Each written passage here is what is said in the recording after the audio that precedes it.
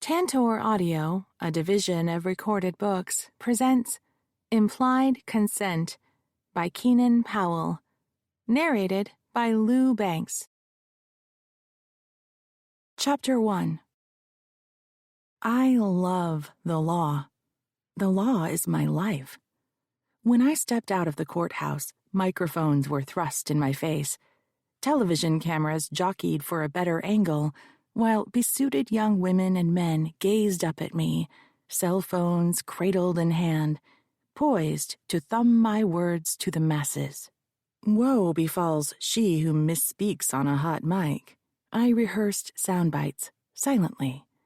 An old glory hound once said to me, "Maureen, if you want to get on camera, give reporters short phrases that can be cut up into sound bites, and if you don't, talk in long-winded, Latin-laced nonsense." I wanted on camera. I set my briefcase down on the cement landing, a cue to senior reporter Mickey Wong. She raised a hand. "Ms. Gould, what is your reaction to the verdict?" On behalf of my client, I thank the jury. Little red camera lights began to glow. Today's verdict affirms that sexual harassment will not be tolerated. Mickey's hand was still up. "Does your client have a statement?" "He's happy to be vindicated, but no amount of money will compensate him for what he's endured. It's never about the money, but when criminal justice fails, money is the only way society manifests its judgment." Anthony Paredes, Tony to his friends, had been a chubby-faced 12-year-old when he enrolled in the Lafayette Academy. Tony's parents had chosen Lafayette for the chess club, tutored by a former champion who hadn't quite made it. Tony loved the game and was good at it. His parents hoped that they had another Bobby Fischer on their hands. The chess coach, Oscar Wenderholm, took a special interest in Tony. Appealing to the parents' ambition, he easily talked them into private lessons. Young and confused, Tony never told anyone what really went on. He was 16 years old when the assistant principal found them together. Rather than report the crime, Lafayette Academy gave Wenderholm a severance package and recommended that Tony be transferred to another school. After years of therapy, Tony realized what had happened was not his fault. He reported the crime to the police. They took his statement, opened a file, and swiftly concluded they had insufficient evidence to prosecute. Too much time had passed. Evidence disappeared. Memories faded. Case closed. So he'd called me, the hotshot former prosecutor, now champion for the abused. A delivery truck rumbled by, earning frustrated glances from the reporters. One young man shouted, "Is it true that Lifetime is planning a movie about your case?" Lifetime? Good God, no. This wasn't a romance. Netflix, maybe. By the time I got back to my office, I should have messages from Dateline, 60 Minutes, and prospective clients. Splashy winds always lit up my phone lines. I gave the boy reporter a frown and scanned the crowd for another question. Another reporter raised her hand. "The jury awarded a little over $50 million, the second largest verdict of its kind. Are large awards the trend in alleged sexual harassment cases?" Here was the trap. Something I said could be cut into a soundbite that made me sound greedy. "Not alleged, proven." I was shouting, ostensibly to be heard over the truck's clamor, but in truth, infuriated by the word alleged. Juries decided what the truth was. Our case was proven. We, meaning the judge, opposing counsel, and I, carefully selected a jury that was committed to fairness to both sides. The jurors worked diligently, and we have complete faith in their verdict. With that, I hiked my briefcase onto my shoulder and pushed my way through the reporters. Yolanda Martinez, my secretary, paralegal, office mom, was waiting for me on the sidewalk, a red patent leather tote hanging in the crook of her arm. We headed across the street to the parking lot where I had left my BMW. When I saw the yellow fender peeking out from behind a sedan, I pushed the remote start button. She rumbled to life. "That's my girl," I said, patting my Beamer on the hood. In the privacy of the coupe, we pulled out our cell phones. A text popped up from my soon-to-be ex-husband. "Answer your goddamn calls." I deleted the message and tossed the phone back into my briefcase. "Have you heard from Jake?" Yolanda asked. I spiked her a look. "He's a good man, and you deserve to be happy. That's all I'm saying." I jammed Sonny into gear and pulled out onto the street. "You won, girlfriend." The case had dragged on for 2.5 years. Reams of motions, countless hearings.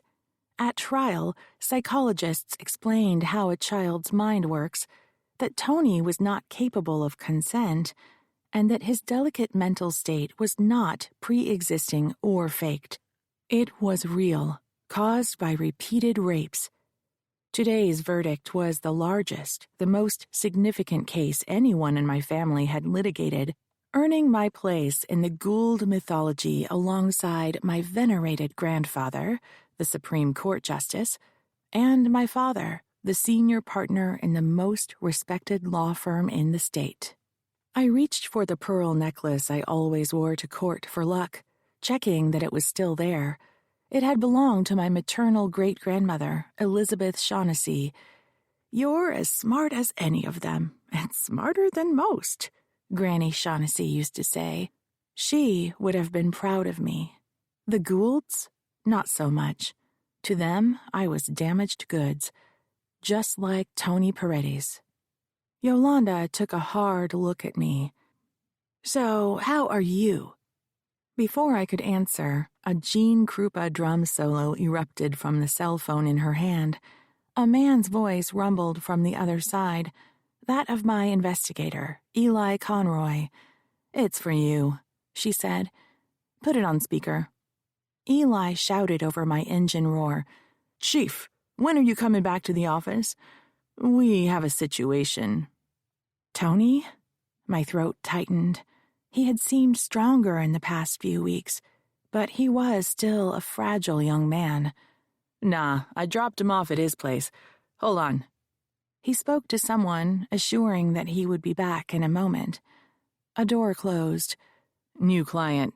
Found her standing in the hallway outside the office when I got back. Been waiting a couple hours. Has a suitcase. Looks like she's been crying." "What's her story?" "Won't tell me. She'll only talk to you. Says Mickey Wong sent her. Says you're the only one who can help." Chapter 2. Eli was on the couch, fishing magazine in hand. Beyond the glass wall, a young black woman with braids arranged in a chignon was sitting at the conference table. Yolanda stashed her purse in her desk, while I stopped in front of Eli. He dropped the magazine on the side table, stood, and snapped the crease of his pressed jeans. "Josephine Navarre. She's pretty upset. Her boss fired her this morning. They were staying at the Mark Hopkins on a business trip. Security escorted her to the street at dawn. That's all I got out of her." I laid my briefcase on Yolanda's desk and led my team into the conference room. "Good afternoon. My name is Maureen Gould. This is my paralegal, Yolanda Martinez.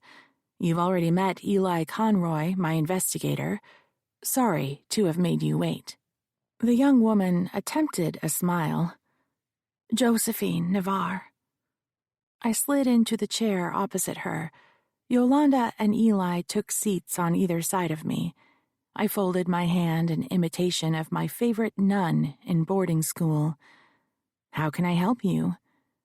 Josephine peeked over my shoulder at the open conference room door. Eli got up and closed it. "I was fired from my job this morning." Yolanda started taking notes. "Who was your employer?" I asked. The Duke. I mean, Reginald Cleville, the movie producer. Everyone calls him the Duke. We're in town scouting locations for the movie he's shooting next year, Golden Gate. Girl tech genius meets boy street artist. She took in our polite smiles. I know, it's stupid, but I have to start somewhere. Tell me what led up to your firing. Josephine glanced at Eli. It's hard to talk about. You understand? I did. Hey, Eli, we missed lunch. I'm starved. Run down the street and get a round of coffee, will you? Pick up some cookies, too. The giant ones. You got it, Chief. What kind of cookies? All of them. See you in a bit. After he left, I turned back to Josephine. You said Mickey Wong referred you? She said this was your specialty, that you would know how to handle it. When did you speak with her? This morning, right after it happened. I don't know anyone in San Francisco. She was on the TV news last night, talking about this big case you have, so I thought she'd know who I could talk to. I didn't know who else to call. I'm not the kind of person who goes running to a lawyer. I get that a lot. With periodic yammer about frivolous lawsuits, prospective clients need to show me that, while other people might be gold diggers, they are not. They were really hurt. No problem. I'm not sure if I can help you. I might not be the right fit, or maybe you just need advice. I need to hear your story before we can decide what kind of assistance you need. But Mickey Wong said you were the only one who could help. I have nowhere else to go. She touched her suitcase. I can't go back to L.A. like this. My career is ruined. Something must have set Mr. Cleville off. Last night, we met some bigwigs for a late dinner. The Duke kept calling for more champagne, so there I was, sitting between him and another old guy, when the Duke slipped his hand between my legs and started groping my thigh. I have bruises. Do you need to take pictures? I wasn't sure I wanted the case yet. Maybe later. Tell me what happened next. Then the old guy on my other side started leering at me. I felt like I was on the dessert menu, so I told them I had to go to the ladies. But I went back to my room instead.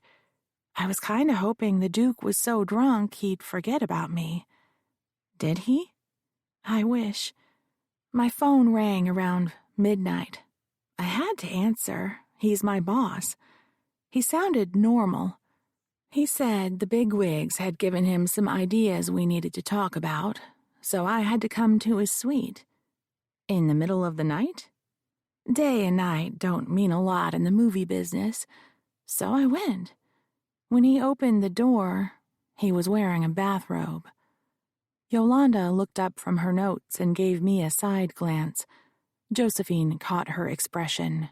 Seriously, it's no big deal. I'd seen him prance around in the Buck before. Exhibitionist, whatever. I sat at the dining table where we usually worked. He said, "No, over there," and pointed to the couch. So I moved. He sat down next to me, opened his robe. Then he grabbed me by the back of the neck and shoved my head down. Do I have to say it out loud? She covered her mouth with one hand. Did he want you to perform oral sex? He made me, but I started gagging. Next thing I know, I'm on the floor and he's coming at me. So I kicked him. Maybe I shouldn't have done that, but it stopped him long enough so I could get the hell out of there. That's when I heard some giggling behind the bedroom door. It sounded like a couple of young girls. I went back to my room, laid awake, trying to figure out how to go home without making him mad. I could come up with a story, like my mother was in an accident. Then the landline rings. It was security, telling me they were in the hall and I had to let them in. One of them blocked the doorway, like I was going to run away, while the other guy watched me pack. Did they think I was going to steal the towels? As if. They steered me through the hotel, one on each side, like I was a prisoner. Then, when we got to the sidewalk, they told me I would be arrested for trespassing if I tried to come back in. Hell yes, I wanted this case. Yolanda will print our fee agreement. Do you need to take a quick break? Josephine shook her head. Yolanda left the conference room. A few moments later, I heard the printer grinding out paper. I don't know anything about lawyers, Josephine said. I mean, I know you go to court, but what exactly happens? We can file a lawsuit for damages. That means an award of money to compensate you for your lost income, your mental anguish, and to punish the wrongdoer. But I don't have any money to pay you. No worries, most folks don't. I can represent you on a contingency fee basis, where I receive a percentage of the recovery. It's all set out in the fee agreement. And how long does it take? It could be over next week if they settle, or go on for years. It depends on how the defendants want to proceed. Okay, fine, but I want this over fast as possible, and I don't want anyone hearing about this. Is there some way to keep it secret? Sexual abuse victims drown in shame. The only escape is to confront what happened, but that would put the spotlight on them. Like Tony Paredes, they're afraid of being blamed, so they're trapped with their secret. Abusers count on it. The scars on my arm began to itch. I rubbed my sleeve, trying to satisfy the urge to scratch. Josephine's eyes followed my movement. Bug bites, I said. Look, I've been working on sexual harassment cases a long time. I used to prosecute them, and as satisfying as it was to put bad guys away, I felt like I wasn't helping the victims. That's why I opened my own practice. Nothing is going to erase what happened to you, but I'll try to help you start a new life. I just want it all to go away. The quickest way through is to make a settlement offer. Is that what you want? It might work. Hardly ever does, but it makes the clients feel better for having tried. And then I can go back home and go back to work? I don't see why not. And you promise not to file suit unless I say it's okay. It's your life and your case. I work for you. Nothing will be filed unless you say so. Great. Let's do that. Yolanda returned to the conference room and slipped the fee agreement in front of Josephine. Where do I sign? Hold on, I said. You need to read the agreement. Be sure you understand it. And ask me any questions you have. I'll give you a few minutes to look it over. Yolanda followed me out. As she settled behind her desk, I grabbed my briefcase and wandered down the hall to my office. Eli was seated in my chair, curled up in front of my computer. His bare paw-sized hands danced across the keyboard. He moved to get up. I dropped the food in the kitchen. Stay where you are. I only have a few minutes. I wanted to enjoy the view. An antique partner's desk, bookcases, and oxblood-colored leather chairs and couches were crammed into the space. The corner windows overlooked brick buildings and rooftops, with Coit Tower in the distance. Against my father's advice, I had used part of the Granny Shaughnessy inheritance to buy the office condo. He'd said it would be smarter to invest the money and rent an office so I could move more easily. But I wanted roots. I found this small unit, just big enough for me and a paralegal, in a historic Jackson Square building, and filled it with furniture that was too heavy to carry. There wasn't an office for Eli, so he used whatever desk was available. Find anything? I asked Eli. The Honorable Reginald Clevel likes to get his picture taken. He rolled his chair aside so I could see the monitor. a portly, balding man in a tuxedo jacket and a kilt. His arm was wrapped around the waist of a deeply tanned, dark-haired woman whose dress barely covered her assets, as Granny would have said. "Who's the woman?" "No name given."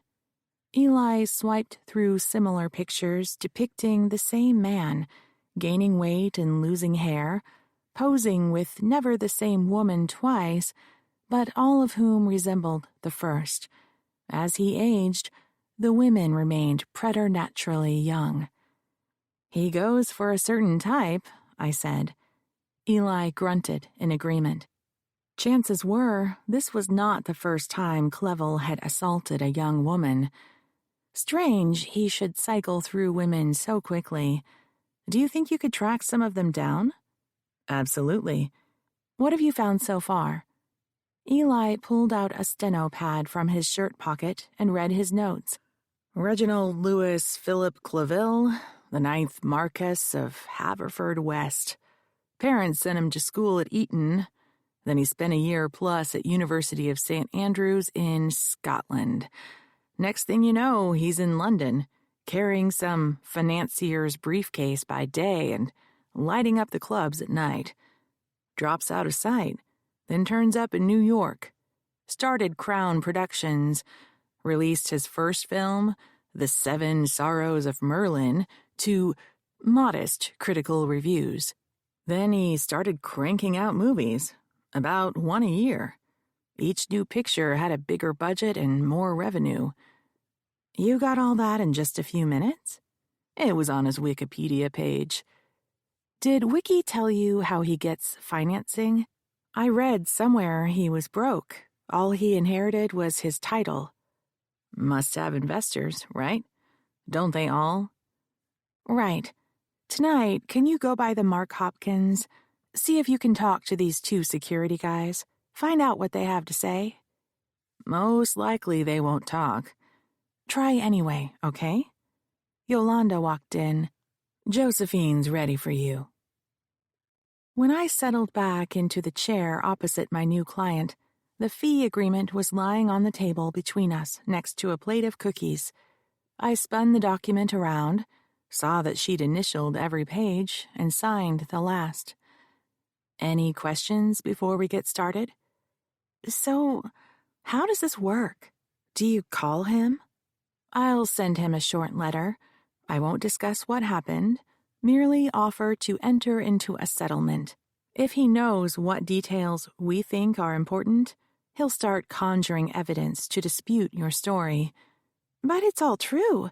Seriously, how could he come up with evidence to dispute it? People lie for their friends, Josephine. Honest people don't expect them to, but they do, especially in work environments.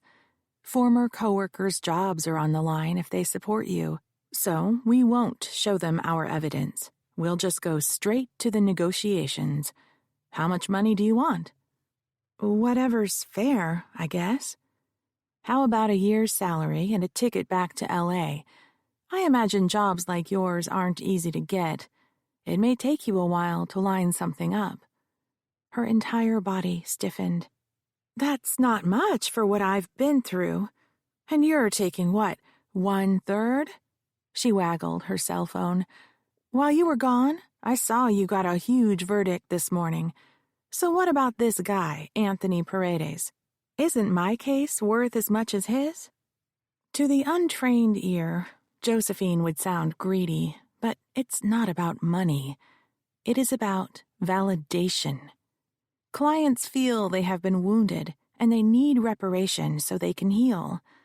The problem is translating their emotional injury into a mathematical calculation. What is shame worth? $1 per day? 10? 100? There is no amount. The exercise is absurd. So they pick a symbolic number meant to represent how aggrieved they feel. The more zeros, the better. The facts of every case are different, Josephine. That was a jury verdict. You said you wanted a quick settlement. If you want it over fast, you're going to have to take less than a jury might award. I want $1 million for myself after you're paid. That's a whole lot less than you got this morning.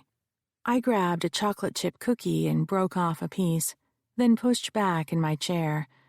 Okay, no problem. We'll ask for $2 million. She leaned into the space I had vacated. You think they'll give it to us? No way. I took a bite, chewed slowly, and washed it down with coffee. It's not an amount he could write a check for. After he receives our letter, he'll call his attorneys and tell them he has no idea what you're talking about. The lawyers, who don't care he's lying because they have a job to do, will interview your coworkers. They'll look for anyone who will say nothing happened, you made it up. Presto, you're headed for court. Seriously? How can you be so sure? Because that is what defense attorneys do. It's their training. Our problem is, once they get to a witness, especially one who needs her job more than she needs to stand up for the truth, they will mold her testimony in his favor and lock her into it. I'd be surprised if anyone gets involved. That's the thing about Hollywood. When stuff flies, no one wants it sticking to them. Know-nothings are fine. They're better than coached witnesses. Meanwhile, the money guys get involved. At some point, they come up with a magic figure for what this case is going to cost them and what they're willing to pay to get out of it. When do we find out how much that is? Never. It's their little secret. So, honestly, opening with an amount that large, if you want to settle quickly, makes no sense. But if you're ready to commit to the long haul, we should file the case and discuss settlement offers later. Chapter 3. I don't know what the right choice is. Seriously, I want it over, but I don't want to walk away with nothing. I need money. I just got out of school and have all these student loans coming due. What would you do? Every client asks that question. If something like that happened to me, what action would I take? It sounded like a hypothetical on a college philosophy exam, a simple exercise in logic. Life wasn't that straightforward. Hard to say. Going into a legal battle is an intensely personal decision. It involves who you are, where you are in your life, where you're going, and how much you're willing to take on. Make no mistake, starting a lawsuit will be time-consuming and stressful.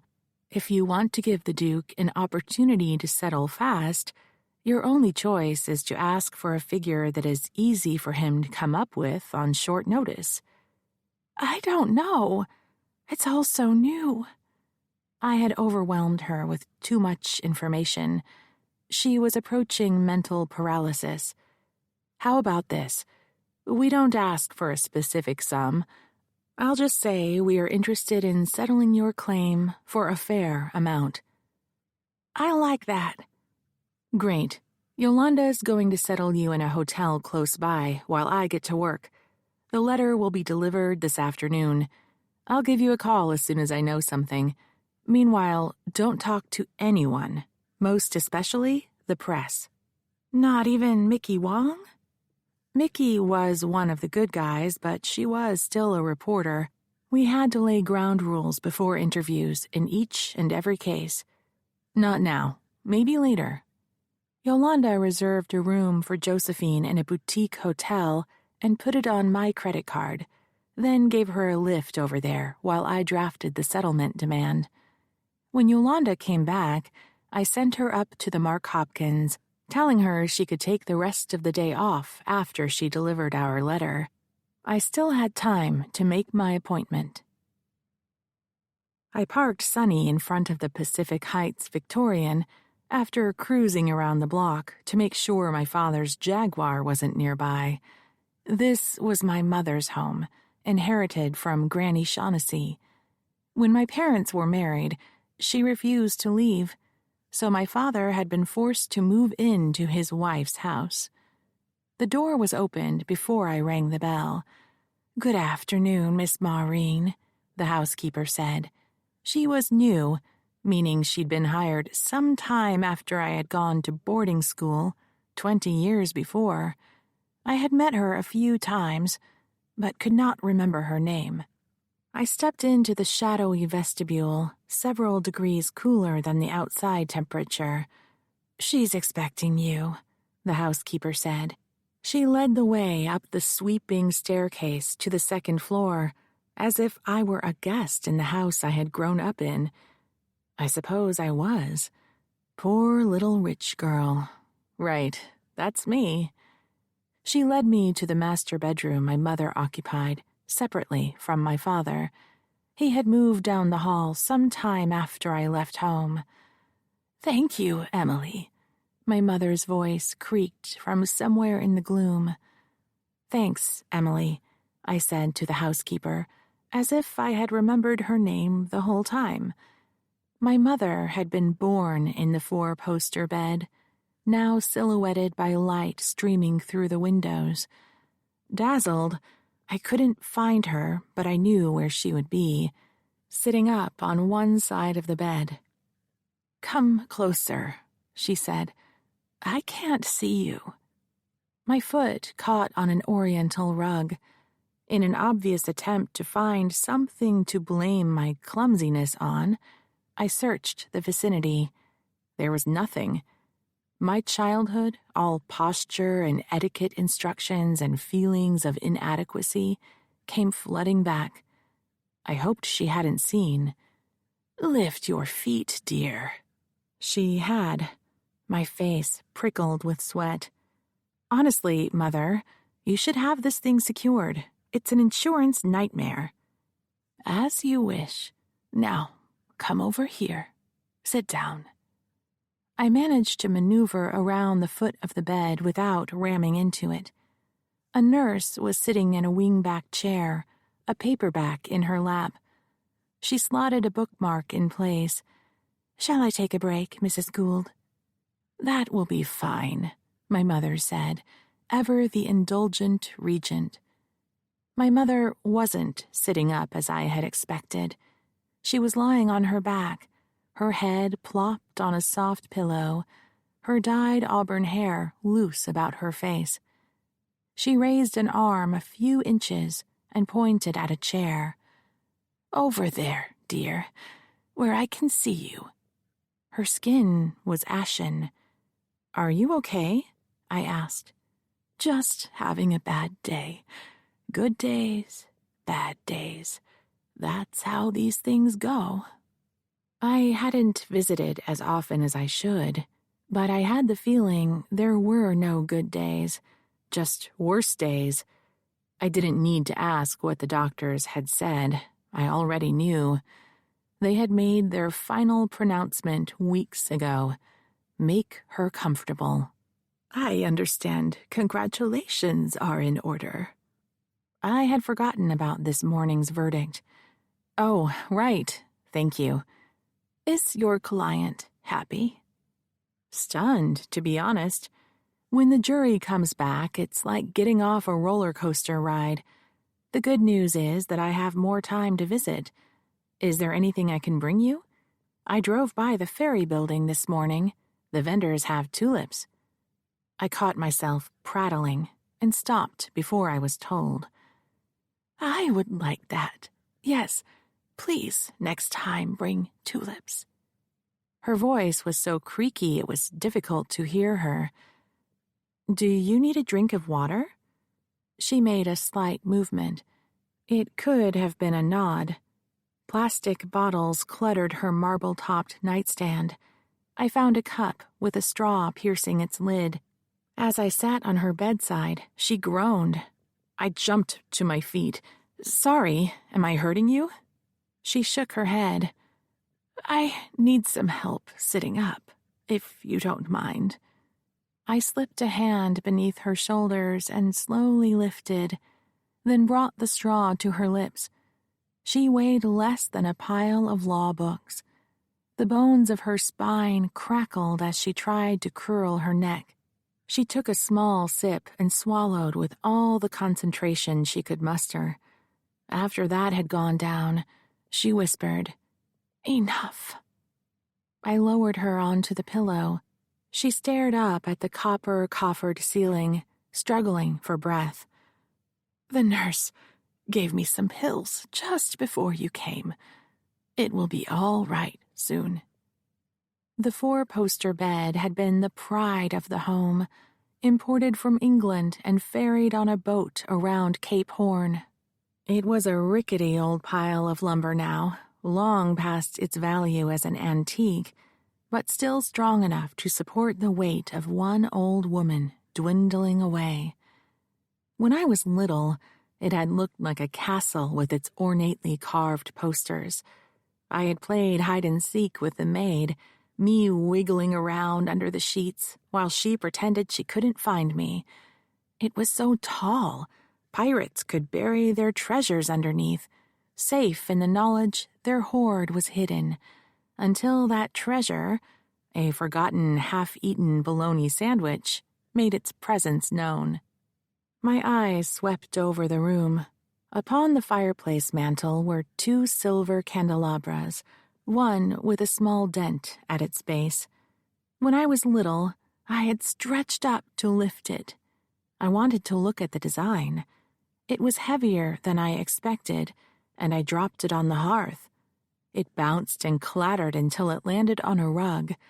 I started to cry, worried that I would get into trouble. The maid comforted me by saying that no one would notice. Later, when my mother discovered the damage, the maid said she had knocked it over when dusting.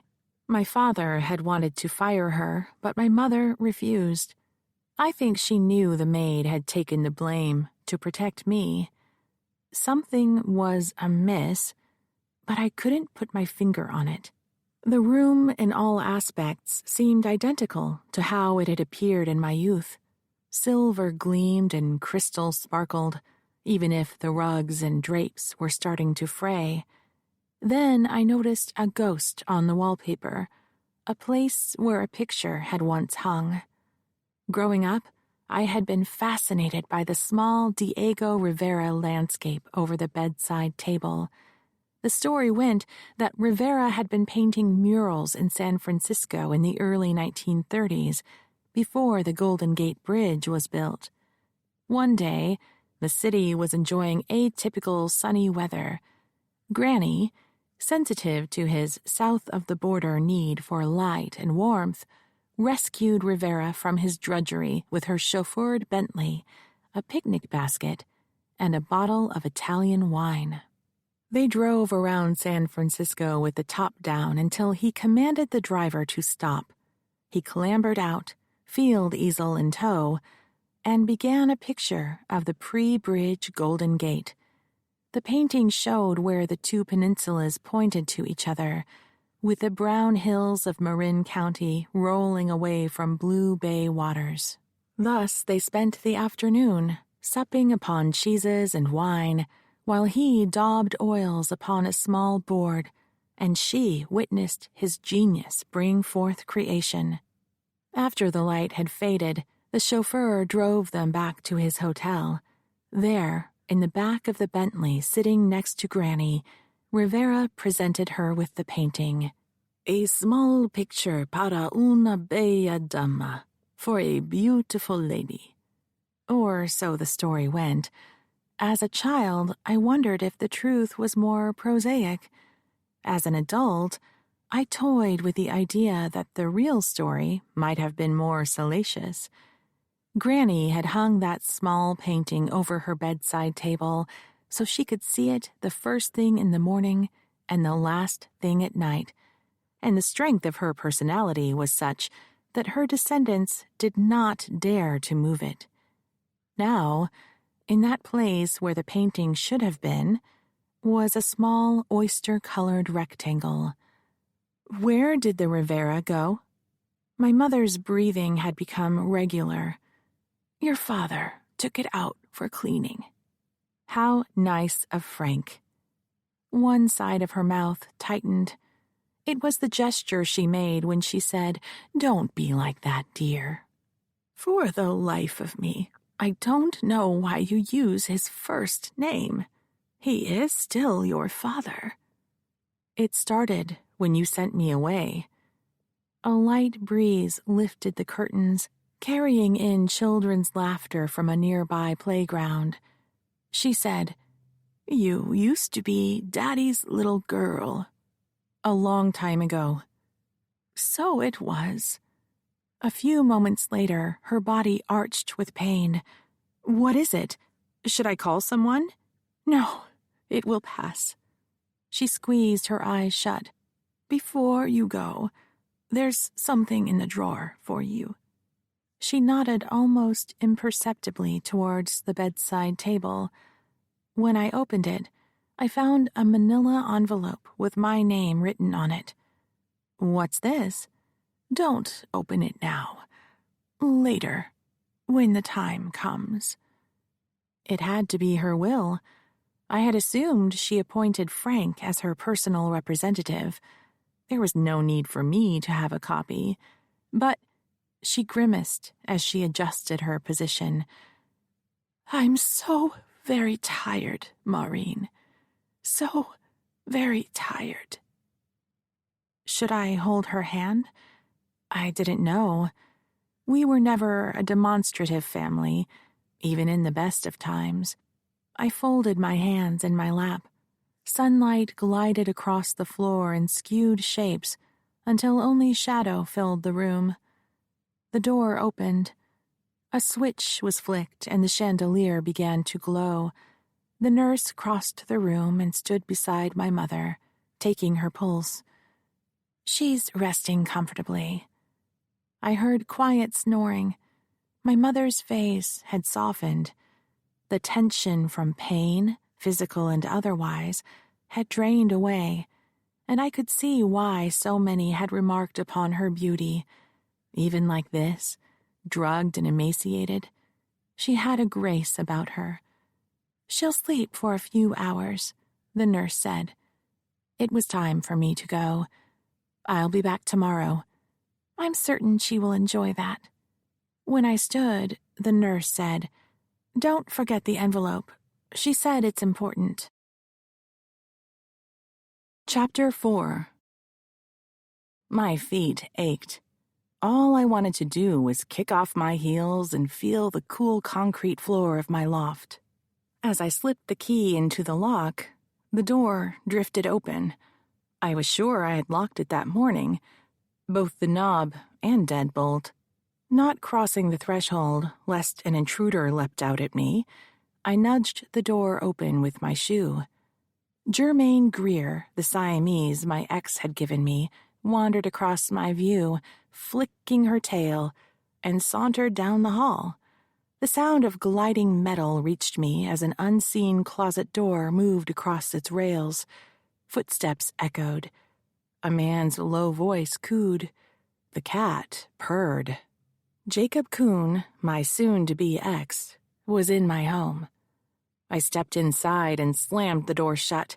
The cat hissed, thumped to the floor, and skittered away. I hoped she'd scratched him.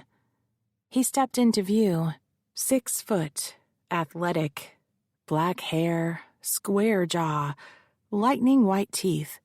He wore faded blue jeans and, on the broadest shoulders I'd ever seen, a San Francisco Police Department t-shirt, a memento of his time on the force before law school.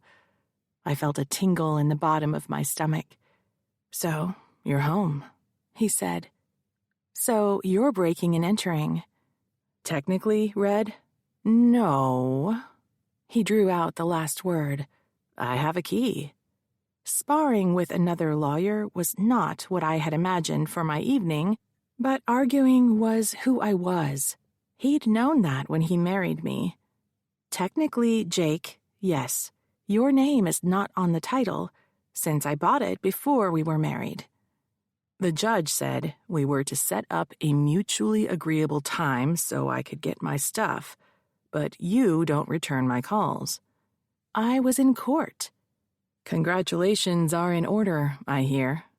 Jake rubbed the hand Jermaine Greer had scratched. That was what he got for coddling the cat that was supposed to be mine. He flopped on the couch and threw his feet on top of the coffee table, furniture we had picked out together. I dropped my briefcase on the floor, peeled off the blazer that was sticking to me, and dropped it on the granite counter of the combination kitchen-living-dining room. The open concept design was one big, airy box with artistically swirled concrete floors and urban chic pipes overhead. I wasn't sure whether the pipes functioned, or they were just a 20th century version of crown molding. I kicked off my heels and sent them flying across the room. "Missed," he said. "Wasn't trying. Wine? If you're buying." "You pour while I change." I started unbuttoning my shirt before I walked out of the room. "Need any help?" I slammed the bedroom door. To say I was conflicted would be an understatement. The man still made my heart patter. But I had felt trapped by our marriage. It wasn't anything he did. By the time the wedding afterglow had burned off, he was just a normal man going about his business, hanging his clothes in my closet, taking showers in my bathroom, eating over my kitchen sink. Normal stuff. Whatever was wrong was inside of me. I stripped, hung my bra on a doorknob, then shimmied into an old, thin t-shirt and running shorts. Mixed signals, I knew. Wrong of me, without a doubt. But I yearned for the intimacy I had with Jake.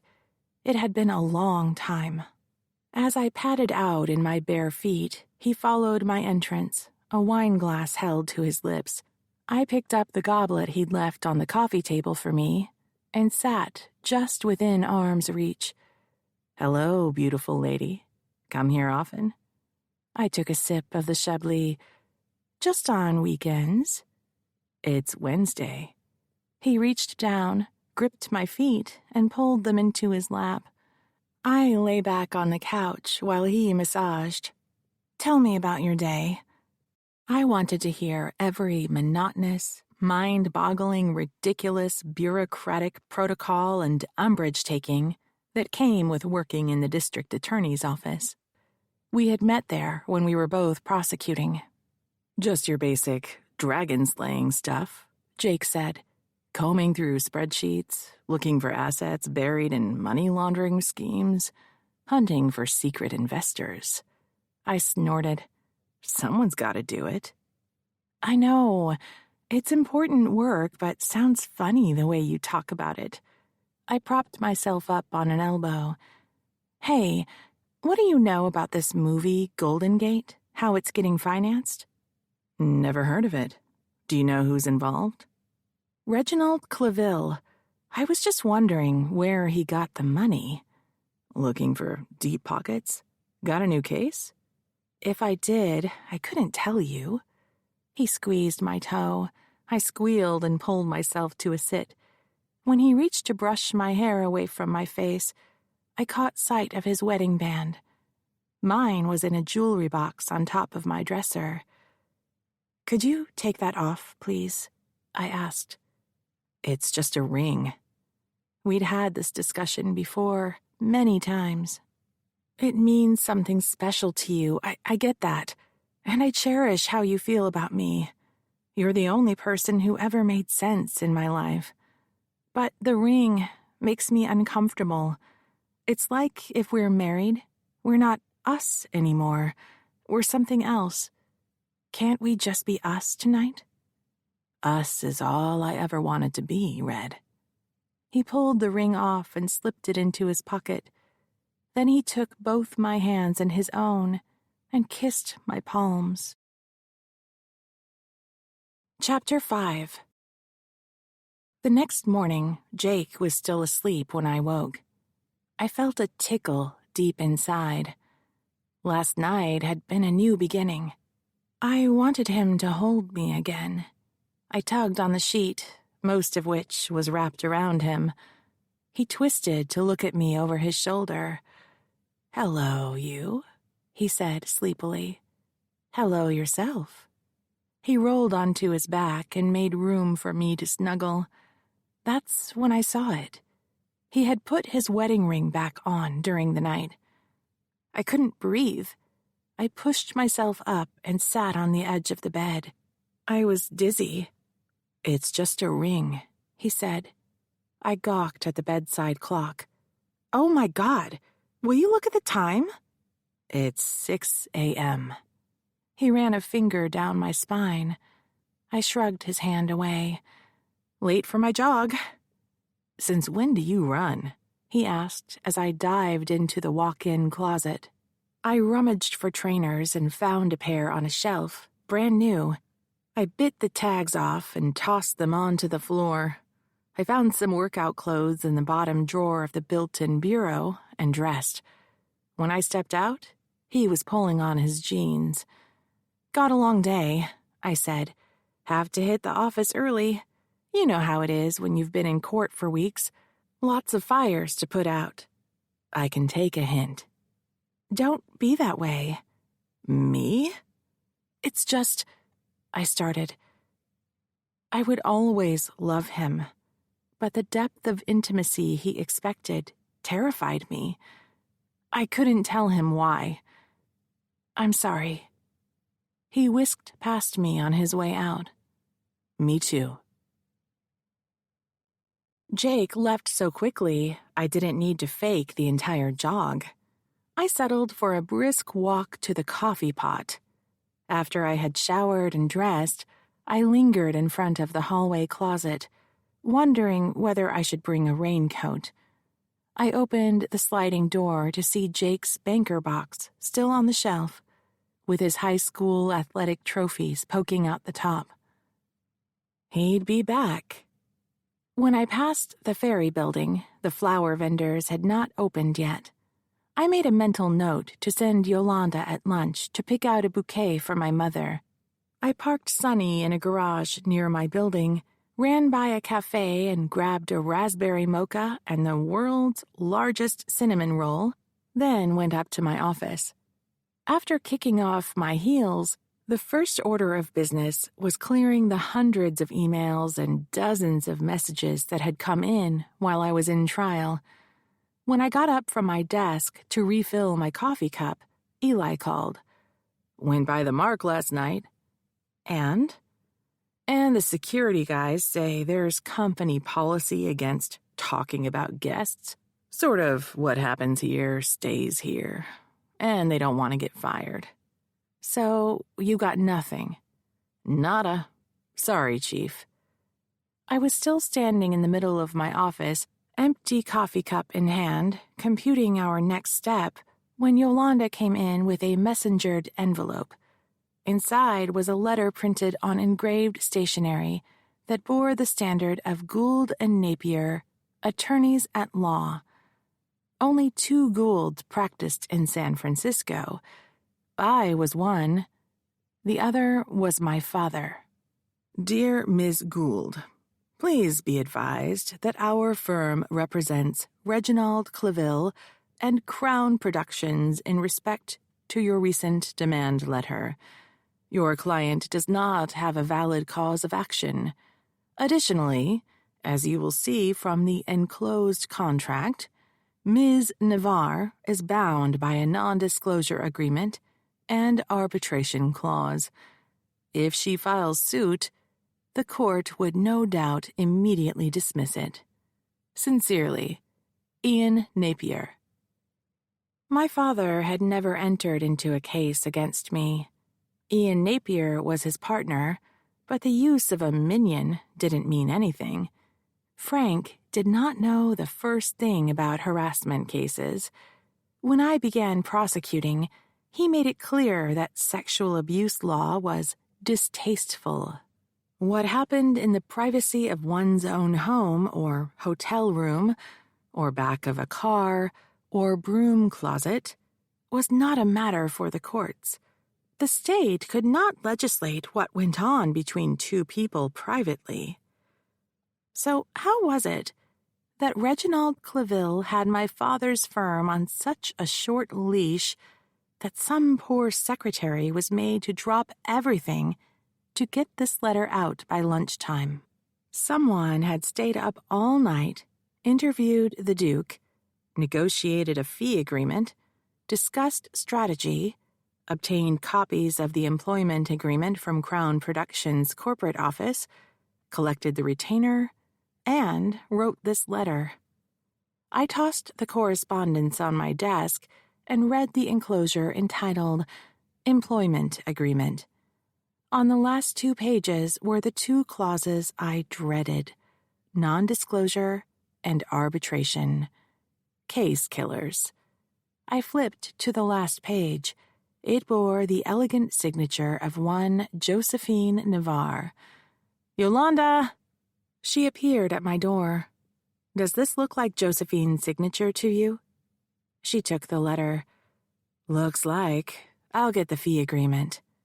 A few minutes later, she handed me the contract Josephine had signed the day before. The signatures were identical. Josephine hadn't mentioned a non-disclosure agreement.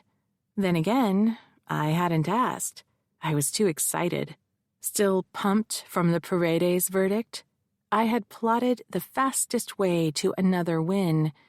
Instead of thinking about possible barriers, the Navarre case would be the biggest and splashiest victory of my career. Hollywood rags to riches story, real-life royalty, and deep, deep pockets. A non-disclosure agreement and an arbitration clause could kill the case. Without the looming threat of a public jury verdict, I had no leverage to force negotiations. The quick settlement Josephine had hoped for was not going to happen.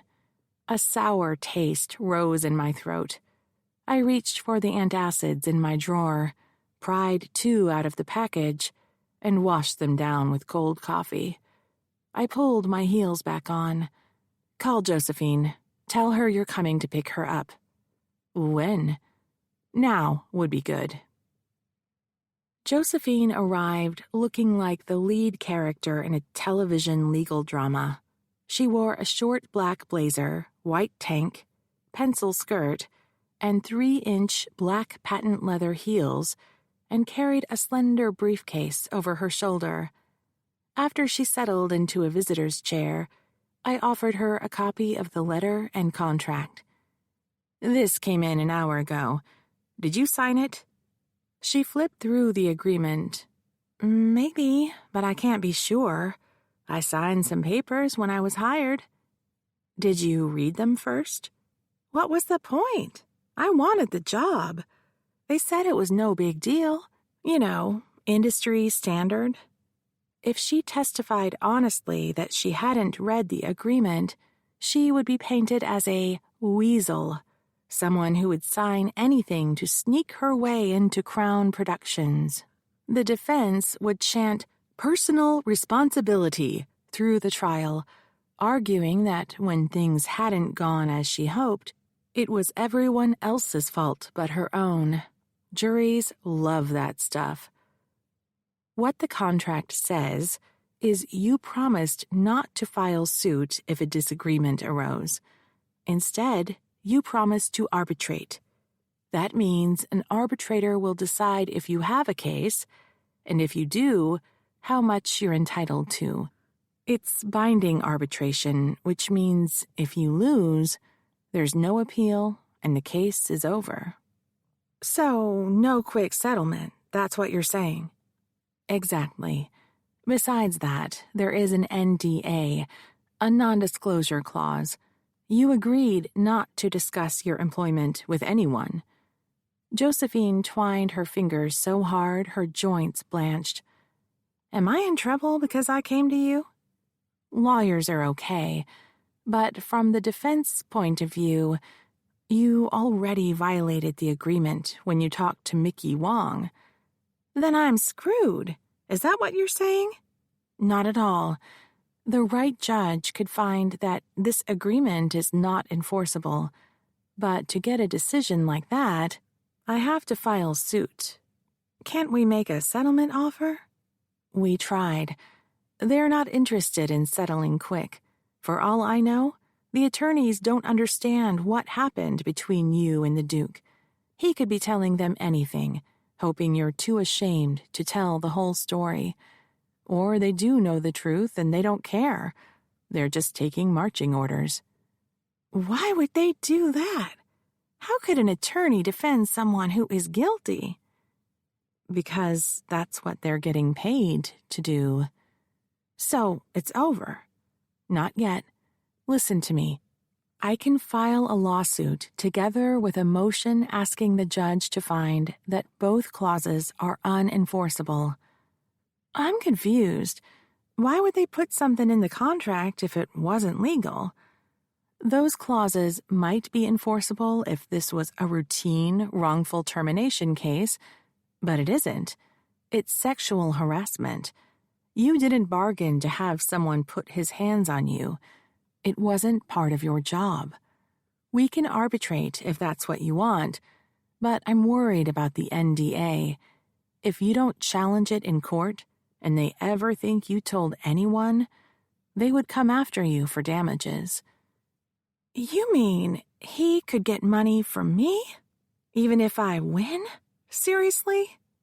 That's exactly what I mean. How much? The agreement says you will pay him $2 million. So he shoves my head into his whatever. Then he fires me and throws me out in the middle of the night. And I end up paying him $2 million? Galling, isn't it? Look, Josephine, I'm a fighter. If it were me, I'd take this to court, challenge the contract, and ask for a jury trial. Or I can go home with my tail between my legs. That is your third alternative. It isn't right. No. It is not right. Clients need time to come to a decision. 10 minutes was plenty. Can I get you anything? I grabbed my coffee mug. She shook her head. I walked down the hall and told Yolanda to clear my calendar for the rest of the day, anticipating I would spend the afternoon drafting Josephine's court documents. I dropped my cup in the kitchen. When I came back, Josephine was composed. If the judge does what you said and he lets us sue, then the Duke might agree to a settlement. It could happen, but here's the thing. Hoping for a settlement is getting ahead of ourselves. Let's just get this thing filed. Do you agree? I agree. File the lawsuit. She remained in her chair. Is there anything else? Like, what am I supposed to do? I can't just stay in a hotel for however long this'll take. We have a lot of work to do, and I need you for a few days more. Then you can go back to L.A. And what do I tell my mom? That your lawyer said you're a brave young woman, and she is honored to represent you. Chapter 6. After Yolanda took Josephine back to the hotel, I spent the rest of the day and well into the night drafting the complaint and motion to set aside the NDA and arbitration clauses. I wanted it filed and handed to opposing counsel first thing the next morning. I'd show Claville and Frank that for every swing they took at me, I'd hit them back harder. By the time the documents were assembled in neat piles on Yolanda's desk, my eyes burned so much I couldn't see well enough to drive home. So I dug out the pillow and blanket stashed in the supply closet and lay down on my couch for a few hours of sleep. The next thing I knew, Yolanda was standing over me. Ready for company? Disoriented and jittery, I pushed myself up. A takeout bag and a large paper cup were waiting for me on my desk. Inside was a cold breakfast croissant, half of which I ate in 2 bites, and washed down with the lukewarm mocha. I stashed the bag in a desk drawer. Wait, where are my shoes? Under your desk. I tried to slide into my heels, but my feet were too swollen from being up most of the night. I had to pound them on. How do I look? Like you were run over by a truck. Nevertheless, she persisted. Yolanda gave me a wicked grin, then retreated down the hall. A few moments later, she escorted Josephine into my office. After we settled into our chairs, Yolanda slid a copy of the documents to my client. "The case was filed this morning," I said. "It will be assigned to a judge today, and the file will be routed to his office. Opposing counsel will have the opportunity to respond in writing to our motion, and then there will be a hearing. Any questions so far?" Josephine shook her head. "Great. Between now and then, I'd like to dive into your background and find out anything you know that could help us develop the case." "Like what?" "Your life story. Start at the beginning." Yolanda took notes while my client spoke. Josephine Isabel Navarre was born 23 years prior in Southern California, the oldest of 2 daughters, to a Hollywood lighting technician and an elementary school teacher. Visiting her father on set, she had become obsessed with behind-the-camera movie-making. She had acted in high school productions, but didn't enjoy that as much as being backstage, pulling ropes and throwing light toggles. Her dream was to become an independent film producer. She received scholarships to the University of Southern California. While there, she found an internship with one of the big studios, basically a gopher job, but she worked hard and was noticed. Soon after she graduated, the same studio had hired her as a production assistant, but the threat of layoff was constant due to problems with financing. The Duke came to her workplace one day for a meeting, was impressed, and told her to apply at Crown Productions. "So tell me about relationships. Romantic. Boyfriend, girlfriend." "My personal life shouldn't have anything to do with it. Just saying." "If you were involved with someone intimately during your employment at Crown, you may have said something to him or her about your job. Or that person may have seen something if they had contact with your coworkers, say at a social event. A disgruntled ex-lover or former best friend can be treacherous. You can bet Clevel's investigators are already looking for these people at this very minute. I'd really like to talk to them first." "No serious relationships. I dated, but nothing long-term. No best friends." "So tell me about Clevel. Was he friendly?" "Friendly, but we weren't friends, if that's what you mean. He's my boss." "Any prior come-ons?" "Like what?" "Like, did he proposition you, touch you inappropriately, make suggestive jokes? You said he walked around naked." "Sure, all the time, but it was no big deal. Like when he got out of the shower or was changing clothes." "Didn't that make you feel uncomfortable?" "That's the industry. Artists are a different kind of people. If you don't adapt, you will never make it." She thought for a moment, uncrossed and recrossed her legs. "There was one thing, one time. It was weird, so it stuck out in my mind." "When did this happen?" "We were in a pre-production breakfast meeting with the director. There was a buffet set up, coffee and pastries. At some point, he slid an empty cup at me and asked me to refill it. That's when he said it." "What was that?" "I like it hot and black." Yolanda stopped writing. Silence filled the room. A low-flying gull swooped past the window. The constant whine of passing tires on pavement seemed loud. Far in the distance, a cable car bell clanged. "What did you do?" I asked. "I got him the coffee." "Did you say anything in response?" "I pretended I didn't hear it. I mean, it could have been nothing. It wasn't so much what he said, but how he said it that was weird. It could have been nothing, or a test to see if she would object, and it could have been grooming, the first step to normalizing sexual intimacy in their relationship. And after that, nothing." "When did this happen?" "Months ago." I pulled the stack of screen grabs Eli had printed for me out of a file folder. Tell me about these women. Do you know them? Josephine bent over the stack, examined each picture, then set it aside. She paused on the most recent one, a leggy young woman with long, dark tresses in a skin-tight sapphire blue gown. This is Amber LaRue. She had a supporting role in the picture Duke released last year, A Summer in Paradise. She played one of the sisters. She was supposed to play the female lead in Golden Gate, but it didn't happen. What is she doing now? No idea.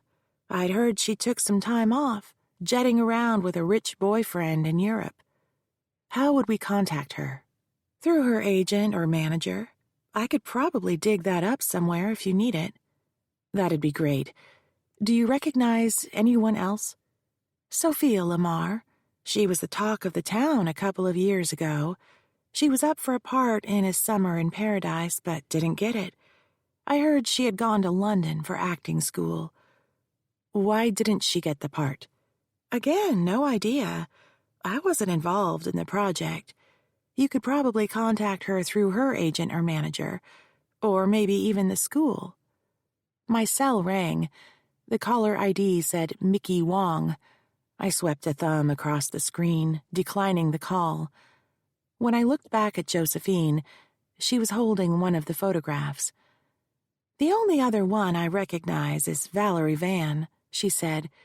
Actually, I had heard they had a thing back in the day. Do you know where she is now? I think she quit the business, went back to college to get a degree. Josephine slid the photographs across the desk to me. The women appeared strikingly similar, dark-skinned, big eyes, full lips, long dark hair, dressed in elegant gowns so tight I wondered how they could sit down, much less eat. Anything else you can tell us? There was talk about the casting couch, but you hear rumors all the time. I never heard anything specific, just warnings from the other girls not to get caught alone with the Duke. That should do it for now. I stood. Thanks for coming in, Josephine. I want you to sit tight at the hotel for a few days until we get our hearing date. Then you can go back to LA and fly up again if we need you. What am I supposed to do? If you think of anything else, make a note of it and give me a call. If I'm not in the office, you can talk to Yolanda. Otherwise, chill. Watch TV. Read a book. After Josephine left, I had just enough time to pull the paper bag out of my drawer and gobble down the rest of the breakfast croissant. Then I put in a call to Mickey Wong. She answered with, Gould, you filed Josephine's case against Reginald Clevel. No warning. Not feeling the love. That was just this morning. I haven't had time to call. How did you find out? We watch for new filings. It's running on the evening news. You'll use her initials, right? You won't name her.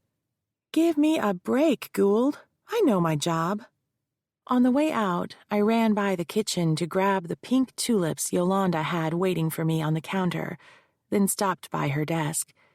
Give Josephine a call and let her know the press found out about the case. Mickey's running an item tonight. Let her know there's nothing I can do about the story, but she won't be identified by name. She isn't gonna like it. It's the best I can do. Just let her know. When I cruised by the mansion, Frank's Jaguar was parked on the street. I kept going.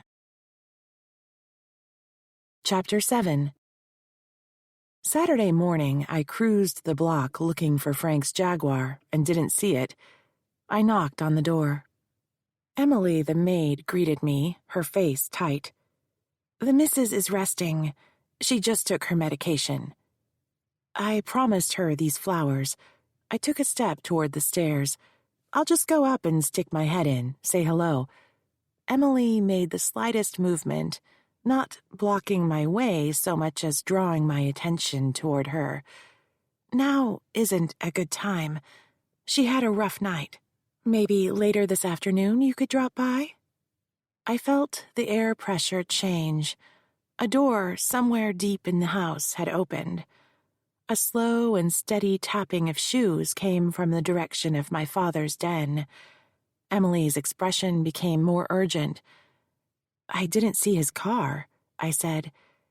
"It's in the shop, having the oil changed." I had forgotten about Frank's militaristic schedule of Jaguar maintenance. Someone from his mechanic's shop would have called for the vehicle the first thing that morning and would return it by the end of the day. The work was always performed on a Saturday, so he could drive the Jag to work during the week. Emily gave me a quick, apologetic smile. It was too late. He knew I was there. If I left before he greeted me, it would look like I was running away. "It's not your fault," I said. "I should have known." He would appear in a few seconds, wearing slacks, a dress shirt without a tie, a sweater, and wingtips. It wasn't until I met Jake that I learned professional men wore jeans or sweatpants around the house. As the slap of his leather shoes grew closer, the scars on my arm burned. I wanted to scratch them furiously. Instead, I tightened my grip on the bouquet. "Your mother had a difficult night," he said, as he stepped out of the hallway gloom into the vestibule. "The doctor came by this morning and gave her an injection. She can't take visitors at the moment. You can leave the flowers with Emily." The maid gave me a pleading look.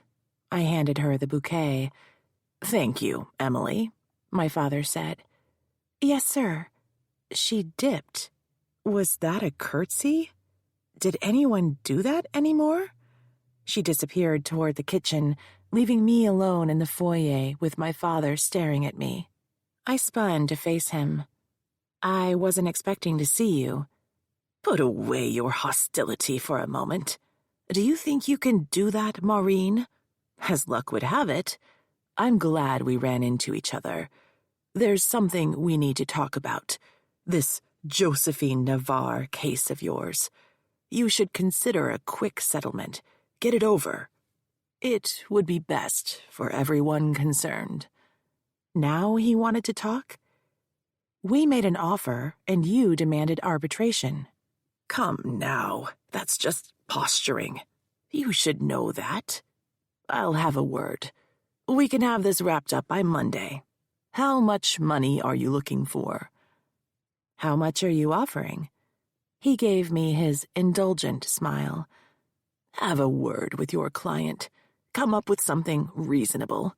I'm sure we can work it out." He turned to walk away. "How about we let the jury decide, Frank? That's how it's supposed to work." He stopped. Speaking from the shadows of the hallway, he said, "You don't know who you're dealing with, Maureen. It should have never gotten this far. This movie project is important to San Francisco.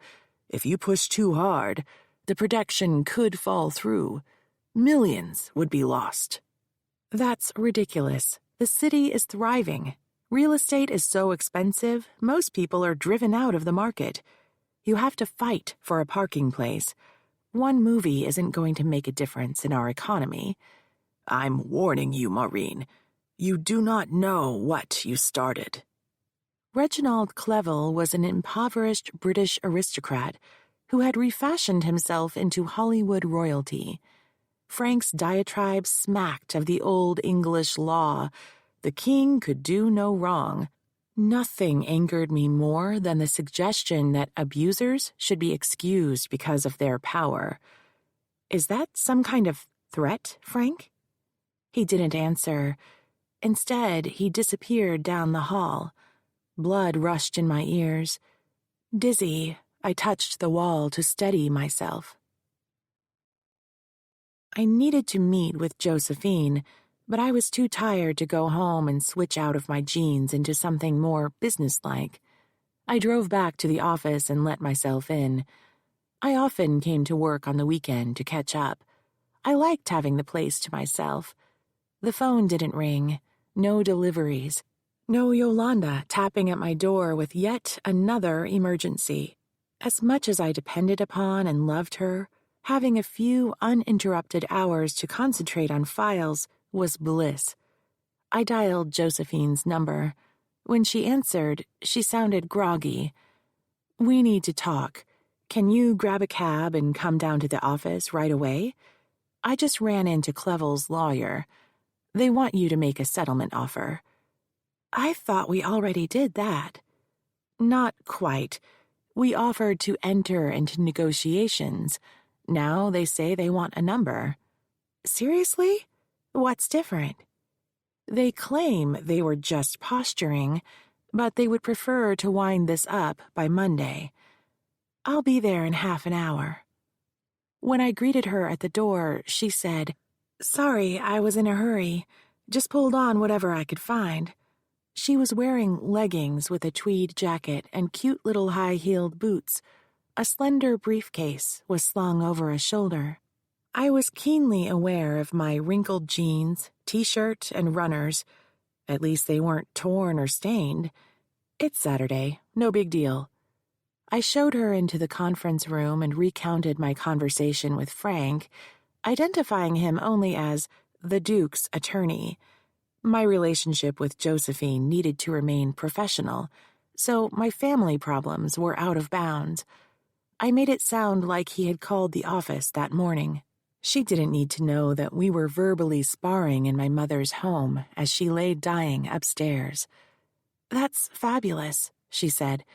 "I want this over with. I'm sorry I let you talk me into filing suit. It's going to get blown up all out of proportion. My life will be turned into a circus." Buyer's remorse was common. In the early days of a case, before the defendant responds and the court schedules hearings, plaintiffs feel like nothing is happening and wonder if they did the right thing. When you agreed to file suit, you were concerned about the non-disclosure clause and that you would have to pay them $2 million if you told your story. Have you reconsidered? "I don't want this stuff getting out any more than they do." "We can get a gag order, Josephine. It's pretty standard in these types of cases. The press would be prohibited from mentioning your name or showing your face." "But once the case is over, the press can do anything they like? Is that what you're saying? Seriously, I don't want what happened to me getting spread around. Not in court, not online." Mickey Wong was not going to be happy if she didn't get an interview, an exclusive one at that. I'd have to make it up to her somehow. Josephine went on, "I get that this is an everyday thing for you, Maureen, but it isn't for me. This is my life. I want my life back. I've been cooped up in this hotel for days. I want this all to go away, and I want to go home." "But what about the penalties clause? The $2 million if you tell anyone and they find out about it." "That's just noise. I'm not worried about it. I'm not going to tell anyone. Ever." "Okay, Josephine, okay. It's your case and I work for you. I'll handle it any way you want. How much money do you want me to ask for?" "I told you. Weren't you listening? I want $1 million in my pocket after you're paid. You get a third, so ask them for $1,500,000. That doesn't leave you any room to move if they counteroffer. Okay, fine. Then $2 million. I understand where you're coming from, but as your attorney, it's my job to consider the long game if we don't settle now. Here's the problem with sending a number that high this early in the case. They aren't going to agree to it. They want out cheap." "My case is not cheap. I am not cheap. You just got the huge verdict against that school for that Tony Paredes guy. Everyone knows. $2 million is a deal by comparison." She reached for her briefcase. "Do you need me to sign something, or can I go?" After she left, I sent an email to Ian Napier, Clevel's attorney of record, and copied Frank, setting out Josephine's settlement offer of $2 million. Josephine called my office twice a day for news, and twice a day, I told her that I'd call her if I heard something. They never responded. The hearing was inevitable. Chapter 8. A few weeks later, I was seated at plaintiff's table with Josephine beside me, Eli in the pew behind us. Josephine had decided to fly home after our last meeting, and he had picked her up at the airport earlier that morning. A thick file waited on the judge's bench. At the defendant's table sat Reginald Clevel. Beside him, Ian Napier flipped through papers. In the first pew behind them were two men wearing conservative but expensive dark suits. One looked familiar. He was movie star handsome with square jaw, broad shoulders, and styled hair. The other was older, doughy, with a comb-over and thick glasses. L.A. lawyers, I figured. While we waited for the judge, Clevel leaned across the bar, deep in conversation with the two men. Otherwise, the courtroom was empty. The defense had convinced the judge to seal the proceeding. The non-disclosure agreement would be worthless if the hearing was public and everyone found out about the lawsuit. Until the judge ruled the NDA was unenforceable, if she did, it would be honored. For that reason, the case appeared on the docket identified by initials so as not to alert the press. The court clerk locked the door after we arrived. Beside me, Josephine sat erect in her chair, her breath shallow and fast. I whispered, "Before court, I massage my hands. It helps you to relax." I demonstrated, first massaging the palm and working my way up each finger to the pad. Josephine hid her hands beneath the table and worked them as I had shown her. Judge Denise Hahn entered the courtroom through her private door, crossed to the bench, and settled into her chair. She was slender, with black hair pulled into a bun at the nape of her neck. A pair of reading glasses hung on a chain around her neck. She called for the case to go on record, then addressed Clevel's attorney. "Mr. Napier, I've reviewed the filings of both parties. At this point, I would like you to explain why I should not grant Ms. Gould's motion for a ruling that the non-disclosure and arbitration clauses are unenforceable." Napier took the lectern and read from typed notes. "Your Honor, firstly, it's about the sanctity of contract. Parties are entitled to the utmost liberty to arrange their affairs according to their own judgment. Secondly, it's about personal responsibility. Ms. Navarre entered into the contract volitionally. Where would the society be if everyone were allowed to back out of their promises? We couldn't operate. Finally, my client detrimentally relied upon Ms. Navarre's promise to abide by these clauses when he hired her." Napier turned to the two attorneys in the gallery. They both gave him short nods. He went on, "Movie production is a highly competitive industry, Your Honor. If the particulars of a production are leaked, such as the script, an unscrupulous company could rush a similar story to the theater, thus capitalizing on Crown Productions' pre-release publicity and usurping ticket sales. By example, Your Honor, when a moviegoer has already seen one space opera, he is unlikely to spend his valuable time and money to watch another one anytime soon. Thus, the monetary value of the project hinges upon secrecy. Ms. Navarre's employment agreement is identical to all of those entered into by Crown Productions.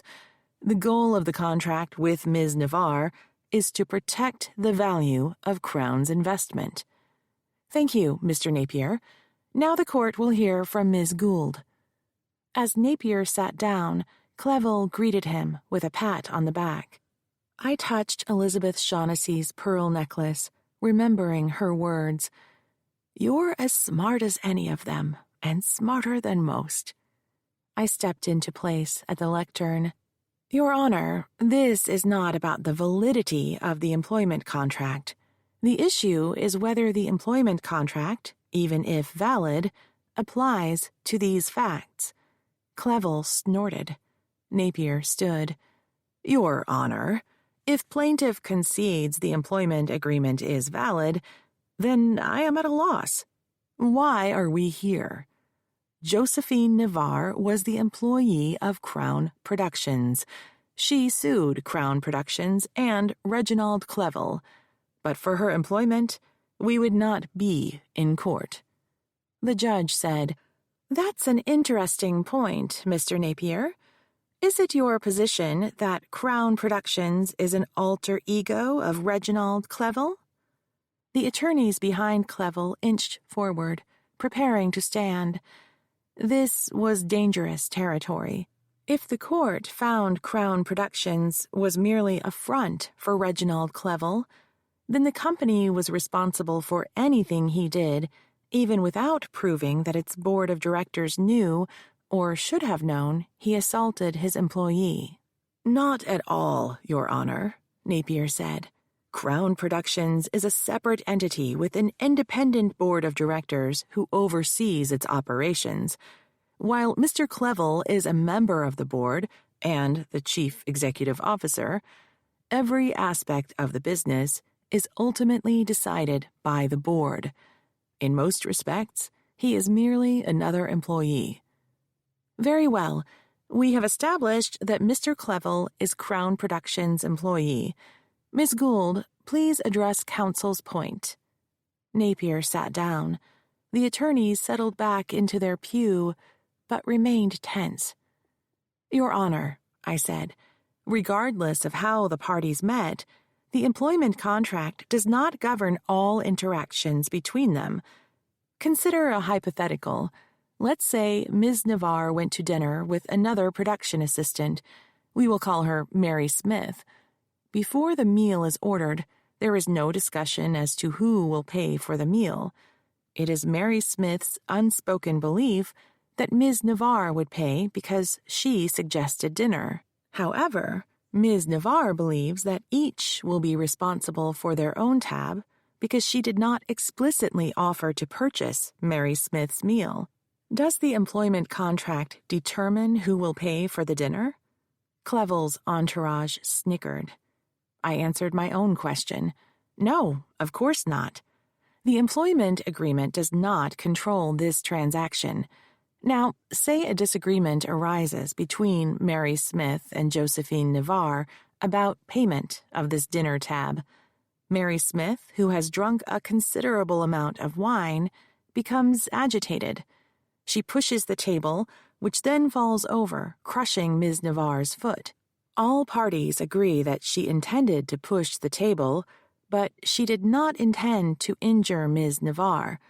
Does the employment agreement determine the extent of Mary Smith's liability for the resulting injury?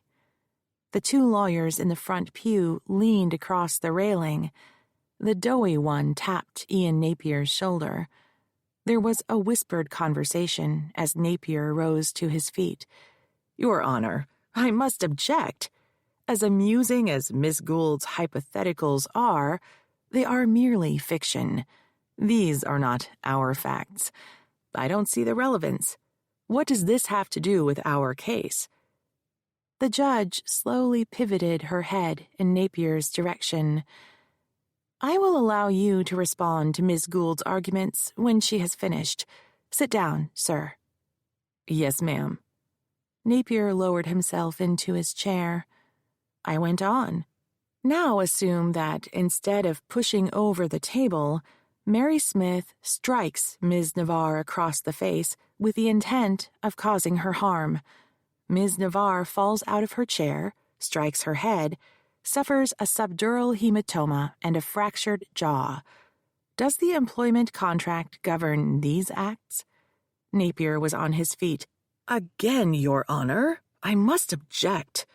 These hypotheticals are pure fantasy. The attorneys behind him were on their feet as well. The doughy one raised his hand. Your Honor, if I may be heard. State your name for the record, Judge Hahn said. Grant Houssier. I'm in-house counsel for Crown Productions, and beside me is Kenneth Vincent, our general counsel. He gestured in the direction of the movie star. In-house meant Houssier had an office in the same building as Clevel and worked exclusively for him. Vincent, however, would have other clients. Now I recognized him. Ken Vincent had been my father's associate when I was in college. My mother had invited me to dinner once when he was there. It felt like a setup. He was pleasant enough, but I felt no electricity. Eventually, he had moved back home to Los Angeles to work in the entertainment industry. No wife, no children. A confirmed bachelor who traveled extensively. Ken Vincent must have been the reason Clevel had hired Frank's firm. "Have you entered appearances in this case?" Judge Hahn asked. "We have not," Houssier said. "Then you may not be heard. Sit down, sirs." "Respectfully, I can have the entries filed later today," Houssier said, still on his feet. "On behalf of whom?" "We represent Crown Productions. Mr. Napier would continue to represent Mr. Clevel personally." It appeared a rift had developed between Crown Productions and Reginald Clevel. The movie company didn't trust Clevel or his attorney to protect them, and wanted their own lawyers involved. "Ms. Gould, what is your response?" "Justice delayed is justice denied" is not a cliché. Client stress is surreal. Josephine's commitment to her case had already fluctuated. From the corner of my eye, I saw my client picking at her cuticles. "Let them be heard," I said. "Very well. At the conclusion of Ms. Gould's statement, gentlemen, you may make your argument. Now you shall all remain seated. I will not tolerate another disruption. You may proceed, Ms. Gould." Ms. Navarre was hired as a production assistant. The judge held up a hand. "Did the employment agreement reference or attach a job description for this position?" The in-house counsel rifled in his briefcase and produced a sheet of paper. He stood, passed through the gate, and tried to shoulder his way to the microphone. I refused to move, which forced him to stand to the side. "For the record, Grant Houssier representing Crown Productions. I have the job description that is included in the employment package. The job titles match. If I may approach?" "Show it to Ms. Gould," the judge said. Houssier handed me the piece of paper. The job duties included capturing footage, managing equipment, scheduling meetings, collaborating with others, and tasks as assigned. I handed the paper back to him. "Do you object to the introduction of this document, Ms. Gould?" I couldn't see how the job description could hurt us. "No, Your Honor." Judge Hahn beckoned. "You may approach." Houssier crossed the well and placed the document in the judge's outstretched hand. "You may return to the gallery, Mr. Houssier." He walked past the defendant's table without making eye contact with Reginald Clevel. Judge Hahn slipped on her reading glasses and studied the paper. Then she peered over her lenses at Houssier. "I note that one of the job duties includes tasks as assigned." "Yes, Your Honor," he said. "Is it your client's position that when Ms. Navarre executed this contract, she agreed to provide Mr. Clevel with sexual favors?" Clevel launched out of his seat. "Never! Look at me. Do I look like someone who has to pay for women?" Napier grabbed Clevel's forearm. The Duke jerked away. Both L.A. lawyers were on their feet, whispering Clevel's name and pointing to his chair. He spun around and jabbed a thick finger into Grant Houssier's chest. The judge waited for silence before she spoke, like a teacher with an unruly class. The attorneys quickly gave her their full attention. Clevel, with no one engaging with him, faced her as well. "Take a seat, Mr. Clevel. You have an attorney speaking for you. I now put the question to all three defense counsel. Did the contract contemplate that Ms. Navarre would provide Mr. Clevel with sexual favors? Napier half stood. On behalf of Reginald Clevel, the employment contract did not include sexual favors, Your Honor. And counsel for Crown Productions, what is your response? Houssier stood. Prostitution is illegal in the state of California. Crown Productions did not agree to provide sex to Mr. Clevel. Very well, Judge Hahn said. You may be seated. You too, Ms. Gould. The judge folded her hands. It is the decision of this court that the cause of action pled by Ms. Navarre, sexual harassment and sexual assault, allege facts which, if assumed to be true, are beyond the scope of her employment agreement with Crown Productions. Accordingly, the employment agreement, and specifically the non-disclosure and arbitration clauses, do not apply to this cause of action. Ms. Navarre's motion is granted. The parties shall meet to schedule a trial date. Game on. The defense team exited the courtroom swiftly. When I had a chance to look at Josephine, she stared ahead. Are you okay? I asked. Eli was on his feet, twirling car keys around a finger, ready to take Josephine back to the airport. This is all your fault. I just wanted this over with. She picked up her briefcase and stalked from the room. Eli fell in behind her, giving me a reassuring look as he held the door open for our client. I pulled out my cell phone and turned it back on. Notifications of texts and calls buzzed, one after another. Jake had called, left no message, then texted to call him back. Yolanda had left several voicemails and texted that I needed to call the office as soon as I got out of court. I'd missed a call from a landline with a San Francisco number I immediately recognized, the Shaughnessy Mansion. Chapter 9. It was raining on the day of her funeral. Jake kept a lookout for the limousine from my living room window, while I lingered in front of the bathroom mirror, arguing with myself about the appropriate amount of makeup. My eyelids were too tender to touch. Puffy and red, they made my eyes look bright green. My complexion was so pale, I would look like a circus clown if I put on blush. I slathered on lip gloss and called it good. I found myself standing next to the bed, unable to remember how to put on clothes. My one dress, a black knee-length sheath, suitable for banquets as well as funerals, was laid out on the bed. Next to it was a red velvet case containing the Shaughnessy pearls. Jake appeared at the door. He leaned against the jamb and glanced at the Rolex I had given him our first Christmas together. I can't do this, I said. He handed me a highball glass with 2 fingers of whiskey sloshing around the bottom. I took a sip and handed it back. He set the glass down on the bureau, then lifted the dress and held it open before me.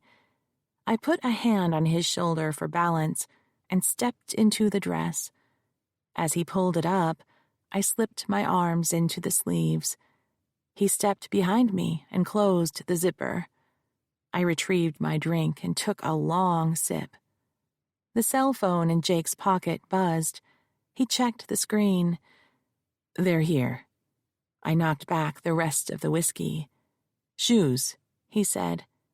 I slipped into a pair of low heels I had positioned at the foot of the bed. Are you good to go, Red? He reached an arm out to guide me from the room. We had taken 2 steps when I noticed my neck was bare. Wait, I said. The pearls. He retrieved the red velvet case and offered it to me. My hands were shaking.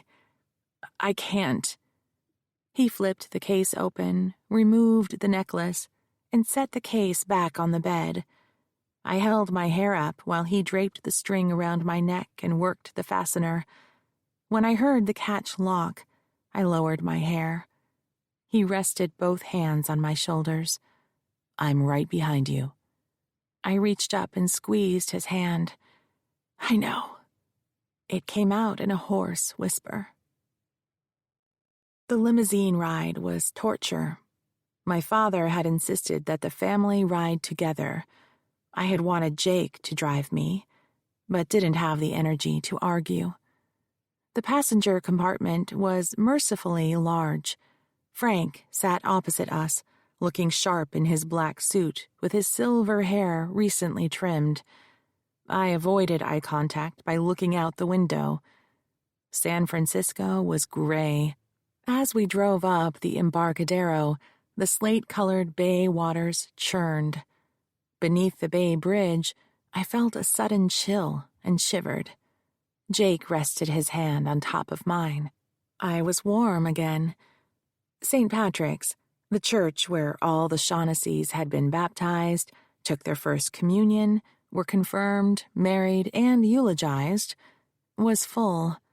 Those gathered watched my father as he led the way up the aisle. The mourners included my mother's girlhood friends and my father's business acquaintances. Ken Vincent sat with Ian Napier. Yolanda and Eli, my only allies, sat together.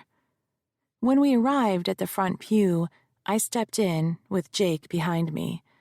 My father was forced to sit on Jake's other side. Mass lasted precisely 1 hour. A soprano performed Ave Maria. Frank read Corinthians 13, suggested by the priest. Ironic. On the ride to the graveyard, Frank was flicking his fingernails, a thing he did if he wanted to be elsewhere. When I was a child, this habit would be followed by a declaration that he needed to return to the office, even if it was a weekend. Standing at the graveside, I thought about the upcoming Mother's Day. Last Christmas, I had lunch with my mother in a darkened restaurant to exchange our presents. It was a secret from Frank. She didn't want him to know we were meeting. During dessert, she suggested we celebrate Mother's Day with afternoon tea at the Palace Hotel. Maybe we were building a bridge. I had hoped so at the time. Even then, she seemed tired. Later, I learned that the cancer had been diagnosed weeks before. She had kept it a secret for as long as she could.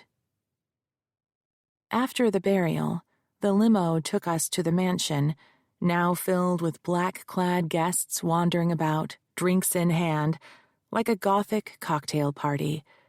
As Jake escorted me through the crowd, hands reached out to touch my arm or shoulder.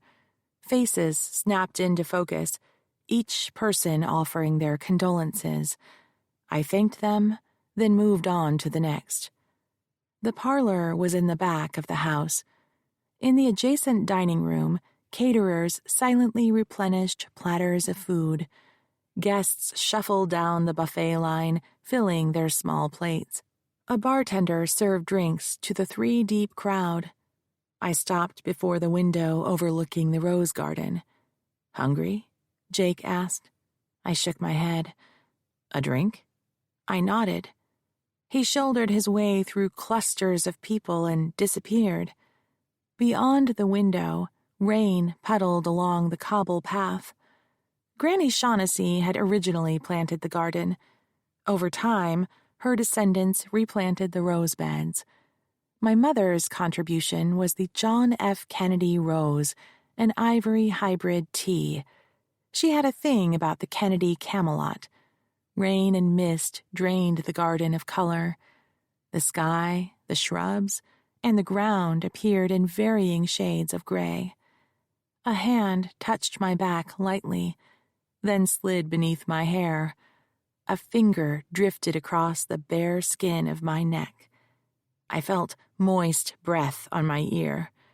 "I see you're wearing the Shaughnessy pearls. That would have made your mother happy." In the window's reflection, I met Frank's gaze. I was almost as tall as he was. He lowered his eyelids halfway. Something deep inside me, in the place where I imagined my womb would be, slithered. "She hated you, you know. She knew you were fooling around." "Nothing of the sort. She understood me, and my needs."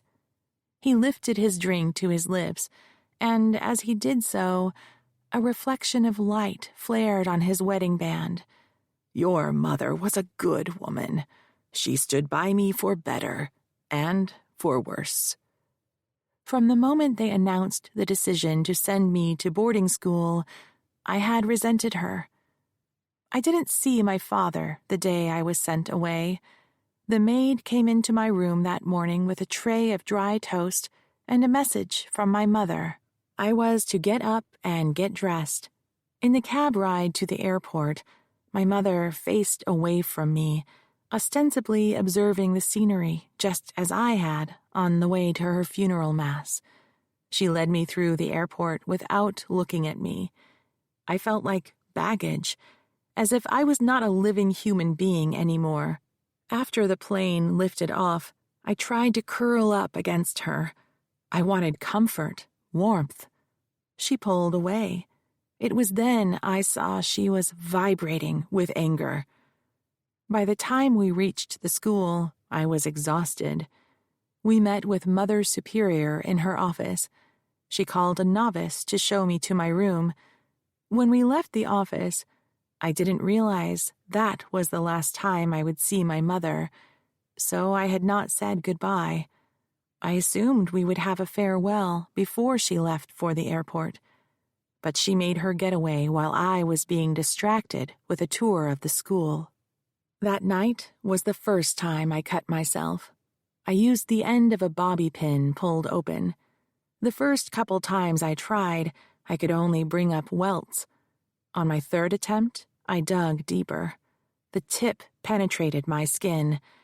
A few seconds passed while I was mesmerized, waiting for something to happen. Would it hurt? During that moment, my fear vanished.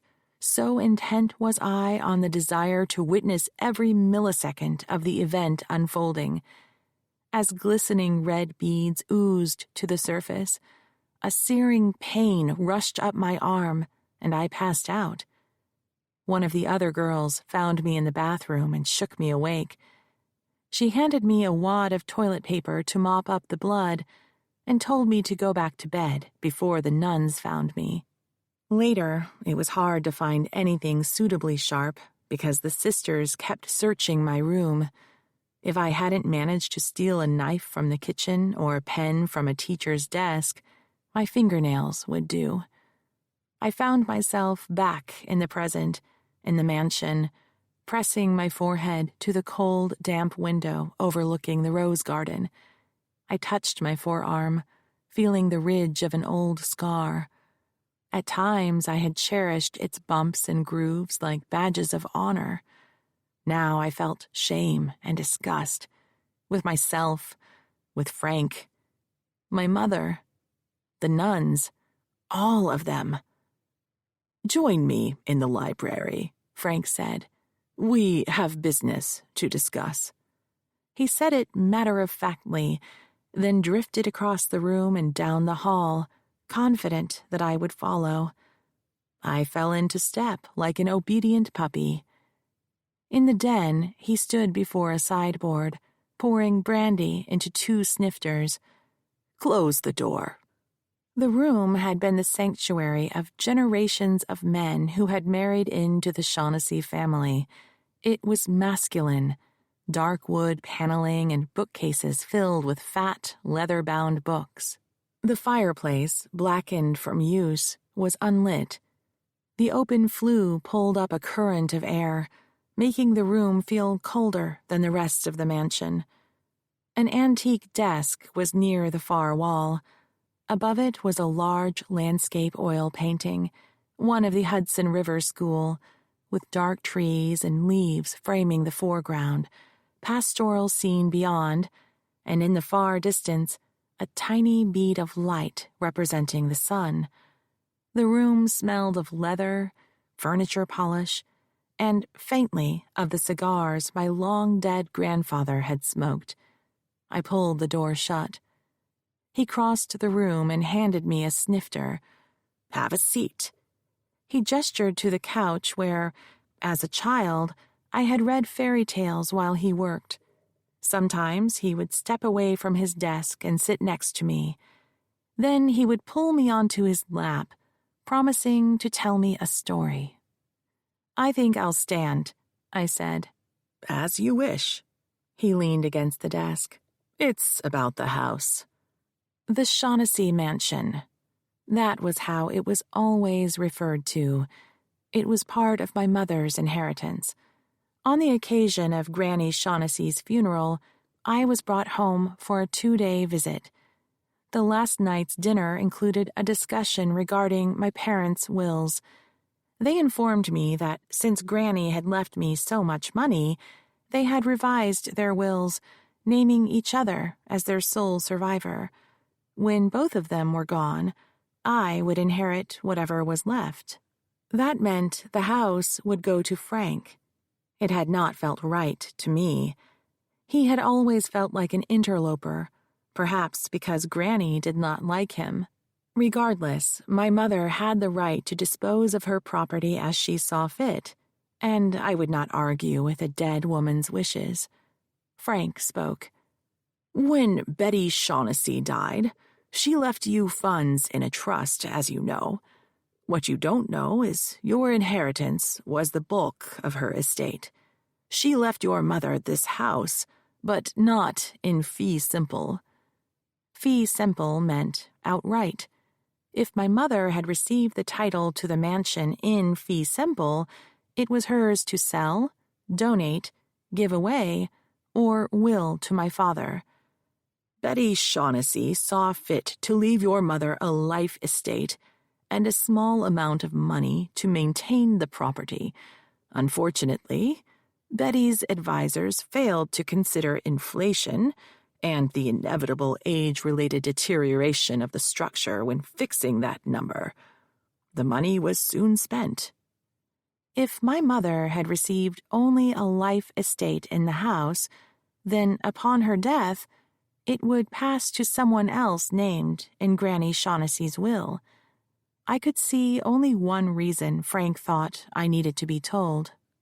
He sipped his brandy, then rolled his lips before speaking. "The problem is I have put quite a bit of money into restoring and maintaining this grand old lady. It doesn't seem equitable that my contributions should vanish upon your mother's demise." "You're telling me this because?" "The house goes to you under your great-grandmother's will." He clinked his glass against mine. "That makes us housemates." The mansion was mine. We weren't housemates in any sense of the word, but he could make a claim against the title if he proved he had spent money on it. If that wasn't enough, your mother revised her will a few weeks ago. She appointed her personal representative, having the last word, as she was so fond of. I only just found out when her attorney delivered the document to my office. She didn't have the courtesy of telling me personally. So, not only am I now a tenant in my own home, I have no authority in the disposal of her estate. That manila envelope she had given me on the last day I saw her. I had dropped it on my desk in my home office and forgotten about it. It must have been her will. "I find myself at your mercy, madam." One of his hands reached for my hip, and he pulled me close. I had to take half a step to keep from losing my balance. As his hand floated upwards, he grazed my breast. It wasn't an accident. Then he ran his fingers under the pearl necklace, brushing my bare skin. He was so close, I could smell the brandy on his breath and see where his morning shave had left a scratch near his ear. He cocked his head to one side, examining me. "I hate to see you so unhappy, Maureen. This vendetta of yours, give it up. Let's be friends again, shall we?" A blade of light cut across the carpet as the library door opened. "Maureen?"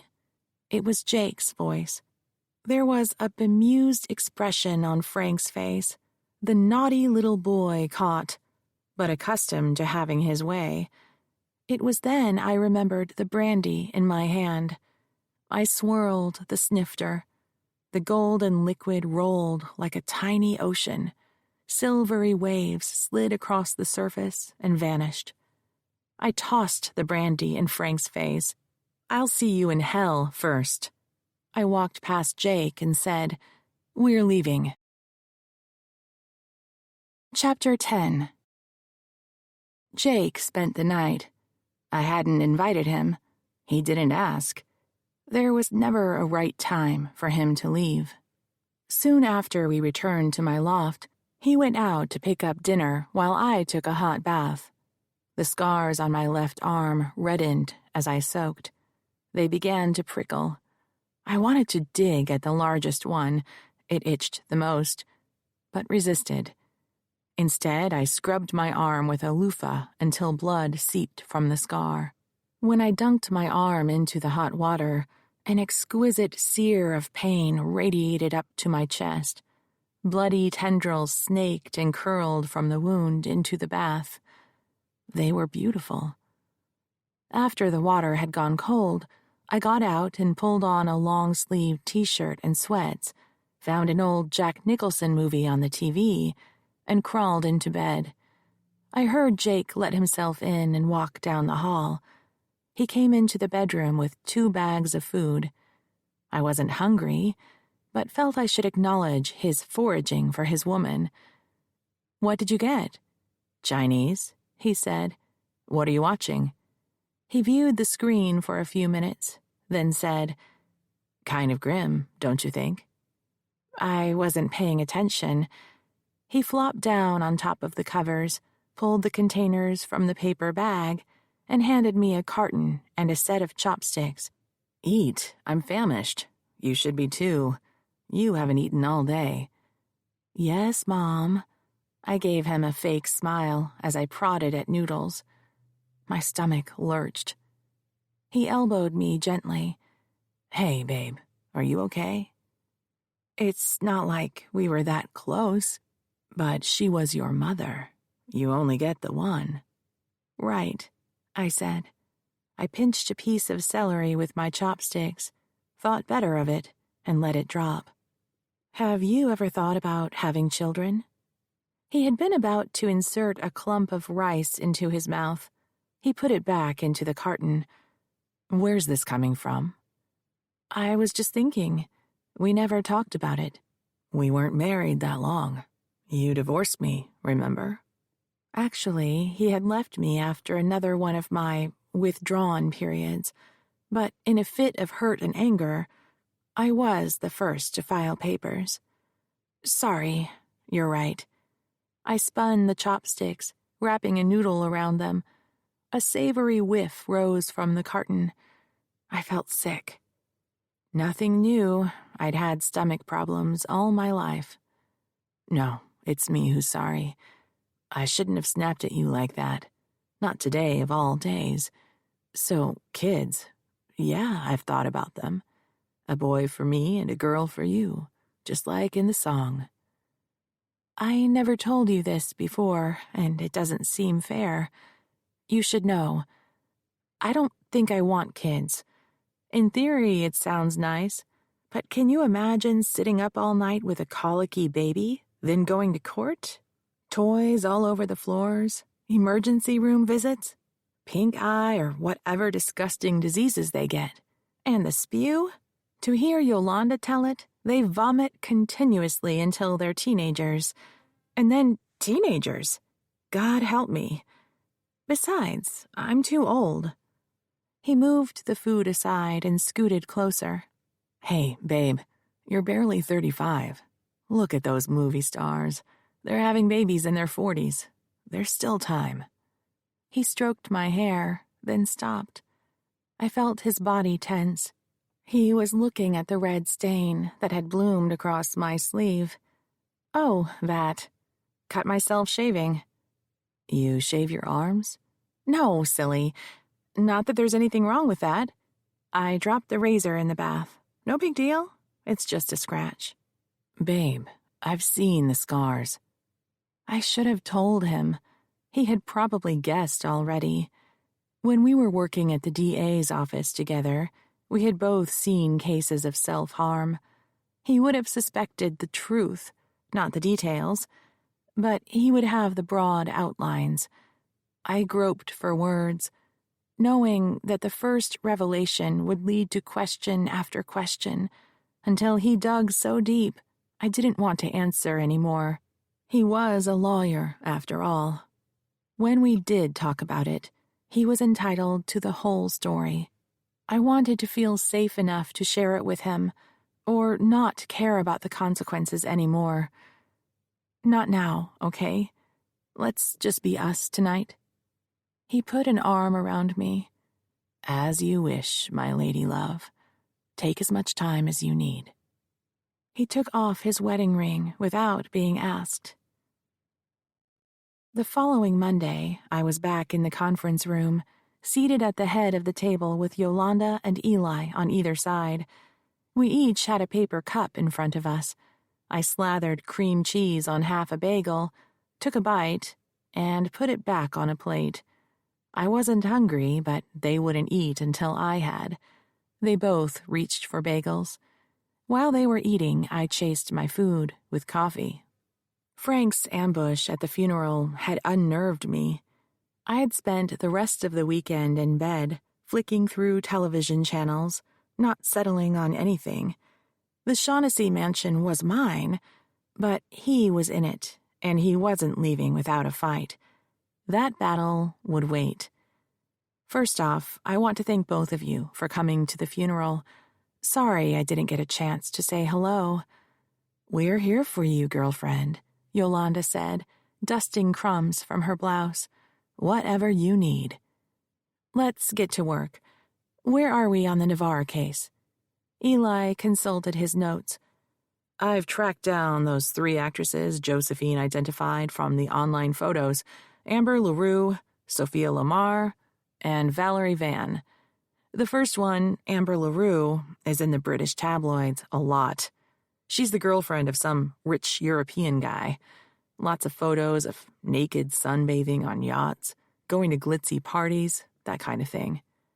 Did you contact her? Found her agent easy enough. He said he couldn't help me, but gave me the phone number for her manager. I left a message for him. So far, no return call. Had better luck with Sophia Lamar. She's the one in acting school in London. That's an 8-hour time difference. Did you know that? I had to get up at 3 a.m. to call over there. My hero, Yolanda said. Yolanda had been the mother of 4 active children. She once told me that when they were little, she hadn't slept through the night for 10 years. Whatever, Eli said. So I got this Sophia Lamar on the phone. She admitted she had auditioned for a part in Clevel's last movie, A Summer in Paradise, but that's all I got out of her. Said she couldn't talk about it, said she was sorry, and hung up on me. I said, another non-disclosure agreement. Could be. If you want, I can give it a couple of weeks and try again. Or maybe Eli's the wrong woman for the job, Yolanda said. What? He craned his head around to look at her, a little dramatically, I thought. Yolanda leaned toward him. Clevel attacked or tried to molest Josephine, right? We think these other 2 actresses saw something, know something, or were assaulted too.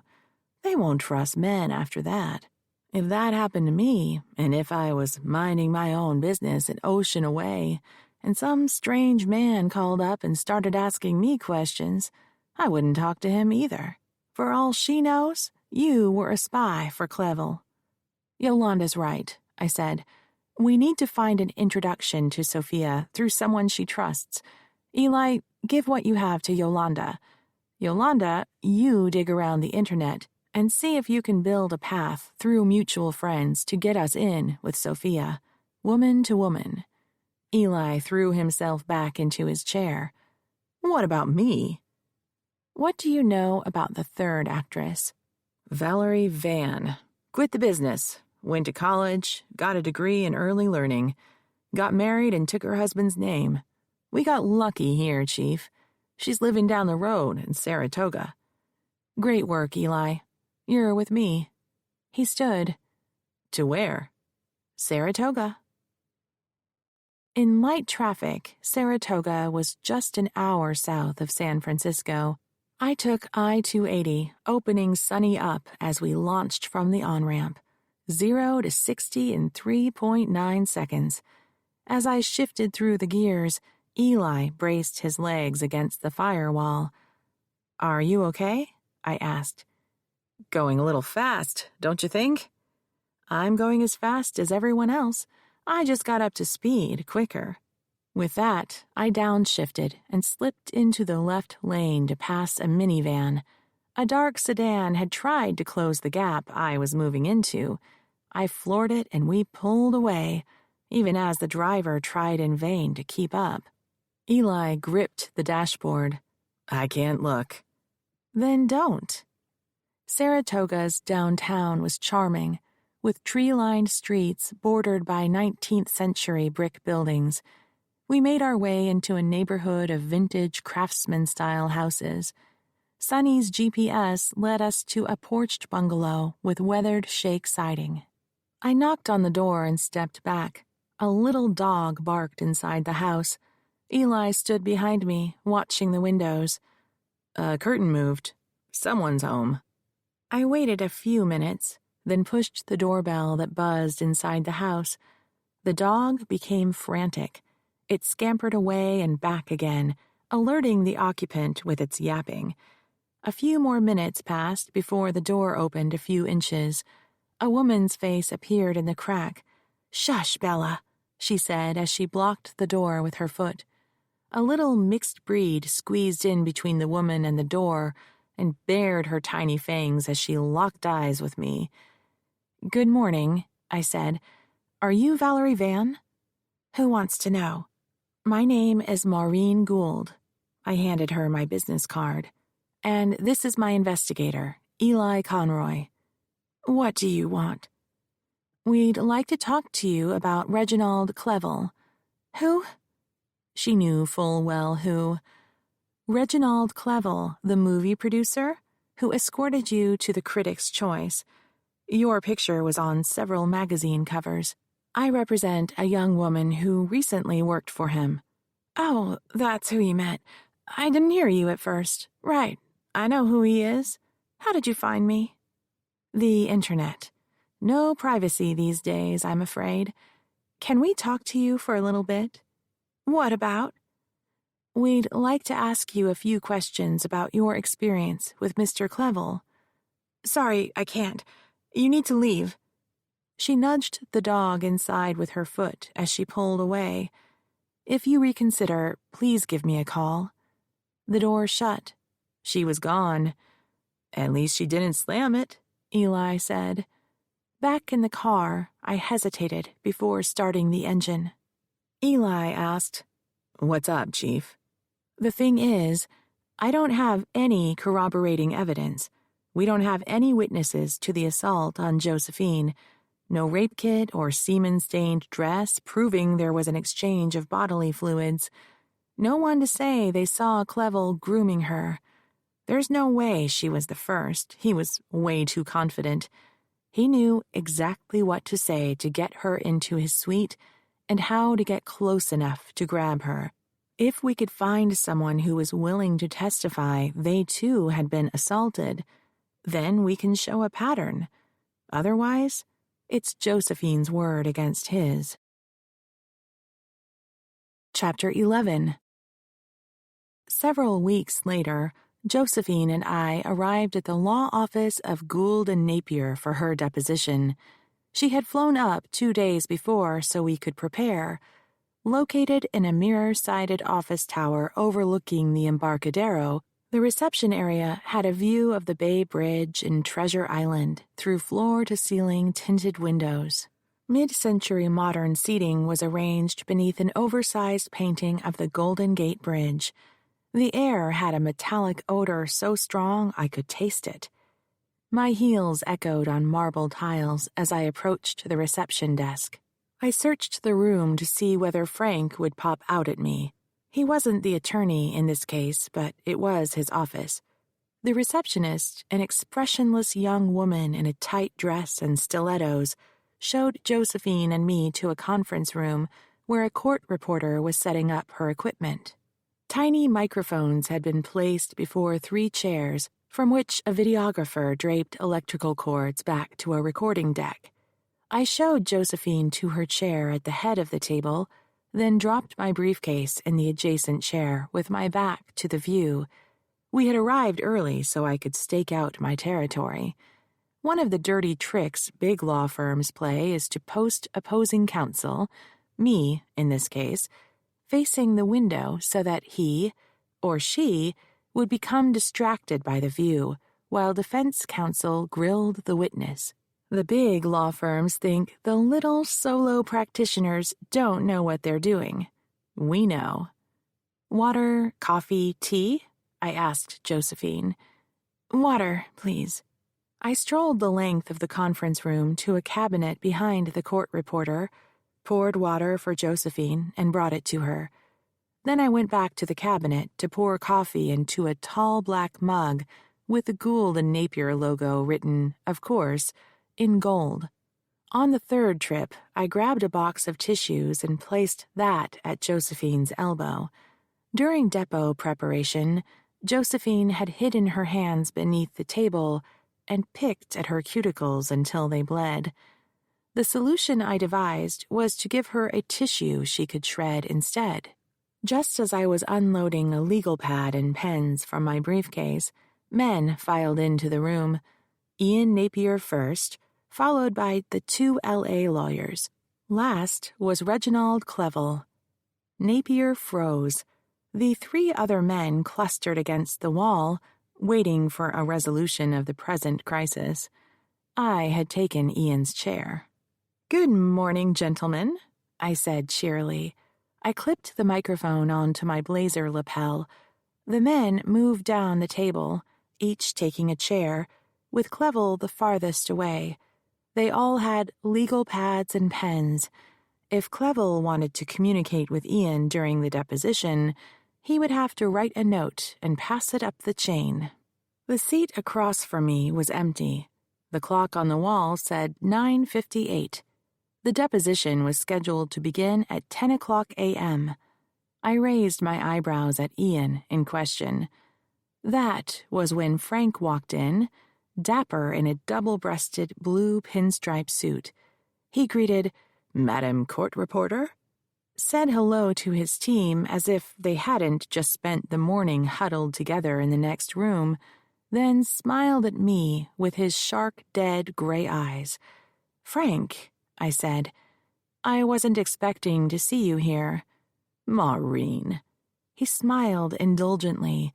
"It is my office. I'm taking over as lead counsel in Mr. Clevel's case. Mr. Napier will stay in the case as my assistant." It appeared the defense team had suffered a crisis of faith. Having lost the NDA hearing, Clevel wanted the big dog barking for him instead. Why my father's firm had taken the case was a mystery, when its specialty was business law. Frank reached his hand across the table to my client. "Good morning, Ms. Navarre. My name is Francis E. Gould. I will be taking your deposition this morning." Josephine placed her long fingers in Frank's hand. "Gould? You mean like Maureen's last name?" "The very same," Frank said. "You'll be happy to learn that your fine counsel is my daughter." Josephine's head whipped around. I hadn't told her that Clevel's law firm was helmed by my father. It wasn't relevant to her case. I ignored her. We'd talk about it later. Frank sat down, clipped his microphone to his tie, and set his shoulders. "On record," he said, cuing the court reporter to begin. The court reporter pushed a lever on the tape deck. "On record." He opened with the usual background questions, trying to warm up the witness and accustom her to the question and answer format. With some clients, it worked. I had warned Josephine about this, and Eli had asked similar questions. But today, she grew increasingly nervous as Frank delayed discussion of why we were there, that night when Clevel had called her to his suite. Her hands were beneath the table, where she was already picking at her cuticles, when he asked, "Do you recall signing your employment agreement?" "Yes." "Did you read it before you signed it?" "No." "So you were unaware of the clause that prohibits you from discussing your employment. For ease of discussion, we will refer to it as the NDA clause." "I was told that it didn't matter in my case." "That's not the question, Ms. Navarre. The question is, were you aware that you had signed a non-disclosure agreement?" "No." Frank set a document aside, then turned back to Josephine. "Do you have friends at Crown Productions?" She grew still. "What do you mean by friends?"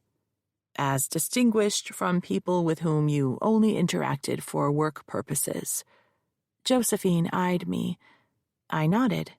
"Some of us would meet at a bar. Just about everyone went one time or another. I can't remember who. What are you trying to get at?"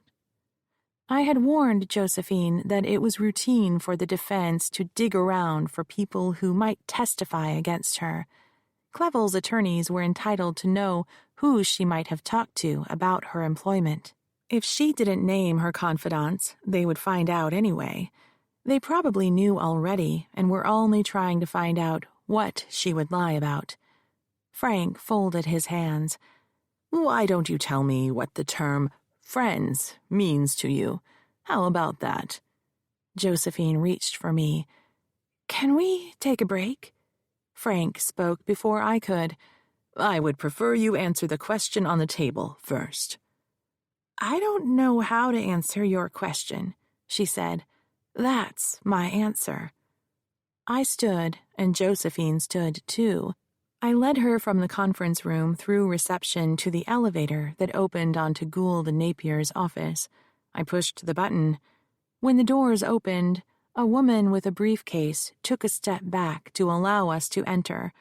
I pushed for the ground floor, and the doors closed. "What happened back there?" Josephine asked. I shook my head. The numbered lights ticked off the floors as we descended. After we stepped out into the lobby, I led her to the sidewalk. She pulled an e-cigarette out of her purse and started puffing on it. "We can't talk about the case in the building," I said. "For all we know, that woman on the elevator was a friend of Frank's." "Frank, your father? You call your father by his first name? Why didn't you tell me he was the Duke's attorney?" I had taken to calling Frank by his first name when they sent me away. He didn't feel like a father to me anymore. That was none of Josephine's business. I didn't tell you because he wasn't Clevel's attorney when we started this case. His partner was. Isn't that, unethical or something, for two attorneys from the same family to work on the same case? It would be a problem if I had discussed the case with him, but I haven't. So the answer to your question is no. You talk about me to people? Only my team. Anything I say to them is confidential. Okay, fine. I get that. But why does he need all this personal stuff about me? They're looking for evidence they can use against you. Is there something you don't want them finding out about? Because if there is, I might be able to head it off beforehand. But once it's out in the open, there isn't much I can do. Is there anyone at Crown Productions you're worried about? Worried? Like how? Who might say something damaging to the case. What, like I'm a slut or something? Or a liar? A gold digger? A schemer? A thief? A fraud? Josephine took a deep drag on the cigarette, then blew the smoke out overhead. No, nothing like that. Great, I said, not feeling great at all. Something was out there I didn't know about. I could feel it. She was afraid Frank was about to surprise me with it. I reached up to stroke my pearls and found that I wasn't wearing them. You know anything you say to me is confidential. Right, you said that. Her eyelids fluttered while she thought. But do I have to answer all these personal questions? I can't object unless I have a reason. The only time I can instruct you not to answer the question is if you need to take the Fifth Amendment. She barked a laugh. Like a criminal or something? You have the right to remain silent if anything you say could lead to criminal prosecution. That's the only rights I have. I'm not a gangster, but I don't want my life spread around. It's no one's business. Then you need to answer his questions. Okay, fine, she said, stashing the e-cig in her purse. Can we get this thing over with? In the deposition room, everyone was where we had left them. We took our seats. On record, Frank said. On record, repeated the court reporter. Ms. Navarre, before you took a break and spoke to your attorney, I had asked if you had any friends at Crown Productions. Would you please answer the question? I thought I answered it. Josephine wasn't glancing at me anymore. She was completely engaged with Frank. Not necessarily a good sign if that meant she had excised me from the conversation. You did not. Please answer the question. There were people I hung out with, but not like bosom buddies or anything. See, that wasn't so hard, was it? Frank tracked his finger across his typed notes. Now, tell me about your relationship with Cameron Aguilar. What about him? What was his position at Crown Productions? He was an assistant cinematographer. Still is, for all I know. Were you friends? She shrugged.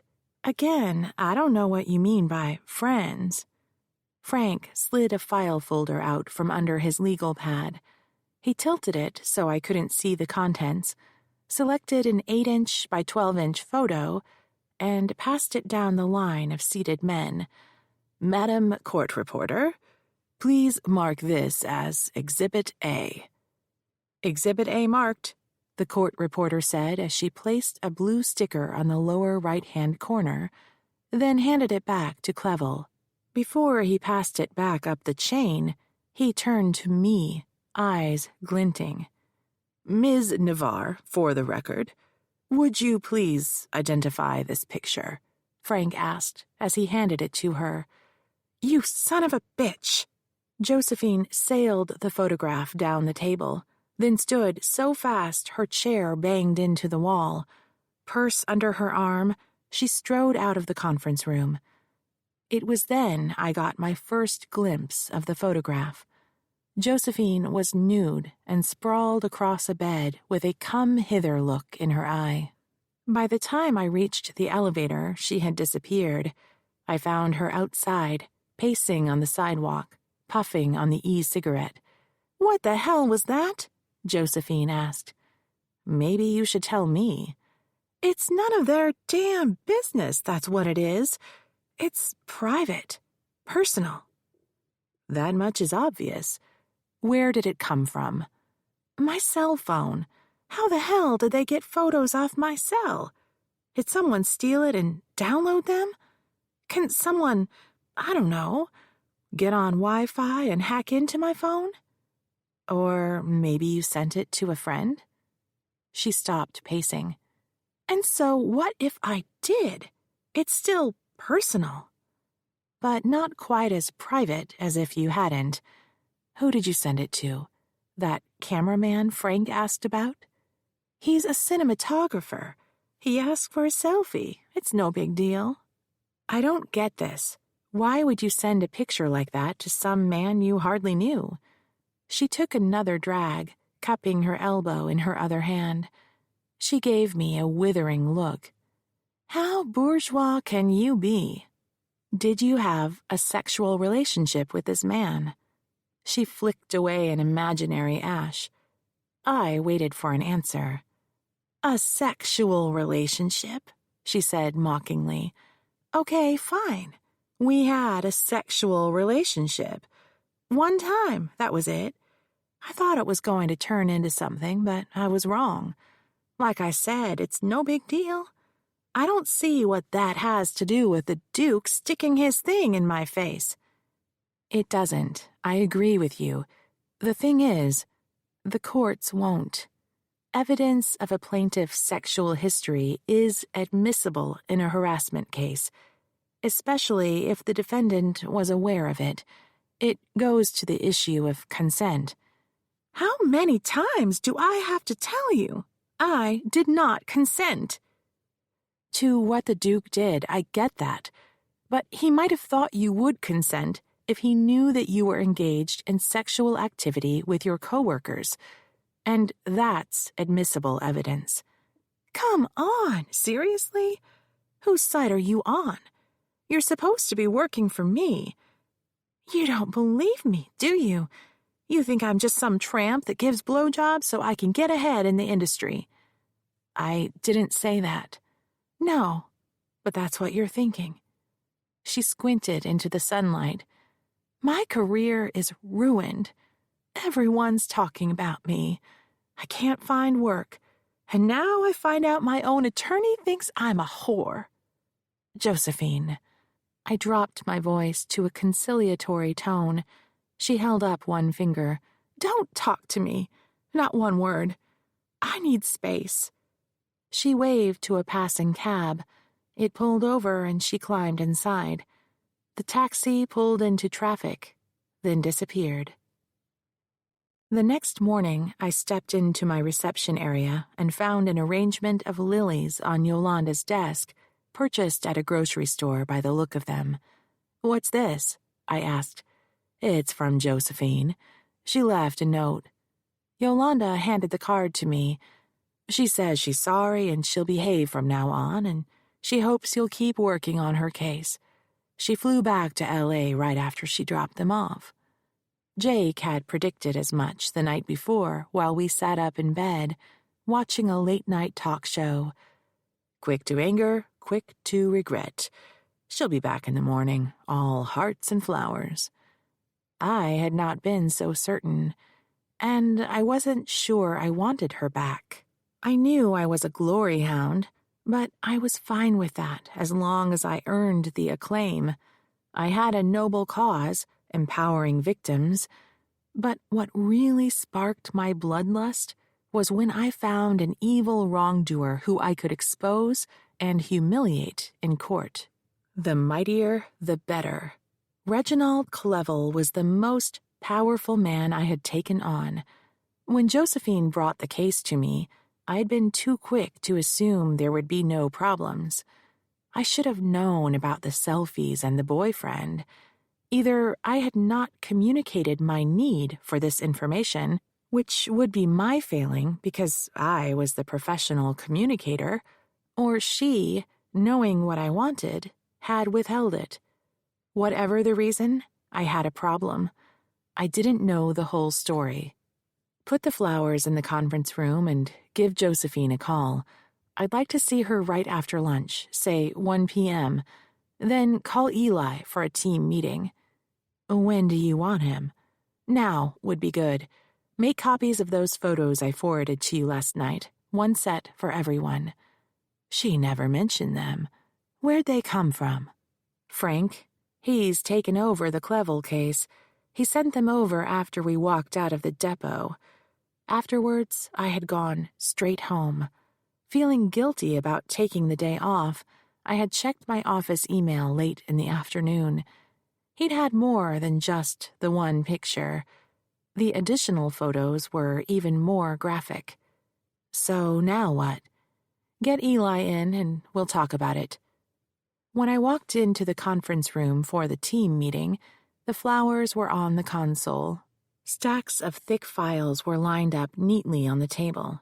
The photographs, discreetly covered by a blue title page bearing the case name and "Confidential" written in bold, were arranged in front of our chairs. Eli was flipping through the photos with his eyebrows raised when Yolanda followed me in with a pot of coffee. On the wall behind my chair was a whiteboard. I'd had cabinet doors installed to conceal it when visitors were in the office.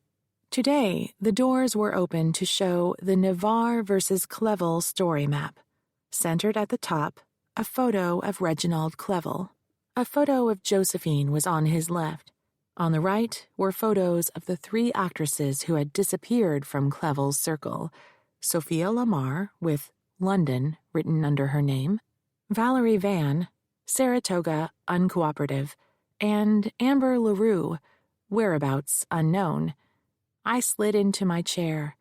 So, as you know, Josephine walked out of her depot yesterday. She was upset when they handed her one of these photos. She's coming in this afternoon. We need to discuss how we're going to handle this new evidence and where we're going from here. Why didn't we get this stuff sooner? Eli asked. Both parties were required to exchange evidence early in the case, but the defense's disclosures had not included these photos, nor had it listed Cameron Aguilar as a witness. It was a ruse to fix their evidentiary problems. Eli gave a huff. I hate it when you use those 2-bit words. A ruse, a trick. However they got their hands on these selfies, they can't prove or won't admit where they came from. So they couldn't get them into evidence at trial unless Josephine verified they are authentic. They withheld them from our exchange because I would have gone to the judge to ask for an order excluding them before the deposition, thereby stopping them from fixing their problem. But the big payoff was humiliating Josephine with a dirty little secret. Bastards, Eli said. And there's another thing. Frank's taken over the case.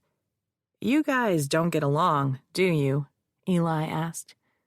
What does my relationship with my father have to do with it? It's not like you ever said anything, but I can tell by the way you talk about him. You hate his guts. So how's this going to play out, Chief? Business as usual, I said. Last night, after the deposition, the defense sent me a revised witness list with the name of this guy Josephine sent the photos to. The new witness list is at the bottom of the packet, Yolanda said. I flipped through to the document and read 15 names we hadn't seen before. Cameron Aguilar's name was buried in the list. This guy, Cameron Aguilar. Eli, I want you to find out everything there is to know about him. Then you need to start calling these witnesses and see if they'll talk to us. What do they know about Josephine's sexual history? Have they heard or observed anything about Clevel's interactions with other females, employees, actresses, anyone in that circle? You got it, Chief. You want me to call this Aguilar guy?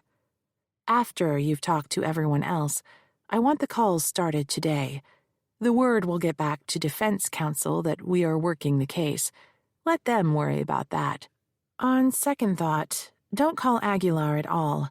By the time you get around to him, he'll refuse to talk anyway. Save him for me. Gotcha, Eli said. Yolanda, now you. Did you get through to anyone who knows Sophia?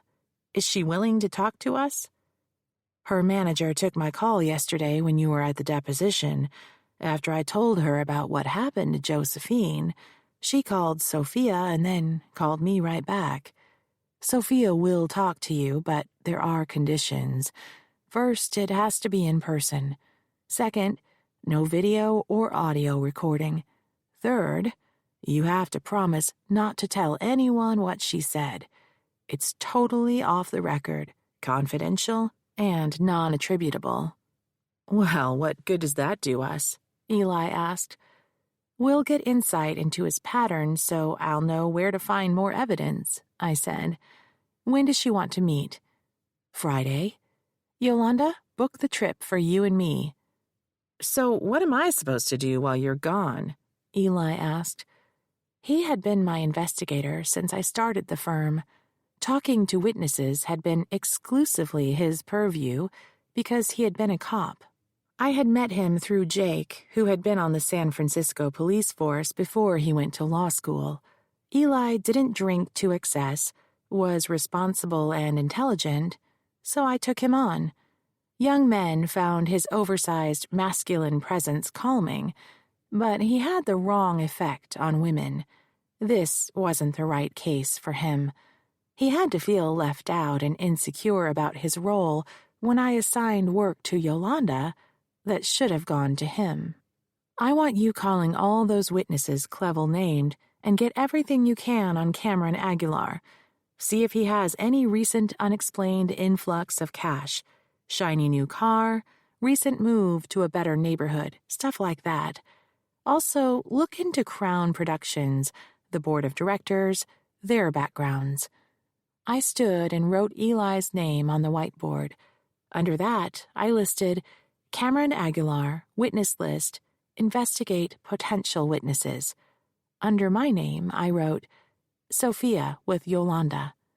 I made sure Eli's list was longer than ours, hoping to assure him that his contribution was vital. Everyone clear on what we're doing? Sure thing, Chief, Eli said. Chapter 12. Yolanda and I left for London Wednesday night. She showered me with safety tips as we walked through San Francisco International Airport. Don't flash your money. Bad guys will see where you keep it and pick your pocket. Carry your credit cards in a scan-proof wallet. Don't hang your purse on your shoulder. Thieves can slip it off your arm and run away before you know what happened. Wear a crossbody instead. Secure your smaller bag on top of your wheelie case, again, to thwart grab-and-run thieves.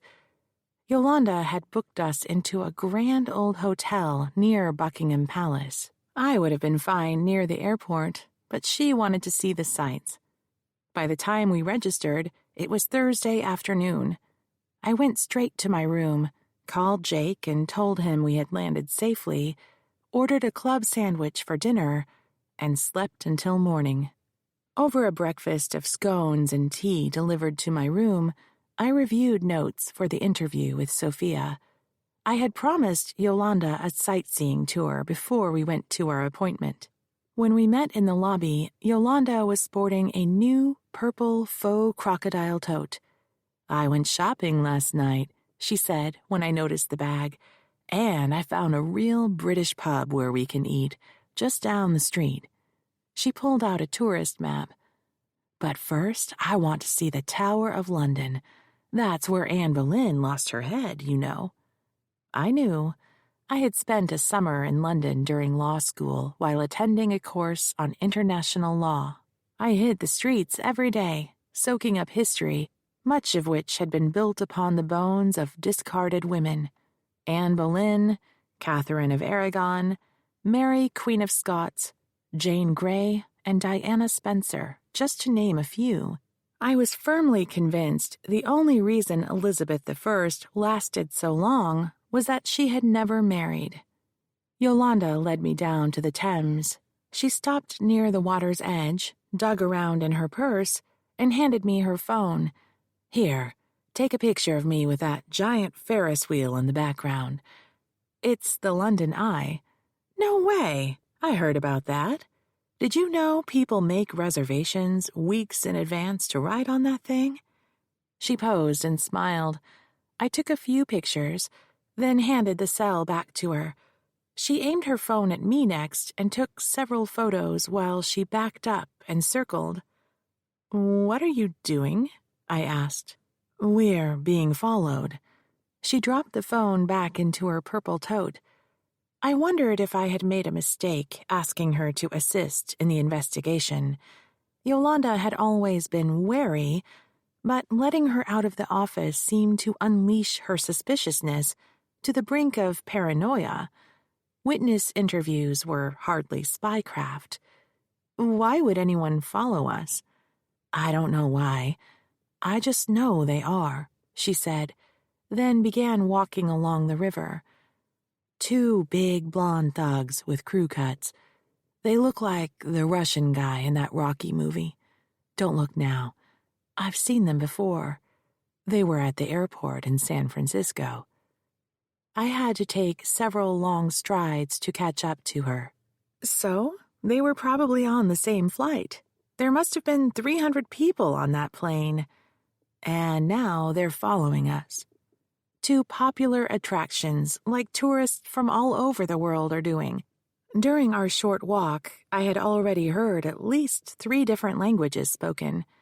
After several minutes, she stopped and consulted her map. The Tower of London is this way. We arrived just as they opened.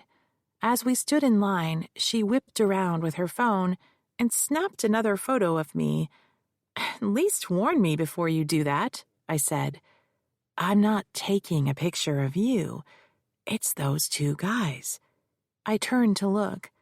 They're gone now. Where? There's no place to hide. They must have gotten into the end of the line. I'll be right back. I want to get a look at them.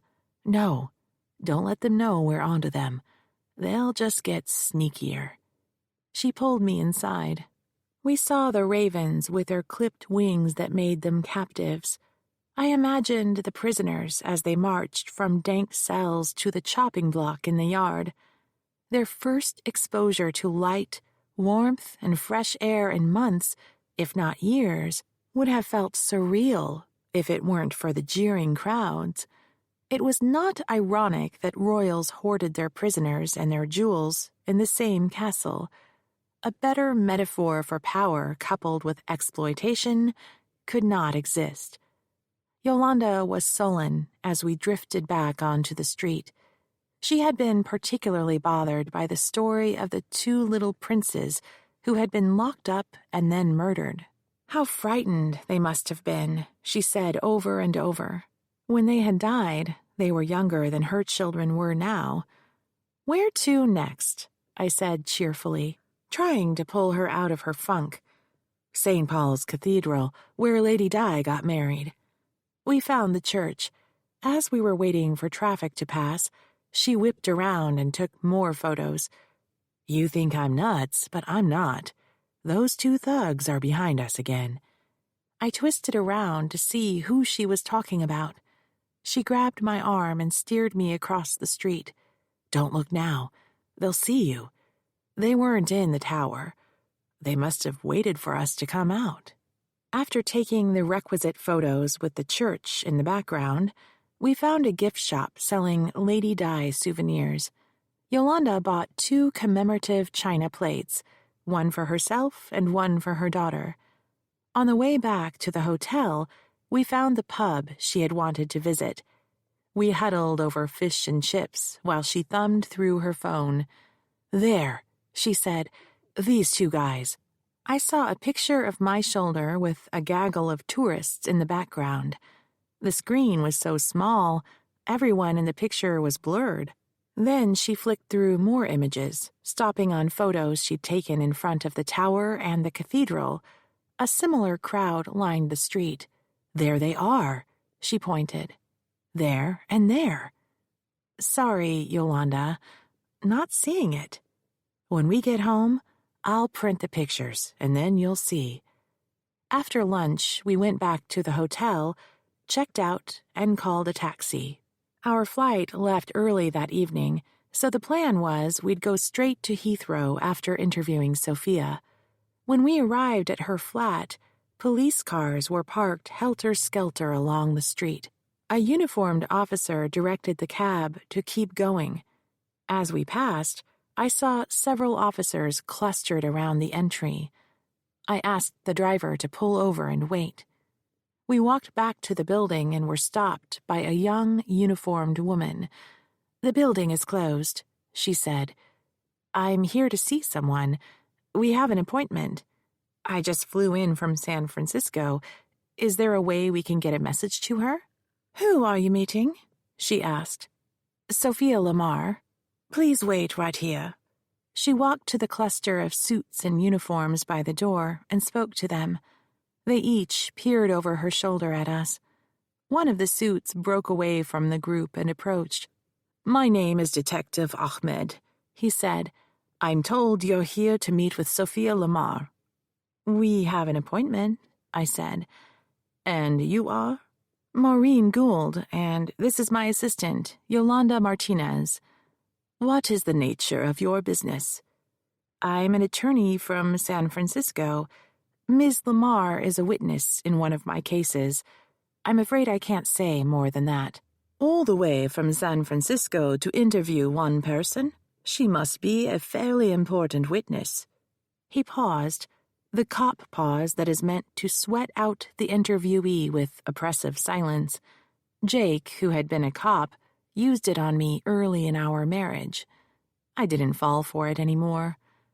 Instead, I used the time to consider our itinerary. If we couldn't get in to see Sophia this afternoon, we could call her and reschedule the appointment. Depending on her availability, we might have to stay in London another day, or even longer. We would need to reschedule our flight home and find hotel rooms. I'd almost forgotten Detective Ahmed when he spoke again. "I'm sorry to inform you that Ms. Lamar can't meet with you. Yolanda just talked to her yesterday to confirm the interview. Is she around? Perhaps we can reschedule?" He turned to Yolanda. "How did she sound when you spoke to her, Miss Martinez?" "Mrs. Martinez," Yolanda said. "She was nervous. She made us promise not to tell anyone we were coming, and not to record the interview."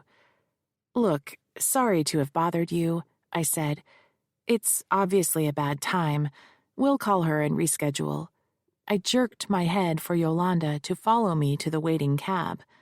"Just a minute," Detective Ahmed said. Then he lowered his voice. "I'm what you would call a homicide detective, Ms. Gould."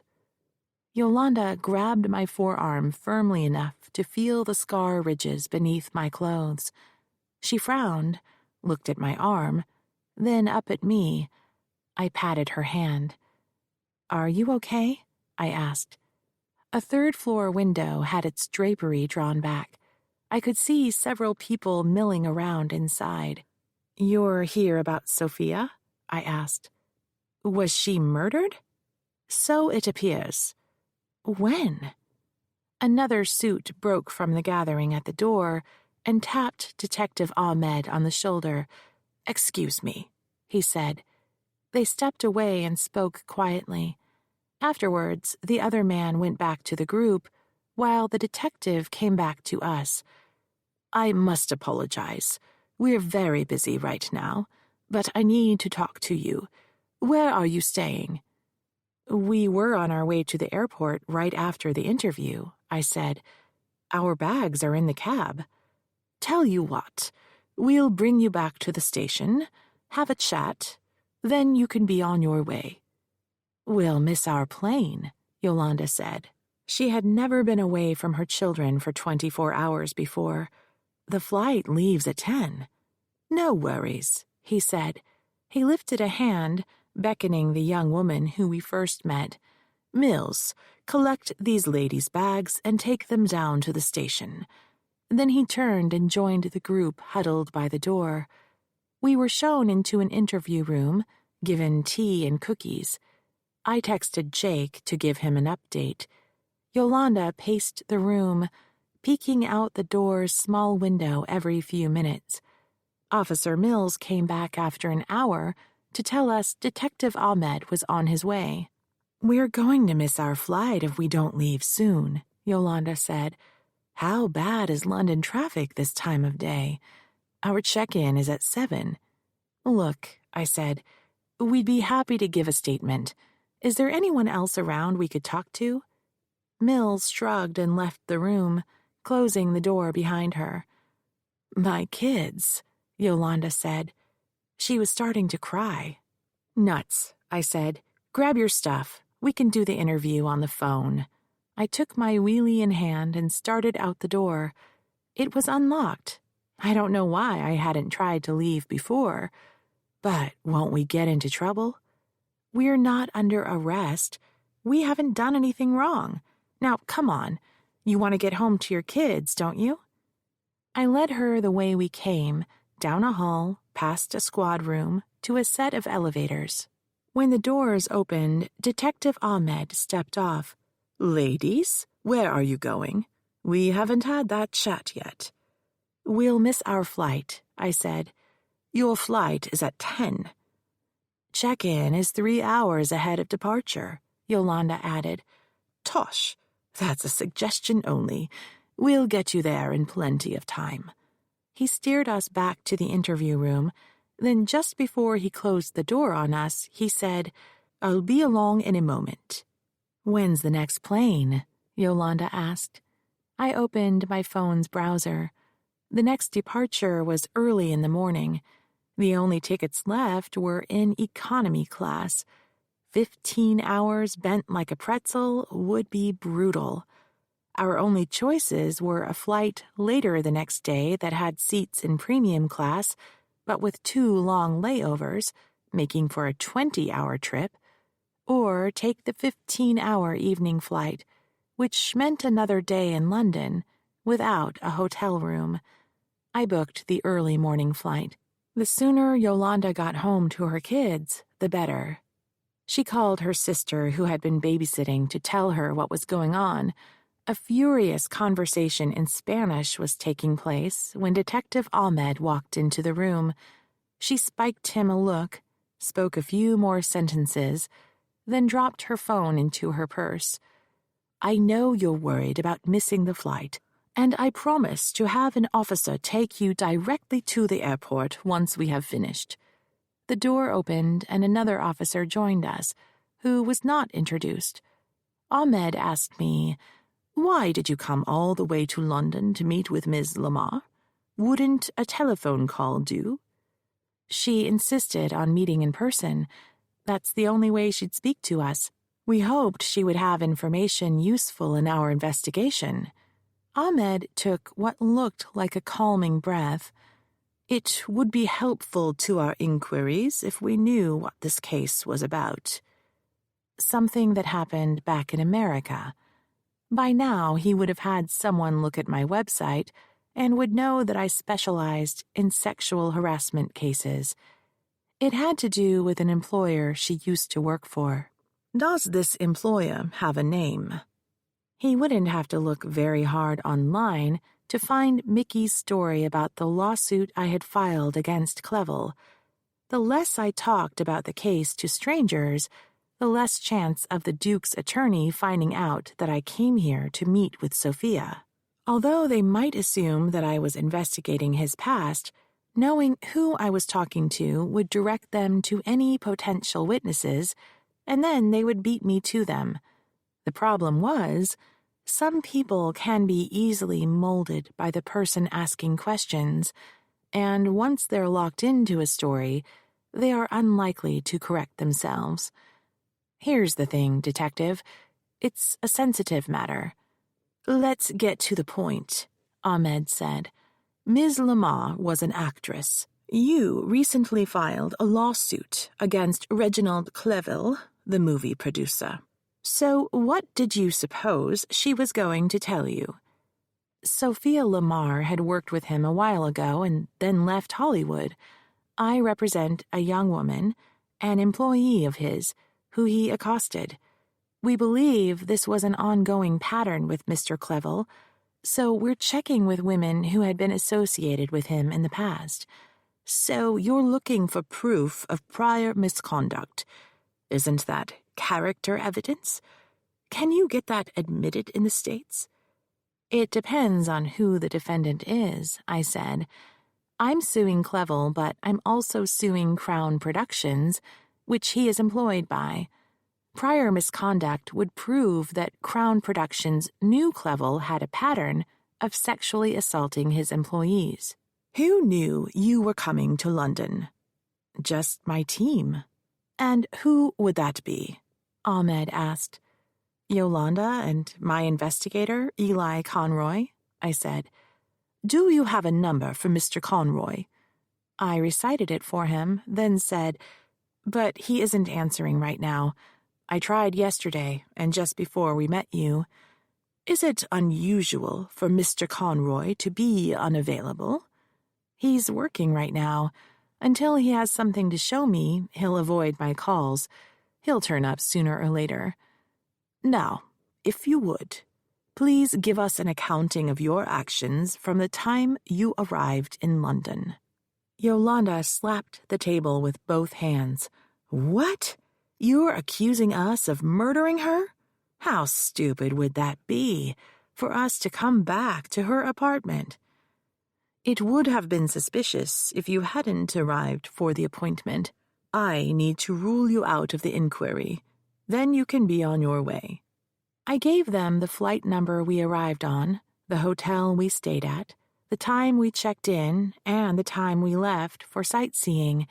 At that point, Yolanda pulled out her phone and began reciting exact times we were at each location, reviewing the photos she had taken. Ahmed asked for a copy of the photos and gave us an email address. Yolanda tapped her screen a few times and announced they had been sent. Ahmed nodded at the unnamed detective, who left the room. "I need to check on a matter, and then I can let you go." Ahmed stood. "You said you'd give us a ride to the airport," Yolanda said. "And we shall." With that, he left.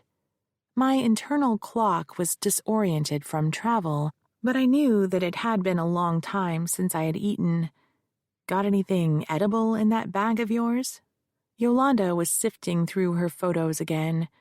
"Just the Mars bar I picked up for the kids." "I'll pay you back." "Promise?" I crossed my heart. She pulled out the candy, and we each ate 2. My pulse immediately began racing in response to the sugar. I hoped I could find some protein soon. I checked the time. If Ahmed was right, we might still make the flight. An hour later, during which time Yolanda had several conversations with her kids and sister in Spanish, and Jake and I had exchanged texts, Ahmed rolled in with Officer Mills behind him. "Very well, ladies. I'll need your contact information, and then I'll have everything I need for the time being. We've checked our surveillance cameras, and you're free to go. Mills here will drive you to Heathrow." We made it to the airport and were standing in security in time to hear the first call for our flight. "All I want is to go home," Yolanda said. "This trip has been horrible.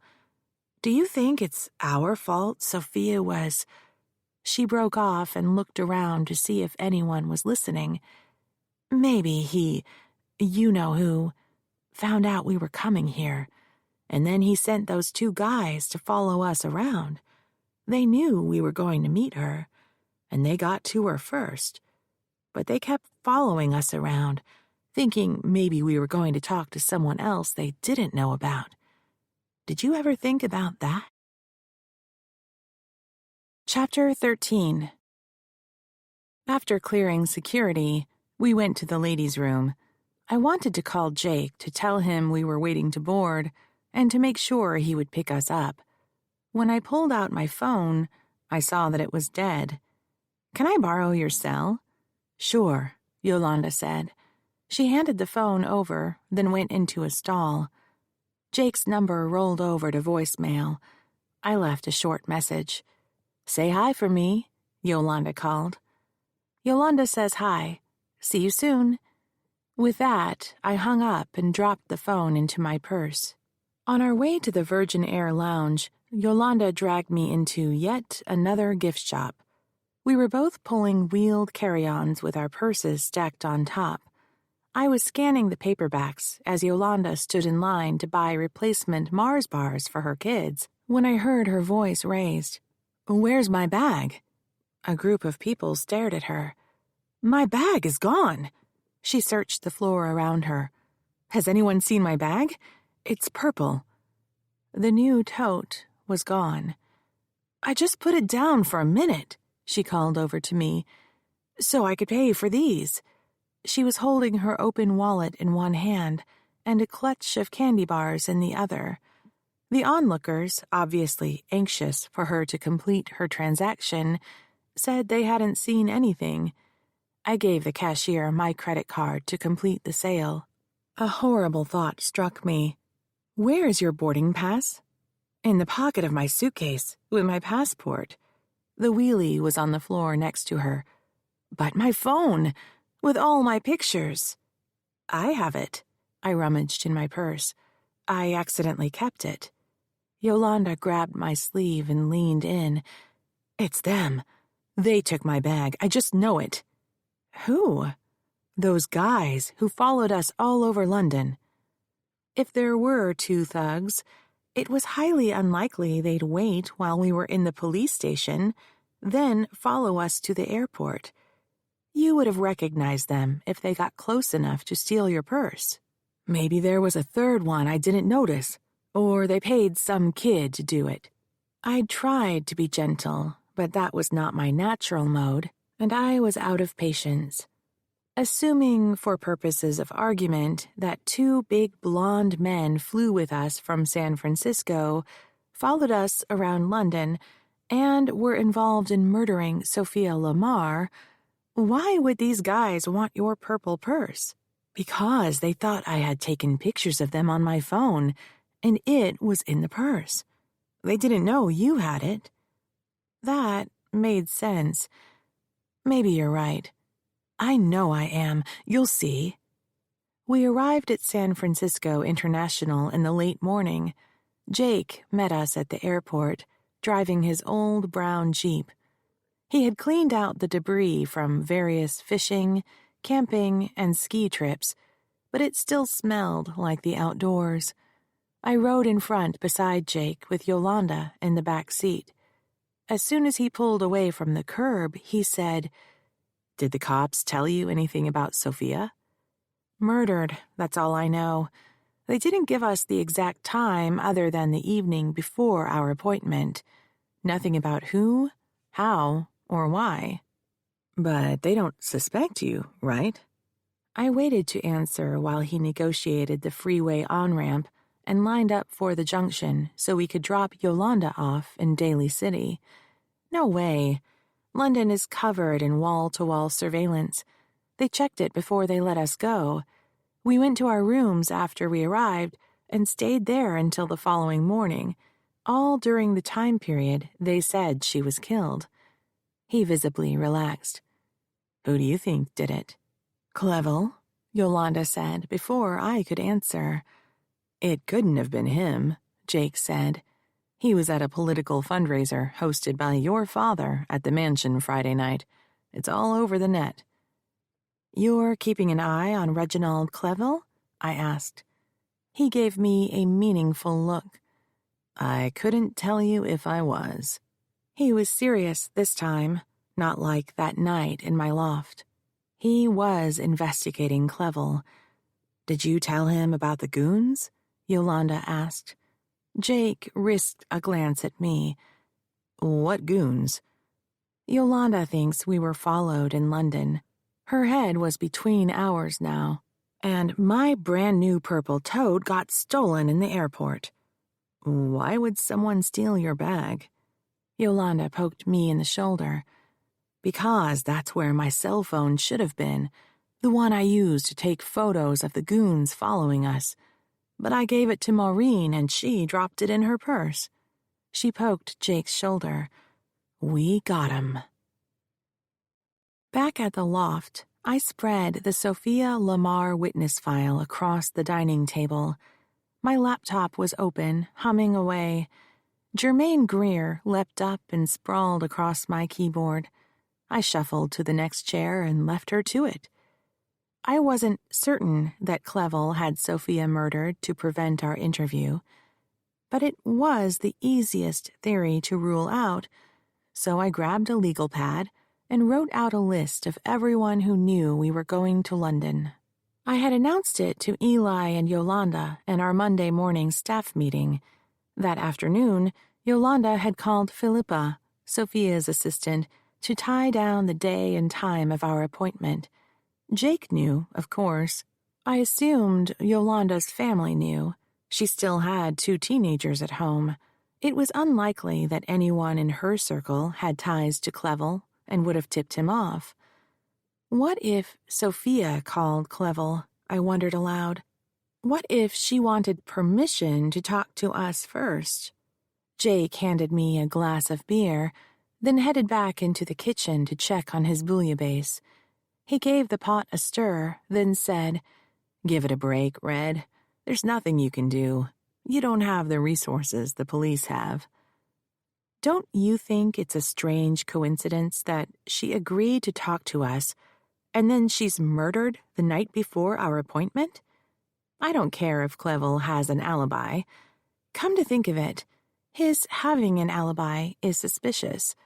Since I filed suit, the only real-time reporting on his whereabouts was the very night she was murdered. So you think he had an actress who used to work for him murdered because of a movie he's planning to make now? Because of a multi-million-dollar venture that might collapse if Josephine's case goes forward. That's what Ian Napier said in our last hearing. The cat rose from my keyboard and casually walked across my notes, scattering them. I picked her up and gingerly set her on the floor.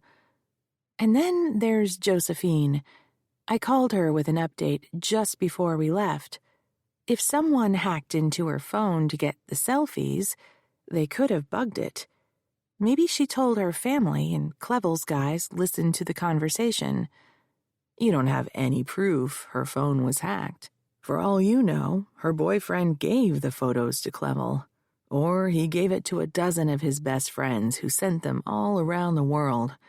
Or he could have posted them online. Revenge porn.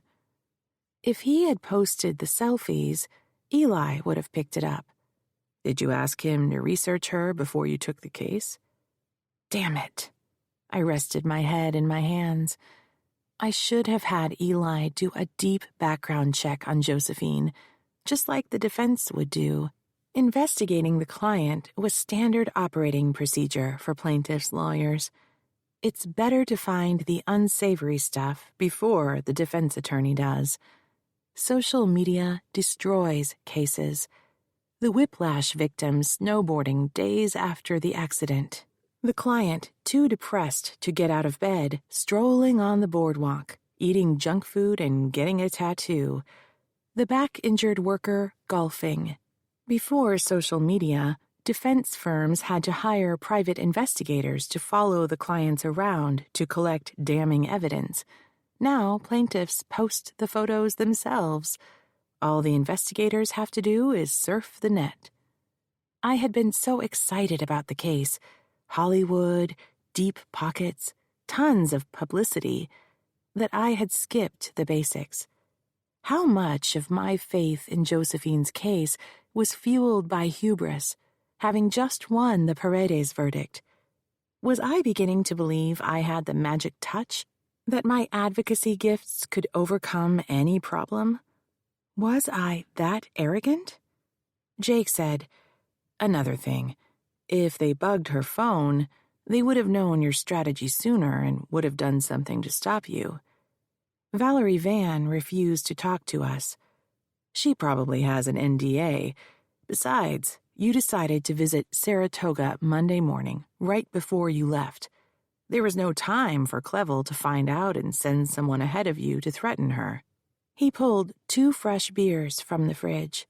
You've been in the business a while, Red. Things don't always shake out the way you want.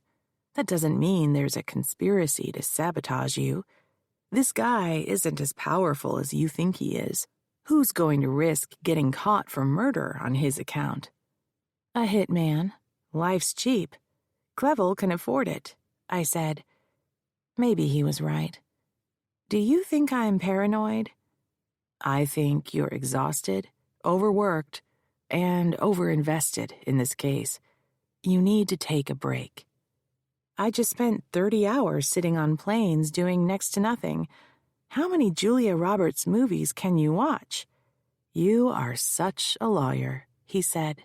He came back into the dining area, stood behind my chair, and massaged my shoulders. I hadn't realized how tight they were until he worked his hands into them.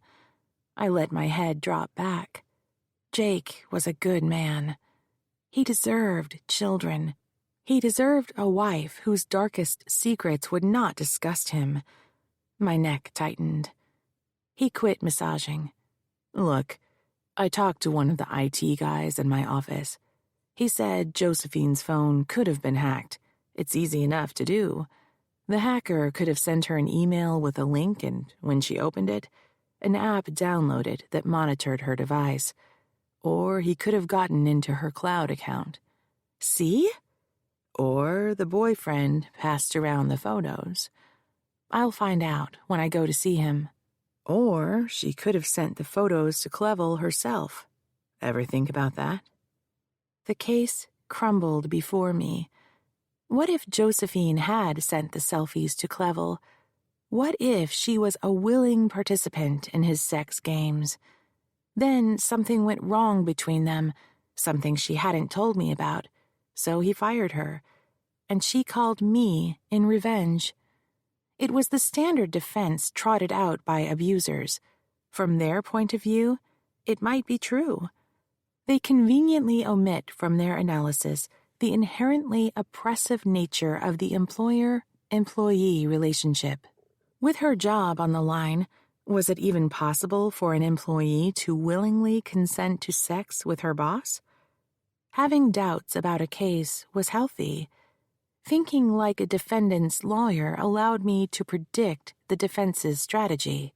Every case had times when I wasn't sure if I'd win, but as long as I had enough evidence to pursue the claim, I plowed ahead.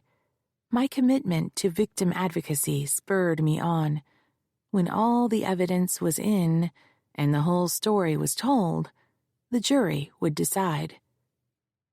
When Eli rolled in for our staff meeting the following Monday morning, Yolanda and I were already sitting at the conference table. "Why haven't you returned my calls?" I asked.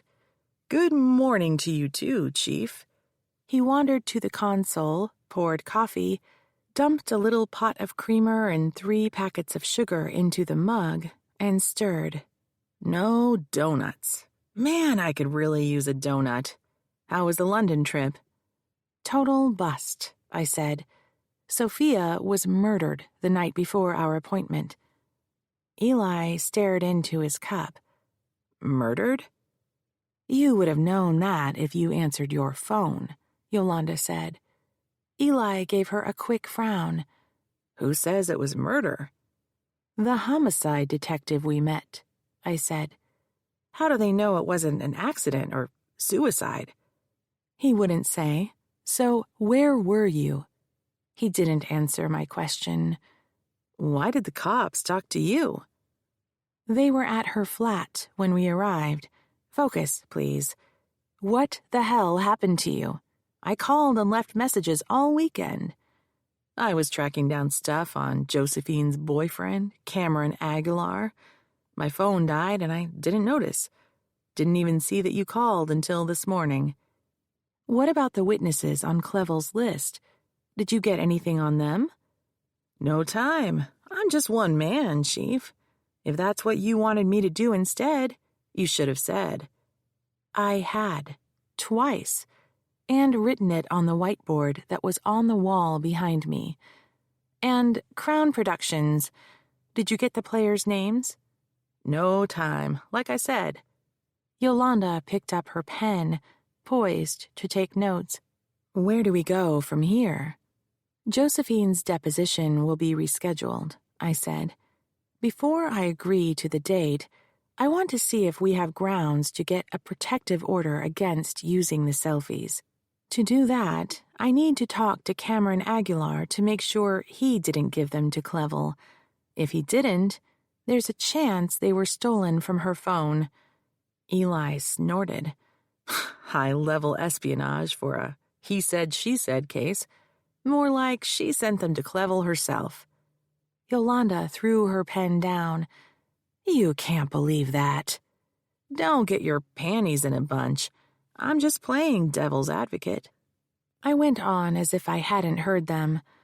"If we can establish the boyfriend didn't share them with anyone, her phone must have been hacked.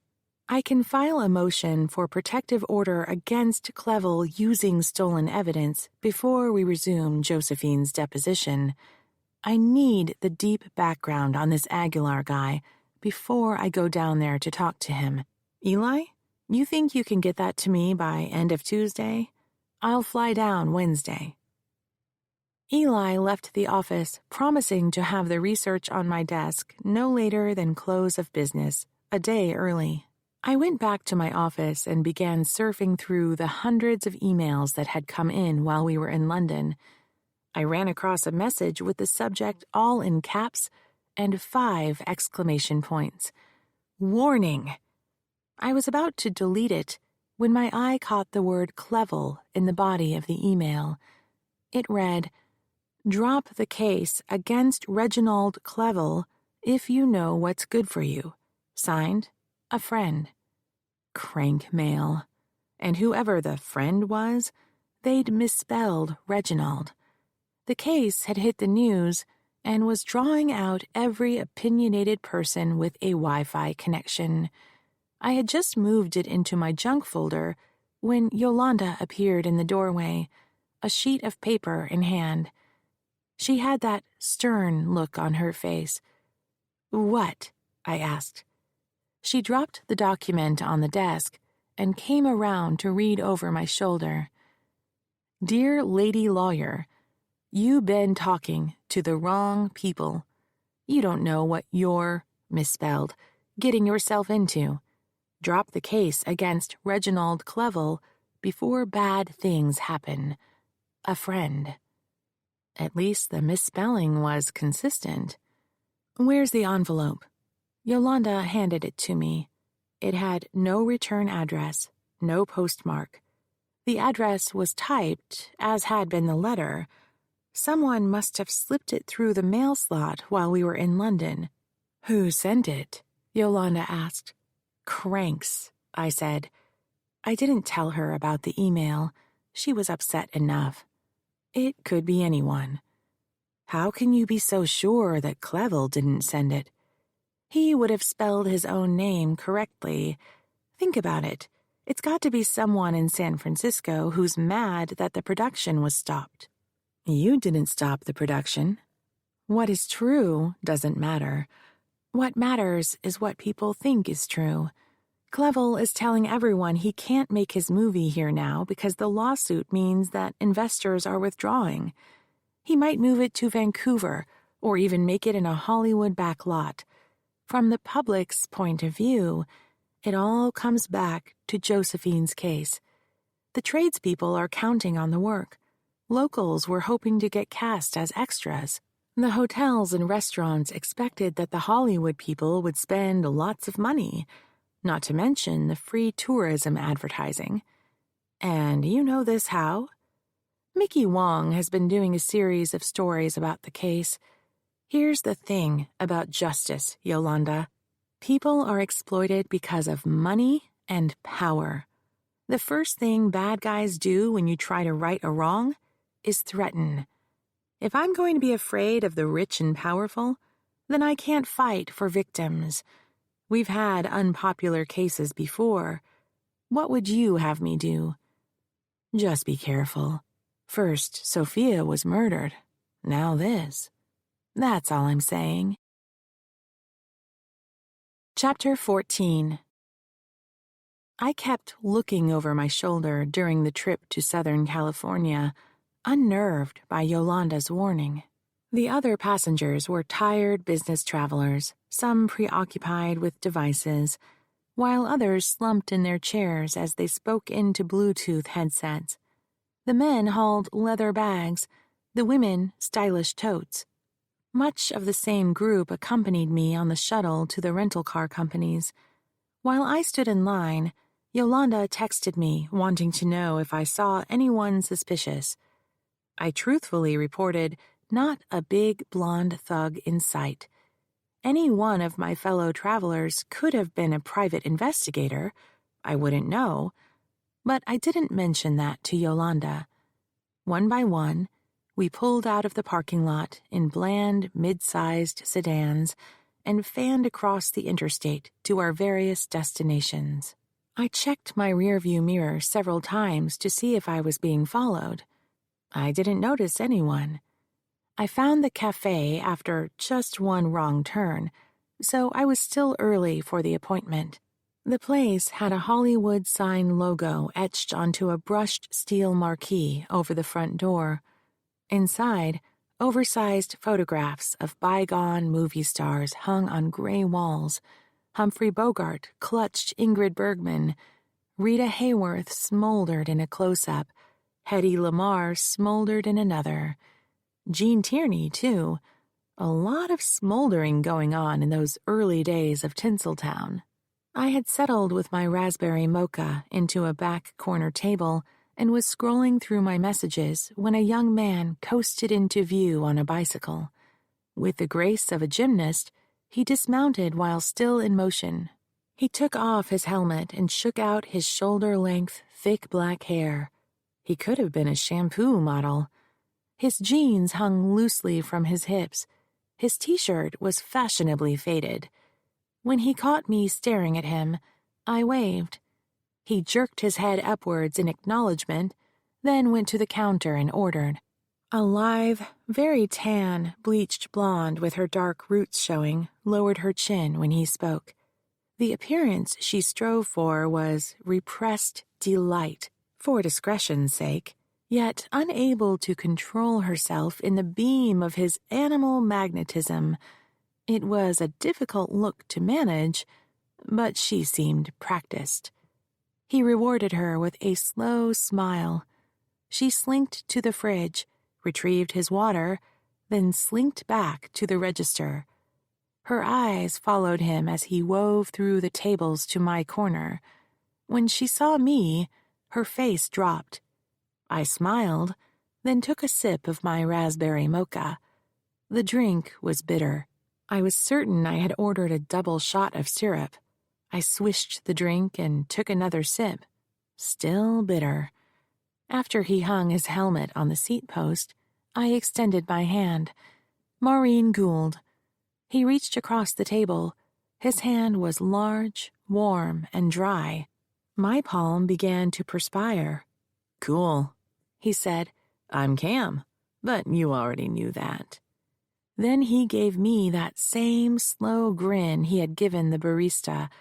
His teeth were very white. He could have been a toothpaste model, too. I had guessed. I hadn't. I knew who he was when he rolled up on the bike. Eli hadn't shown up with his report, so I had surfed the web.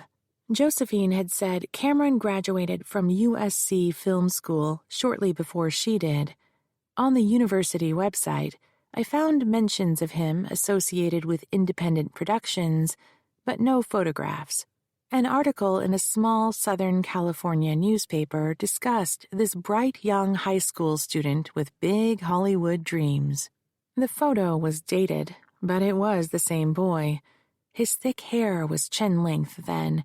He had the same heavy dark eyebrows, same fringe of black curly lashes on both upper and lower eyelids. It was doubtful that he had ever heard the word no from a female of any age, regardless of the question posed. I cleared my throat, preparing to dive into the interview. "How's Josephine?" he asked. When I had called him to set up this appointment, I had given him a thumbnail sketch of who I was and my reason for calling. He'd already heard about the lawsuit through the grapevine. When I asked who was talking about it, he claimed he couldn't remember. He said he wasn't sure he could help her case, but he agreed to meet with me anyway. Good, I said. I needed to be circumspect. I didn't know whose side he was on, but I did know he was talking about the case, and she sends her regards. Cool. He unscrewed the cap of his water bottle and drank it half down. So, there was something you wanted to talk about? Can I get some background on you first? Are you currently working? He shook his head. There are some projects coming up. Hey, have Josephine give me a call. Maybe she could get in on them. He set the water bottle down, then nudged it a few inches to the side by sliding his fingertips along the table surface, leaving a trail of condensation. I felt an urge to mop it up with a napkin, but I wasn't his mother. I took another sip of my bitter, now lukewarm, coffee. When was the last time you worked for Reginald Clevel? He dipped a forefinger into the condensation puddle, then lifted it slowly, head tilted, as he studied the water's adhesion to his skin. When it broke, he dropped the finger into the liquid again. This he did twice more before he wiped his hand on his jeans. I had a gig with him last year. It's still in post-production. I'm not sure what they're calling it now. Josephine was on it, too. You can ask her. That's where we met. So you work for Clevel regularly? Right now, I work for whoever calls me. It takes years to establish relationships and earn a reputation that can lead to steady work. So, if he called me, sure, I'd take a job. If you were to support Josephine in her case against Clevel, are you concerned that it would hurt your job opportunities? He spun his chair away from the table and perched an elbow across the seat back. What do you mean by support? It's not like I saw something. I was never in the same room with Josephine and the Duke. If I did see him, he was passing through during a shoot, and I was busy working. I'd be surprised if he even knows who I am. Not sure how I can help you. Even if you didn't see anything between them, you could fill in some background for me. He casually flipped his hand into the air. That's cool, I guess. Whatever. For instance, had you heard rumors about the Duke? Like what rumors? Have you heard Reginald Clevel harassed his staff, sexually or otherwise? Nope. You sound certain. I'm not much into gossip. I go to the job, do my work, and go home.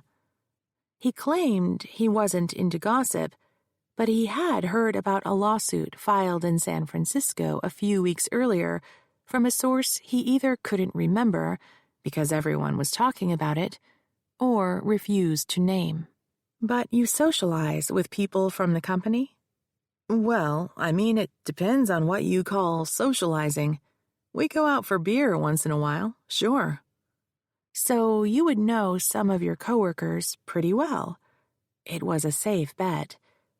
Again, not sure what you mean by that. He wasn't going to name names. He was setting himself up as the gatekeeper against my further contact with Crown Productions employees. Whether he was volunteering for the job to ingratiate himself with Clevel, or it was on direct orders, remained to be seen, but whatever I would get from him would have to come in the next few minutes. Let's talk about Josephine, then. You two had a relationship. Yeah, well, sure, we were friends. He began tapping his now empty water bottle on the edge of the table. You were close friends. What are you getting at? She texted you some pictures of herself. He began to color. Red splotches spread across his throat. So what? Women send me pictures all the time. It doesn't mean we're doing anything. I'd never sent a nude selfie to anyone in my life. Either there was a lot I didn't understand about the contemporary courting rituals of young adults, or Cameron Aguilar was lying. Women send you unsolicited nude selfies? Yeah, sure, all the time. He wasn't looking at me anymore. He was staring at a smoldering Marlene Dietrich hanging on the opposite wall. Did Josephine send you these photographs unsolicited? Hey, maybe you should ask her. He began to push himself to a stand. You know what? I've got somewhere to be. Wait. I placed a hand on his arm to stop him. I just have one more question. That lecherous smile spread across his face, and he sat back down. Did you share these photos with anyone? Yeah, right. Like that's going to happen. What do you think I'd do? Sit around the steam room with a bunch of Neanderthals drooling over pictures of naked girls? You got me mistaken for someone else. That's not who I am. Then who are you? He shrugged. Someone girls can trust. This time, when he stood, he tossed the water bottle across the room in a perfect arc, sinking it into a plastic recycle can. One more question, I said. That's what you said a minute ago. I lied. Are you willing to sign a statement that you never shared these photos? He gave me an indulgent look. Leave me out of this, okay? I don't want to get involved. Tell Josephine, good luck. Stacks of paper towered on my mother's bedroom floor. Bills, letters, contracts, warranties, and receipts. The detritus of her life I had unearthed during my search of the mansion. I had arrived mid-morning the following day, hoping Frank would have left for work already. When I stepped into the vestibule, the air was musty. It felt empty. No Frank. No Emily the maid. No other staff. If a mouse had scampered across the floor, I would have heard it. I didn't know what to do with the house now that it was mine. The place was filled with memories of the sad girl who only wanted to be seen. Yet it was all that was left of Granny Shaughnessy. Frank had no right to squat in my inheritance. He had refused to leave. A series of letters had passed between Ian Napier, acting as his attorney, and myself, regarding Frank's claim that he was owed money for maintaining the premises. He insisted that the mansion should be sold and the proceeds divided equitably, whatever that meant, arguing that he was entitled to at least half.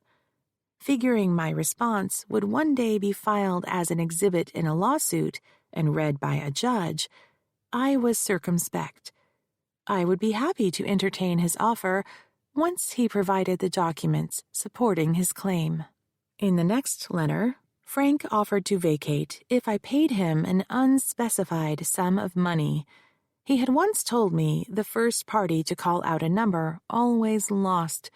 The trick was to force the other party to commit to an amount that would become his floor or ceiling, depending on whether he was receiving the money or paying it. I wasn't falling for it. Again, I responded that I would be happy to review his evidence. In the third volley, Frank promised to move out once I paid him $500,000. It was a fire sale, he claimed. I laughed out loud and tossed the letter into the to-be-filed pile. I wanted Frank out of the house, but apparently not as badly as he wanted money, lots of it, without proving his claim. Time was on my side. That morning, as I wandered through the house collecting documents, forgotten memories came to mind. I saw grooves in the hallway floors where I had roller skated. In my father's den was the couch where I had read fairy tales while he worked. I found myself standing in the parlor corner to which I was banished while my mother painstakingly decorated the Christmas tree. I flopped on the couch and put my shoes on the table. No one was left to tell me I couldn't. I wandered into the kitchen, opened the fridge, and found a quart of milk long past its best-by date. Crusty dishes were in the sink. In the cabinet underneath, a rank smell rose from a garbage can so full the lid couldn't shut. Frank was fending for himself. It was then I noticed dust had settled throughout the house. A soft gray layer blurred the tables and the bookcases, the picture frames and the windowsills. In a corner of the French doors that led into the garden hung an elaborate spider web. The grass was shaggy. The now dim dining room table reminded me of my last night in the mansion. I had not eaten with the family for some time because I had been sick. That evening, I was in bed, dozing, when the maid knocked on the door.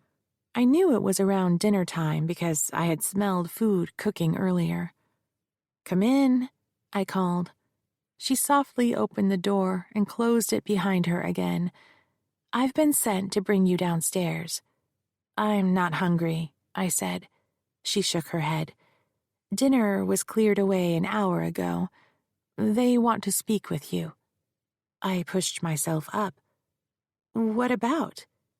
Without answering, she pulled a robe from the closet and held it up for me. When the maid led me into the dining room, my mother was sitting at her end of the table. Frank was facing the liquor decanters on the buffet, his back to me. He was pouring himself a drink. The maid disappeared.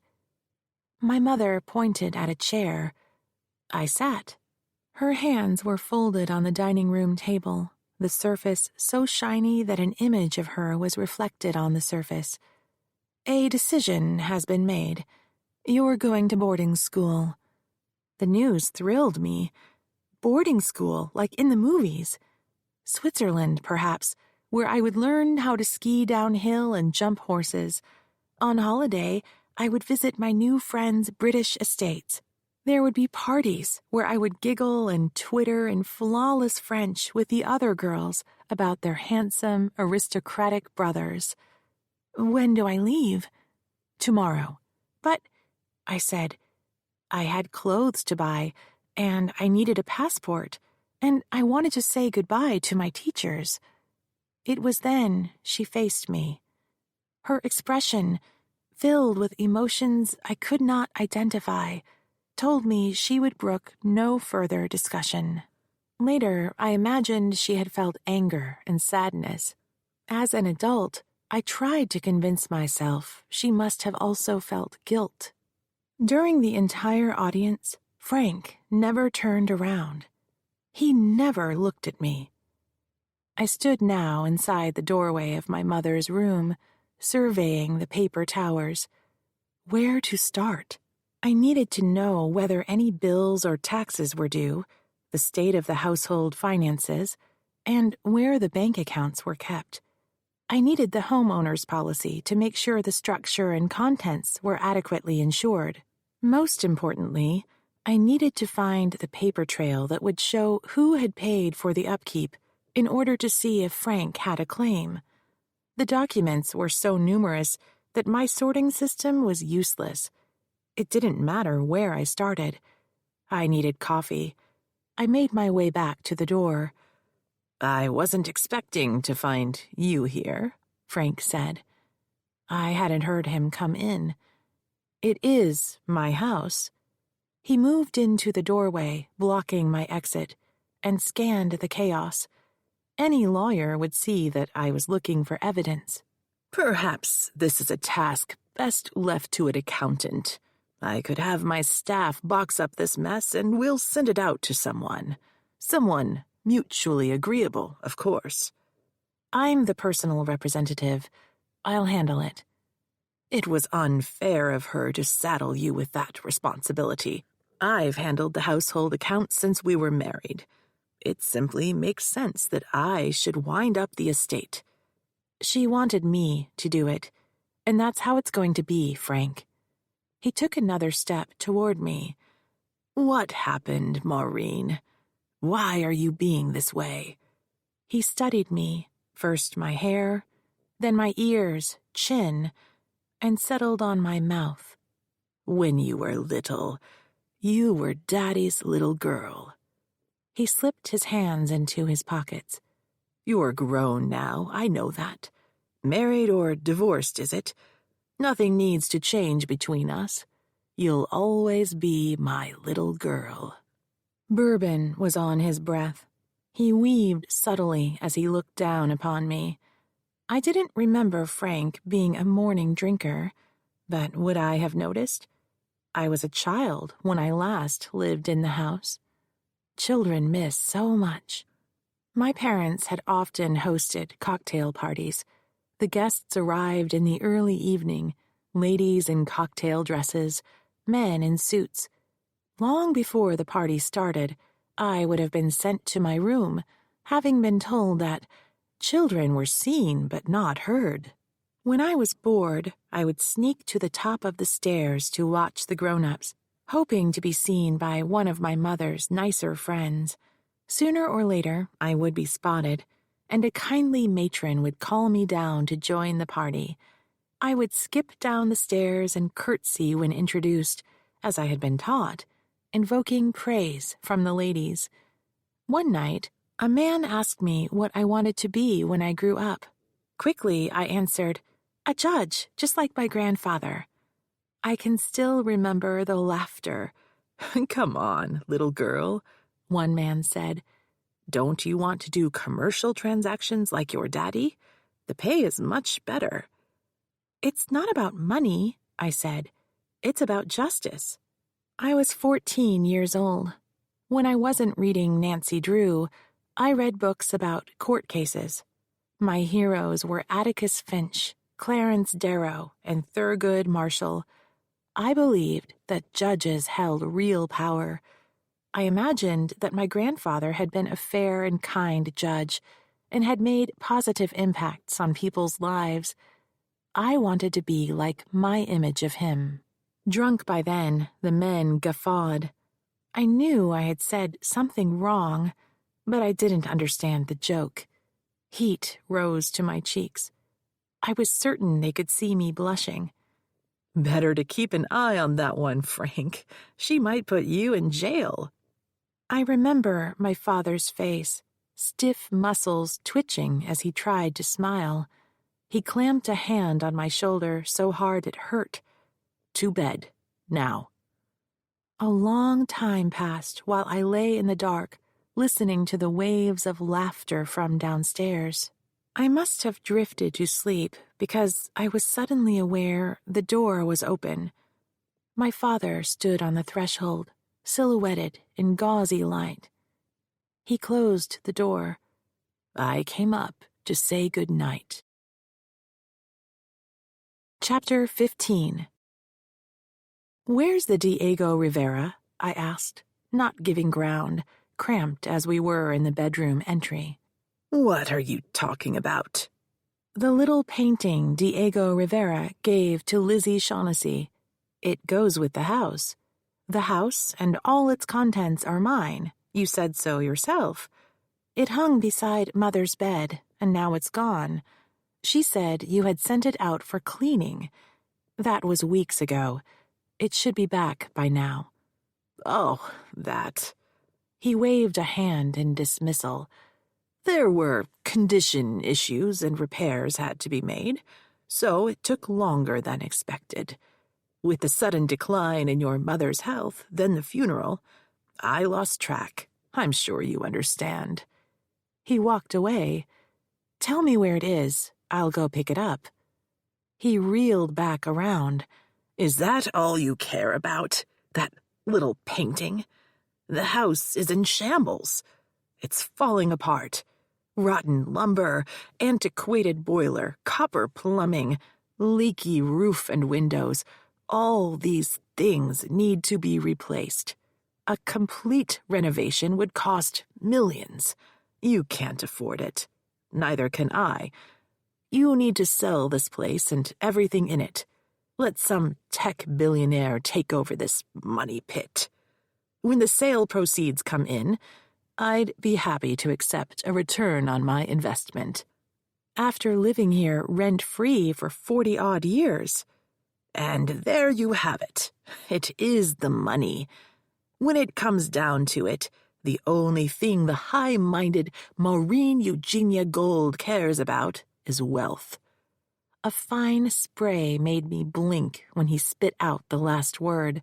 He wiped saliva from his face with the back of his hand. "I gave you a name you could be proud of. The Goulds are a long line of respected lawyers and jurists." "And philanderers?" "Nonsense. Your mother was lucky to have me. I legitimized her in that shanty Irish family of hers. They got rich exploiting immigrant labor. Proud of that, are you? How many coolies suffered to fill the Shaughnessy coffers? And that tramp, Lizzie Shaughnessy, what a nightmare. My family told me not to marry your mother, begged me, but I was blinded by her money. He slapped me. The momentum pulled him off balance, and he threw a hand up against the door jamb to steady himself. I didn't move. My face burned where it had been struck. I felt tears well. I didn't want him to see me cry, even if they were tears of anger instead of pain, but I would not hide my feelings anymore. Show some respect, Maureen. He walked away stiffly. The front door slammed. His Jaguar roared. I was still standing in the same place as his Jag faded into traffic. Yolanda and I ferried 8 full banker's boxes back to my loft. We arranged the collection in the great room, 2 stacks against a wall, leaving the dining room table surface clear for sorting. I grabbed a box, flipped off its lid, dumped the contents out, and started sorting. Piles for bills, warranties, and tax records, and a pile for letters and greeting cards saved in their envelopes. My mother had pen pals throughout her life, mostly distant cousins and girlhood friends who had moved away. Some postmarks had faded with age, but the stamps had cost 4 cents. More recent letters were tied up with a pink ribbon, the envelopes written in a neat longhand. Return address, Q. Brennan. They had been postmarked within the last year. I argued with myself about reading my mother's personal correspondence. I had yearned for closeness to her, to know what she regarded as important, what she thought and felt. Although she had not penned these letters, they were sent in response to something she had written. I decided to set the mail aside and let the dilemma work itself out in the back of my mind while I attended to more pressing matters. Invoices recorded work on the house since it had been built, receipts from plumbers, bricklayers, glass companies, electricians, and landscapers. I even found the garden plans that had been drawn and redrawn through the decades, including the one my mother had commissioned. I searched for the bank accounts. My mother had inherited a pile of money along with the house. She was fortunate, she had often said, that she married a lawyer to handle all the paperwork. And apparently he had, as those papers were gone. He must have kept them at his office. Those records would prove whose money had supported the mansion. I opened the hallway closet and stacked my boxes on the floor. As I straightened, Germaine Greer slithered past me on her way to the great room. I heard the front door open. "There you are, cat," Jake said. Loud purring ensued. I walked out of the hall and found Jake squatting, petting the cat. He had dropped his briefcase on the floor. "Hi," I said. "Hey, Red. Didn't expect to see you here." "I've been getting a lot of that lately." He frowned in response. Frank showed up while I was at the mansion. And words were exchanged, as they say. He stepped closer. "What's that? Looks like you got some dirt on your face." He lifted a hand to brush away the imaginary smudge, and I flinched. I imagined a hand-shaped bruise was now darkening on my cheek. "It's nothing." I made my way around the kitchen island on the way to the fridge. "Want a beer?" He settled onto a bar stool at the breakfast counter. With my back to him, I pulled 2 bottles of Anchor Steam from the fridge and 2 Pilsner glasses from the cabinet, then filled each glass. I was stalling. I didn't want Jake asking questions about the bruise. I didn't want to answer, but I didn't know why. I hadn't done anything wrong. When I turned around to serve him, he took a hard look at my face. His voice was low when he spoke. "Did he do that to you?" I couldn't answer. I had lost my voice. "Has he done something like this to you before?" Had he? Was it the same? "I can't talk about this." "Someone needs to kick that bastard's ass." "Jake, you're an officer of the court. You can't go around beating up people." Fine. We'll file charges. A man never strikes a woman. I don't care how pissed off he is. I don't care what she did. I knew how criminal law worked. If Jake called the police, they would interview Frank, and he would deny he had slapped me. Charges would or would not be filed, depending on the caprice of the deputy prosecutor who reviewed the case. Regardless, the story would be out. If the case went the distance, I would have to testify at trial where a jury would decide who was telling the truth, me or my father. Without witnesses, it would be my word against his. I can't. You can't what? Press charges? What he did was wrong, Maureen. You can't let him get away with it. What are you afraid of? I've seen the scars on your arms. I know what they mean. The most common reason kids hurt themselves. Don't recite journal papers to me, Jacob Kuhn. I'm not your juror. Prosecutors were trained in psychology, so they could understand why victims sometimes refused to testify or recanted.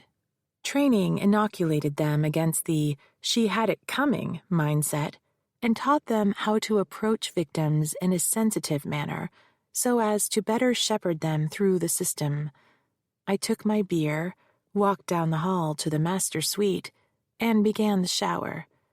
He followed a few minutes later, stopping on the other side of the bedroom wall. We're still married. I'm not the one who moved out. I was wrong, and I'm sorry. I want to be your husband for the rest of my life. Love, honor, and support. That's what we wrote into our vows. I stepped into the shower. Maureen, I'm not an idiot. You're different when you're around him. Did you know that? It's like I lose you every time you see him, and it takes days for you to come back to me. I want to make everything all right for you. I want you to trust me. But you keep throwing up these walls. You've locked me out of your life. I couldn't tell him. The barrier that had built up between us was more bearable than admitting Jake into the secret. If he knew, there would be 3 people in our marriage: Jake, Frank, and me. When I was a child, I had craved oneness with Frank. I didn't know why the time we spent together was not to be spoken of, but I understood that my mother was shut out of our relationship. I was glad she was. I wanted him to myself. After the rape, I believed it was my fault. What had I done that made Frank do that to me? Intellectually, I knew that this was the source of my shame. I also knew that I had been groomed and had no way of knowing what to expect. Still, I couldn't forgive myself. And I couldn't share the secret with Jake. I was too afraid of what I would see in his eyes once he knew. Through the shower door, I could see a blurred image of Jake. Facing away from me, he reached for my cosmetic jars one at a time, examined them, and then replaced them in the exact spots where they had been. Mist curled up around me, the glass door sweated, and his image was gone. I stayed in the shower until the water ran cold. When I stepped into the empty bathroom, I heard him putter in the kitchen. The fridge door opened and closed. Pans rattled on the stovetop. That night, we ate dinner in silence. Over the next several days, I sorted my mother's papers on the dining room table, creating separate piles for household expenses, insurance appraisals, and property taxes. Her personal correspondence I put back into a box. Someday I might want to read them, but now it was too soon. I had thought all the banking records were missing, but I was wrong.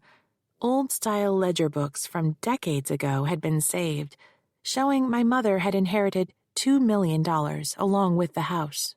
Payments were made, yet the amount kept growing with accrued interest. The entries abruptly stopped a few years after my parents' marriage.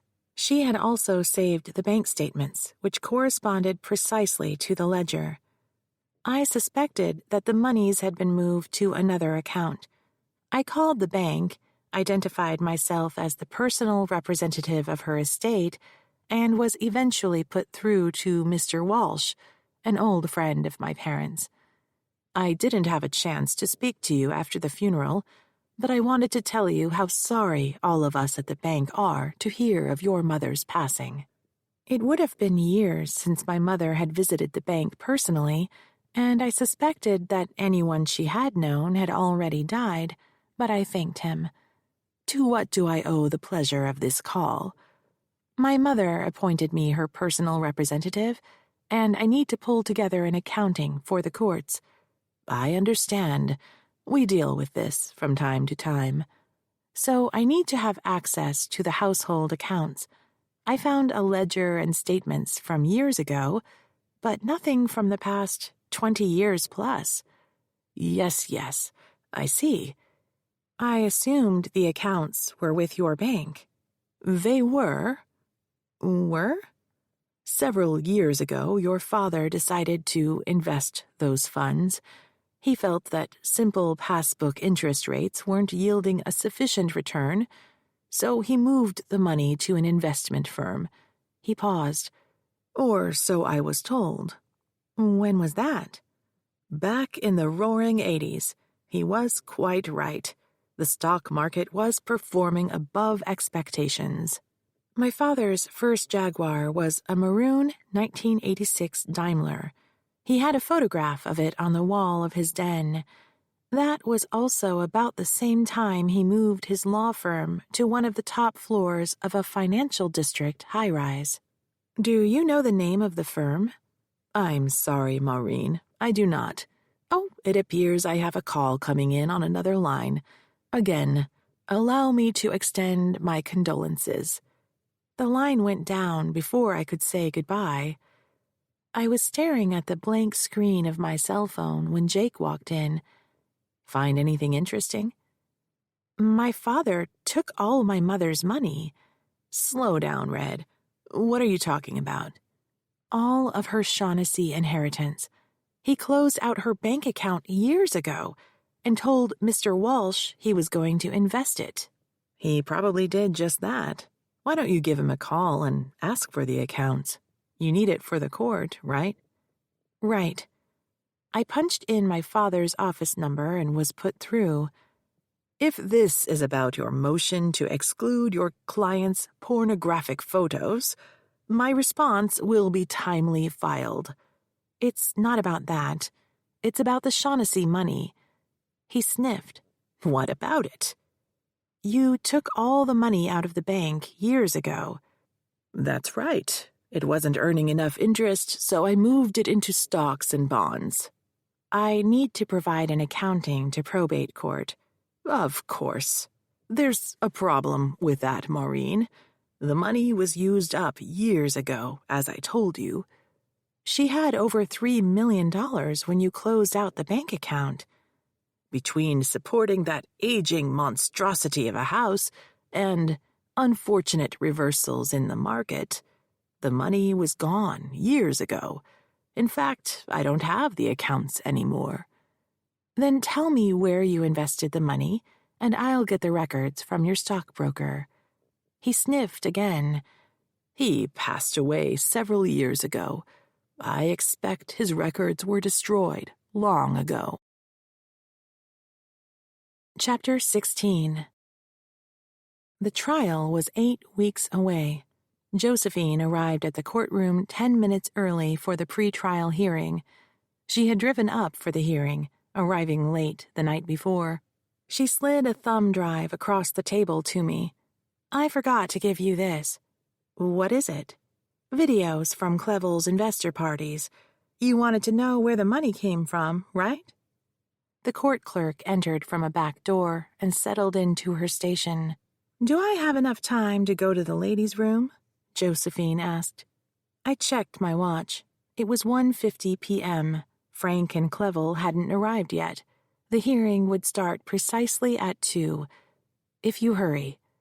I tossed the thumb drive into the bottom of my bag, then organized my papers, a copy of my motions, Frank's opposition briefs, and my replies. I scribbled on a legal pad to check 3 pens had ink. I was digging around in my briefcase for my highlighter when Josephine's stilettos tapped back into the courtroom. She was blinking rapidly. Right behind her was Frank, an amused look on his face.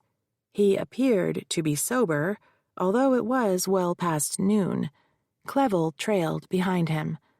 Josephine slipped into the chair beside me and asked, "Is he allowed to talk to me?" "No, he is not. Did he try to?" The clerk struck her gavel. "All rise."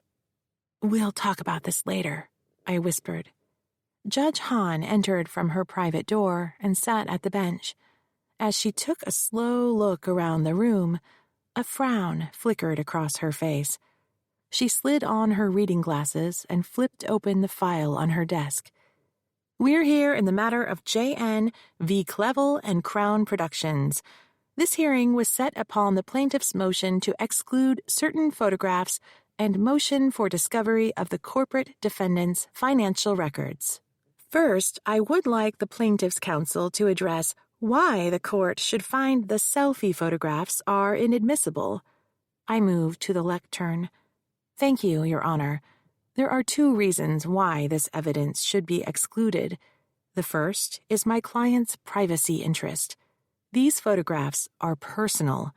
The photographs were taken by her to be distributed to only one person, Mr. Aguilar.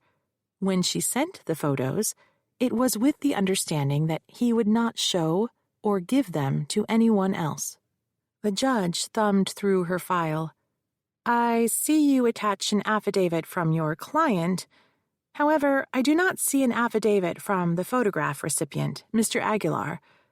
They say if you don't have the facts, argue the law. Yes, Your Honor, his affidavit would be immaterial to these proceedings, as it is not our burden to prove these photographs were stolen. Rather, the defendant has the burden to prove they were obtained lawfully. It will be the defendant who seeks to introduce these photographs into evidence. To date, he has given no explanation for how he obtained them. It was the only argument I had." The judge wrote a few notes, then lifted her head. "Anything else?" In my peripheral vision, I saw Josephine staring at me, her arms wrapped tightly around her waist. "My second argument for excluding the photographs from evidence is that, regardless of their provenance, the photos did not come into the possession of the defendant, Reginald Clevel, until after this case was filed. If he had these photographs before he sexually assaulted—" "Objection!" Frank was on his feet. Judge Hahn took her glasses off and rubbed the bridge of her nose. "Mr. Gould, as an experienced attorney, you should be aware that anything said in oral argument is not evidence. Moreover, I am an experienced jurist. I am perfectly capable of discerning evidence from argument. Objection denied." She then addressed me. "However, Ms. Gould, I wish to note that we are not before the jury. We could do without the hyperbole, if you please." "Certainly, Your Honor." I waited for Frank to sit down. His interruption of my argument was meant to flex muscle for his client's admiration. A flamboyant gesture and nothing more. If it were any other attorney, I would have started speaking again while he realized how ridiculous he was standing there. But it was my turn to flex. I had the floor, and I wasn't going to resume until he sat down. Clevel was paying Frank by the minute to stand silently with the last thing on his lips, a flaccid and failed objection. Judge Hahn spiked Frank a look. He sat. As I was saying, there is no evidence that Mr. Clevel was in possession of these photographs before he assaulted my client. Clevel clutched Frank's sleeve. Frank ignored him. So if the defendant argues at trial that he believed that she would welcome his advances, a defense he suggested in his brief, He cannot support that belief, claiming he had seen these photos before the night in question. He didn't have them. That makes the photographs irrelevant to his defense. Very well, Miss Gould. Mr. Gould, would you like to argue? Indeed I would, Your Honor. As I settled into my chair, he took the lectern. First, I wish to address the provenance of the photographs. I strenuously object to the plaintiff's accusation that we stole the selfies. I have never been accused of stealing evidence in my entire career. I am insulted that such an outrageous allegation would be made against me or my office. We ask the court to find this argument is meritless and scurrilous, and we request the court to enter sanctions against plaintiff's counsel for making them. Mr. Gould, Judge Hahn said, as I instructed plaintiff's counsel, we could do without the hyperbole. Every attorney has a duty of good faith, meaning their motions must be supported in law and fact. Ms. Gould provided an affidavit supporting her motion. She satisfied her duty. There will be no sanctions. Continue. Yes, but the plaintiff has no proof these photographs are stolen. Your Honor wisely noted that there is no affidavit from the friend, Mr. Aguilar, supporting their argument. This lack of evidence is telling. There is nothing stopping plaintiff's counsel from flying down to Los Angeles, meeting with Mr. Aguilar, and obtaining an affidavit from him, if these allegations are true. He knew I had met Aguilar. I could tell by the way his voice shifted. Either he had someone following me, or Aguilar talked. The latter was more likely. Or maybe I was paranoid. Maybe some friend of his had spotted me in the airport, here or in L.A., and he surmised the rest. He went on, As for the relevancy argument, Your Honor, under the law of the state of California, any and all of the plaintiff's behavior at the workplace or amongst her coworkers is admissible on the issue of whether she consented to intimate advances. Clevel leaned across Frank's empty chair and plucked at his blazer. Clevel shook his head, mouthing, "No, no." He then pushed Frank's chair aside and rolled his closer to the lectern. Frank bent over for a whispered conference. The judge spoke. "Is there something you would like to add, Mr. Gould?" Frank patted Clevel's shoulder and resumed position behind the lectern. For the record, we are not conceding there was any kind of advance, sexual or otherwise, by Mr. Clevel to Ms. Navarre. The plaintiff must prove it occurred. However, for the purposes of argument, if Mr. Clevel had made intimate advances to Ms. Navarre, her behavior in and around the workplace would be evidence that he had a reasonable expectation she was amenable to the alleged advances. The judge's posture hardened. Your implied consent defense. Exactly, Your Honor. If my client made such an advance, the evidence will show that by her acts and statements, Ms. Navarre implicitly consented to sex with him. Frank continued, As to the provenance of the photographs, as an officer of the court, I represent they came into my possession via an anonymous delivery. A messenger dropped them at my office in a brown paper envelope with no return address. I have no idea who delivered them to me. It could have been true. More importantly, I had no way to prove otherwise. Are you finished, Mr. Gould? Yes, Your Honor. Don't sit down quite yet, Mr. Gould. Judge Hahn stood. The attorneys will report to Chambers. What's going on? Josephine whispered. No idea, I whispered back. I'll let you know as soon as I get back. Can I come? She said, just the attorneys. You're going to leave me in here with him? She pointed at Clevel with a look. Go back to the ladies' room. I'll find you when the judge is done with us." I escorted Josephine to the courtroom doors. By the time she was safely away, Frank was hovering by the back door. The clerk was on her feet, looking at her desk, eyebrows raised. No one kept a judge waiting. Judge Hahn was seated at her desk. "Close the door behind you." Frank did. There were 2 empty visitors' chairs, but she did not invite us to sit.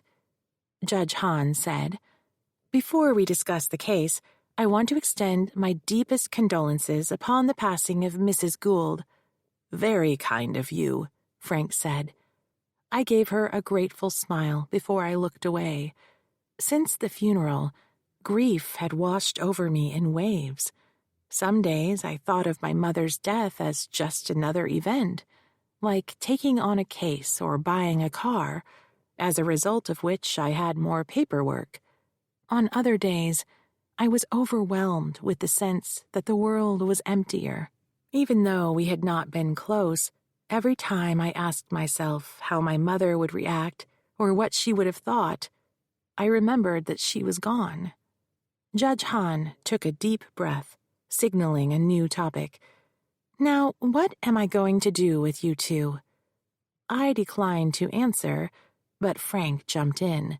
"This is a case that should have never been filed." Judge Hahn held up her hand yet again. "It was a rhetorical question, Frank. I don't require a response." On the ledge outside the window, a pigeon sat on her nest, oblivious to the office occupants.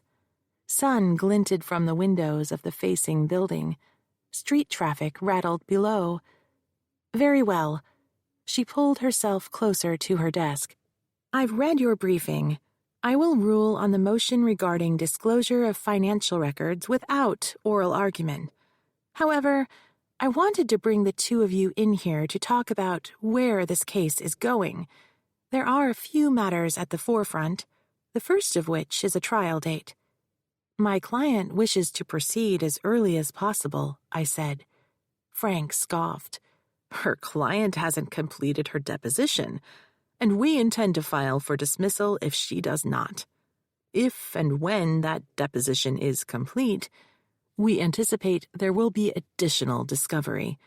It's premature to set a trial date, and we ask that you defer doing so until later in the year." "We'll return to that," Judge Hahn said. "As for your motions, I am prepared to make rulings on both the selfie photographs and the financial records. I can assure both of you that neither party will like my rulings. So this is what we're going to do. I'm going to put the 2 of you in a jury room and close the door. Work it out. It's in the best interest of your clients." She pushed a button on her phone. "Madam Clerk, report to chambers, please." A few minutes passed while we waited. "One more thing," Judge Hahn said. "I hesitate to comment, but there is something about this case that I find deeply disturbing. I've never had related attorneys oppose one another in my courtroom before. Related parties are common, but not attorneys. When family members become involved on opposite sides, acrimony is escalated. What I see passing between the 2 of you is troublesome. I would suggest that your own conflicts may be overshadowing your client's interests. I'm speaking to you as someone who has known you both professionally. Frank, Maureen, work it out." Frank spoke. "On behalf of my client, Your Honor." "Enough, Frank," she said. "Save it for the courtroom." The door opened and the clerk appeared. "Show counsel to jury room A." The clerk led us to the jury room, unlocked the door, and stepped aside so we could enter. When the door clicked shut, I wondered if she had locked us in. I squeezed around the table to see if I could spot the pigeon, but an edifice was in the way. This view was even more bleak than that from Judge Hahn's chambers. All was in shadows, an alley below and the building opposite. "Let's cut to the chase, shall we?" Frank said. "You can't win this case. You and I both know that you don't have enough evidence. No one saw this attack. If that isn't bad enough, your client has engaged in, shall we say, salacious behavior, all of which is admissible. Your case has all the hallmarks of a disgruntled former employee trying to exact revenge for her well-deserved discharge. I can't imagine what your motivation is for pursuing it. Glory-seeking, perhaps. Did you ever stop to think it's a bit unfair to your client to get her hopes up? I spun around to face him. Why was Josephine fired in the middle of the night, then? Have you come up with an explanation for that? You're suffering from two incorrect suppositions, counselor. First off, your client wasn't terminated in the middle of the night. She was given her notice the morning after she disappeared from a work meeting. Second, it's your job as plaintiff to convince the jury that her discharge was wrongful. That's your defense? You're going to hide behind the burden of proof? The difference between you and me, Frank, is that I believe in justice. The jury will see your machinations for what they are, nothing but sleight of hand. You can't hide the truth forever. Your client could be a better man if he acknowledged his wrongdoing and made amends. Amends? Frank barked a laugh. You mean pay my client a pile of money, filthy money, for you and your client. Rich for someone who was demanding to be paid before he would move out of my house. Justice means outing the abuser, Frank. Sexual exploitation will not end until it's brought into the light and the wrongdoers are exposed. Clevel needs to bear the consequence of his actions. Oh, get off your soapbox, Maureen. He came around the table, trapping me against the window. The real difference between you and me is that I understand the true nature of men and women. You can't change nature, Maureen. You can't legislate it out of existence. Once you strip away culture, we are nothing but feral animals, no more evolved than dogs rutting in the streets. I understand this. I accept it. You don't scare me anymore, Frank. It was not me you feared, Maureen. It was your own nature. I planted a hand in his chest, forcing him aside. I'm out of here. I have a settlement offer, he called out. My hand on the doorknob, I spun around. Make it. My client is willing to pay 1 year's salary, expunge the personnel files of references to her dismissal, and provide a letter of recommendation. Your fees to be negotiated. There was a condition. I could feel it. If she signs a new non-disclosure agreement, and there will be no admission of wrongdoing. This is what you wanted, Maureen. A settlement. That's what you asked for in the beginning. You never meant to take this to trial. You were in it for a quick win. So here it is on a silver platter. Take it. Let's get this over with. I'll convey your offer. Chapter 17. Josephine was seated on a ladies' room bench, scrolling through her phone. What took you so long?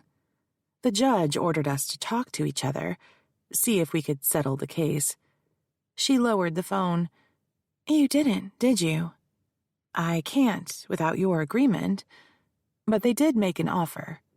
Which is 1 year's salary, your personnel records expunged, a letter of recommendation.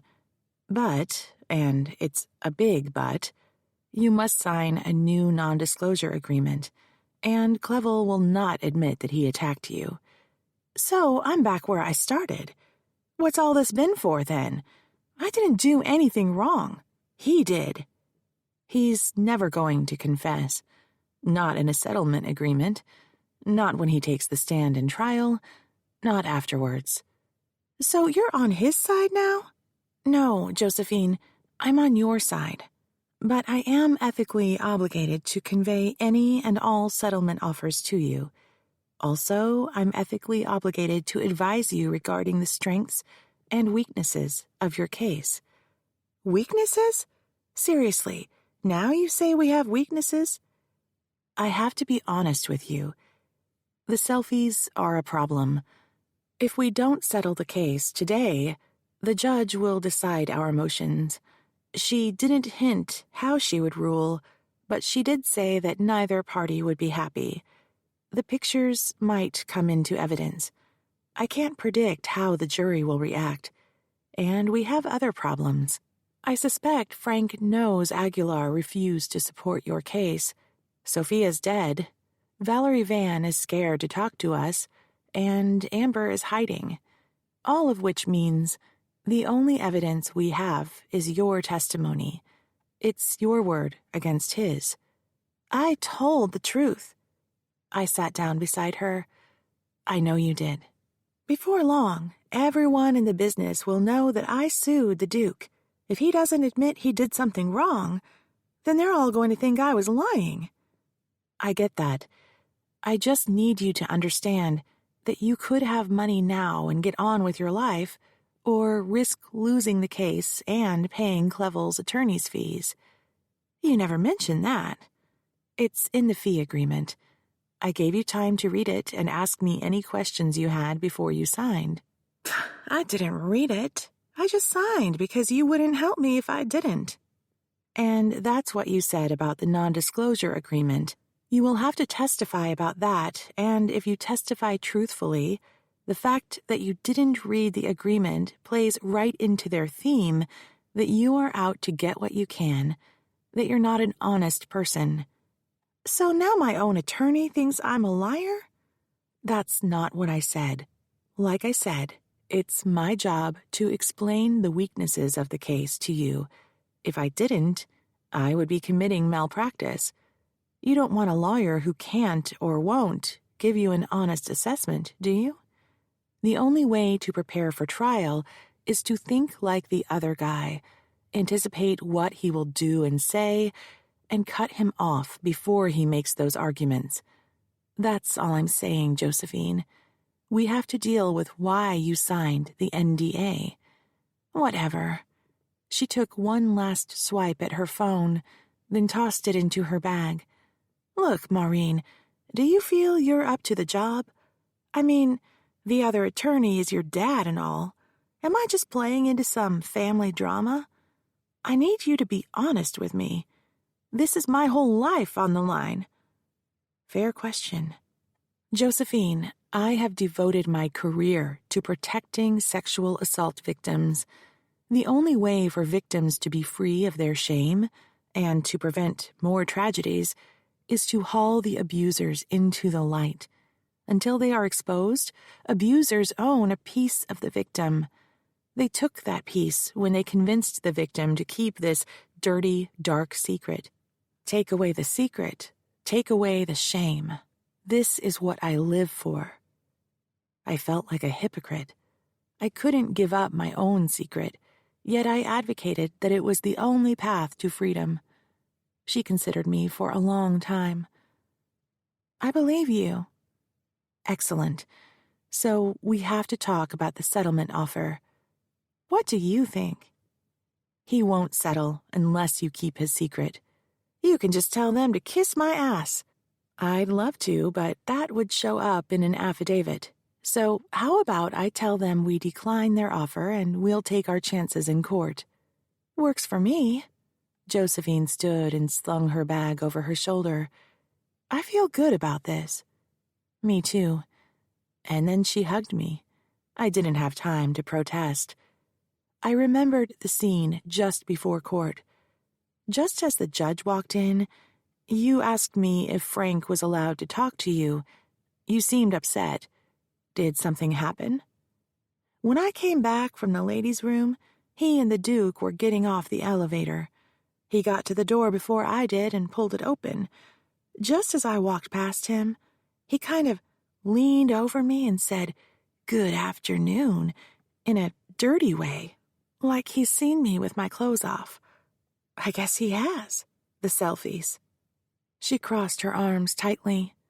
The young woman who first showed up at my office all those weeks ago, so elegant and dignified, cowered when she spoke of my father. That was his game. Intimidate his way into someone's head and then consume her sanity from inside her mind, like a parasite. I am so sorry, Josephine. I promise not to leave you alone again. We're ready to go back on record, I said as we entered the courtroom. Clevel fell back in his chair, a victorious grin on his face. He assumed we had accepted the offer. Judge Hahn appeared at the bench a few moments later. Would one of the attorneys advise the court as to the status of this case? I stood while she was still talking, edging out Frank. There has been no resolution. We wish to proceed, ask the court to rule on our motions, and further to set trial for the earliest date available. Clevel's head whipped around. But I thought... Judge Hahn's hand was up. Are you certain? We are, Your Honor. I took my seat. Very well. The court determines that it would be most expeditious to bifurcate the trial into 2 proceedings. First, the jury will hear evidence regarding the events in question.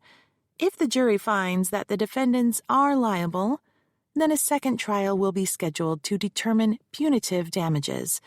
Thus, as to the motion for disclosure of financial records, the court reserves its ruling. In the event the jury finds for the plaintiff in the first trial, then the court will order the release of the defendant's records. Clevel spoke sotto voce. This can't be happening. Judge Hahn spiked him a look over her reading glasses. And as to the motion to exclude certain photographs, I hereby rule that the so-called selfies are likely to lead to the discovery of admissible evidence and as such are fair game for continued discovery.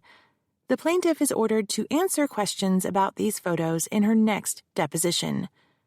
Clevel slapped the table. Yes. As for admissibility, I will delay ruling upon whether the photographs will be admitted into evidence at trial until discovery has closed. She took a hard look at me. It was a warning. If a jury saw those photos, I could lose the case. What Judge Hahn and Frank and Clevel didn't understand was that fighting a case is not about the big win at the end or the risk of losing. The fight itself, the pursuit of justice, was reason enough to go into battle.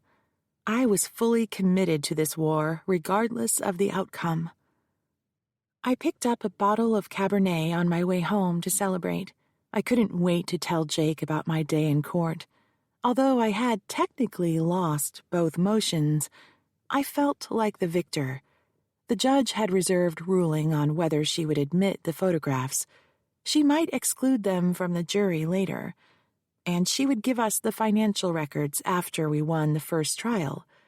The best part was that Josephine had recommitted to the case. She finally understood why I fought for her. When I opened the door, the loft felt abandoned. I dropped my briefcase, pulled off my raincoat, and wandered into the great room. It was empty and pristine. The plates and coffee cups Jake and I had left next to the sink that morning had been washed and were upended on the drain board. The cat's dishes were full. Since the day my father slapped me, Jake had been distant. He still cooked every night or brought home takeout, but we worked through dinner to avoid conversation, me at the table while he was in the home office. By the time I got to bed, he was already asleep. There had been no real argument, so could not make our way back with a simple apology. Neither of us had been in the wrong, unless it was me for not being able to break through the barrier that I had brought into our marriage. But he had married me for better or for worse. That was the oath we took. He had seen the scars on my arms before our wedding. He should have suspected something so shameful in my past I couldn't speak of it. Still, I yearned for a connection with him. A smile, a hug. Maybe today's court news would get us talking again. Jake? I opened the hallway closet to put my raincoat away. The boxes containing my mother's effects were stacked on the floor where I had left them. The shelf where Jake's box and trophies had been was vacant. In a flash of beige fur, Germaine Greer dashed to the great room where she began a plaintive cry. I followed her. That's when I saw the note on the counter. My dearest Maureen, you are in a dark place where I cannot reach you. I tried. You always said that you wanted our marriage to be just us.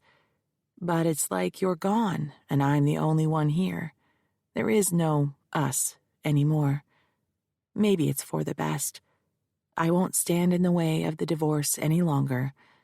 But please remember that you will always share my soul. All my love, Jake. I skipped dinner, uncorked the Cabernet, and took the bottle and a wine glass to my bedroom for a night of old movies. Chapter 18. A week after the hearing, Yolanda, Eli, and I stood in the conference room gazing at the mountain of paper in disbelief. Eli shoved a wad of tobacco into his cheek. Holy sh... Yolanda interrupted. Holy tamale. The conference table was covered with stacks of paper, 3 reams high. Frank had delivered a new deluge of evidence. Piles of paper it would take days to comb through, discern what was there, what was important, and what was missing. There was one thing I could count on. The information I wanted, where Clevel got his funding, wouldn't be in that heap. Holy something, that's for sure, I said. Eli, did you do the background on Crown Productions? I had asked him weeks ago to pull together information on the corporate directors. He shifted the wad of tobacco around in his mouth. Didn't get around to that. He hadn't done the research on Cameron Aguilar either. Have you been busy working for someone else? Got a drug case. With anyone I know? Best if I don't say. I'll do the backgrounds, Yolanda said. While you're at it, I have a thumb drive from Josephine. Take a look at that and see who turns up. There's video? Eli asked. Josephine took footage at parties. You seen it yet? No, or I would know who was on it, wouldn't I? Right, Eli said. I can handle that for you. He hadn't been invested in the case since the day I decided to take Yolanda to London. He hadn't done the research assigned to him. He didn't answer his phone. He disappeared for days at a time.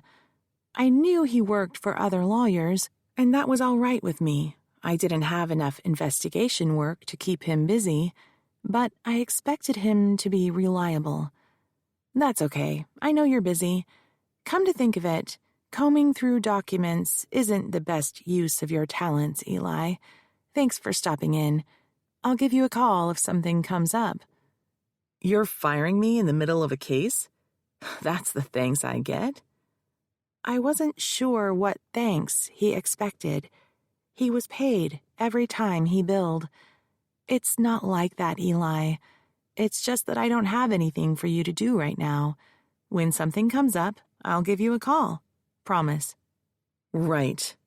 Eli launched a glob of spit into a wastebasket.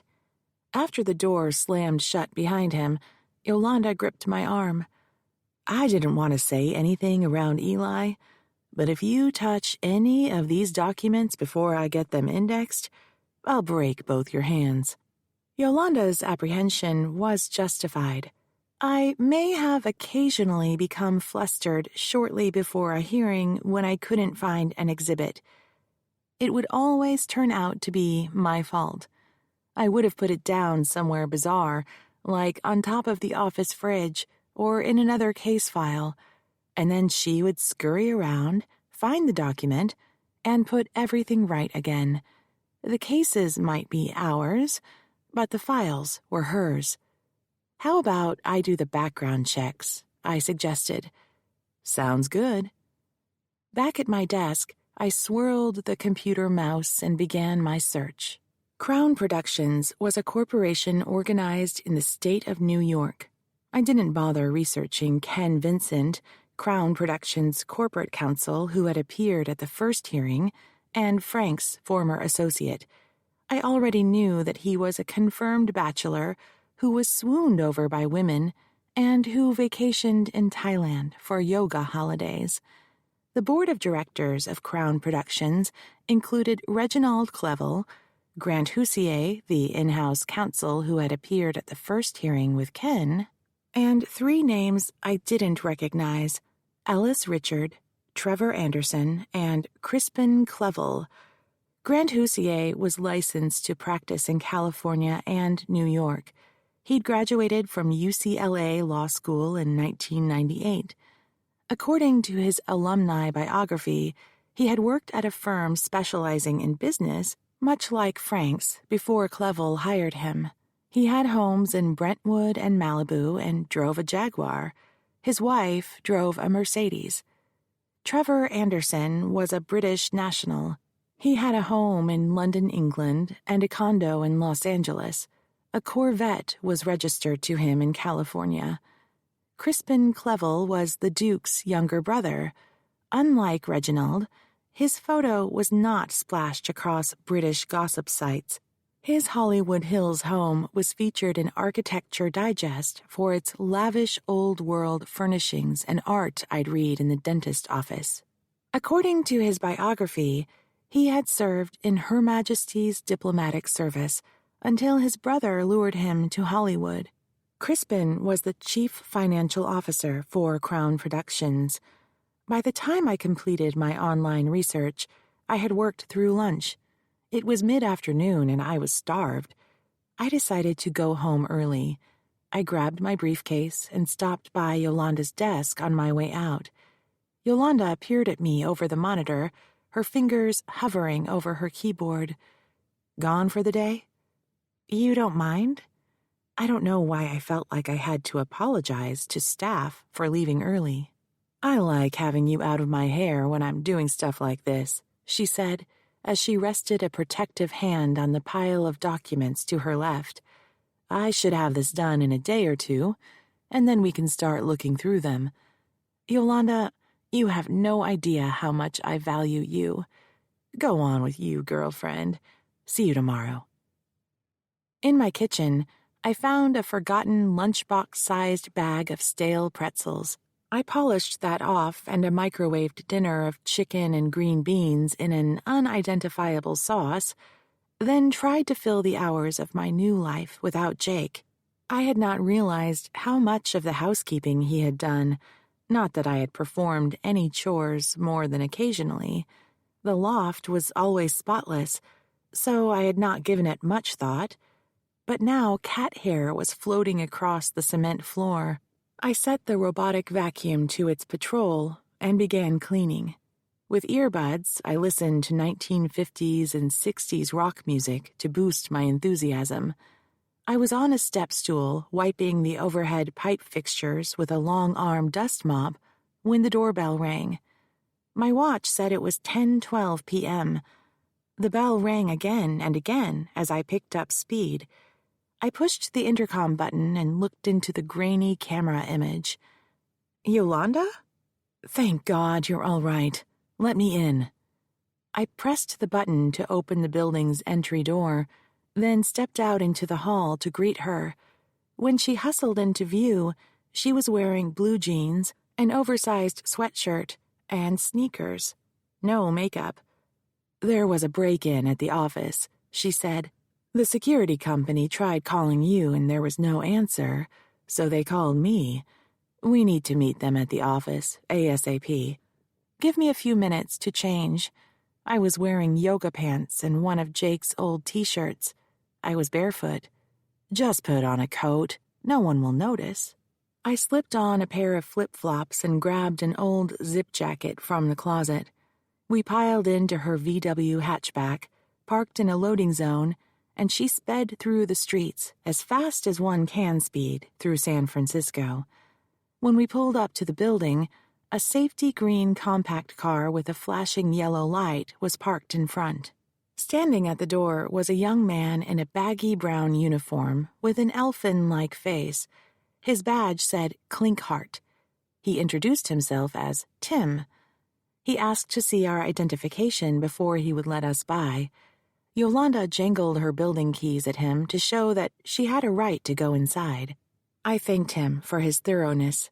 Once we produced identification, he led us upstairs to my office. The door hung open, with no damage to the casing. The lock must have been picked. "Stay here," Tim said. He gestured with an open hand, the way a dog trainer signals his animal.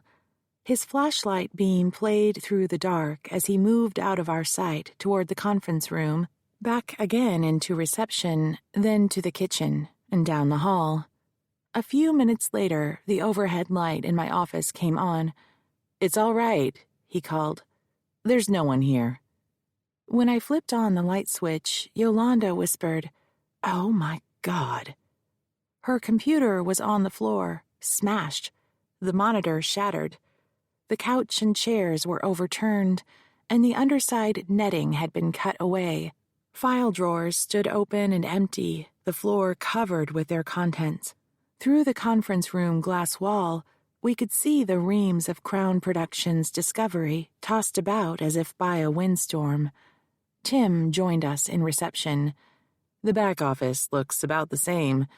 You should make a list of everything that is missing or damaged for the insurance company, and you need to make a police report." "Who would do this?" Yolanda asked. "Kids high on something? Or maybe you got an angry client. You're a lawyer, right?" "Let's check the video surveillance." I pointed at the ceiling camera. "Oh, yeah, right," Tim said. "Let me call HQ and get them to email that to you." "On what computer?" Yolanda gestured to her broken tower. I edged around Tim on the way to my office.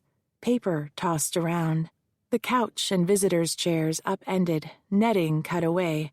Bits of the computer tower scattered across the carpet. Monitor smashed. I joined the others in reception. I wrote my email address on a piece of paper and handed it to him. "Send the surveillance video here. I'll log on from my home laptop." Tim pulled out his cell phone and called his dispatch. He gave them my email and asked to have the video sent there. When he hung up, he said, "HQ says it might not be till tomorrow, but they'll get it to you." He cleared his throat. "Look, I'm sorry, but I have to go. I got rounds to do. I don't think you ladies should stay here alone." "There's so much to do," I said. Yolanda said, "You have that deposition tomorrow. I'll come in early and start cleaning up. Don't worry about it." I met Josephine in the lobby of Frank's office building. "Do you have any questions before we go upstairs?" "Did you check out the thumb drive I gave you?" With the truckload of paper Frank dumped on me and the break-in, I had forgotten. "Sorry, not yet. Is there something I should look out for?" "Just wondered if you recognized anyone." "I'll take a look at it tonight and let you know." I glanced at my watch. "Ready to go upstairs? It's almost time." Frank and his entourage were already seated in the conference room. He had taken the chair I liked, with his back to the window. Reginald Clevel was beside him and Ian Napier in the third chair. Clevel smiled when we walked in. He was a man who fed on the anger of others, sucking it out of them to stoke his own fire. Ian gave me a polite nod. I didn't make eye contact with Frank. The videographer and court reporter fiddled with their equipment as we took our chairs and attached microphones to our blazers. "On record," Frank said. The video camera's little red light began to glow.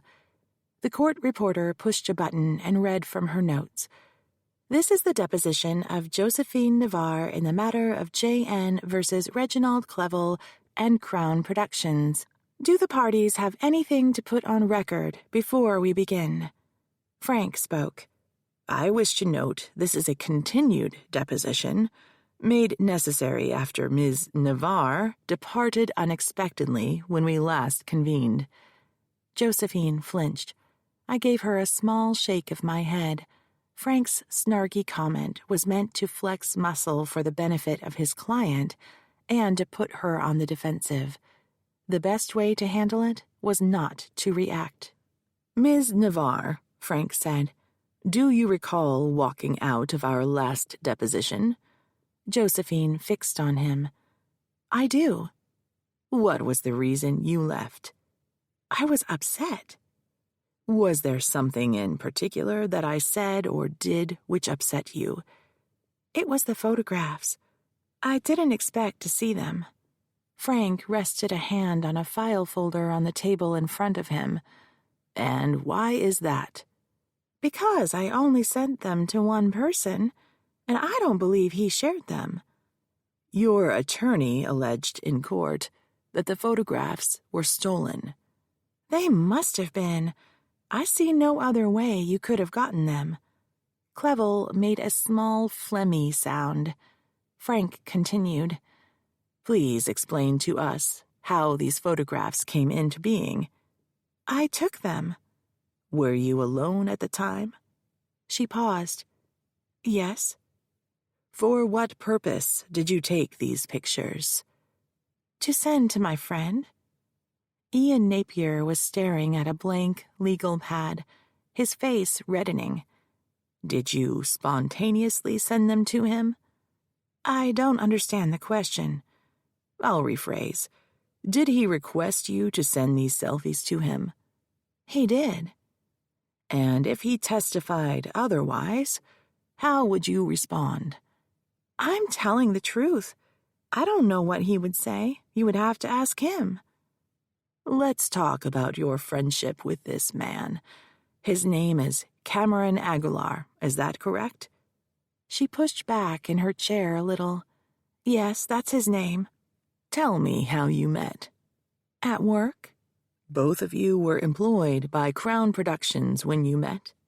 Yes. What are you getting at? I'm asking the questions, Ms. Navarre. To summarize, you claim you sent sexually explicit photos of yourself to Cameron Aguilar, a co-worker at Crown Productions, at his request. She folded her hands in her lap, an instinctual protective move. Clevel snorted. Ian Napier closed his eyes.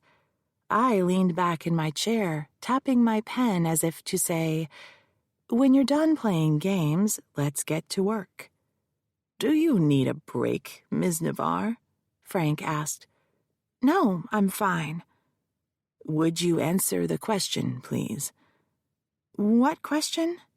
"Are you claiming that you sent sexually explicit photos of yourself to Cameron Aguilar at a time when you both worked at Crown Productions and who you met through your employment at his request?" "I'm not claiming it. I'm telling the truth. That's what happened." "Did you have a sexual relationship with him?" "I don't see how that's any of your business." Clevel choked down a laugh. "Let's take a break." Frank stood. "Counsel, I suggest you have a word with your client." As they left, Clevel leered at Josephine, then at me. I gave him a cold look in return. People like him couldn't stand to have their behavior questioned. His turn would come. His grin faded. "We'll be in reception if you need us," the court reporter said. She and the videographer stepped out. The door closed behind them. We were alone, but in a goldfish bowl for all to see. The wall that divided the conference room from the hall was glass. A secretary strutted by, and Josephine shielded her face as she spoke. "What's he getting at?" "We talked about this, remember? The nature of your sexual activity at work will be used to show that Reginald Clevel believed you would be receptive to his advances. And so, They can just ask me questions about what we did. Like intimate things. If he asks something like that, you can refuse to answer his question. He could go to the judge and try to get an order forcing you to answer. I doubt she'll give it to him. Okay, fine. I signaled the court reporter we were ready. She came back with the videographer. Frank, Clevel, and Ian Napier filed in and took their seats. "We're back on record," the court reporter said as she pushed a button on her tape machine. Frank spoke. "Before we took a break, I had asked you if you were in a sexual relationship with Mr. Aguilar." "The answer is yes." Frank raised his eyebrows in surprise. Apparently, he hadn't expected her to answer truthfully. "I think we have enough. Thank you for coming in, Ms. Navarre. Counsel?" The men stood again and filed out. Exactly 1 hour had passed from the time we arrived. Someone, Clevel or perhaps his chief financial officer, had put Frank on a budget. Josephine and I needed privacy. "Let's grab a cup of coffee." There was a cafe around the corner. We bought a raspberry mocha for me, a skinny decaf latte for her, and took them to a back table. "What was that all about?" Josephine asked. "Flexing. He just wanted to prove to you and to Clevel that he could make you show up. He's training you to answer and trying to intimidate you with the questions he asks. He's hoping by the time you take the stand at trial, you will be so afraid of him you will look guilty. But it wasn't working. He didn't scare you." "Well, it feels like I was used. He's an attorney and I'm not, so I had to sit there and take his abuse, because he has all the power." And that's how Frank wants us to feel. I paused to collect my thoughts. She needed a pep talk. But trust me, Josephine, we are not powerless. We have one thing on our side that Frank and Clevel are terrified of. What's that? The truth. Chapter 19. When I walked into the office, Yolanda was typing on a pink laptop, the cover of which was decorated with Disney princess stickers. "Where did you get that?" I asked. "I borrowed it from Juanita." Juanita was one of her kids. "Thank her for me. Would you order a couple new computers, monitors, and all the other stuff when you get a chance?" "Already done. Delivery is tomorrow." She leaned back in her chair. "As for the paper files, there's one missing." "And that is?" "The attorney notes from the Navarre case." "What about notes from other cases?" She shook her head. "No other files at all?" "Not even the external hard drives." She tapped her finger on the block attached to Juanita's computer by cable. "We're up and running." Damn, my notes. They're scanned. We have an electronic copy. But someone has them. The attorney notes file is where my scribbles are kept. Anything I had committed to writing, my strategy, weaknesses of the case, names of potential witnesses, and what yet had to be done. I dropped onto the couch. If the reason for the break-in was to steal my attorney notes in the Navarre file, someone in Clevel's camp had to be responsible for it. How did the depot go? Josephine was awesome, spoke her truth, didn't back down, got a little nervous once, but she recovered. She's going to be brilliant on the stand. Only one person would want my notes, Clevel's attorney, Francis E. Gould. Yolanda was talking. I made a list of everything that was damaged or stolen and called the insurance company. They said we had to file a police report, so I called SFPD and they're sending someone over. Would Frank steal my attorney notes? Was he that desperate? I pushed myself off the couch and made my way into my office. Heading for the chair, my thigh struck the desk corner. A sharp but remote pain registered. I laid a hand on the desktop to measure a safe distance and eased around. When I lowered myself, the chair began to roll away.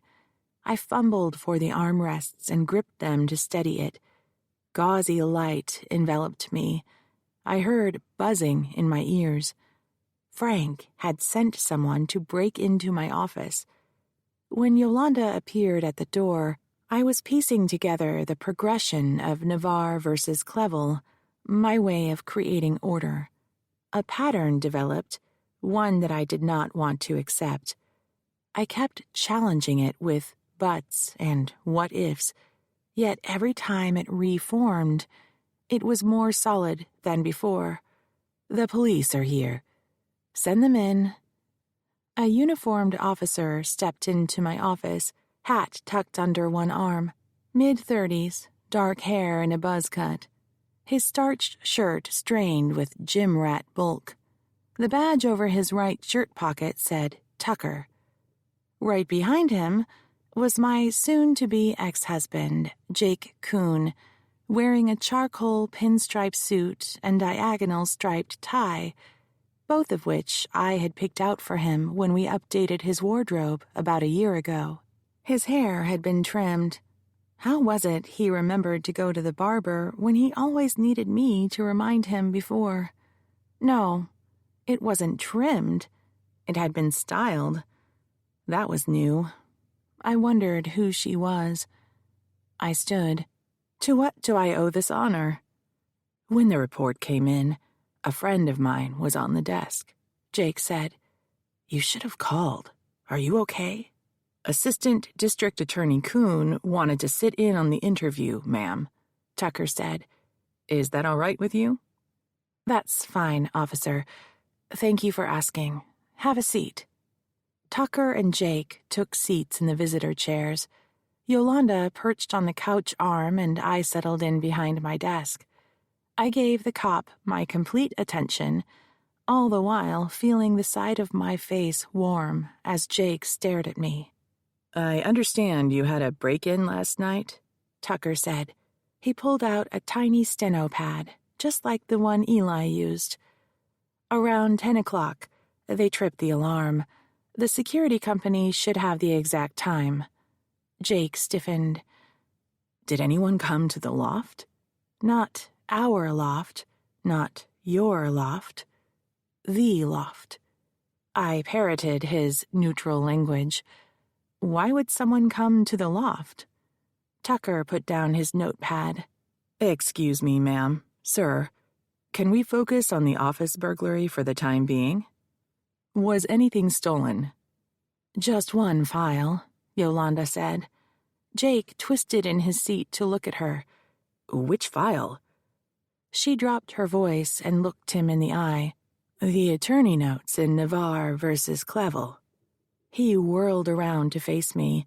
He knew as well as I did that only one person would be interested in that particular file.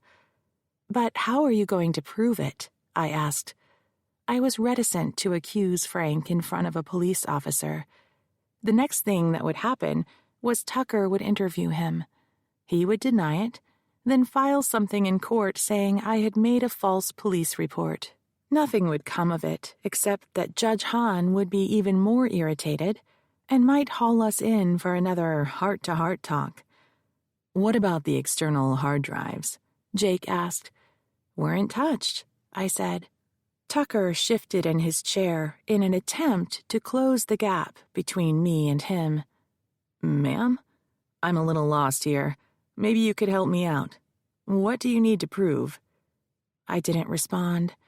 To Jake, I said, to answer your earlier question, no one came to the loft except Yolanda to tell me the office alarm had been tripped. Why didn't she call? Jake asked. I couldn't hear the phone. I was cleaning. You were what? Tucker extended his arm across the desk, now physically inserting himself between Jake and me. Excuse me, ma'am, sir. Let's set some ground rules, if you don't mind. I was sent to take down information relating to the burglary that occurred here last night. I need to fill in the squares on my form, and then I can be on my way. After that, you two can discuss whatever you want. Does that work for all of us?" He craned his head toward Jake. My husband sat back in his chair. "Sure, officer. Go ahead." "Thank you." Tucker leaned toward me. "Now, what is it that you need to prove? Is there something going on in this Navarre versus someone case?" "Clevel," Yolanda said, then spelled it out for him. Cleville. I gave Yolanda a look. She ignored me. She knew as well as Jake and I did that Frank was the only person who would be interested in the missing file. I shook my head at her and mouthed the word no. Tucker didn't notice. He was busy writing. When he was done, he directed his attention to Yolanda, apparently sensing she wanted to share information more than I did. "Is there something special about this case?" She opened her mouth to answer when I jumped in. "It's just a lawsuit. The notes could be misfiled. We're not even sure they're missing." Yolanda huffed, outraged. Not only had I failed to acknowledge she took meticulous care of her files, but I had invoked the blame the paralegal defense, a ploy invoked by unscrupulous attorneys to cover up for their own mistakes. "Let's move on, then." Tucker pointedly looked around the office. A faint scowl crossed his face when he saw my gold-framed degrees. This was a cop who didn't like lawyers, although, truth be told, I'd yet to meet one who did. "Was anything damaged in the break-in?" Yolanda crossed the room and handed him a list. Our computers, the monitors, and keyboards. The furniture was upside down and the fabric underneath was cut away. I straightened up when I got in this morning. Tucker wrote notes in his pad. "Did you get pictures before you cleaned up?" "I did." She pulled her cell phone out of her skirt pocket. "I can email them to you." "Do you have any idea who might have done this, ma'am?" Tucker asked. "A client with a grudge, maybe?" "Officer Tucker," Jake said. "Ms. Gould is a highly respected and successful attorney." Tucker gave Jake a cold look. When they had met outside my office, Jake would have introduced himself, and Tucker would have recognized his name as the prosecutor who used to be a cop. To some police, Jake was the ultimate enemy. He had betrayed the Brotherhood when he went to law school. It didn't matter that he was a prosecutor and they were on the same side. "Sorry if you took offense, sir. I just thought, clients, lawyers." "Know what?" I asked. "Arguments?" Tucker appeared to search for words. "The kind of people you work for. They can be hard to handle sometimes. I mean, that's why they're in trouble in the first place, right?" "What about the surveillance video?" Yolanda asked. "What video is that, ma'am?" Tucker seemed relieved at the change of subject. "We have a camera in reception," I said. "I saw," Tucker said. "Wasn't sure if it was working. Some people install those for show and don't bother to keep the videos." "The security company promised to email the footage. I was in a deposition this morning and haven't had a chance to check." "Now would be good," Jake said. Tucker glared at Jake. "Can we see this video?" I pulled my laptop out of my briefcase and entered my password. Jacob K. Heartsign. Silly now. I had programmed it right after he proposed and never got around to changing it. A password, like marriage, can be nothing more than a habit, maybe one that had grown obsolete with time. The computer booted up and new emails downloaded, including one from the security company. I opened it and spun the laptop around so everyone could watch the video. It began with darkness. The camera was temporarily blinded by light, then refocused. Two beefy, blonde men were standing in my office reception. One of them put something back in his pocket. "He had a key," Jake said. "Seems like," Tucker said. "I took a look at the door when we came in. The lock is pretty generic. Wouldn't be hard to find a key that fits." "Agreed," Jake said.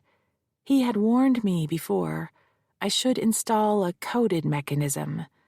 Yolanda, pressed against my desk, reached across and paused the video. "That's them. It's the two guys that were following us around in London." Jacob lifted an eyebrow in my direction. "I know you don't believe me, but I'll show you," she said.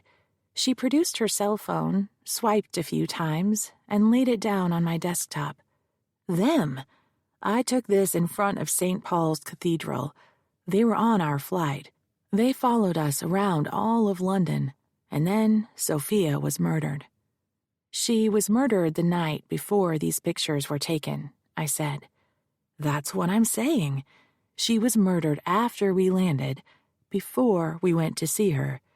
And these guys were on the same plane. They had something to do with it. I just know it." We huddled around the desk, each of us examining the frozen video on my laptop, then Yolanda's cell phone, then the monitor again. "And then there's the threats," Yolanda said. Jake broke away from the video. "What threats?" "No big deal," I said. "Some crank." "Can I get a copy of these threats?" Tucker asked. "You bet." Yolanda scurried out of the room. A vein in Jake's temple began to throb. "You didn't tell me." "I forgot. You know how people are, all bark, no bite." On the street below, a car horn screeched. Another blared in response. The room suddenly felt cold. We could hear the copier spitting out paper. Yolanda came back with 4 copies of the letter, one for each of us. "Dear Lady Lawyer, you've been talking to the wrong people. You don't know what you're getting yourself into. Drop the case against Reginald Clevel before more bad things happen. A friend." Jake said, "So one of the Clevel witnesses is killed. You get a threatening letter. Some thugs follow you and Yolanda around London. Then your office is broken into by the same guys, and the only thing taken is the attorney notes from the Clevel matter. What else are you not telling me?" I couldn't get into any more trouble than I already was, not that it mattered since Jake had left me, so I told him. "And there was an email." "What email?" Yolanda asked. "You didn't tell me about an email." "Yeah, what email?" Jake was halfway out of his chair. Tucker folded the letter and put it into his pocket. "Could we see this email, ma'am?" I spun the laptop around. Like I said, I figured it was a crank. I found the message and ordered the computer to print. Yolanda left and brought back 4 copies. The subject line said, "Warning. Drop the case against Reginald Clevel if you know what's good for you. A friend." Jake read the letter. Reginald is misspelled in both messages. It was written by the same person. "When did the letter come in?" Tucker asked. "The same day as this email." "You never told me." Yolanda looked hurt. "I forgot about it, honestly. I figured it was some crank." "Where's Eli?" Jake asked. "Why isn't he here?" More and more, I had begun to suspect Eli's loyalty. In Saratoga, Valerie Van had refused to talk to me and Eli. She was nervous and kept looking down the street. Eli was the only person who knew Yolanda and I were going to London to interview Sophia. Eli hadn't done the background checks I'd asked for. He had been argumentative and remote. He had a key to the office, and his spelling was terrible. He hasn't been around lately. Jake frowned at me. I hadn't told him about my employee problems, yet another secret from his point of view. Tucker put his folded copy of the email in the same pocket he had put the letter. "Who is this, Eli, ma'am?" "My investigator. He works part-time for me and picks up work from other attorneys, too. He used to be with the force." "I want him here," Jake said. "There's something going on and I don't like it. Someone needs to be here in case they come back." Yolanda folded her arms in an "I told you so" stance. I didn't want to talk about Eli in front of Officer Tucker. He'd question Eli. Whether my suspicions were right or wrong, Eli would blow up and quit. Then I would never be able to confirm or rule out that he was a spy. On the other hand, I was not immune to group paranoia. With the break-in, Yolanda upset, Jake worried, and Officer Tucker showing up, I might not be thinking clearly. Look, Jake, no one is coming back during the day. They're burglars. They skulk around under the cloak of darkness. And I'm not in any danger. I never was. If they wanted to physically hurt me, they would have come to the loft instead. Tucker pulled a business card out of his pocket, scrawled on the back, and slid it across the desk to me. "This has my cell number, email, and the police case number. If anything else comes up, please give me a call." Jake hung behind for a moment after Tucker left. "We'll talk about it tonight, over dinner." "Fine," I said. "Pick up Chinese." Chapter 20.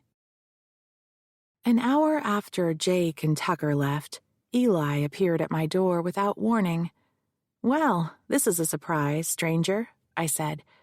"Where's Yolanda?" "In the conference room, files everywhere. What the hell happened? Jake called me. Says there was a break-in last night." He dropped onto the couch. "He's overreacting." "He says he wants someone here all day. Make sure you're safe." I shook my head. "Honestly, Eli, I'm not in any danger. The bad guys just made a mess of the office and smashed up the computers." "They take anything?"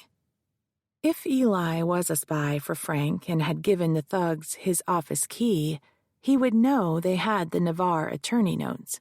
If I lied, he would know that I didn't trust him. If I told him the truth, then he would follow up with questions I did not want to answer. Nothing we don't have backed up. Honestly, there's no reason for you to babysit me. "Here's the thing, Chief. Jake's my buddy, and you're my friend. I don't want to see anything bad happen to you, so I'm just going to hang out here for a few days until this blows over, as a favor. Off the clock. Don't worry about it." "Okay, fine, if you insist. While you're taking up room, maybe you can help me kick around some ideas." I rocked back in my chair and twiddled a pen in the air for a few moments. I don't quite have a grip on the theme of the Navarre case. I need a phrase, something that will resonate with the jurors, lock into their minds, something unique but common sense. The rape culture has been around since the dawn of time. It's a primal thing. Why do you suppose that is, Eli? "That's just how men are, Chief." Not very catchy. Also, not true. Not all men are rapists. Jake isn't. You aren't. Eli tugged on a pant leg as he repositioned. "So, she's saying he raped her now?" "Her story hasn't changed. I'm saying if she hadn't run out of his suite, I have no doubt he would have. As it is, he assaulted her." "But she was there. I mean, they were partying, drinking champagne, middle of the night. She had to know he wanted something. That's how a jury's going to see it." That's what I'm worried about. The jurors need to understand that because he was her boss and her job was 24/7, when he called her to his room, she believed it was for work. And because he was her boss, she had to do what he asked. Work was just a ruse, the way he got her to come. "A ruse? A trick, right?" I had a specific reason for using that word. Right. He used her job to lure her to his room. If she had known he wanted sex, she wouldn't have gone. Chief, you're gonna have a hard time convincing a jury she didn't know. Like I said, booze, hotel bedrooms. A jury of men, perhaps, but women would understand. How do you mean? Sexual exploitation is ubiquitous. Oh man, you and your lawyer talk. What? The power dynamic. It's everywhere, all the time. Male bosses ask female employees to do personal errands for them, pick up the dry cleaning, order flowers for the wife, make the coffee. Next thing you know, they're standing too close or patting their lap when she walks into the room. And then there's the complete strangers in public. Men who come up to women and demand a smile. Like we came into this world to decorate theirs? Women get it. We don't talk about it to men, but trust me, every woman you know has experienced it one way or another, over and over again. We learn to live with it. So what does dry cleaning have to do with rape? It's the same dynamic. Men think they have a right to control women. They test us in innocent ways, like the dry cleaning. Sure, sometimes it goes nowhere, but sometimes it's the groundwork for the next level violation. Eli scoffed. The dry cleaning, a violation. I pointed the pen at him. And that's why this discussion is so valuable. You're showing me the weakness in my theme. The truth is there.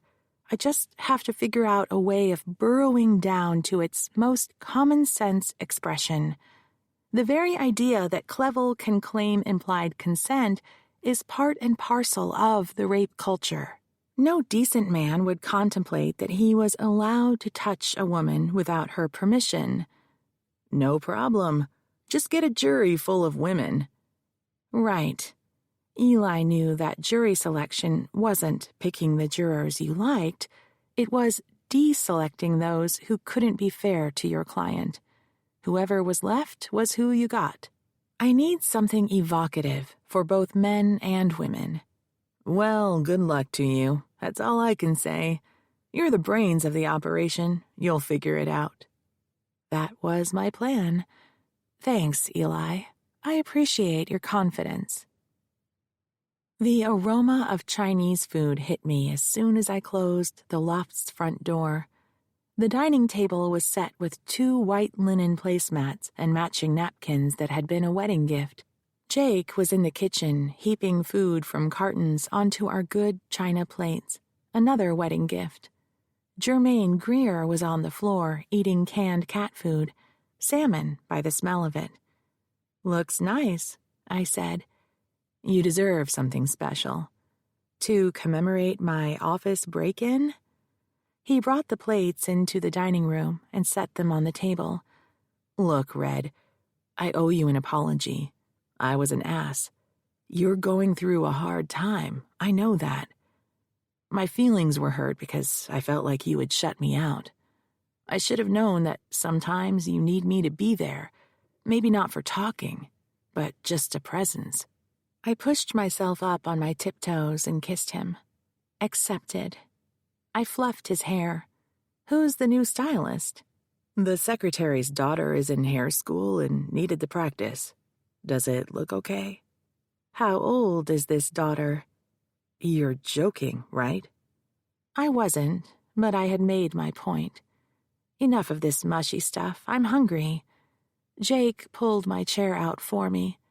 Got plans for tonight? I smoothed my skirt in a prim motion as I sat. Reviewing video.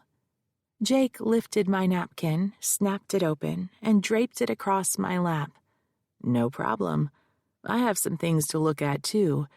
By the way, did Eli show up? He did, and I want to thank you for your thoughtfulness. This was the post-argument phase where we would be meticulously polite. It felt artificial, but it must be another one of those primal things, a stage that had to be passed through before a couple settled in again. When he was locked into his chivalry mode, it was the best time to drop sensitive information on him. But there might be a problem. I think Eli is Frank's spy. Normally, his response would be, "You're shitting me." But he didn't say that. Instead, he sat down. "That's a pretty big suspicion. What makes you think that?" "A lot of little things. The actress in Saratoga wouldn't talk to me while I was down there with him. In London, the witness was murdered. He was the only one who knew we were going to interview her. Then there's those thugs that Yolanda caught following us. They were the guys who broke into my office. They had a key. You saw it on the video. Eli could have given it to them." "Should I call him off?" I shook my head. If I'm right and he figures out I'm suspicious, it'll get back to Frank. The less Frank knows, the better. "I forgot the beer," Jake said. He left the table, came back with 2 filled glasses, and set one down for me. "That's a pretty drastic thing for Frank to do. Enlist a spy. He could lose his license. If he did do this, then it's much more than just a case to him. Do you think it has something to do with you?" I was so close to telling Jake the truth. But our relationship was fragile and far too precious to let my father in. "I'm starving," I said. I leaned over, kissed him again, then picked up my fork. "Let's eat before this gets cold." After dinner, Jake and I fell into our old routines, me on one side of the dining table, hunched over my laptop, and him on the other side with his. The home office was abandoned in favor of working together in companionable silence. I inserted Josephine's thumb drive into my laptop and watched a short video of a glamorous party in a hotel ballroom. A long table was set with appetizers, seafood mainly, which no one seemed to be eating. Bottles of Anchor Steam beer and Napa wines lined another table. A slideshow of iconic San Francisco scenes flashed across one wall: the Golden Gate Bridge, Alcatraz, Coit Tower, Lombard Street, Victorian homes, and some of the best-kept secrets: statues, mosaic stairways, neighborhood parks.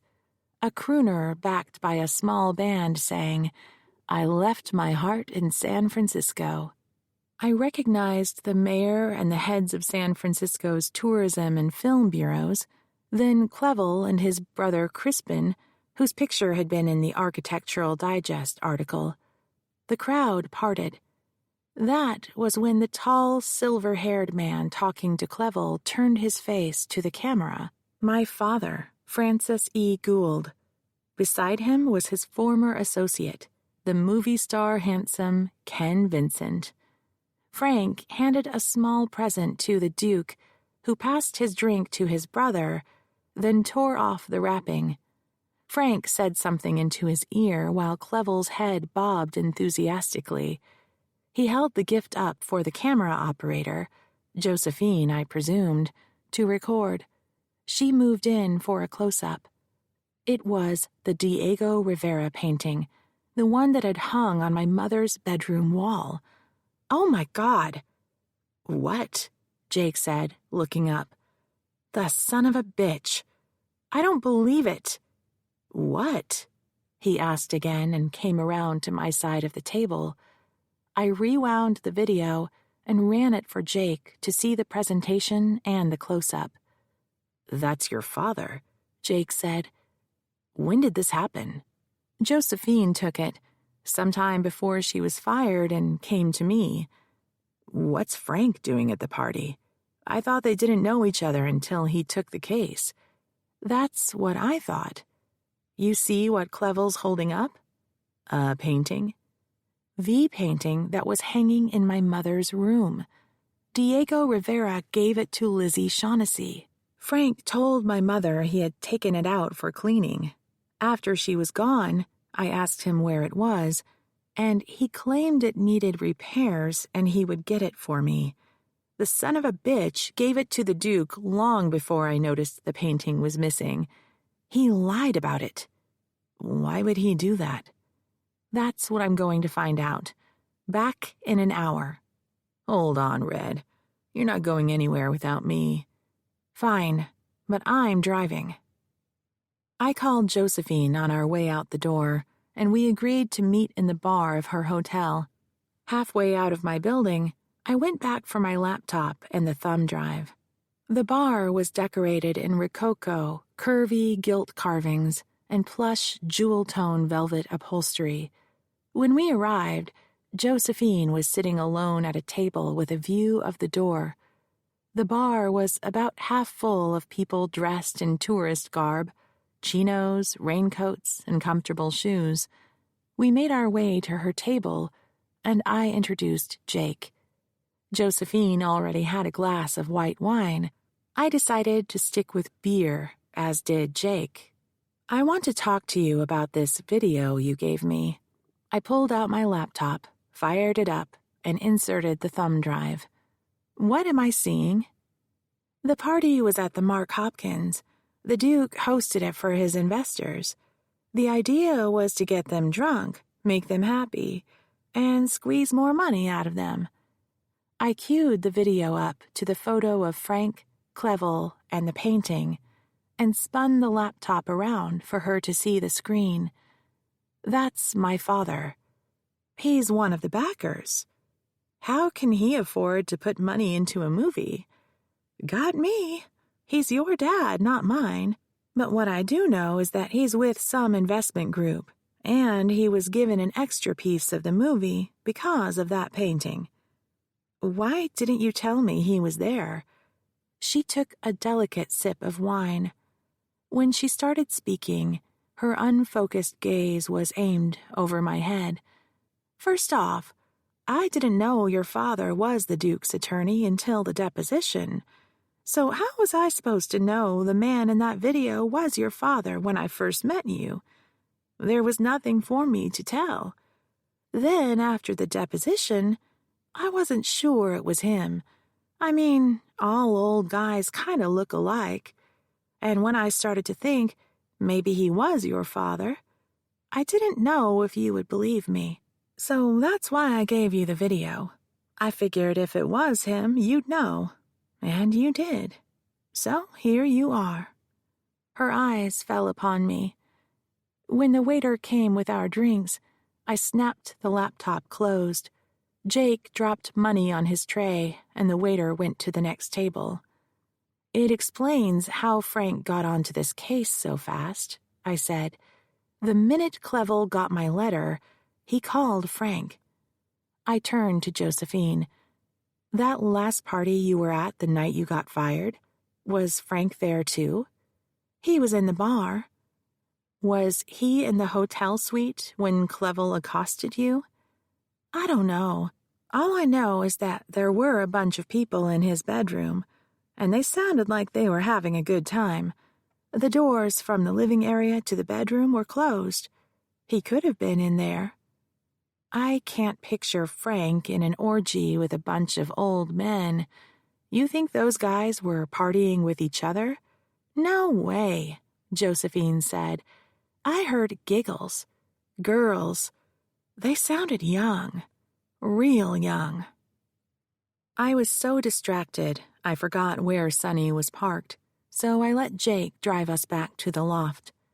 When we arrived home, I flopped on the couch. He brought me another beer and one for himself, then sat down beside me. It's a lot to take in.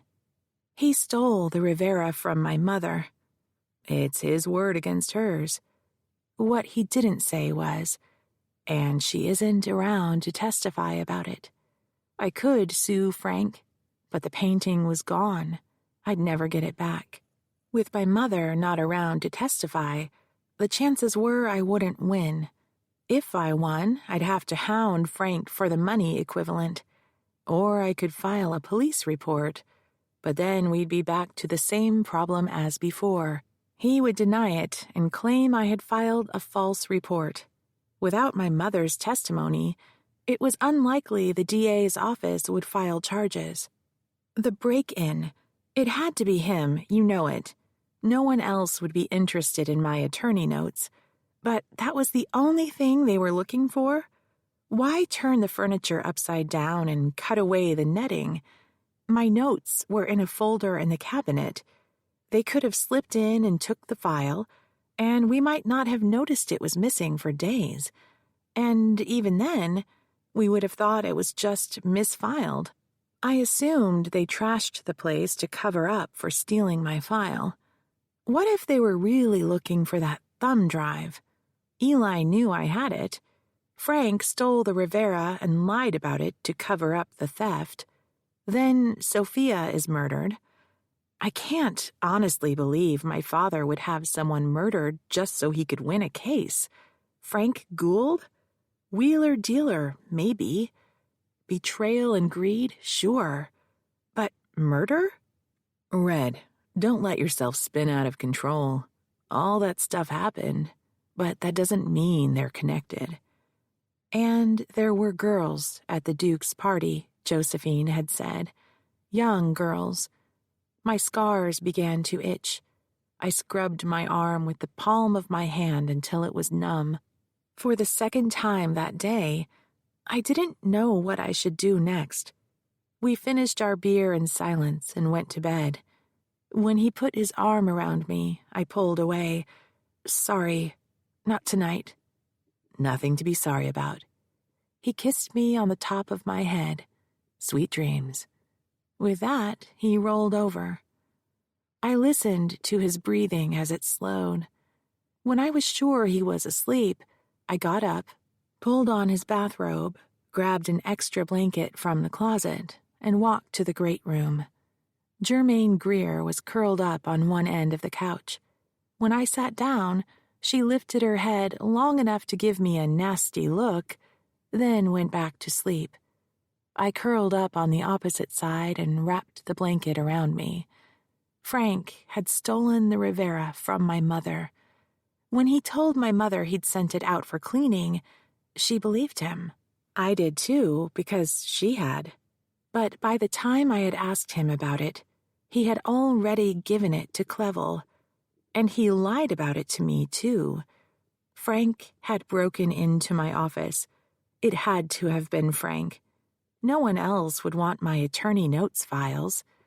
Frank had jerked us around at Josephine's last deposition, just hauling us there to prove that he could. Josephine said it felt like being used. There were young girls at the party. The buried memory erupted into my mind on an endless loop. It started with me spying at my parents' cocktail party from my perch at the top of the stairs. One of the matrons called me down. A man asked me what I wanted to be when I grew up. A judge, I said, just like my grandfather. The men laughed at Frank. The cold look on his face. How hard he squeezed my shoulder when he sent me to bed. Me waking up to him in the doorway. I came to say goodnight. He'd closed the door and crossed the room. Vertical slats of light from street lamps shimmered on the ceiling and walls. As he approached, he stepped into one bar of light, then faded into the dark, then reappeared in the next bar of light. He sat on my bed. His weight made the pulpy mattress sink, and I rolled against him. He stroked my hair. Then he climbed on top of the bed, spooning me from behind. He had done that countless times before when he told me bedtime stories. I waited for the sound of his deep, soothing voice and had already drifted halfway back to sleep when I felt his cold hand slip beneath my nightgown. I must have made a sound. The next thing I knew, his free hand covered my mouth, clamped down so hard that his wedding ring dug into my lips. "You're Daddy's little girl," he said. Always remember that. His fingernails dug into my flesh as he groped for my panties. When the pain between my legs first registered, I saw a red explosion. Then I tumbled into darkness, falling away like Alice in Wonderland. And then he was gone. I had passed out. Or maybe I had blocked out the rest. I'll never know. The next morning, the maid asked me why my lips were bruised and bloody. I told her that I had run into the door. No one else asked.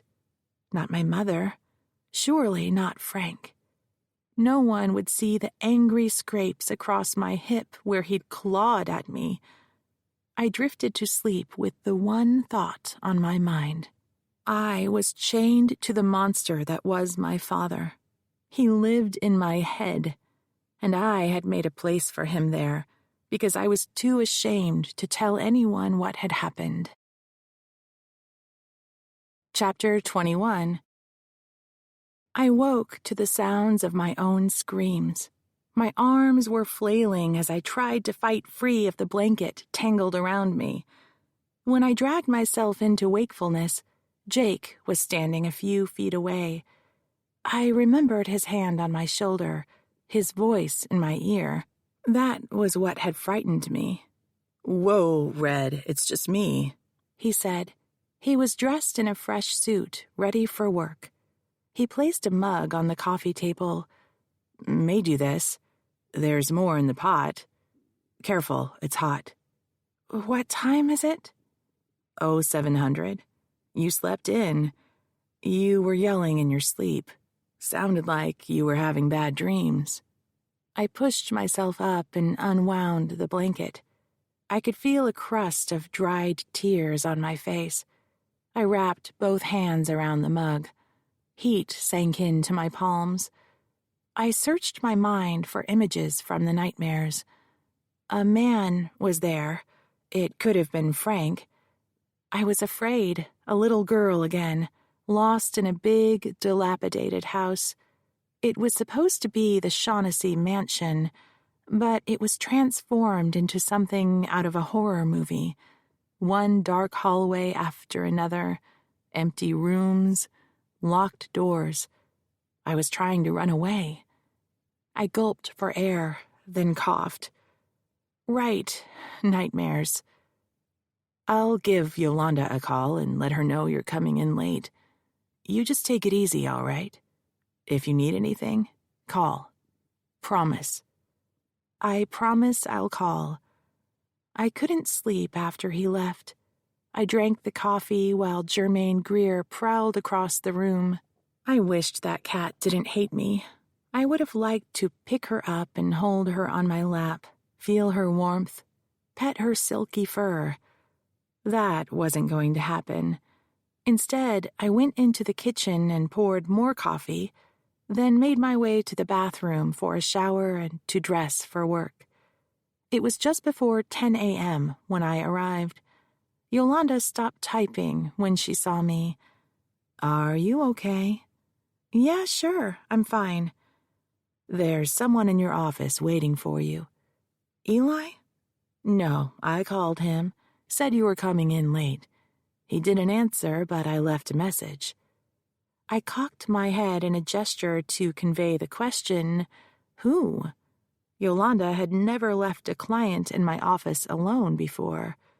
She raised her eyebrows as if to say, "Go see for yourself." I quietly approached my open door to see if I could get a look at the mystery man before he saw me. As the office came into view, the visitors' chairs were vacant.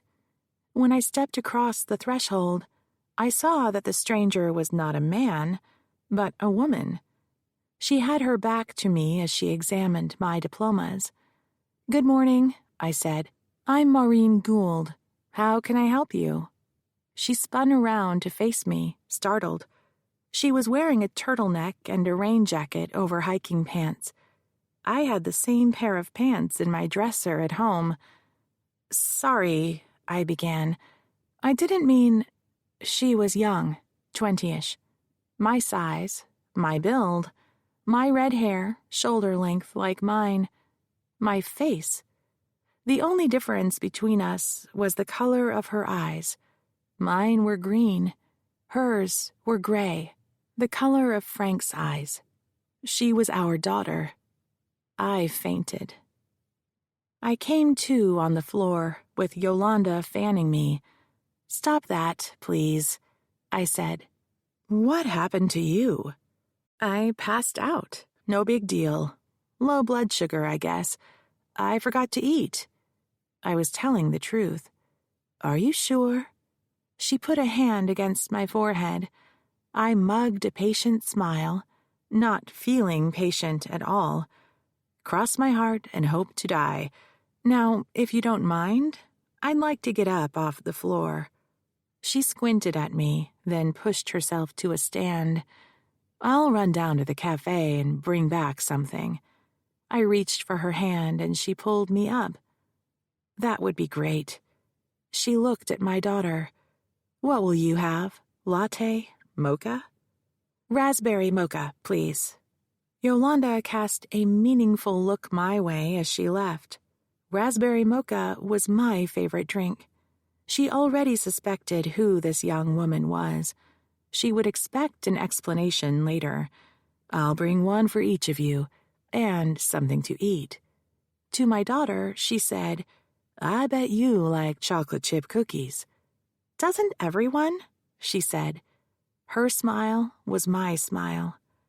Unsure of the proper etiquette when meeting the baby one gave up for adoption, I decided against hiding behind my desk and instead gestured toward the couch. "Have a seat." She took one end of the couch, angled toward me. I mirrored her posture. "Do you know who I am?" she asked. "How could I not?" "Is it okay that I came to see you?" She deserved an honest answer. I took a moment to sift through my emotions. I had never expected to see her again, yet I had thought about her. Constantly at first, still often now. Every time I saw a baby or a baby advertisement, I thought about her. Every time Jake brought up having kids. Every time I went to the grocery store to buy tampons, and I was forced to walk down the infant products aisle because, for some bizarre reason, someone thought they belonged together. After rushing through the self-pay line, I would hide in my parked car until I had finished crying. "Very okay," I said. For a long time we were silent.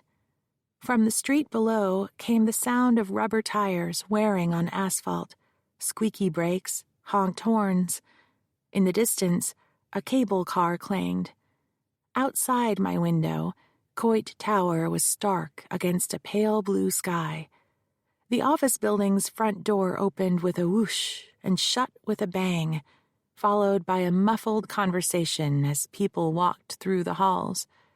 The light caught by her stray hairs sparkled. "What did they name you?" I asked. "Quinn Brennan." "There's a fine Irish name," I said. In those days, the philosophy was to place a child with a family it could blend into so that no one would ever know the child had been adopted. My baby was predominantly Irish. Irish nuns had run the girls' school. It made sense they had placed her with an Irish-American family. "Where are they now, the people who raised you?" I couldn't bring myself to refer to someone else as her parents. "Gone," she said. "My mother...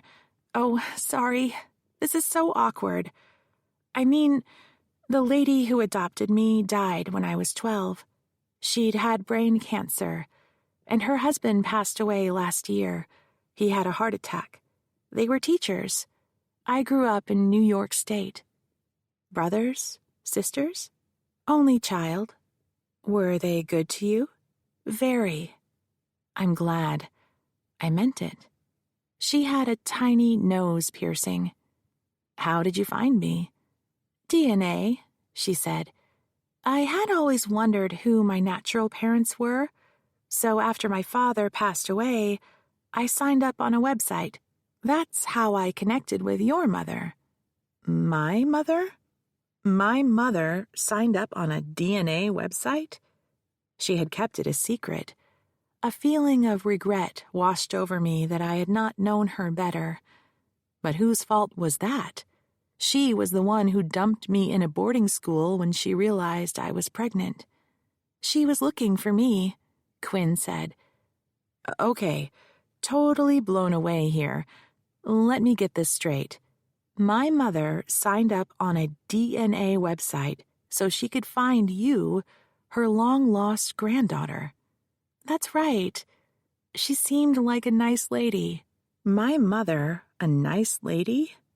I suppose she was well-mannered. She knew which fork to use. Even at the best of times, she was remote and cold with me. Even that last day together, after I won the Paredes verdict, our visit was awkward. "I'm sorry, by the way, I never got to meet her. After we connected, we started writing letters and she invited me to come to San Francisco for Mother's Day so I could meet you. And then, when I hadn't heard from her in a long time and one of my letters came back, marked deceased, I found her obituary online." When my mother suggested the Mother's Day tea at Christmas, it had struck me as an odd thing for her to do. She had to have known, even then, that she was dying. Apparently, one of the last things she wanted to do was bring us together. Her, my daughter, and me. A sob moved up from my chest. I took a deep breath, smothering it with air. The person whose loss had made me feel inadequate and incomplete was sitting right in front of me. And my mother had made it happen. "I was going to name you Betsy," I said. "Before she was born, I would lie on my back, my swollen belly even larger than the day before. To the tune of Itsy Bitsy Spider, I would sing Itsy Bitsy Betsy in a whisper so no one would hear, while my fingers crawled spider-like across my middle. Then I'd feel a squirm deep inside, and a little foot or elbow would press out, distorting our shape. I had not thought about that for a long time. Elizabeth, actually, after my great-grandmother, Elizabeth Shaughnessy, but I was going to call you Betsy. It's silly now when I think about it." I wiped my face, trying to refashion a less fragile expression. "I was 15 when you were born. There was no way they would let me keep you. I don't think I even signed the papers. My parents must have." "They did," she said, fishing in the backpack at her feet. She unfolded a document and handed it to me. They had both executed the consent for adoption, my mother and Frank. He had given away his own daughter, so no one would know what he had done. "I hope this isn't too soon to ask," she started. "Ask away." "On my birth certificate and on the adoption papers, the box for the name of the birth father is blank. Oh, dear God in heaven. Did my birth father know about me?" "Ready for company?" Yolanda called from reception. Look who was hollering in the office now. "Sure, come on back," I yelled. "Jake's with me." Her voice was closer now. I stood. Quinn saw panic on my face. She stood too. Yolanda stepped in and placed a coffee carrier on my desk, together with a grease-stained bag. Jake followed her in. "I just wanted to," he started, then stopped when he saw Quinn. An embarrassed smile flashed across his face. He didn't know what to do. He had assumed my visitor was someone he knew. "I'm sorry. I didn't realize you were with someone." I scanned the room, looking for a legal pad and paper. I could pretend she was a client, but he wouldn't buy that if I wasn't taking notes. But I wasn't fast enough, and he saw the resemblance. family, Jake said. This is Quinn Brennan. She's visiting from out of state. Quinn, this is my husband, Jake Kuhn. That's great. Welcome to Baghdad by the Bay, Quinn Brennan. Will you be staying long? Yolanda passed between us, her head low, and handed Quinn her mocha. I'll get plates, she said, and left the room. Quinn said, I haven't decided. Have a seat. Jake gestured to the couch while he swung a visitor's chair around for himself. I took the armchair beside Quinn. He glanced at me, then asked, So, what does Quinn Brennan do other than visit family? I'm going to school. I have a semester left on my degree. What's your major? Political science. I'm thinking about law school after that. Law? Just like Maureen. That's fabulous. I wanted him to go away. To what do I owe this honor? I asked with excessive cheerfulness. We need to talk, he said, privately. To Quinn, I said, Stay right there, I'll be back. He stood and I followed him out of my office, past Yolanda seated at her desk, and into the conference room. You never mentioned having family from out of state, he said. Can we talk about this later? You had something you wanted to tell me? Those two guys who broke into your office? The cops identified them from fingerprints. Roman Ayeti and Alexander Doda. They were printed when they got their green cards. They're originally from Albania. They work for a private security firm called Alpha Inc. It's one of those elite outfits that hires ex-military and former MI6. SFPD sent the photos to the Met in London, and they confirmed those two had been spotted on street surveillance near Sophia Lamar's house the night she died. Yolanda was right.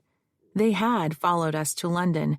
They had been in the airport with us, gotten on the plane with us, followed us from our hotel to the London Tower to the St. Paul's Cathedral. They had seen her take their photos, and they had probably stolen her bag at Heathrow so they could get the cell phone those pictures were on. I don't want you alone. Where's Eli? Yolanda called to let him know I was coming in late. He hasn't shown up yet. You don't think Frank hired these thugs? That's just not his style. He's a commercial transactions lawyer, for Christ's sake. Murder. I can't believe it. Maybe not him, but someone he's involved with. It all comes back down to this case of yours. Speaking of which, who is with Josephine? If Sophia was a problem for the Duke, you would think Josephine would be next. I reached for the phone. He clamped his hand down on mine, preventing me from lifting the receiver. Not the landline. It could be bugged. He pulled out his cell phone and handed it to me. I dialed Josephine's number. Josephine answered tentatively, not recognizing the number. Hello? This is Maureen. I borrowed Jake's phone. Where are you? On my way back to the airport. Sorry, I thought I told you last night I'm going home today. Thanks for sending Eli over. He's giving me a lift. She hadn't told me she was leaving today, and I had not sent over Eli. Eli's with you now? All morning. We went out for breakfast. In a diner, a real diner. Very cool. It'd make a great movie set. Can you put him on the phone? A pause. Josephine again. He says he can't talk while he's driving. Great. Well, I need you to sign something. I lied. I didn't want to tell her about Ayeti and Doda on the phone. Eli would overhear, or she would tell him. I didn't trust him anymore. Sorry, I forgot about it. I'll just dash down to the airport and meet you. What terminal? Alaska Airlines. So tell Eli he can just drop you off. I should be there in about 20 minutes. Got that? She repeated the information to Eli. I jogged down to my office. Quinn jumped up when I came in. Look, I don't mean to run out on you. I have to run a quick errand. Please wait for me. Yolanda will order in some lunch. I should be back in an hour. Is that okay? What's going on? I grabbed her hand. I wouldn't leave if this wasn't important. There's so much for us to talk about. I don't know where to start. Please wait for me. But if you're busy, maybe I should come back later. Please stay. Please. I hung out my doorway. Hey, Yolanda, grab the takeout menus and come on back here. When she arrived moments later with a fistful of menus, I said, Jake and I are going out for a bit. We'll be back soon. Order lunch for everyone, whatever you want. I hovered for a moment, wondering if I could hug my daughter, and then settled on waving a hand. She waved back. I grabbed my purse. Yolanda followed me to reception. But what about... She jerked her head in the direction of my office. Quinn is staying here with you. Jake was in the conference room. He finished a call and put his cell in his pocket. Yolanda, lock the door behind us and don't let in anyone you don't know. We ran to the parking garage. On the way, I pulled my remote starter out and clicked the button. By the time we piled into Sunny, she was humming and ready to go. We didn't need to discuss who would drive. Did you catch where Josephine thanked me for sending Eli over this morning? I asked as I slammed the car through its gears. Jake was used to my driving. He didn't brace himself the way Eli did. Instead, he faced out the window as San Francisco went by. We were both quiet as we passed the church where my mother's burial mass had been held. Then he said, he must have told her that. What is that guy up to? It could be nothing. Maybe she misunderstood. Right. I launched the car from the highway on-ramp and darted through traffic. After I had pulled into a long, empty stretch, I called Josephine using the car's Bluetooth. Where are you now? I asked. We just took the off-ramp for the airport. The rumbling of Eli's voice came through. He said he'll give you a call this afternoon. Where should I meet you? I asked, stalling for time. Where they take your luggage. Does that work? Perfect. I don't have a lot of time. No problem. It's just a quick signature. I took the off-ramp and got stuck in a clog of cars cruising for a place to pull over at the departure gates. When we found Alaska Airlines, I angled into the loading zone and leapt from the car. Jake stayed behind. If needed, he could show his badge to the airport cop to keep them from impounding the car. Josephine was waiting for me by the baggage drop-off. Where's Eli? I asked. He's gone, like I said. I need to get into the security line. Where's that thing you needed me to sign? I lied. The police have confirmed that the two guys who broke into my office the other night are the same two guys who followed Yolanda and me around London. Seriously? I don't get it. And when they stole my attorney notes file, they got your home address in L.A. No way! That's my mother's house. So you and your mother and whoever else lives there should clear out and go somewhere safe. Oh, hell no, that's not going to happen. I'll call my cousin. He'll get his friends to come over. As long as my mom's cooking, they'll hang. Is he a cop or military? He's a football player. Running over big guys is what he does. I'm really worried about you. I'd feel so much better if you went somewhere they couldn't find you. What about you? Jake's a retired cop. We'll be fine. I'm much more worried about you. My mother won't leave her home, and I'm not leaving my mother. I'll call my cousin, and that's the end of it. The conviction in her voice told me argument was useless. As we walked toward security, I flipped through my texts to show Josephine a still of the two thugs standing in my office and the photo of them in London. "These are the guys," I said. "If you see them, call the cops. And call me when you get through security and after you boarded the plane and when you get home. I want to be sure you're okay. I'm sending you the photos."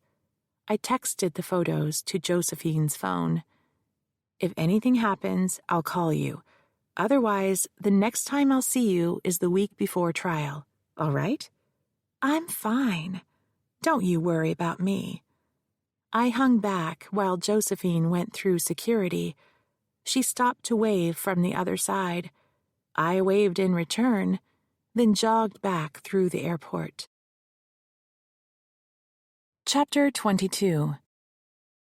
Quinn stayed in the spare bedroom we used for a home office. I was treating this as a temporary visit, not sure if I wanted her to stay. After all, we didn't know each other. She seemed tentative as well. I hadn't told Jake who she was, other than a long-lost relative, but he graciously made dinner and disappeared into the master bedroom after we finished eating.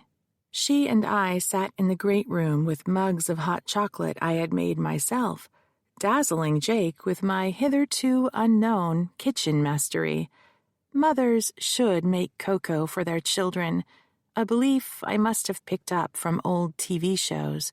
Before we left the office, I had secretly Googled a recipe and made an excuse to go by the grocery to pick up odds and ends, like milk, cocoa powder, and sugar. Germaine Greer, curled up in Quinn's lap, purred while we sat shoulder to shoulder on the couch and paged through my mother's albums.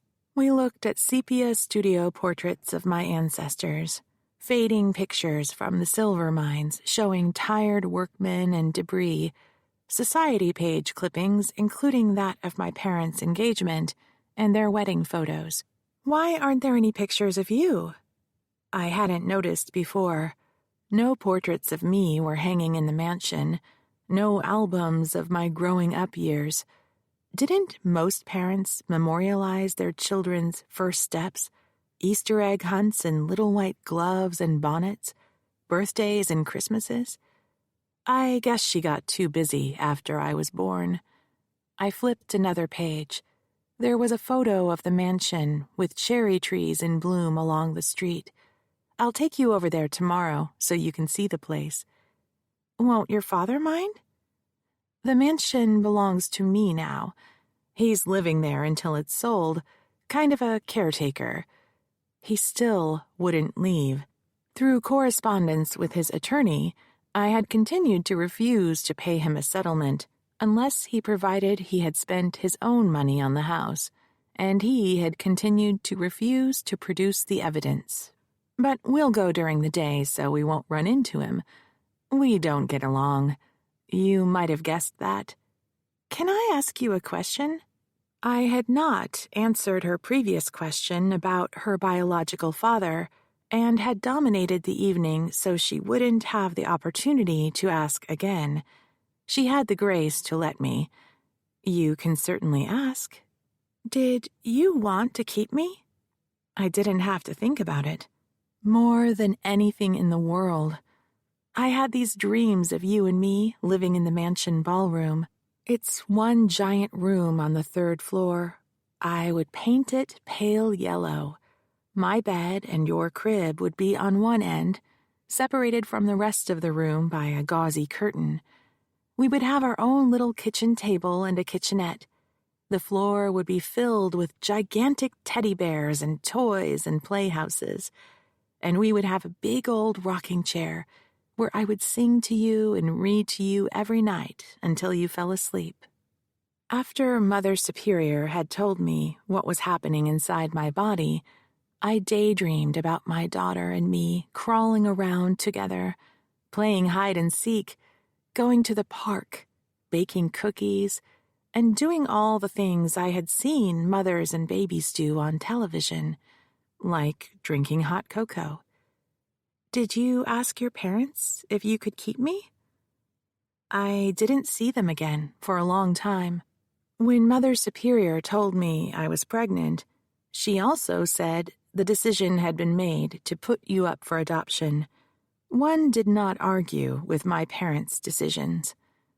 I closed the photo album. In those days, they didn't let the mother see the baby. They just whisked it away. But there was a really nice nurse who brought you in when no one was looking, the day after you were born. I had been sobbing constantly, and they gave me sedatives. Still, every time I woke up, I started crying again. So she brought you in and let me hold you for a few minutes. She said you had been crying too, that you were inconsolable. I'm not sure that was true, or if she said that to be nice. I pictured the scene, me in a flimsy hospital gown, shell-shocked by the violence of childbirth, in a room to myself on the maternity floor. On the walls were murals of children's toys, teddy bears and building blocks, the icons of a promised happy future for those other mothers who would go home with their babies. I felt like my heart had been torn out when my womb was emptied, leaving a hollowness inside me.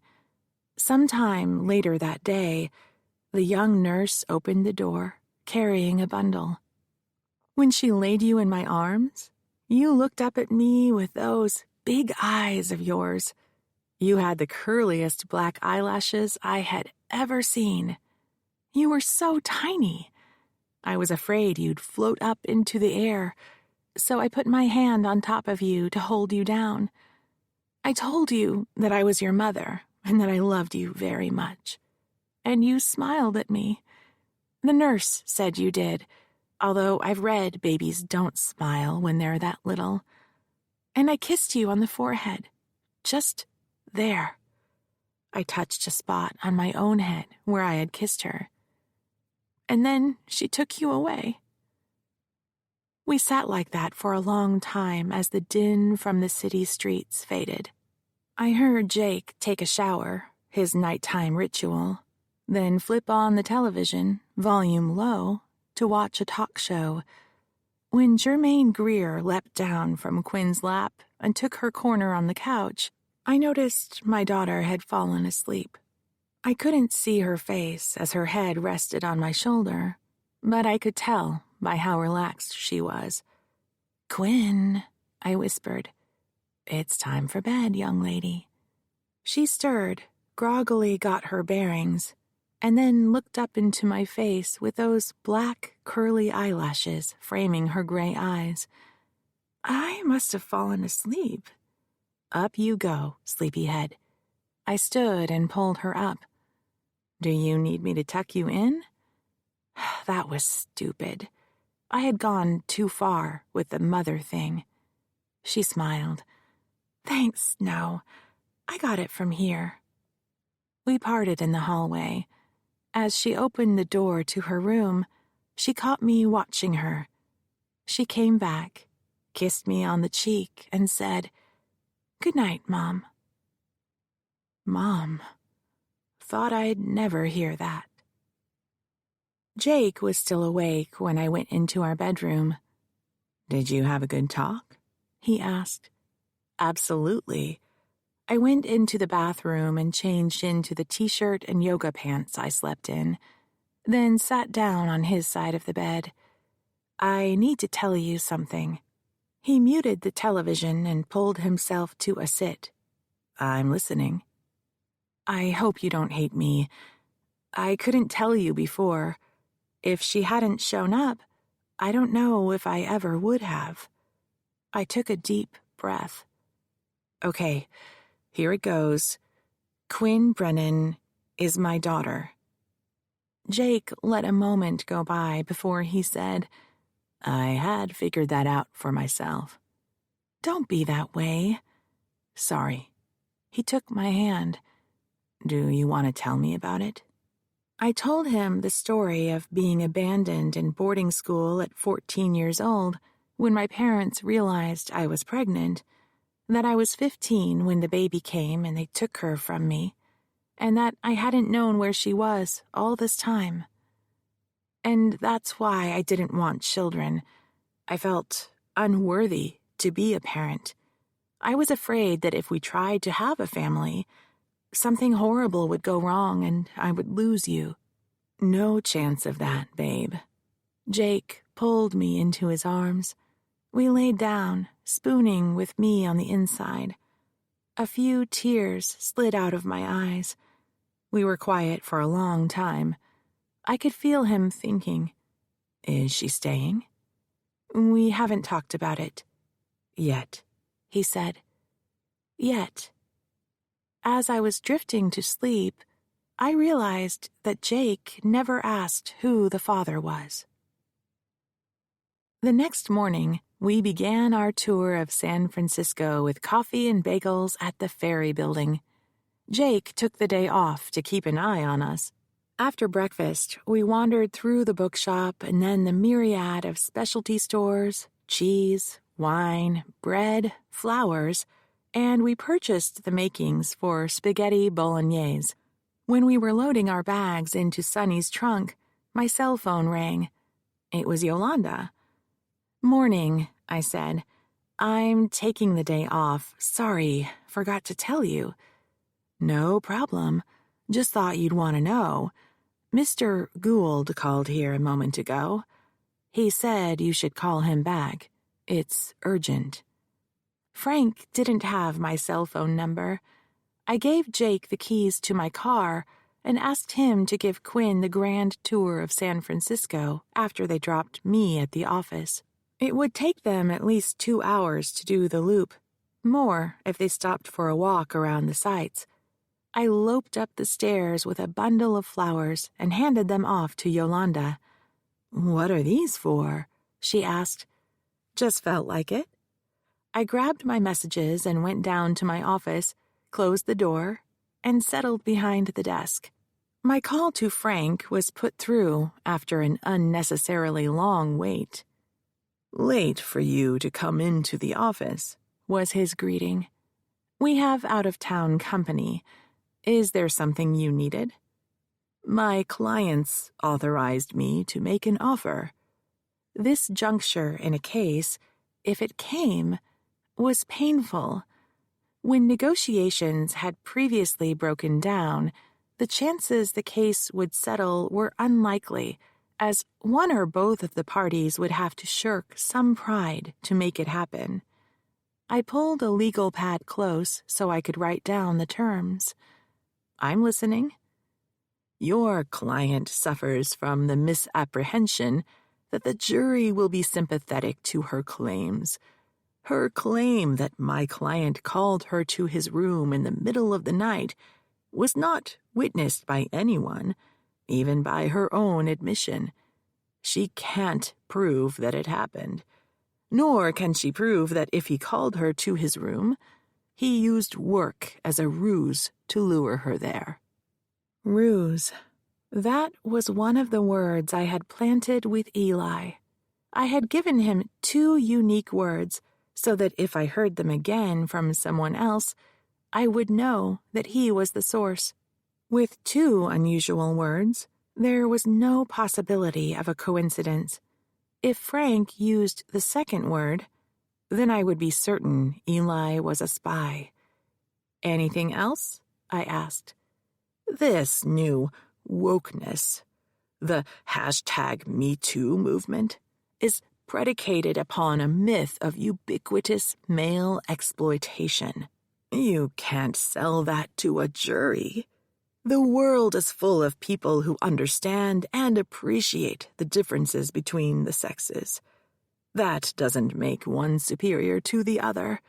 It means they understand their roles. You'll have a hard time convincing an entire jury that women are downtrodden.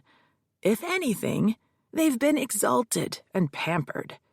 Every man on that jury who was subject to draft will remember that women were excused from military service." Ubiquitous. That was the second word.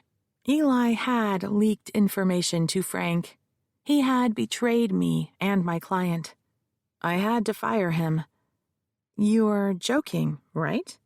Nothing of the sort, Frank said. I've been authorized to double our offer. Your client will receive the equivalent of 2 years' salary, plus her personnel file will be expunged. And of course, she needs to sign a new NDA. I'll convey it. By the way, I'm coming to the mansion this afternoon. I would prefer that you not be there. I have every right to be in my home at any time I please. I believe my attorney sent you a letter informing you that you needed to coordinate visits with me so I can attend. We don't want any accusations of missing property, do we? Very well. Be there if you wish. I'm bringing my out-of-town guest to visit this afternoon. And who would that be? My daughter. A long moment passed, with only the sound of the phone's electronic noise in my ear. You don't have a daughter. Oh, but I do, and she's looking forward to meeting her family.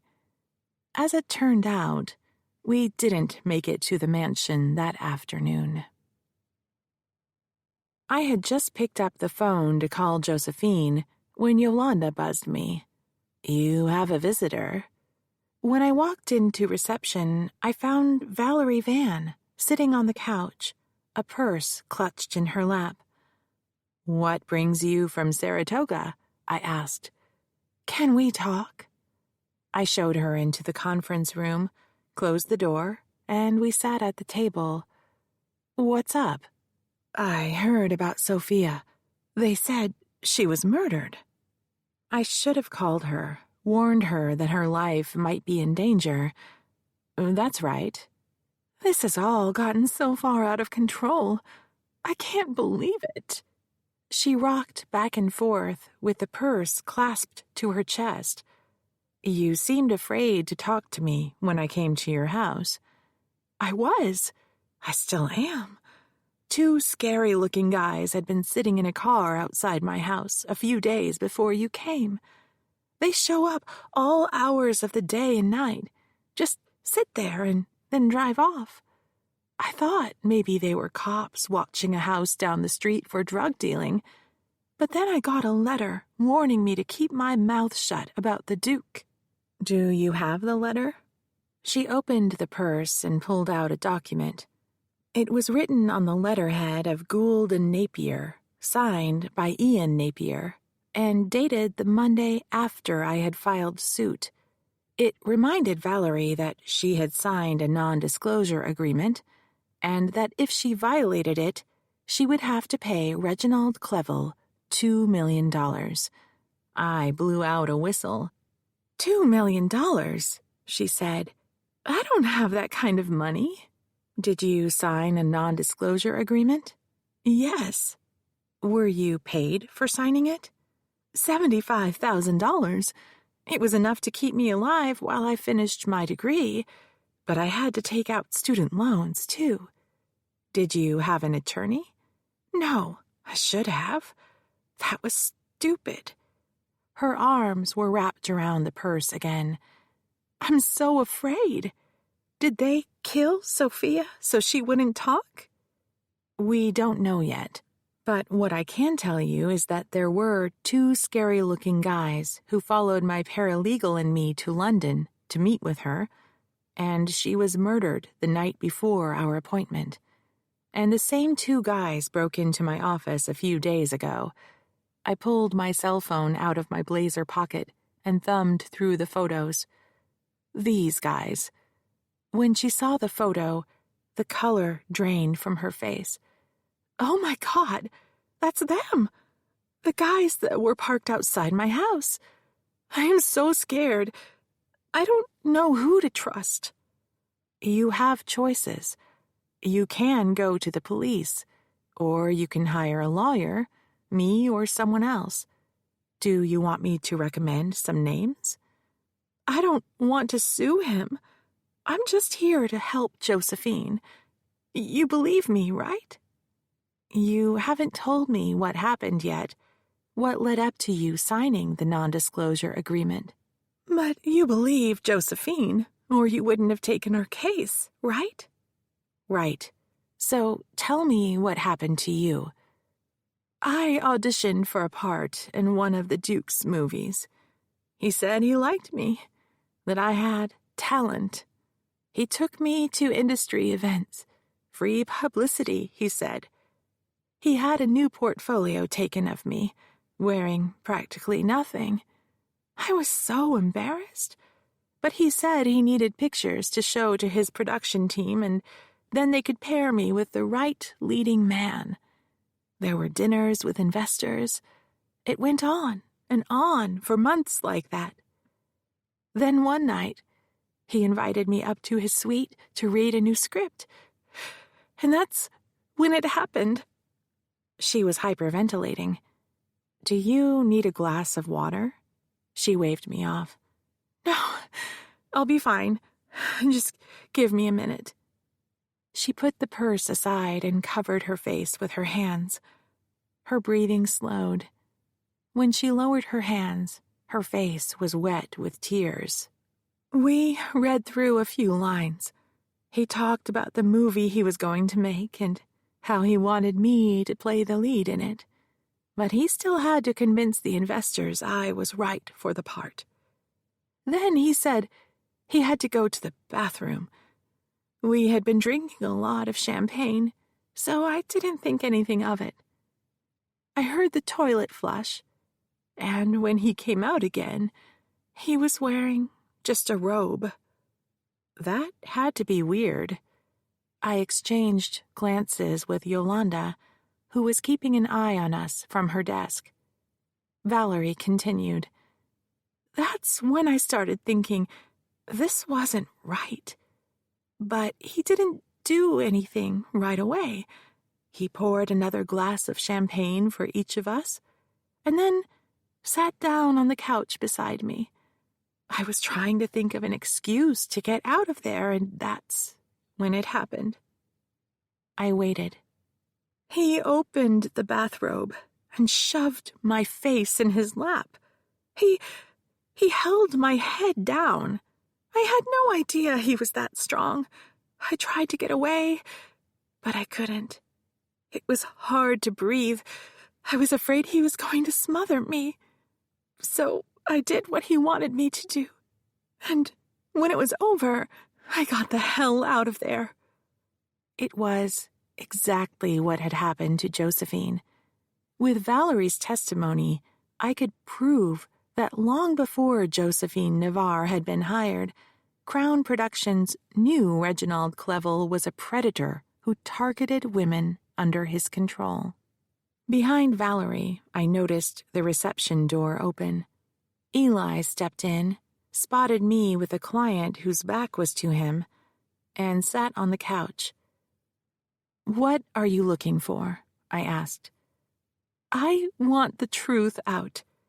No one is safe until it is. He's just going to keep doing this to other women, forcing them. And then he's going to ruin their careers. And I don't want those thugs sitting outside my house anymore. I have kids. I have a husband." I hadn't told him what had happened. Last night, I read about Sophia and I couldn't take it anymore. So I told him, and he said I should come to you. You'd know what to do. If Eli spotted Valerie, he would tell Frank and his thugs before she made it back to her car. I motioned a writing gesture to Yolanda and for her to join us. When Yolanda arrived with a legal pad and pen in hand, I stood and gave my chair to her. "Valerie, tell Yolanda what you told me. She's going to type up your statement for an affidavit. We'll keep it under wraps until the trial in Josephine's case. And then I'll need you to testify." "Will he be there?" "He will. Are you willing to tell your story in front of him?" "Does he have to be there?" "I'm sorry. That's how court works. He's entitled to see you testify, and his attorney is entitled to ask you questions. I'll be there through the whole thing, and so will Yolanda. It's the only way to get the truth out. Can he sue me for libel? He can't sue you for defamation for anything you say in court. It's privileged. As for the NDA, we'll have to deal with it later. Fine, she said. I can't take it anymore. I'll do whatever I have to do to get it over with. I pulled the curtain closed across the glass wall so Eli couldn't see Valerie, and joined him in reception. What's going on in there? He asked. Not to worry, I said. What brings you in? The conference room door opened. Valerie came out. Excuse me, she said as she passed between Eli and me, then left the office. Yolanda mouthed, "Ladies' room," to me. I gotta go, Eli said. Wait, I called, but the door was already closing behind him. I followed, taking the stairs as fast as I dared. On the street, I caught up to him and grabbed his arm, stopping him. His cell was in his hand. Who are you calling? No one? Bullshit. You're a spy. You've been feeding information to Frank, and you're about to call him to let him know Valerie's cooperating with us. He guffawed. You have no proof of that. I know it was you. Sophia's murder. You were the only one who knew we were meeting her and when. Come to think about it, what about Josephine's sexting? You're the IT expert. You know how to bug someone's phone. Not only did you jeopardize my case, I could lose my license over this. You do understand that, don't you? Jesus, Eli. I thought we were friends. Friends? Right. He took a step toward me. I'm nothing but a grunt to you, doing all your dirty work, and look what I get paid. You talk all high and mighty about fighting the good fight, but it's all about money and glory to you. Your money, your glory. I held my ground. So that's what this is about? Money? Frank paid you to spy on me? Not Frank, he said. If it wasn't Frank, who was it? People you don't want to know. You need to drop this case, Maureen. You don't know what you've started. These are not nice people. They don't play by the rules. I tried to warn you. You warned me. How?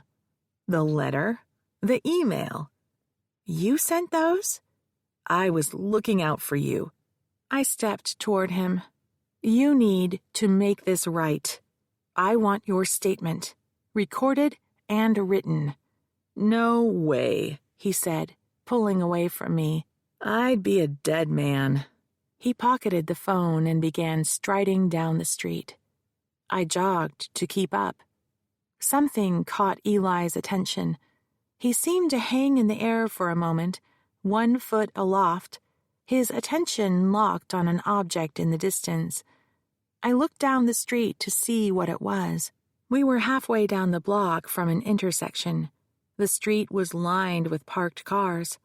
A dark sedan was double parked down the street. I had first noticed it when we began arguing. It was not uncommon for a driver to idle while waiting for his passenger to come out of an office. The sedan was rolling forward. Its movement was what had caught Eli's eye. It picked up speed as it approached us. Eli swung a long arm around, clotheslining me across the chest. I staggered a step backward to keep my balance, all the while thinking about how much I wanted to hit him back, even though I'd lose the brawl as soon as he swung at me again. Out of the corner of my eye, I saw a glint, a reflection off something metallic.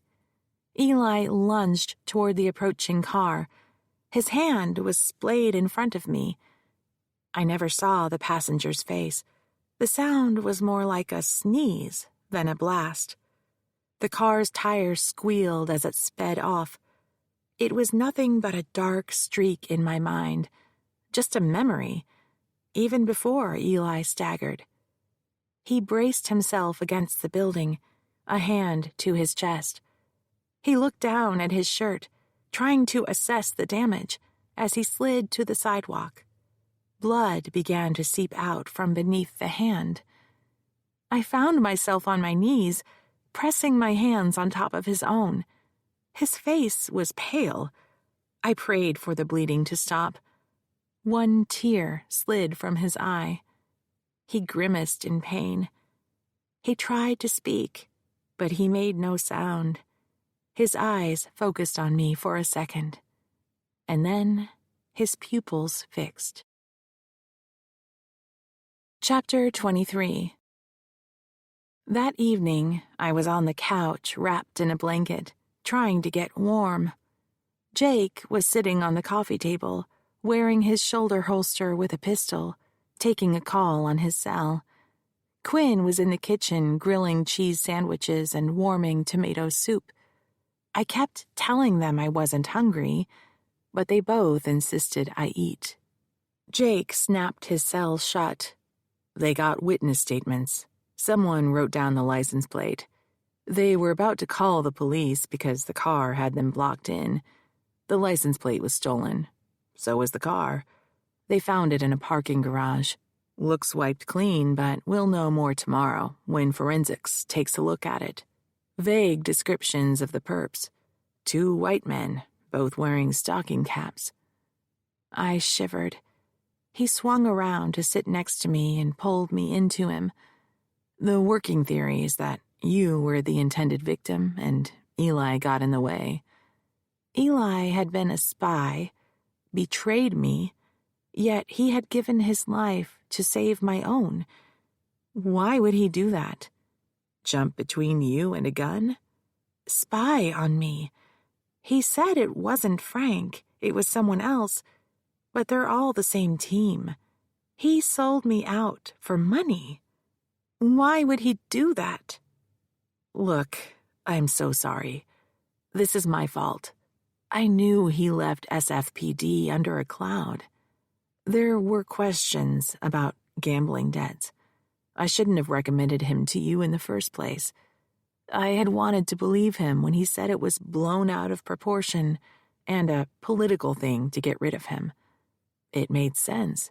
He wasn't good at ass-kissing. I thought he deserved a second chance. It's not your fault. Eli made his own choices. I feel like such an idiot. I should have figured it out sooner. He had to be the one who hacked into Josephine's phone and got the selfies. Oh, geez, I just remembered. Where's my phone? Who are you calling? Frank called me with a settlement offer right before Valerie came in. I have to convey it. Tomorrow soon enough, Jake said. Quinn came into the great room carrying a tray of sandwiches and mugs of soup. Is there anything else I can get for you? I shook my head. She sat in the adjacent chair. I took a small bite of a sandwich, not tasting it. But things were so new between us, I didn't want to inadvertently hurt her feelings. My kid sure can cook. Quinn tilted her head toward Jake. With everything that had happened, I hadn't had a chance to tell her that he knew. Jake reached for her hand. Welcome to the family, Quinn. I mean it. And he did. She relaxed. Jake stood. Anyone for a beer? He went into the kitchen and puttered around in there while Quinn moved into the spot he had just vacated. I put an arm around her. We sat like that for a long time. I had never imagined I'd see my baby again. She might not have returned if her adopted parents were still alive. From time to time, I'd thought about registering with an agency to find her, but I always chickened out because I was afraid. Afraid she'd hate me for giving her up. Afraid the truth would come out. I was back in my chair the next day. Yolanda was out in reception, the door locked. An off-duty cop friend of Jake's was on the reception room couch with an Elmore Leonard paperback. His name was Jerry, and he was big, tall as Eli had been and twice as heavy, all muscle. As if his size wasn't intimidating enough, he wore a gun in a shoulder holster. Quinn was in the conference room with a stack of paper. Yolanda had put her to work going through the piles of discovery Frank had delivered before the break-in. My phone call with Josephine was brief. I conveyed the offer. The increase in money was better, but the non-disclosure clause was still a deal-breaker. As I was putting down the receiver, Yolanda came into the office with the day's mail. On top was an order in Navarre v. Clevel et al. Judge Hahn's entire caseload had been transferred to Judge Wilbur St. James, the most conservative judge on the bench. I hit the speed dial for Jake's office. "Is everything okay?" he asked. "Judge Hahn's cases have been reassigned to Wilbur St. James. Have you heard anything about it? Her husband had a heart attack a few nights ago. Was touch and go at first. She's out on personal leave until further notice." "Damn it all anyway," I said. "I mean, I hope he's all right." "Sorry, Red, but you know what to do." What he meant was that I would make sure the record was stuffed full of arguments and evidence so that when Judge St. James ruled against me, I might have a chance on appeal. I'd rather win. Wouldn't we all? Other than that, all quiet? He was asking if I had been attacked. All quiet. Any news on Ayeti and Dona? They've gone to ground. Has anyone figured out Alpha Inc.'s connection? Who hired them? And what about who Eli was talking to? He said he wasn't working for Frank.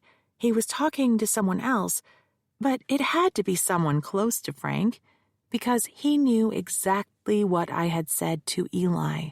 Someone's on that. Look, I'm about to go into a meeting. If anything comes up, call me on my cell. Love you. Love you too. The next document in the pile on my desk was an order on my motion to exclude the selfie photographs in the Navarre case. Judge Hahn had promised to reserve judgment until we got closer to the trial. If I could prove the pictures were stolen and that Clevel hadn't known about them before he assaulted Josephine, I expected her to exclude them from evidence.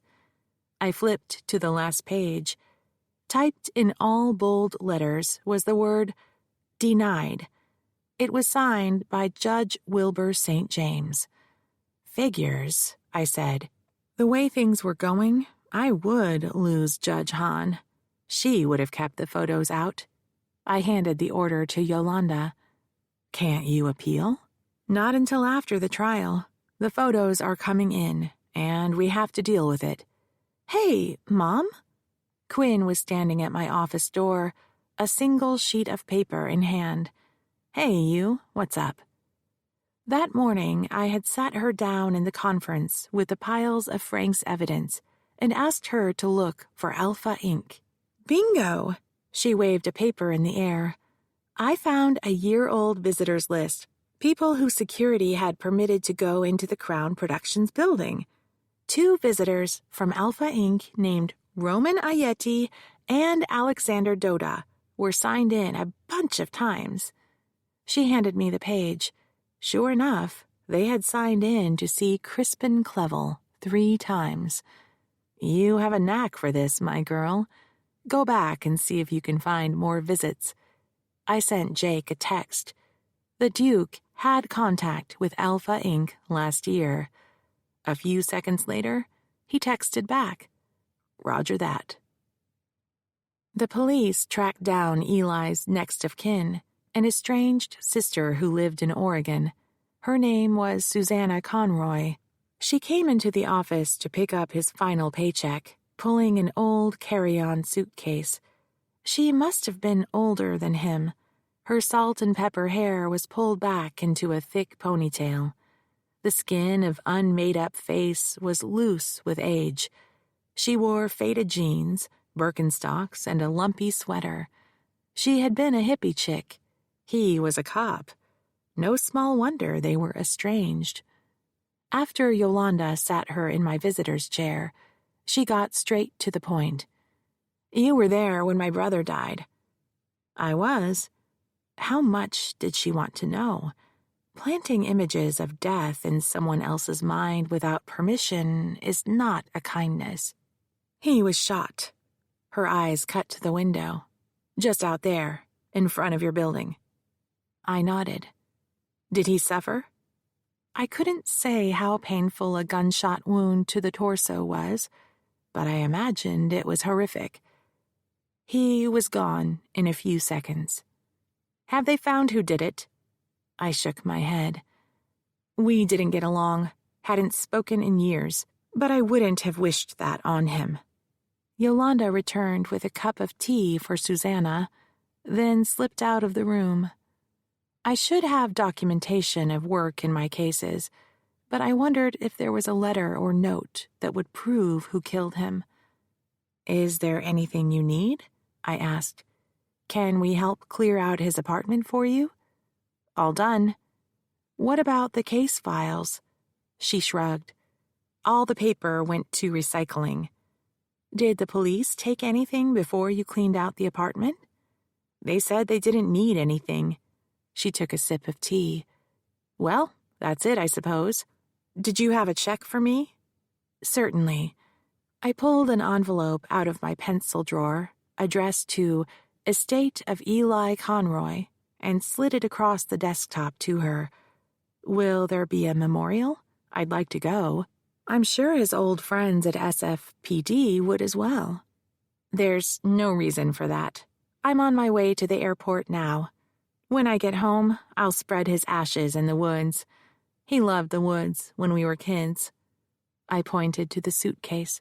"Yes," she said, "his ashes." She stood. "I have a cab waiting, and I'm sure you're busy, Miss Gould. I'll show myself out." The last I saw of Eli Conroy was a beaten-up, two-wheeled suitcase as it was dragged out of my office.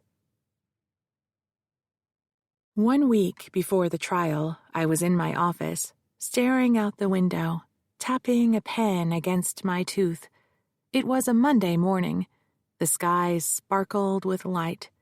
When Quinn and I came in, Jake's cop friend, Jerry, was already settled on the couch with a new Elmore Leonard book, a tall mug of coffee, and a piece of coffee cake at his elbow. Ayeti and Doda were still at large. Jerry was wearing aftershave. That was new. I faced Yolanda so only she would see my curious expression. She avoided meeting my eyes. "There's more in the kitchen. Help yourselves."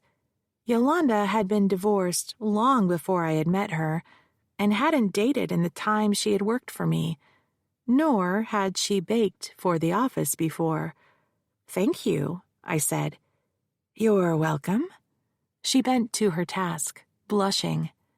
Quinn grabbed a slice of coffee cake for herself, then went into the conference room to continue her work analyzing Frank's evidence. She had already discovered a number of visits to Crown Productions by Roman Ayeti and Alexander Doda that coincided with industry events attended by Reginald Clevel. Online, she had found photographs of the two hovering around him, earpieces in place. As I sat at my desk, I still struggled with the theme of the case, that one short phrase that would resonate with the jury. I had to seize them from the first words I spoke. Yolanda appeared at my door with a fresh mug of coffee. She placed it on my desk. "You have a visitor." I wasn't sure I could handle another surprise. "I don't have any appointments today." I put the pen down on my blank legal pad. She didn't make one. "New client?" "I don't know, maybe. She says she has information about your case against Clevel. Her name is Abigail Lawrence." There hadn't been an Abigail Lawrence in any of our investigation results or in the evidence from Frank. "Okay, show her in." Yolanda left and returned with a young woman and a cup of tea, which she set in front of the visitor's chair, then softly closed the door as she left. Abigail Lawrence had a dark olive complexion. She could have been in her early 30s, but was gaunt from excessive weight loss and had dark circles around her eyes, which made her look older. I motioned for her to sit down. "Good morning," I said, extending my hand. "I'm Maureen Gould. How can I help you?" "I'm not sure," she said in a flat Midwestern accent. "Yolanda said you have something to share about Reginald Clevel?" She looked at her hands. She took a deep breath, then sighed, allowing her eyes to lift to the window. She stared out it for what seemed a long time. Then a frown crinkled the thin tissue across her brow. "He raped me." That had to be a difficult thing for her to say. Given her demeanor, she had not said it often or to very many people. Her pain was raw. I lifted my pen and clicked the cap to expose the nib. I put pen to paper. "Can I get your full name, please?" "Abigail Ethel Lawrence is my real name, but you might know me as Amber LaRue." After Yolanda and I took her statement and made sure we had her contact information, she went back to the East Bay home of a childhood friend where she was staying. As long as the Duke didn't know she was in town, she wouldn't be in danger. As far as he or anyone else knew, she was still partying in the south of France. Jake called that afternoon. When I answered, he said, "Got them." "The thugs?" "Ayeti and Doda. Caught them trying to cross the border into Baja." "Have they said anything?" "The first words out of their mouth were, 'diplomatic immunity.'" "Fuck." "Don't worry, Red. We've put a call into the British Embassy to see if they're going to protect these guys. We should have a decision in a day or two." "Did the cops find anything on them?" "The gun is long gone. Best guess? At the bottom of the bay." Chapter 24. The trial started on a Wednesday because Judge Wilbur St. James was in a judicial conference Monday and Tuesday. I came in with my team a half-hour early to give Josephine a chance to acclimate to the environment. She and I settled our bags at counsel table. Yolanda rolled the hand truck loaded with 2 boxes of files into a corner, then sat behind me in the first pew. Quinn sat next to her, where Eli would have been. Throughout every trial I had had in private practice, Eli had sat in the front row. He observed the jurors and told me how they were reacting. He kept an eye on the other team, watching the defendant for tells. At break, he would pump me up with ringside encouragement as if he was a prize-fighter's coach. When had he lost faith? I would never know. I had been too wrapped up in my clients and cases to notice. Jury selection was brisk under the firm guidance of Judge St. James. I had asked for 3 days of voir dire, the process where we question prospective jurors, with another week for witnesses. Frank claimed he had a week of witnesses as well, an outright lie. An old defense trick was to ask for more time in order to manipulate the judge into curtailing the plaintiff's case. There was no way he had more than 1 or 2 witnesses, Clevel and someone else from Crown Productions, 3 if he called Cameron Aguilar, the guy Josephine had sent the selfies to. It worked. The judge said we would have 5 days to try the case, including jury selection, opening, witnesses, and closing. That left 2 days for each of our cases, and 1 day for jury selection. With 50 prospective jurors, we barely had enough time to find out their names and how irritated they were to have their lives disrupted by the court's summons. The jury we ended up with included 2 college students. The female was pre-med, the male was majoring in education. 3 were retirees, all male. We had 1 female executive secretary, a male engineer who wore horn-rimmed glasses, 2 fidgety young men from the financial world, an unemployed male actor who was temporarily waiting tables, a male dog walker, and a female parking lot attendant. The 2 alternates included an accountant and a divorce attorney whom neither Frank nor I had met. Despite Frank's best efforts to skew the jury toward older white males, we had a solid mixture of races: African American, Hispanic, Asian, Native American, and 3 who identified themselves as mixed race. Frank wanted jurors who liked the status quo, preferably white men and women who didn't see or acknowledge exploitation, who felt anyone could succeed, and those who complained were demanding special treatment. He also wanted numbers-type people, accountants, engineers, statisticians, who trial attorneys believed to be less amenable to emotional arguments. My approach was less knee-jerk than Frank's. I wanted people on my jury who had seen and experienced the inequities of American society. Numbers people could have feelings too. Mature white males might be aware of bias. By the same token, a successful black man could believe that he rose above his circumstance by virtue of hard work, and anyone who did not wasn't trying hard enough. Each person was an individual with unique experiences and beliefs. Quinn and Yolanda sat in the front row behind me. Together with Josephine, who sat beside me, they observed the prospective jurors. When I was concentrating on one juror, another might react strongly to what was being said, so having another observer was invaluable.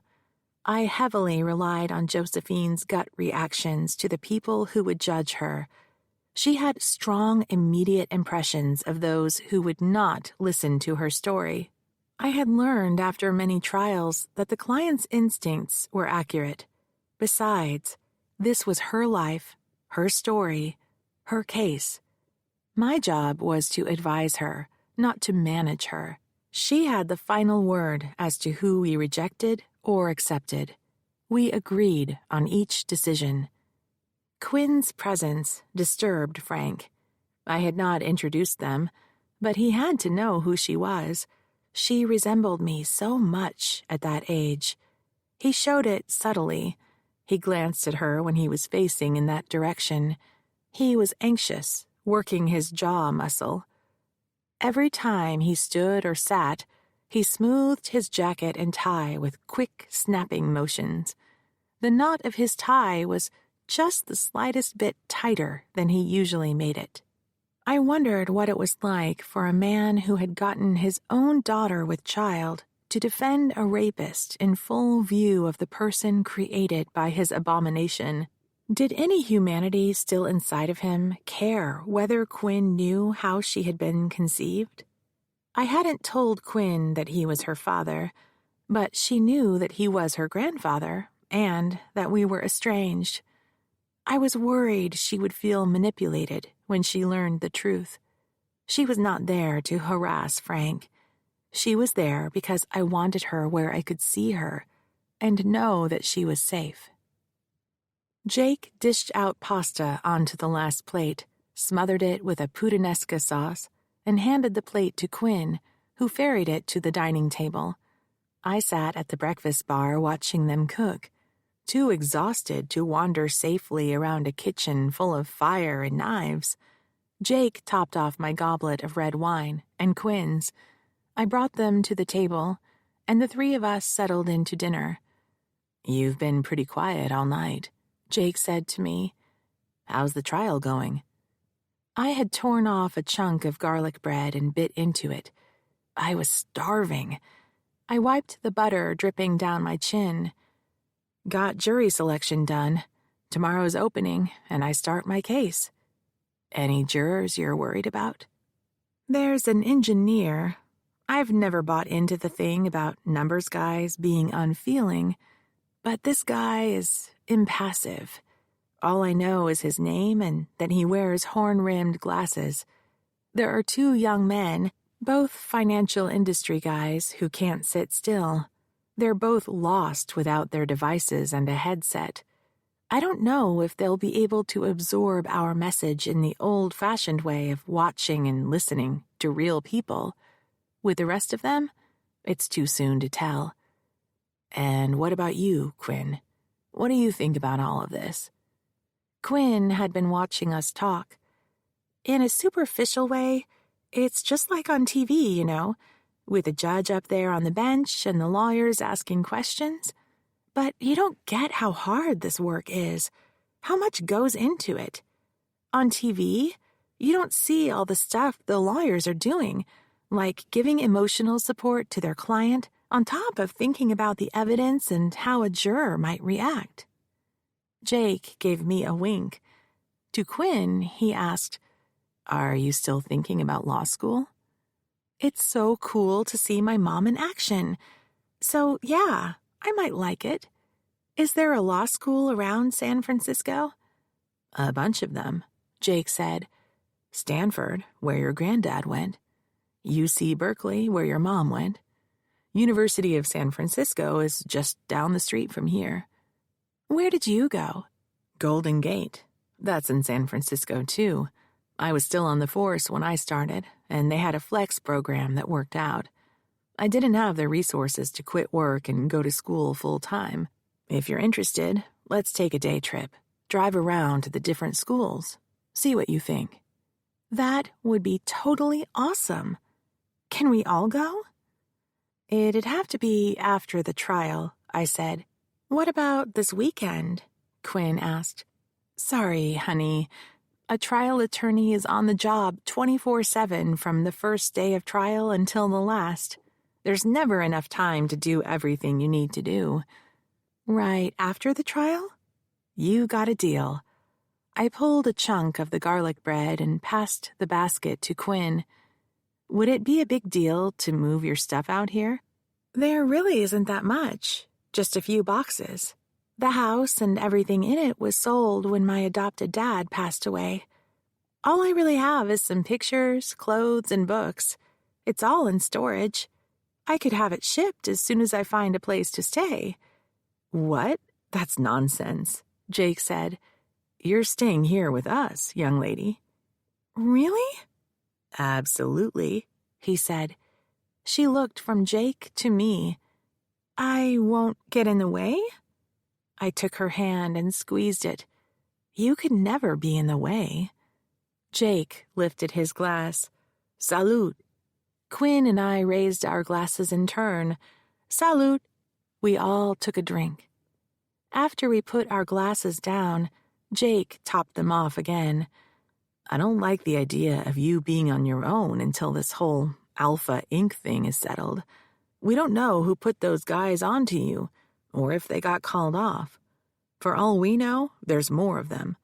The 2 in jail still aren't talking. Any news on the diplomatic immunity? I asked. What's that? Quinn asked. I was strangling down a forkful of pasta, so Jake explained. A diplomat is immune from criminal prosecution. No way were these 2 jokers British diplomats. But it can extend to everyone on the embassy staff, not just the ambassadors. The feds are going to hold these 2, Yeti and Dota, until the Brits make a decision. If immunity isn't waived, they'll be set free and there's nothing we can do to touch them. Even for murder? Quinn asked. Even for murder. So until we know what the situation is, I'd feel better if I knew you 2 ladies were in good hands, either in court, with me, or with Jerry. Chapter 25. Mickey Wong was sitting in the last pew when we arrived for court. We exchanged polite nods when my team and I entered the courtroom. Because I was plaintiff's counsel and this was a civil case, I made my opening statement first. I stood and took the lectern. As a general rule, I opened with a warm-up. But not today. I greeted each panelist, the 12 jurors and 2 alternates, in the eye, one by one, making sure I had their attention. After they coalesced into one organism, breathing in sync, I touched my pearl necklace for good luck and took my opening shot. Reginald Clevel is a rapist. Blunt and to the point. I still hadn't come up with the theme of my case, the storyline that would connect in a primal way with the jurors, so I decided to stick with the raw facts. Objection! Frank was on his feet. Clevel half stood with him. Approach. Judge St. James was ordering us to a sidebar so we could argue our dispute without the jury listening in. I threaded between the lectern and my table while Frank walked around. The Duke followed Frank. You may return to your seat, Mr. Clevel, the judge said.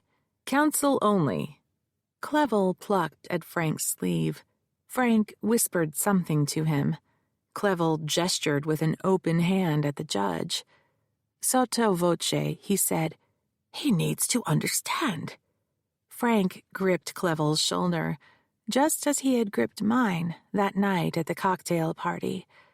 Clevel went back to the defense table, while Frank and I met at the bench, with enough room between us to fit in a third person. Judge St. James motioned us closer. I stood on tiptoes. Frank stayed in his place. The judge gave us a frown and flipped on the white noise machine to keep the jury from overhearing our discussion. Ms. Gould, the judge said, this is opening statement.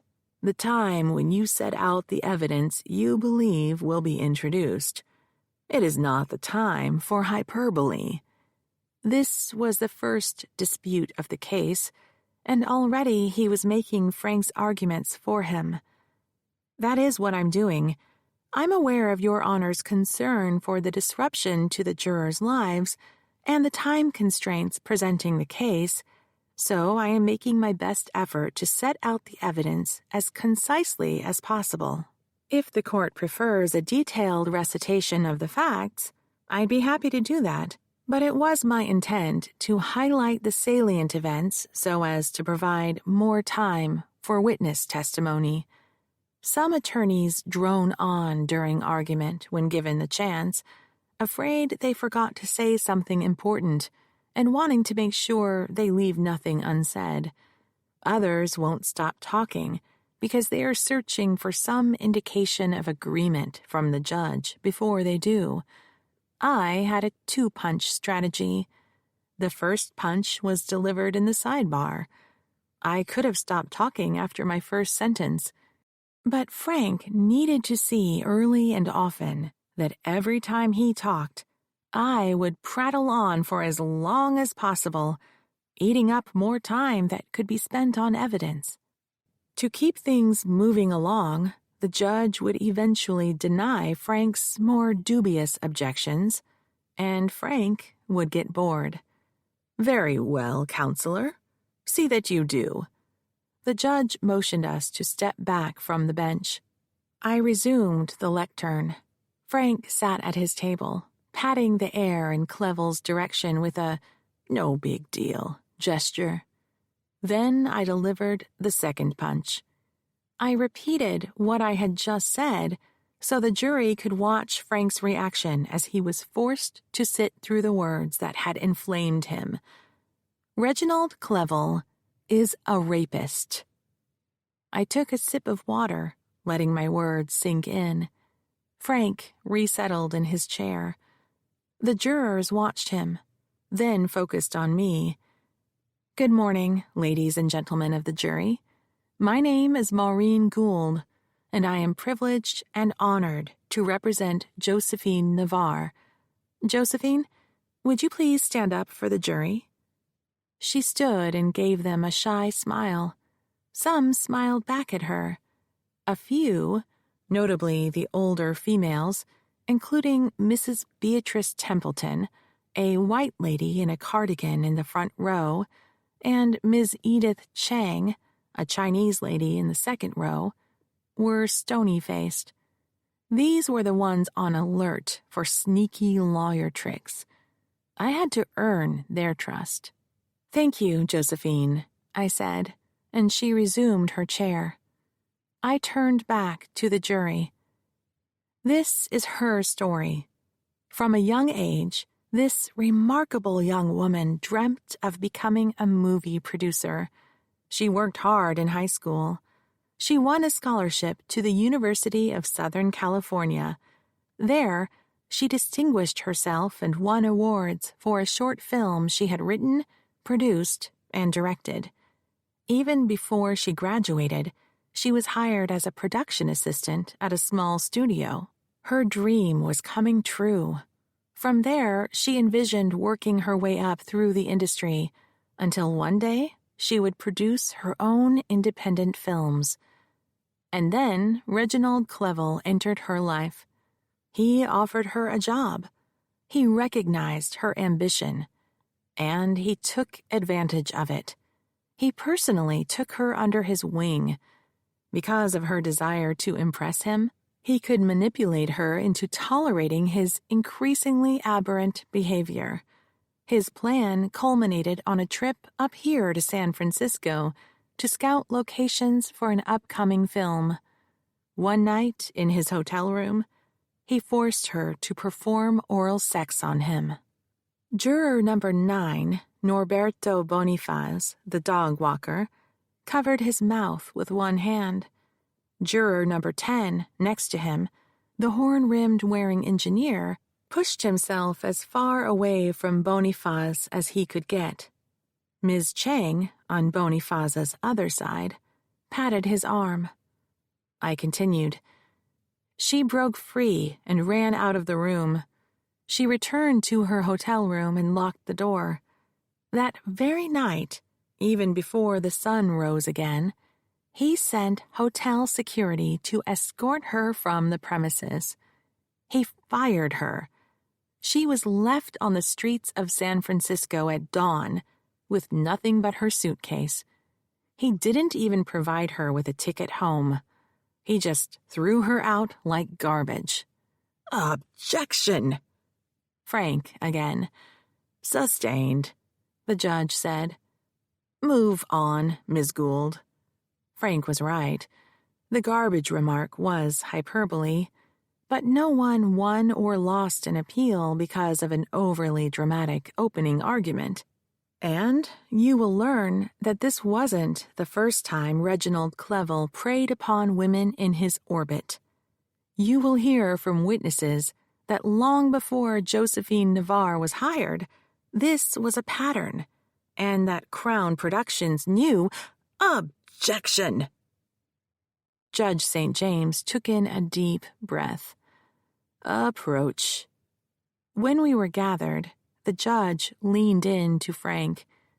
Articulate your objection, Mr. Gould. There is no evidence whatsoever of prior acts. The judge turned to me. And your response?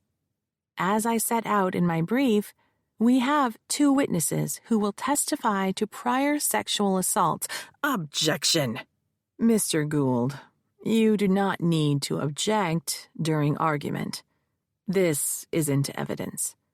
Still, Your Honor, I wish to make it perfectly clear for the record that my client denies there were assaults, and we object to the use of that term in this proceeding. I snorted. The party who picked the language won the battle. Clearly, Frank's strategy was to force me to use words so neutral that the acts I described sounded clinical. This coming from a man who wanted to introduce erotic selfies. He was hoping to censor me and save all the drama for himself. I opened my mouth to respond when the judge held his hand up. Mr. Gould, the judge said, did you file a pretrial motion asking for specific language to be disallowed during these proceedings? No, Your Honor. But the language is so inflammatory that it should not be permitted in any case. Your argument is deemed waived for having failed to assert it timely. Your request is denied. The scoreboard read Maureen 2, Frank 1. Exception, Frank said. You don't need to voice exception, Mr. Gould. This is not the 19th century. Your record has been made. Frank said, We request a stay in the proceedings so we can file an appeal of this ruling. Request denied. Step back.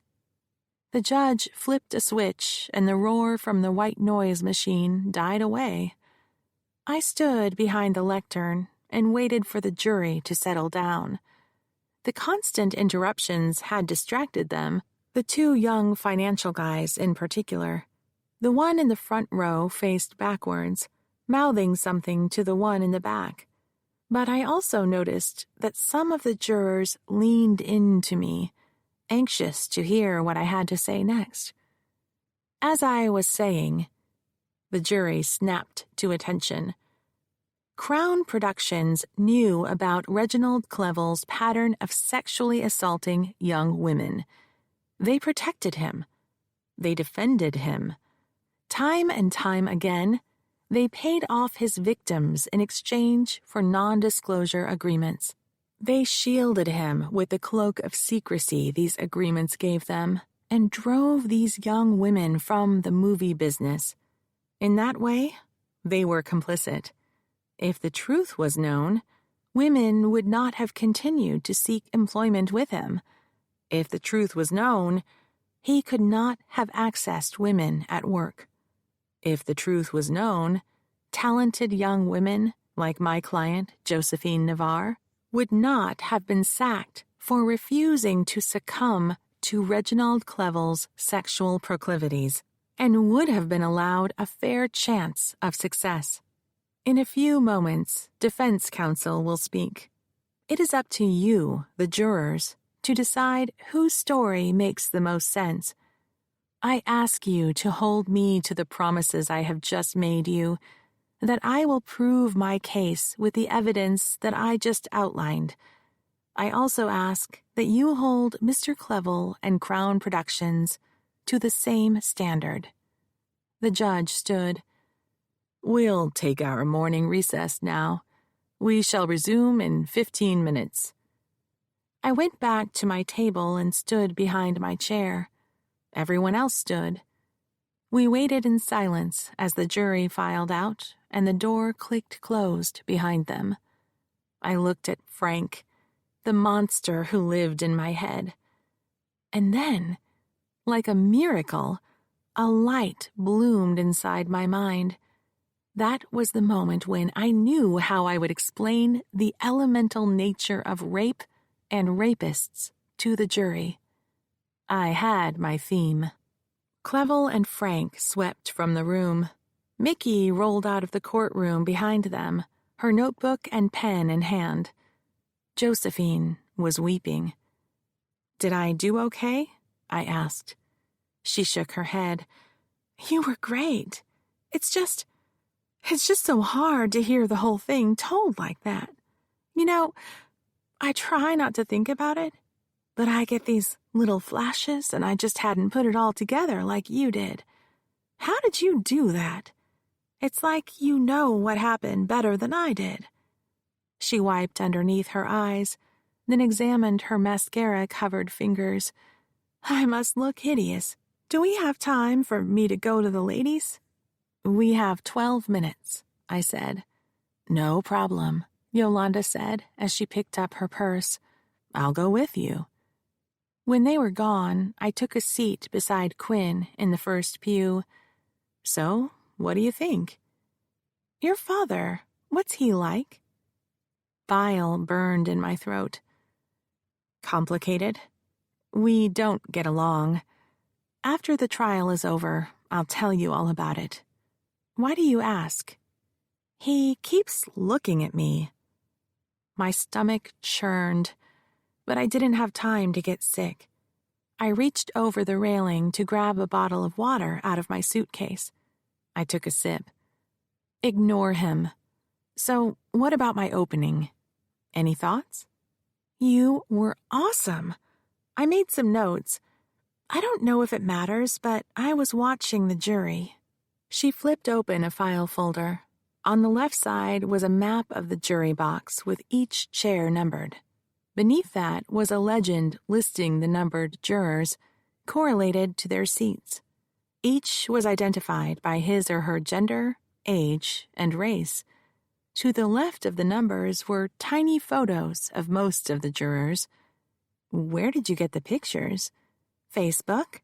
Just about everyone has an account, or a friend or relative who does. That explained the noise I had heard late last night coming from her room, the home office, where we had a small desktop printer. I had thought she was printing off law school applications. Quinn had a legal pad of notes on her lap. I noticed that juror number 3, Mrs. Templeton, was shoved back on her chair. She's the one wearing the cardigan? She wore it the first day, too. Quinn pointed at a small picture of Mrs. Templeton in her file, smiling for the camera at a social gathering, wearing her cardigan. That had to be her trademark. She made a face when you talked about what happened in the hotel room. What kind of face? Quinn scowled for me. She doesn't like hearing about it, I said, but it's too soon to read into it. It could mean she's offended I would say something like that out loud, or that she's disgusted by what Clevel did. Can you keep an eye on her? And don't forget to watch the alternates. One of them could end up on our jury. Anything else? Did you catch number 9? That's, Norberto Bonifaz? He was upset. I did. Pretty sure he was horrified by what happened. But that doesn't mean he's sympathetic to us. If he thinks I'm twisting the facts and he feels manipulated, he could punish us. The courtroom door opened. Josephine entered. Yolanda came in second but stopped, blocking Frank's and Clevel's entrance. Frank halted for a moment. Clevel crowded behind him. When Josephine walked through the gate and put her purse in her chair, Yolanda strutted forward as if she hadn't noticed Frank and Clevel. The clerk entered from the side door and announced, "The jury is returning." The back door opened. While they were filing in, I leaned in to Quinn. "Great job. Keep it up." Then I stepped through the gate and took my place standing beside Josephine. "Are you okay?" I asked. She took my hand and squeezed it. "One last thing before he starts talking. No matter what he says, do not react. Got me?" "Gotcha," Josephine said, and let go of my hand. Chapter 26. After the courtroom occupants settled into their chairs, Frank took the lectern. "Ladies and gentlemen of the jury, my name is Francis E. Gould, and this is my client, Reginald Clevel." He swept an arm in the defendant's direction.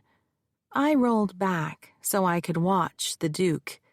He was pushed back in his chair with one hand against the armrest, locked in a stare-down with Mrs. Templeton. The moment lingered while his color deepened to the purple of raw steak and a sheen broke out across his face. Frank went on, "This is my opportunity to tell you what the evidence will show. Like you, I find these accusations distasteful. Some of the terms you will be forced to hear are not fit for polite company. Forgive me, I'm just an old-fashioned man. I was raised in a different era, so you will sometimes see me embarrassed by the things that will be said in this courtroom." He was aiming his remarks at Mrs. Templeton, who I was now thinking of as Cardigan Lady. She had been skeptical of me, but she wasn't warming to him either. If anything, Her expression hardened even more. She didn't like being pandered to. As awkward as this is for me to say, I must. Reginald Clevel is not a rapist. The dog walker, Norberto Boniface, stared at Clevel, whose color had lightened to medium rare. The others were trained on Frank. This case is about greed.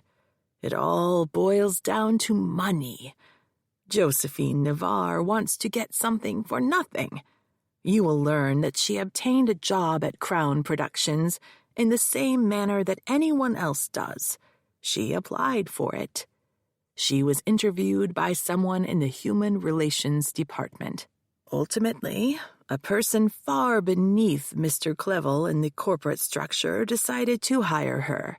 He had nothing to do with this. He was not even aware of her existence until she came to work on the Golden Gate project. Here, Mrs. Templeton examined Josephine, and I could feel Josephine's composure waver. Then the juror turned her attention to Frank. She was his canary in the coal mine. He was speaking to her, using her as his gauge of what worked and how to pace his remarks. When he had her attention again, he resumed. At first, Ms. Navarre worked hard, as everyone else in Hollywood does. But as time rolled on, there were concerns about her reliability. She began coming into work late. There were gaps during the workday when she could not be found. She was spoken to on 2 different occasions and given warnings. The 3rd event occurred on the night she was fired. There was a meeting of investors at the Mark Hopkins Hotel. That evening, Ms. Navarre appeared high-strung. Not long after it began, she excused herself to go to the restroom. Her co-workers had made remarks in the preceding months about her frequent visits to the ladies' room, and there had been suspicions, but no one had ever seen Ms. Navarre using drugs. Regardless of what you may have heard about Hollywood, Crown Productions has a zero-tolerance policy regarding drug usage. If Ms. Navarre had made it known that she was using, make no mistake about it, she would have been terminated immediately. The financial guys shifted in their chairs guiltily. Josephine slipped her hands under the table and began picking at her cuticles. From that day to this, she never gave a reason or excuse for failing to return to the Mark Hopkins meeting. She simply disappeared. This was her 3rd offense. She was terminated the following day for unsatisfactory job performance. She was unreliable. It was as simple as that. Now, juror number 8, Ms. Chang, a 50-ish executive secretary, looked from Frank to Josephine, then to Clevel.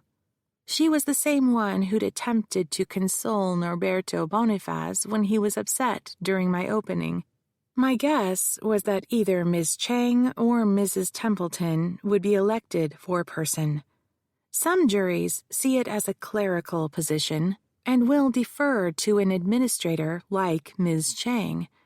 Others see it as a power position and will align themselves with the strongest personality, who I guessed was Mrs. Templeton. Frank slipped one hand into his pants pocket. Then, the next thing you know, Josephine Navarre filed suit against my client, Reginald Clevel, claiming, of all things, that he accosted her. She has no witnesses whatsoever to confirm her story. If it was true, that would be a serious matter and a crime. Wouldn't she report him to the police? One would think so, but she did not, because it wasn't justice she sought, it was money. Instead of calling the police, she ran to an attorney, made these wild accusations, and filed a multi-million-dollar lawsuit. Reginald Clevel will not stand for this. He came to this country penniless, with little more than his own blood, sweat, and tears.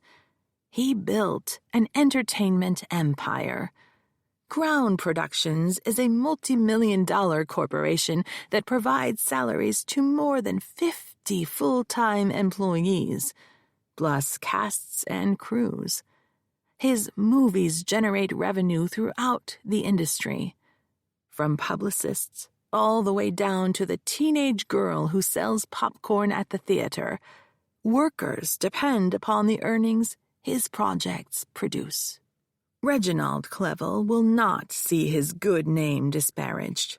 He will not see his enterprise destroyed. And he will not write a check to every young woman who tells a story. If word spread, it would open the floodgates to countless false claims.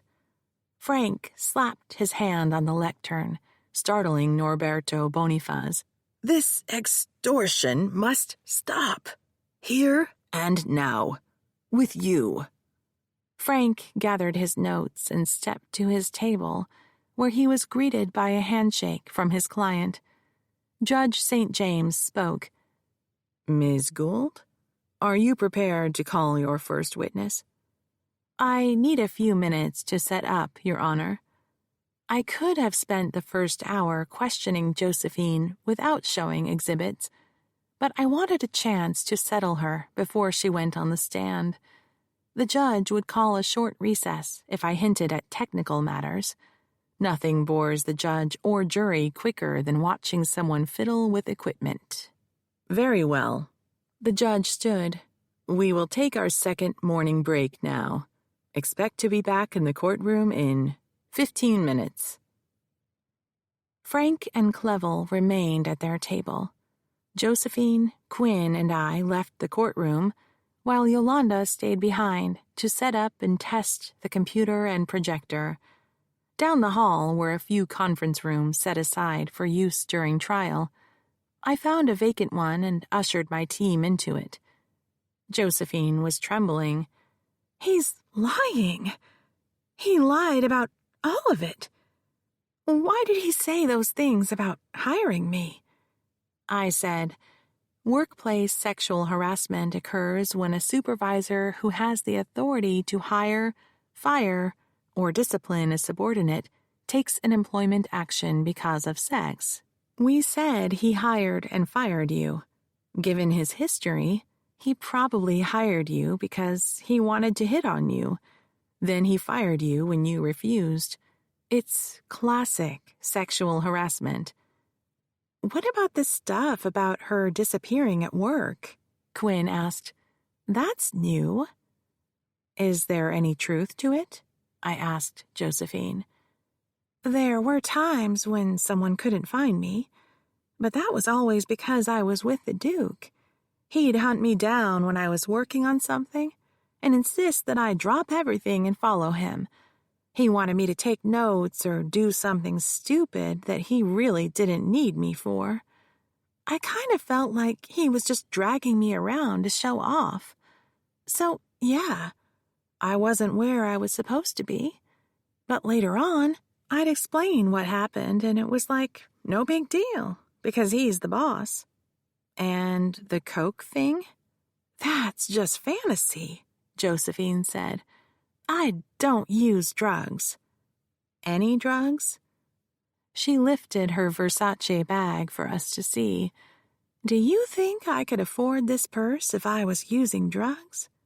No way, Quinn said. But I have a question. Why didn't Frank talk about the selfies in his opening? I liked how Quinn dived in and wasn't afraid to ask questions. Because he's saving them for dramatic impact. He expects us to paint a pure as driven snow picture of Josephine, and then he will make her look like a promiscuous druggie. I don't get it, Quinn said. If Mr. Clevel claims he didn't do anything to her, and that there was nothing sexual in their relationship, who cares if she's an adult woman responsible for her own sexuality? That was my little girl talking. My heart was full. Good point, I said. 2 things. Frank's betting not everyone will see it that way.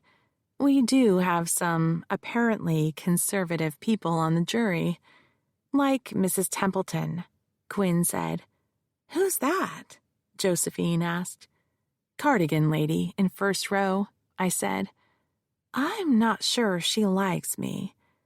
She's suspicious of everyone, and will be careful to come to a decision. Not to worry. I'm betting that when she does, she will be a powerful influencer on the jury. It's not about liking, so we can't charm her. It's about telling a story that makes sense and rings of truth. You mentioned there were 2 things, Quinn said. What's the second? Frank's working a fallback defense.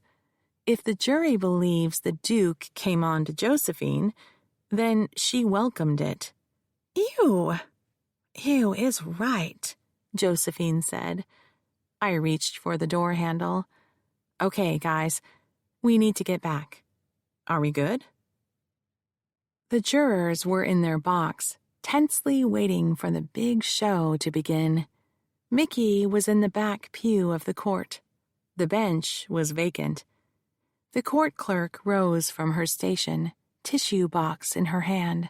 She crossed the well, something she had not done before, and drew the jurors' rapt attention. She set the box on the small table in the witness stand next to the microphone. She produced a water pitcher that had been stashed behind the chair, half-filled a plastic cup, and set that on the table as well. Then she walked back across the well and took her seat behind a bank of computers. The entire ritual was performed and observed in silence. The judge entered from the door behind the bench and eased himself into his chair.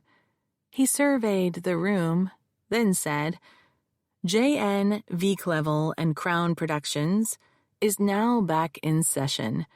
Counselor, please call your first witness. The plaintiff calls Josephine Navarre. Josephine stood and crossed the room to the witness stand. She was wearing her court suit, black blazer and slacks, black heels, white silk blouse. Her braids were pulled into a chignon. She was sworn in, took her seat, and instructed to attach a small microphone to her blazer. I waited for her full attention before I began direct examination. Ms. Navarre, please state your full name for the record. Josephine dipped her head toward the microphone on the desk. Josephine Isabel Navarre. And just to be clear, you are the plaintiff in this case. I am. Would you please tell the jury in your own words why you decided to file suit against Reginald Clevel and Crown Productions? Josephine addressed the jury as we had practiced during trial preparation the week before. I filed suit because he fired me. How did the sexual assault play into your decision to file suit? Objection! Josephine didn't answer. When we had prepared for trial, we ran through her testimony. Seated around the conference table, Jake had played Frank's part, while I was myself, and Yolanda was the judge. Quinn played the role of a juror, so that Josephine would become accustomed to someone watching her. Judge St. James said to Frank, State the nature of your objection. The question calls for facts not admitted into evidence. Sustained, the judge said. He bent toward Josephine. That means you should not answer the question, ma'am. Yes, sir. We had anticipated this particular objection, and that was fine by me. The jury's interest would be piqued. The question was still in the jurors' heads. Had he sexually assaulted her? I resumed. Let's back up, shall we? When you obtained employment at Crown Productions, what was your career goal? I wanted to become an independent producer of films. I still do. Before obtaining the job at Crown Productions, what efforts had you taken to reach your goal? It started back in junior high. She smiled. Her hands flittered in the air as she described her past. I took videos of my friends, pretending I was interviewing them, and then downloaded them onto my laptop at home and edited them into little stories with some voiceover. Stuff like a day in the life of a 12-year-old ballerina. I put them up on YouTube and they got a lot of likes. Then in high school, I took every elective I could find related to performing arts. I worked backstage in our theater productions. We had a film class. For my term project, I submitted a production with an all-female cast of the chess scene from The Seventh Seal.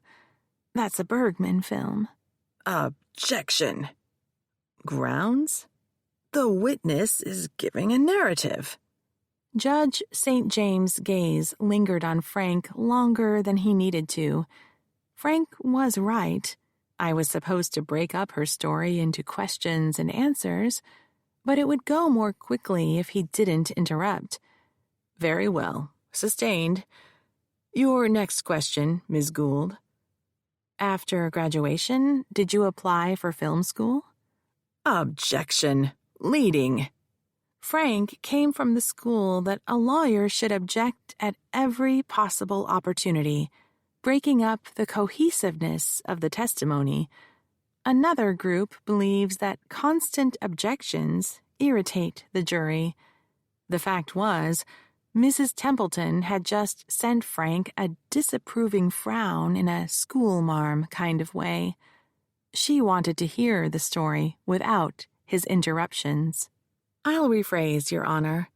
Ms. Navarre, following high school, what steps did you take toward your goal of becoming an independent film producer?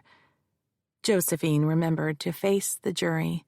She connected first with Mrs. Templeton, then with each juror in turn as she spoke. I received a scholarship to USC School of Cinema Arts. That was wonderful, because my family couldn't afford the tuition. Even with student loans, I was stretched. I had to work part-time to make ends meet. What kind of jobs did you work? Theater, bookstore. Then I got a job waitressing, which paid better because of the tips, but it's hard work. At the same time, I did an internship with a small independent producer. I didn't get paid. I worked for credits. It was an incredible opportunity. How did your education at USC advance your career goals? I learned everything there from the ground up. For my senior project, I wrote, produced, and directed a short film about the Great Recession of 2007 to 2009. That's when subprime mortgages led to a housing bubble that crashed. It had a huge impact on working families in Southern California. My focus was on how 5 different individuals recovered from losing their jobs and their homes and having their credit destroyed. There was tragedy, and yet there were stories of resilience. I won a few awards for that. And after you graduated, did you obtain employment in the film industry? My internship led to a job, but it was a small company and they were seriously strapped for cash. We didn't know from one day to the next if we were still in business. The producer invited Reginald Clevel to the office one day, trying to get him interested in signing on as executive producer on one of our projects so we could attract more investors. And that's when I met him. Did he hire you on the spot? Josephine shook her head. He told me there were openings at Crown Productions and that I should contact his human relations department to submit my application. I kind of felt disloyal, because we hadn't invited him to the office for me. It was for the company. But my boss, she was wonderful. She said to go for it. It was a huge opportunity. So I did. Did they hire you? Her face brightened. A few days later, I got the call. Mrs. Templeton nodded, as did Ms. Chang. Mr. Boniface, who had been entranced in the story, shook his fist in victory and then clasped his hands down in his lap. I needed to deal with two things before Josephine got off the stand.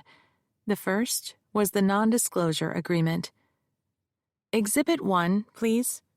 Yolanda tapped on the keyboard. The computer hummed to life, and a document appeared on the screen facing the jury. Yolanda had placed paper copies of the exhibits on the witness stand while we were in recess. Marked for identification, this is Exhibit 1. Is this your employment agreement? Josephine thumbed through the paper exhibit. Looks like it. On the last page, is that your signature? Page 4 appeared on the screen. It is. There is some language bolded just above your signature. Would you read that aloud to the jury? Yolanda tapped on the keyboard again, and the language on the screen was highlighted. The undersigned hereby agrees that... Objection! Grounds? May we approach? Frank asked. The judge waved us forward. When we were standing before the bench, he activated the white noise machine. What is the objection? Judge Hahn previously issued a ruling regarding the non-disclosure agreement. She set it aside. It's null and void for the purposes of this case, and, as such, it's irrelevant. The judge raised his eyes to me. Response? The terms of Ms. Navarre's employment are very much relevant, Your Honor. We are showing that the conditions of the workplace environment encouraged secrecy and, in turn, sexual harassment. At the time she was employed, she was under the threat of a heavy fine, $2 million, if she talked to anyone, co-employees included, about Your Honor. In her deposition, Ms. Navarre testified that she hadn't read the NDA before she filed suit. How could it possibly be relevant to her employment if she didn't know it existed? I wasn't finished speaking, because everyone in Crown Productions was subject to the same NDA clause. Our claim isn't just against Reginald Clevel, it is also against Crown Productions. Its culture gave Reginald Clevel carte blanche to exploit women in his employment. Crown Productions knew about his serial abuse. These NDAs were one of the devices that they used to protect him and to oppress his victims. Very well. You may proceed with your question, Ms. Gould. While we had been arguing about the language, the contract was displayed on the screen, with the NDA clause highlighted for the jury to read. So, if Frank didn't want them to know about it, he was too late. After I resumed my position at the lectern, I again asked Josephine to read the paragraph aloud. The undersigned hereby acknowledges that any and all matters relating to her employment, job duties, and business of Crown Productions are confidential, and hereby agrees that she will not disclose said confidential information. In the event of disclosure, intentional or otherwise, she will pay the sum of $2 million to Crown Productions. Mrs. Templeton's mouth dropped open. Norberto Boniface swayed when the number was read. Mrs. Chang frowned. Other jurors wrote notes in the legal pads on their laps. Did you read the clause before signing it? Josephine's hand trembled as she lifted the half-filled cup. She managed to put it to her mouth without spilling, but appeared to have reconsidered trying to drink. Instead, she tilted it enough to moisten her lips and then, with both hands, set the cup back on the witness stand. To be honest, I didn't. Now I know I should have.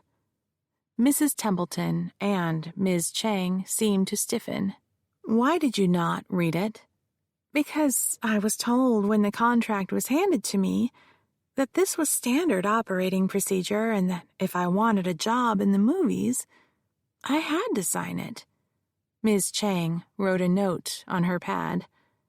In your first job at the small company, were you required to sign a non-disclosure agreement? No, there was nothing like it. Objection. The judge motioned for us to approach. Quickly, Mr. Gould. When we were lined up before the judge, Frank said, The plaintiff's terms of employment at another company prior to Crown Productions has no relevance to this case. Response? She was told that the contract was industry standard. The fact that she wasn't required to sign one at another movie studio is evidence that it was not. Hearsay. Mr. Gould, the judge said, any statements made by Crown Production employees are not hearsay. Evidence Rule 1222. Still, it's irrelevant. Overruled. After the lunch break, you may ask your question again, Ms. Gould. Step back. As we walked to our tables, the judge informed the jury that we were taking a 90-minute break for lunch and would resume at 1:30. Mickey picked up her satchel and left.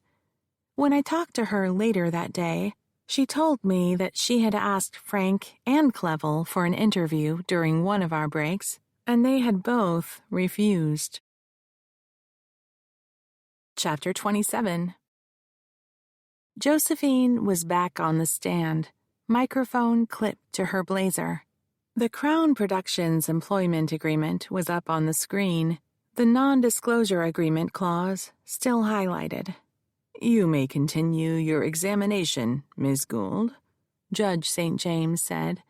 Ms. Navarre, I remind you that you are still under oath. Josephine nodded. I cleared my throat for the jury's attention. Ms. Navarre, after you went to work for Crown Productions, how did things go? At first, it was great. I mean, I liked the people. We had exciting projects. We were all enthusiastic and worked well together. What were your duties? I did whatever anyone wanted me to. I followed around one producer and did what he asked, made calls, set up meetings, made sure things that needed to be done were getting done, stuff like that. Then the Duke noticed me. Mr. Clevel, I mean. You had met him before. Did he seem surprised to see you? Not at all. He congratulated me for getting the job. During the first few weeks I was at the studio, he was out of town, so I hadn't seen him. When he came into the office, it was like a tornado. Some people got out of his way. Others were sucked into his wake. One day, he pointed at me and ordered me to follow him. The producer I was working with was like, whatever. We all worked for the Duke. He was the boss. We did what he said. That's what I had been told. So I followed him. What did he have you do? At first, nothing. I just followed him around. Then, when it was all over, I'd go back to work on the project he'd taken me away from. And then? Objection. Grounds? Judge St. James asked. Frank pushed himself halfway to a stand. Was that a question? I didn't hear a question. Please restate your question for counsel's benefit. Judge St. James said. You were saying the first few times he asked you to follow him around, you weren't given anything to do. Did that change? Little by little. I was told to carry around a clipboard and make notes of everything he said to everyone.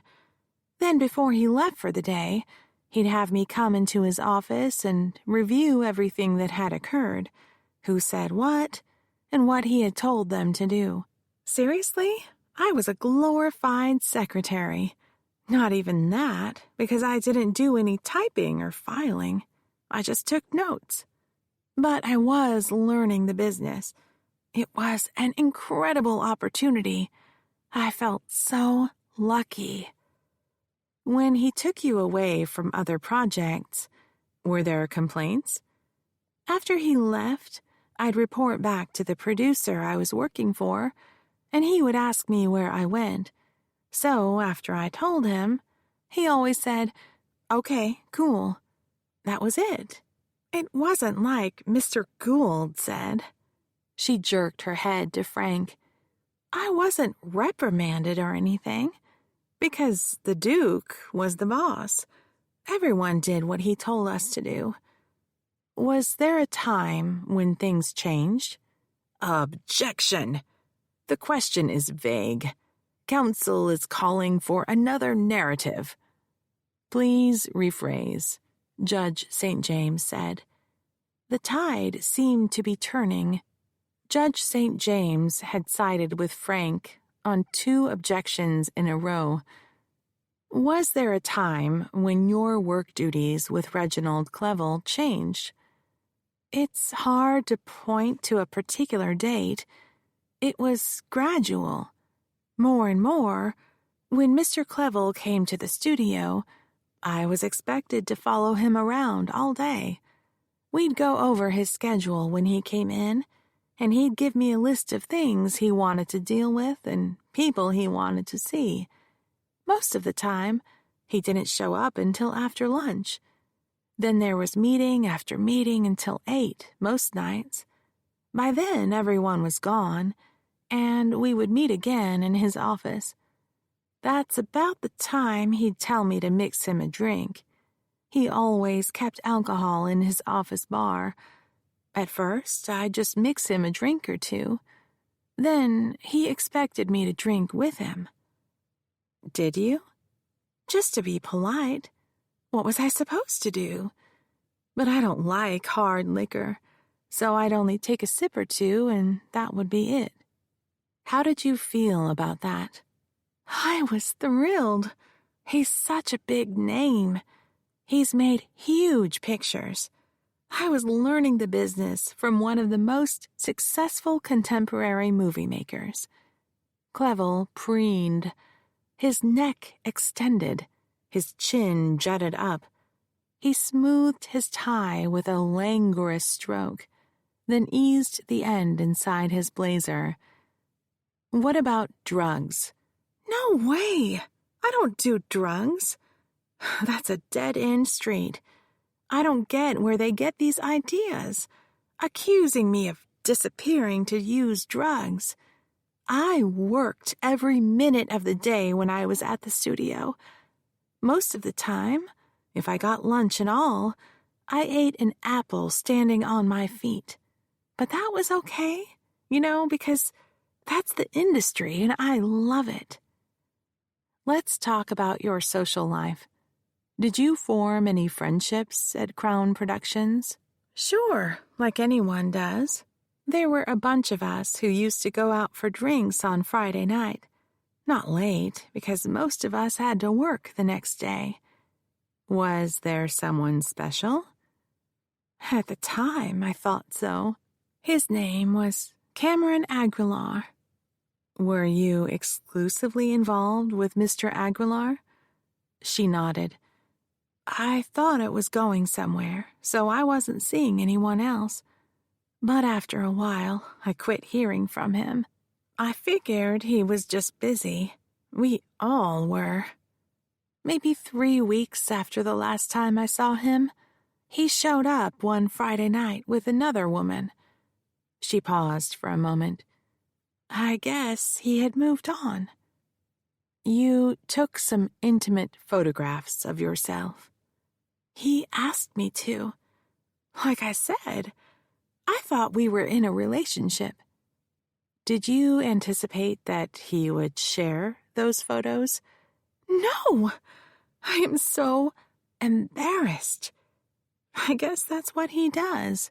Meets girls and gets them to take photos so he can show them off to his friends. It was right after I had sent them that he dropped out of sight. Would you say the photos are pretty graphic? They are. Would you be embarrassed for anyone to see them? Oh my God, yes. I was mortified when he... She glanced at Frank. Threw them on the table at my deposition. It's bad enough that they exist, but to be in a room full of men drooling over them, I ran out. Her voice broke. I'm not that way. It's just I thought we were in a relationship, and this was something special for us to share. And that is why I will not be showing these photos to the jury, I said. Anyone who showed those photos risked offending the jurors. Let Frank try his luck if he thought it was worth it. I gave Josephine a moment to collect herself, then moved on to the next subject. Did anything strike you as odd about Mr. Clevele's behavior? There wasn't any one thing at first. Like I said, he had me mix his drinks at the end of the workday. Then he insisted I go with him to his hotel suite to work. We'd order room service for dinner. Sometimes a director or another producer would show up, and the meetings would last late into the night. That's why he hardly showed up to the studio before noon. But he was always working. At some point, I was expected to report regularly to his hotel by 7 a.m. We would work in his suite, then take a limo to the studio. Pretty heady stuff. Hotel suites, room service, limousines. Objection. Was that a question? Frank didn't bother standing. The judge leaned back in his chair, prepared to referee another fight. It wasn't a question. I had been needling Frank, poking the lion to see if he was awake. I'll move on. Did your relationship with Mr. Clevele change over time? It became, I don't know, more personal. He'd ask me questions about who I was dating, if I ever dated white guys or older men. How did you respond? I tried to be vague. I didn't think it was any of his business, and it made me uncomfortable that he was asking questions like that. Did you report his conduct to anyone? No way! I didn't want to lose my job. This was my dream come true. Was there an event that sticks out in your mind when he acted differently toward you? Like I said, I was expected to report to his hotel suite by 7 a.m. every morning. By the time I got there, he was already on the phone to the East Coast. Sometimes we'd go straight to the studio, but most of the time we ordered up breakfast and worked at the suite. At first, he would be dressed in a suit when I arrived. At some point, I don't remember when I showed up in the morning, he was wearing pajamas and a bathrobe. And then it was just a bathrobe. How did you know he wasn't wearing anything? I could see his chest and legs. And then one day, he opened the robe, pulled it tighter, and retied his belt. I could see everything. Are you saying he exposed himself to you? I heard Frank stirring to stand. Mrs. Templeton gave him a warning look. Yeah, I mean, Yes, that's precisely what he did. He made a little joke out of it and apologized. Sorry, I forgot you were here. And what did you do? Nothing. I couldn't move. I didn't know what to say. I mean, what do you say when someone does something like that? I was thinking, maybe it was an accident. I didn't want to make a big deal out of it if it was. Things were going so good. He said he was going to bring me to San Francisco to scout locations, and he kept making promises about how great my future was going to be. Did any particular phrase strike out in your memory? He kept saying, "Stick with me, kid, and you'll be farting in silk shorts." Mrs. Templeton pressed her lips into a thin line. Norberto Boniface snorted in disgust. I know, it was stupid. But when he said stuff like that, I thought it meant I would get a promotion. And he promised that when we got to San Francisco, I could tell him about the films I wanted to produce. Did he ever make time to talk about your ideas? She shook her head. No, never. What happened when you came to San Francisco? I ran around during the day looking at locations and brought him back pictures and video.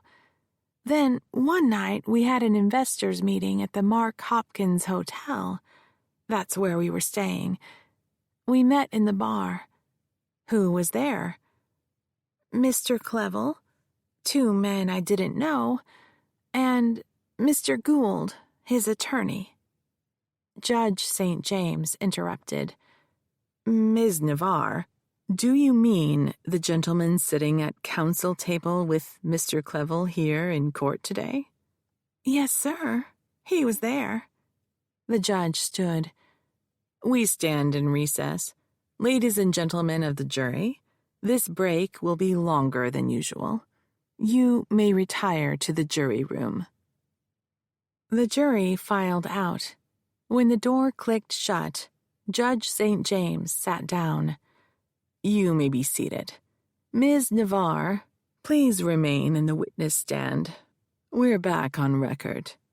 The clerk pushed a button on her desk, observed her monitor for a moment, then gave the judge a nod. Before we go any further, I want Ms. Gould to outline for us the anticipated testimony from Ms. Navarre outside of the jury's presence. Ms. Gould, please enlighten the court. I was still standing at the lectern. Your Honor, my client identified Mr. Francis Gould as one of the attendees of this investors' meeting. It was during this meeting that Mr. Clevel reached his hand beneath the table and groped her. I did no such thing, Clevel said. The judge raised his hand. Mr. Clevel, this is a proffer. That means counsel is telling me what to expect. Her proffer is not evidence.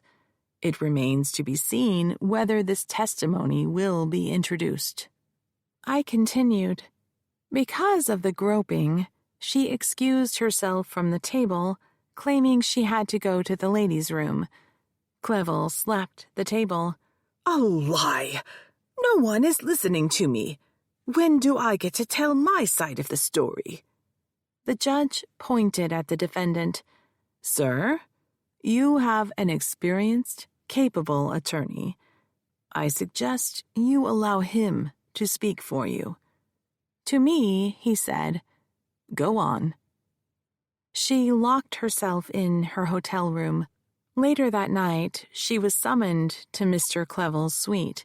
He forced her to perform oral sex. She fought and freed herself. At some point, she heard laughter coming from the bedroom area, the doors to which were shut. That was when she left the suite. The next morning, before dawn, hotel security escorted her from her room per Mr. Clevel's request. They informed her that her employment had been terminated. A snorting sound came from Clevel. Frank whispered to him. According to Miss Navarre, how much of this did Mr. Gould witness? Judge St. James asked. He was at the table sitting on her other side when she was groped. All Ms. Navarre can testify to is that he was at the meeting in the bar. She doesn't know if he saw Mr. Clevel's hand under the table or whether he was in the hotel suite bedroom when Mr. Clevel propositioned her. Why wasn't this brought to the court's attention before the trial? Even if Mr. Gould didn't see Mr. Clevel do something, as you say, he was a potential witness that something was not done. The rules are clear that an attorney who is a witness cannot represent a party. I felt that it was incumbent upon Mr. Gould to disclose the conflict. After all, he is the one who truly knows what he saw and did not see, and whether his testimony would be material. The truth was, if I had filed a motion to disqualify Frank, it would have been interpreted that I was afraid of trying the case against him. When my motion was inevitably denied, Frank would have been even more emboldened, and Judge St. James would have formed the opinion that my case was weak. Once the judge decided a party is wasting the court's time with an unsubstantiated claim, his treatment of the attorneys and parties would subtly convey his opinion to the jury. The air in the courtroom would feel dead. The jury would seem to fall asleep. It would be impossible to rouse the jurors after that. Very well. Mr. Gould, what do you have to say? Frank stood. Wait, Judge St. James said. Madam Clerk, swear in Mr. Gould. The clerk raised her hand and recited the oath. Frank raised his own and said, I do. Now, Mr. Gould, the judge said, you are under oath. As an attorney, you are aware of the implications. When Judge St. James put Frank under oath, a host of ethical rules had been invoked. If it later emerged that he had strayed from the truth, he risked disbarment. I understand. The judge took up the questioning. Mr. Gould, were you at this meeting described by Ms. Navarre? I met with Mr. Clevel and 2 investors one night at the Mark Hopkins Hotel. Ms. Navarre was in attendance. What was your role in this meeting? I represented an investment consortium. Did you witness Mr. Clevel reaching his hand underneath the table? In good conscience, Your Honor, I cannot recollect that detail. It wasn't something I would have noticed. Did you witness Mr. Clevel touching Ms. Navarre in any way? Not that I can recall, Your Honor. Do you remember Ms. Navarre leaving the meeting? No, Your Honor. I was only vaguely aware of her presence. She could have left, as stated, and she could have made an excuse. But if she did, her departure did not make a significant enough impression upon me to remember. In your opening, you stated that she was nervous during this meeting. Where does this information come from? Mr. Clevel will testify to that. Did you attend a gathering in Mr. Clevel's hotel suite later that evening? No, Your Honor, I did not. At the time, my late wife was gravely ill. When our business was concluded, I went straight home. Very well. The judge stood. We'll stand in recess. The parties shall assemble in 30 minutes when I render my decision. Meanwhile, Mr. Gould, I suggest you arrange for co-counsel." After the judge swept from the room, Clevel spun on Frank. "What just happened?" Frank whipped his head around to see if we were nearby. I led my team out, passing Mickey Wong on the way. She was writing notes furiously. I gathered my team in a conference room down the hall. "What's going on?" Josephine asked. If an attorney is a material witness to the events involved in a lawsuit, then it's unethical for him to represent a party. If another attorney finds out, then she or he is supposed to bring it to the court's attention. The judge wanted to know why I hadn't. What I told him was that I had left it up to Frank to decide if he was conflicted. Then Frank testified that he didn't see anything material, meaning anything important. "But he lied," Josephine said. "When he said he was just representing an investment group, he wasn't just an attorney. He was one of the investors. That's why he gave the Duke that little painting." The Diego Rivera. "Are you going to tell the judge?" Quinn asked. Good question. I realized I had been collecting secrets about Frank, that he had hired thugs to break into my office and steal my notes, the same thugs who had killed Sophia and Eli, that he had been behind that, too, that he had stolen the Rivera. If I made any accusation that couldn't be corroborated, no one would believe me, and my honesty would be questioned. When I told the biggest secret we shared, that he had raped me and fathered my daughter, I needed to be taken seriously. Chapter 28. When we entered the courtroom, Ian Napier, Frank's partner, was seated at counsel table with Clevel sandwiched between him and Frank. Mickey was at the back of the room. The clerk stood. "All rise." The judge entered, carrying a file and a stack of books as we scooted into place. "You may be seated," Judge St. James said. "I've consulted the ethical rules and relevant case law." Thanks for listening. Before we move ahead, take this peaceful moment to simply be. This free audiobook continues shortly.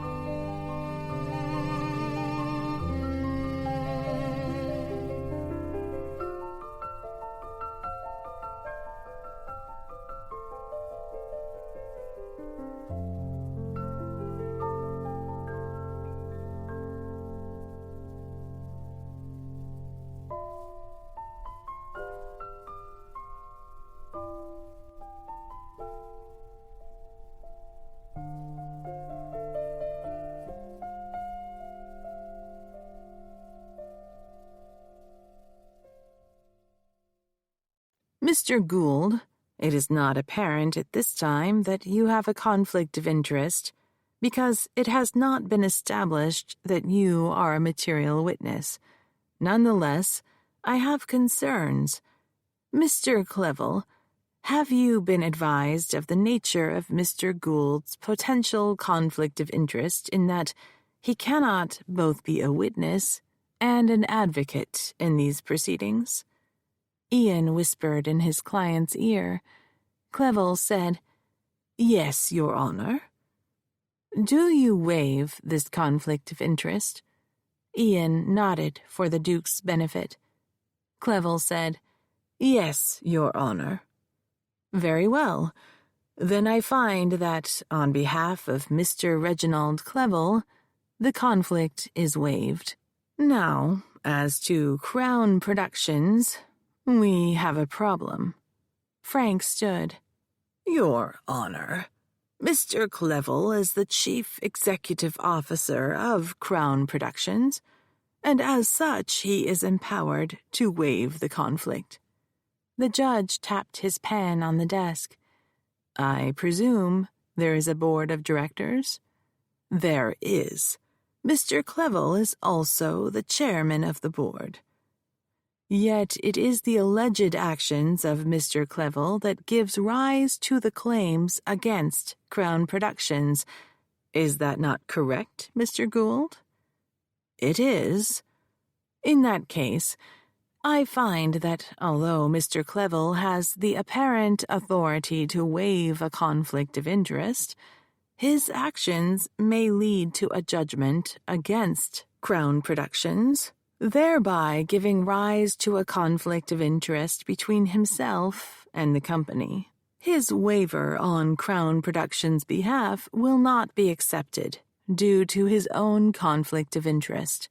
Therefore, Mr. Gould, you may no longer represent Crown Productions in this trial. I see that your partner, Mr. Napier, is present. However, he too is unable to represent Crown Productions, because the rule that applies to you applies to your firm as well. For this reason, we will stand adjourned until tomorrow morning, when I expect to see another attorney present in this courtroom to represent Crown Productions' interest. Are there any questions before I dismiss the jury for the day?" A flurry of whispering took place at the defense table. The Duke's head was pressed together with Frank's. Ian Napier rolled his chair behind the two so he could listen in. The clock on the wall ticked loudly as the judge watched the confab. The court clerk's head was down. She appeared to be writing notes. After a few moments, Frank stood. "Your Honor, we are concerned that we would be unable to bring another attorney up to speed by tomorrow morning." "Then do you request a continuance?" "We do, Your Honor." Josephine grabbed my arm. "Very well. This is Thursday afternoon. We shall stand adjourned until Monday morning, at which time both parties shall be prepared to proceed." 3 days? Clevel shouted as he rose to his feet. "How the hell am I to get someone here that fast?" Frank pushed his client down as he stood. "My client is anxious to proceed, but I am sure the court realizes that this is a complicated case. We don't know who would be available on such short notice, much less if they could be brought up to speed so quickly." "Monday morning," Judge St. James said. "I suggest you make good use of your time. Madam Clerk, please bring in the jury." I let Quinn drive Josephine back to her hotel after she dropped Yolanda and me off at the office. I needed to contact my witnesses and reschedule them. They were supposed to go on the stand Friday, but now they would testify Monday. When we walked into the office, Yolanda asked, "Do you want me to call Jerry?" "We're fine. The bad guys are in jail. Besides, it's late. There's not much for either of us to do, and we have all day tomorrow in the office. Let's close shop as soon as I finish these calls. I reached into my bag and pulled out my cell phone. I had forgotten to turn it back on after we left court. I pressed the power button and the phone shivered to life. Within seconds, a clunking sound notified me of a text. It was from Jake. Call when you can. Jake picked up on my second ring. Got a minute? Remember those two guys, Yeti and Doda? How could I forget? The British Embassy denied their request for immunity, so they've asked for translators. Albanian. I gave Yolanda a hopeful look. Because? They want to cut a deal. I'm flying down tonight, going straight to the airport from the office. Where are you? We finished early for the day. The judge recessed until Monday. What happened? Frank was conflicted from representing Crown Productions, so St. James gave him until Monday to have another attorney in the courtroom for the corporation. Where are you? Panic was creeping into his voice. Yolanda and I are at the office.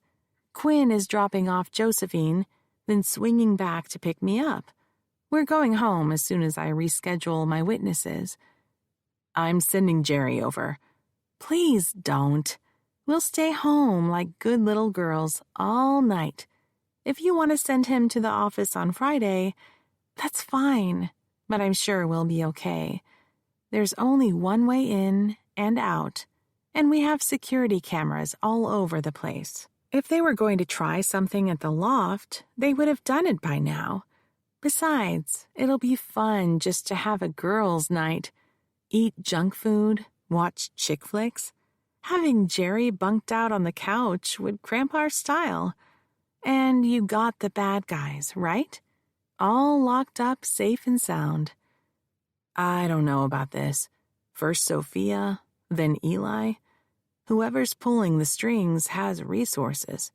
The two in jail may just be the beginning. I haven't had any time alone with Quinn at all. I needed to tell her about Frank, that he was her father. There was a pause on his end. If you say so, but if I call, you answer the phone. And if you don't, I'll have someone busting down the door. Thanks, sweetie. I appreciate it. It took a few minutes to telephone my witnesses and explain to them the new schedule. When I finished, Quinn was waiting for me in reception. Yolanda had already gone for the day. We ran by the grocery store to pick up cookies, ice cream, sundae fixings, potato chips, and frozen pizza. That night, we flopped on my bed in our pajamas, surrounded by bowls and boxes containing a feast of salt and sugar in all their wondrous manifestations, and watched a series of meet-cute, live-happily-ever-after movies. We cried and laughed together. We recited our favorite lines to each other. There was never a right time that evening to tell her the truth. Jake called to wish us a good night. He had arrived in San Diego safely and was settled in his hotel room. They were still waiting for Albanian translators. Southern California had plenty of Albanian-speaking people, but finding someone certified for legal translation was proving difficult. Jake would hang around to see what came up. We promised to stay in the loft unless Jerry was with us.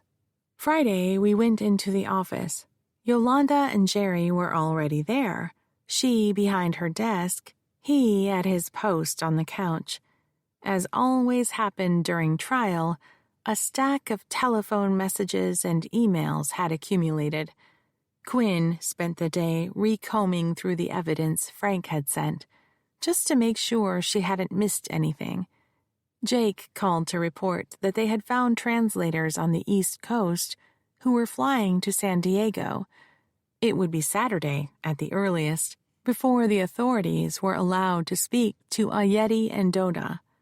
Late that afternoon, I received a text from the Palace Hotel confirming my reservations for Mother's Day tea. I hadn't made the arrangements. My mother must have. I called Quinn into my office and told her about the text. "Do you want to go?" I asked. She seemed eager but tentative, waiting for a cue from me. I went on. "Have you ever been to afternoon tea? Little sandwiches, tiny cakes, crumpets, clotted cream? Sounds awesome." "Brilliant," I said. "We have a table for 3. I promised Jake we wouldn't go anywhere without Jerry. Is it okay with you if we bring him along?" "Sure, why not? Yolanda too?" I could ask, but chances are she would want to spend the day with her kids. That Sunday, a besuited Jerry, the hulking mass of manhood, escorted Quinn and me to tea at the Palace Hotel. It wasn't the event my mother had planned, but it was a nice break from real life. She would have wanted to tell Quinn old family sagas, her favorite being Elizabeth Shaughnessy's life story. Would she have said something about sending me away when she discovered I was pregnant? Would she have apologized to Quinn? To me? I would never know. I was grateful for the distraction when a waiter appeared and gave us charming explanations of the history of afternoon tea and a description of the offerings.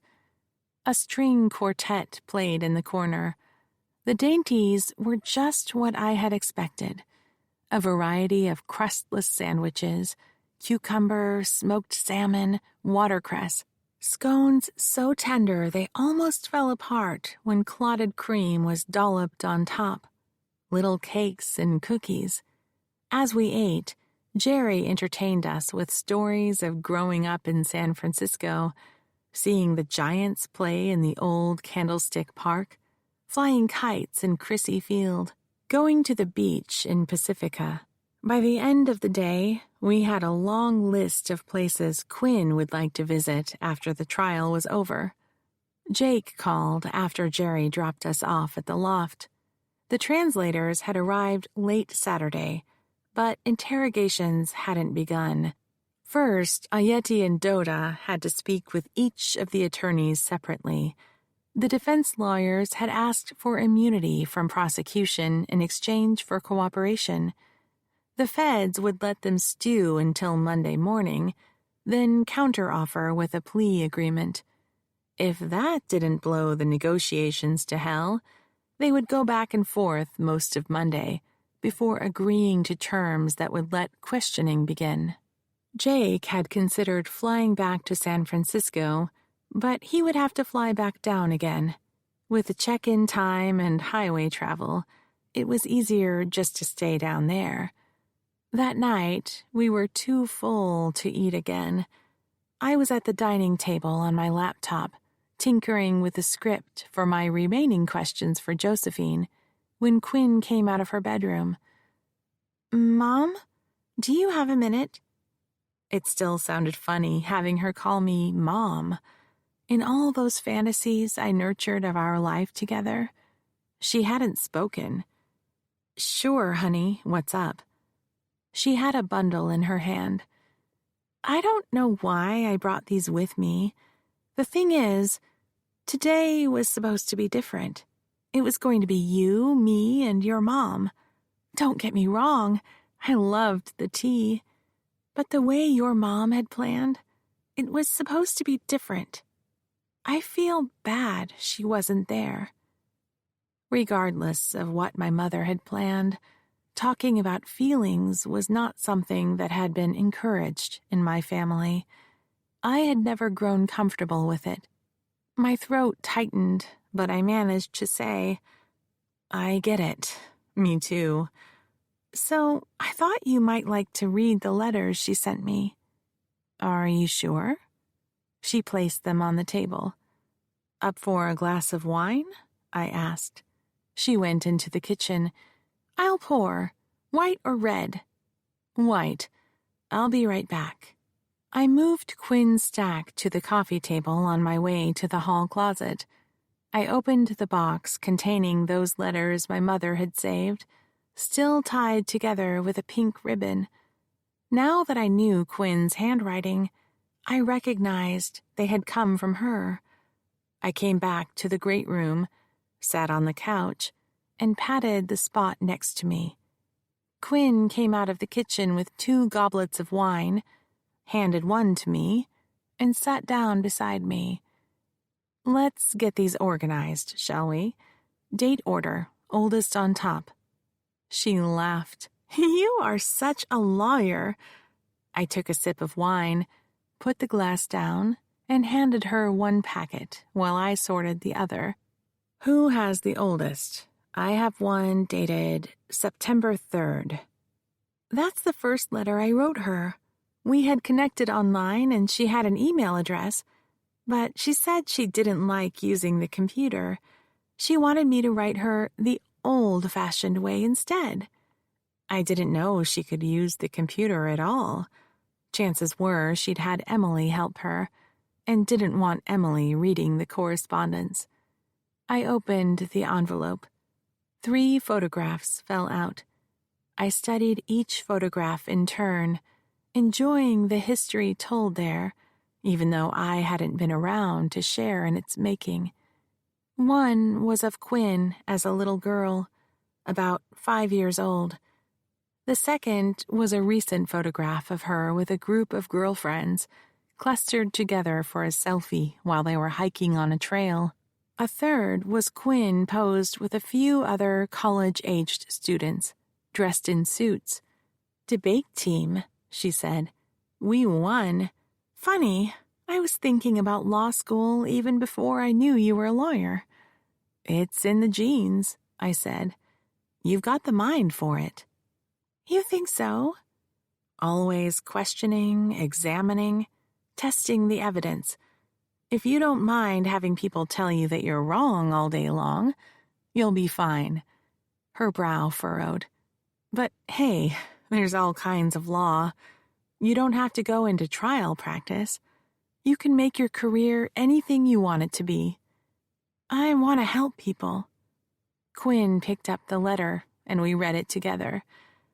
Dear Mrs. Gould, thank you for responding to my email.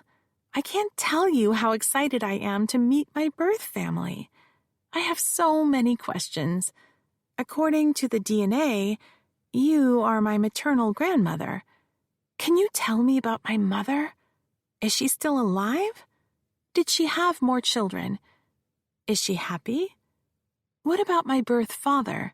Do you know anything about him? I'm enclosing photographs. I thought you might like to see what I looked like. Is there a family resemblance? Yours truly, Quinn Brennan. Oh, yeah, there's a family resemblance, I said. You could have been my twin. I felt warmth emanating from Quinn. You think so? For sure. Where's my mother's response?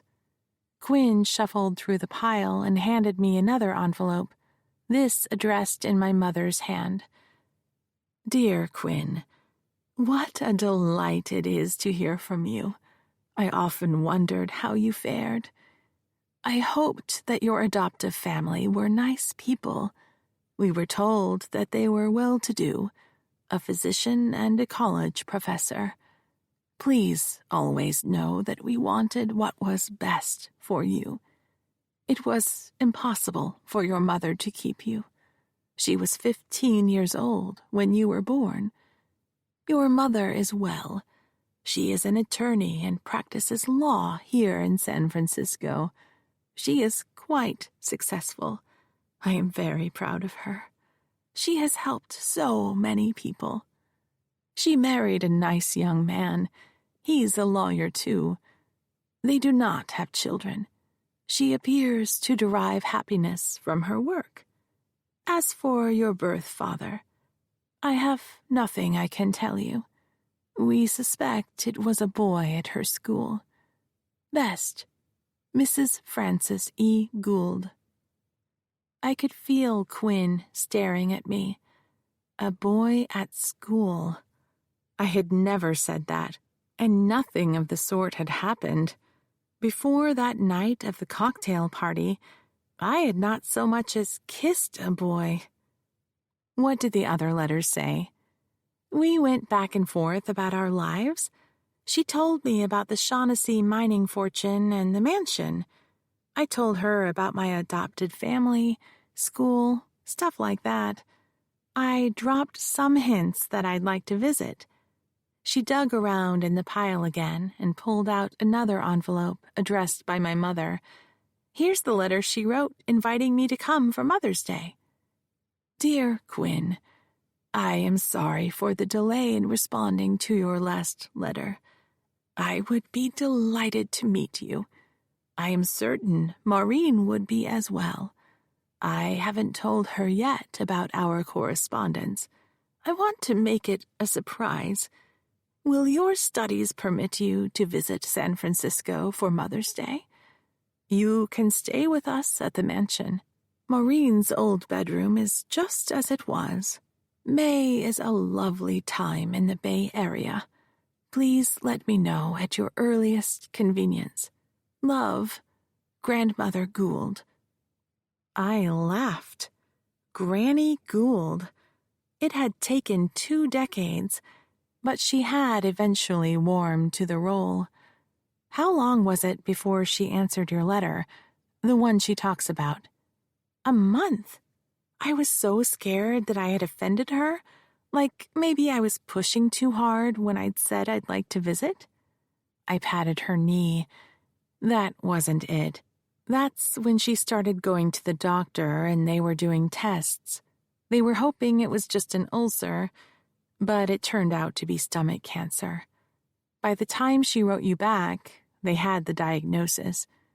You mean she knew she was dying already? I nodded. But she didn't think it would end so soon. My mother had wanted to meet this remarkable young woman who had been my baby. The loss, I felt, still lingered. But the resentment toward my mother was fading. That happily ever after fantasy of raising the baby at the mansion was childish. My mother had been right to put Quinn up for adoption.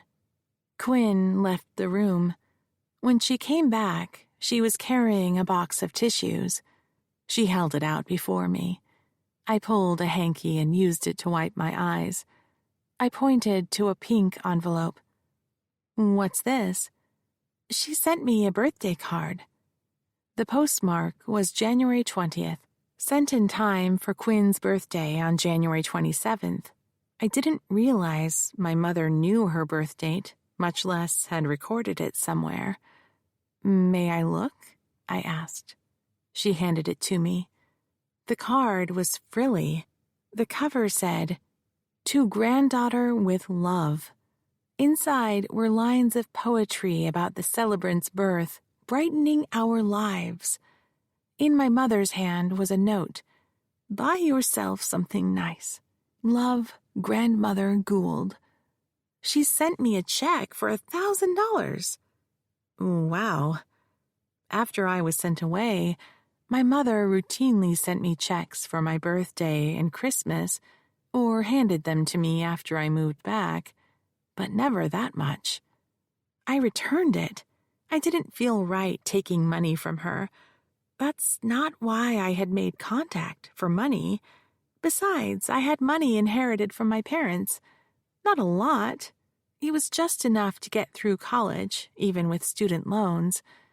I looked because I wanted to know you and the family.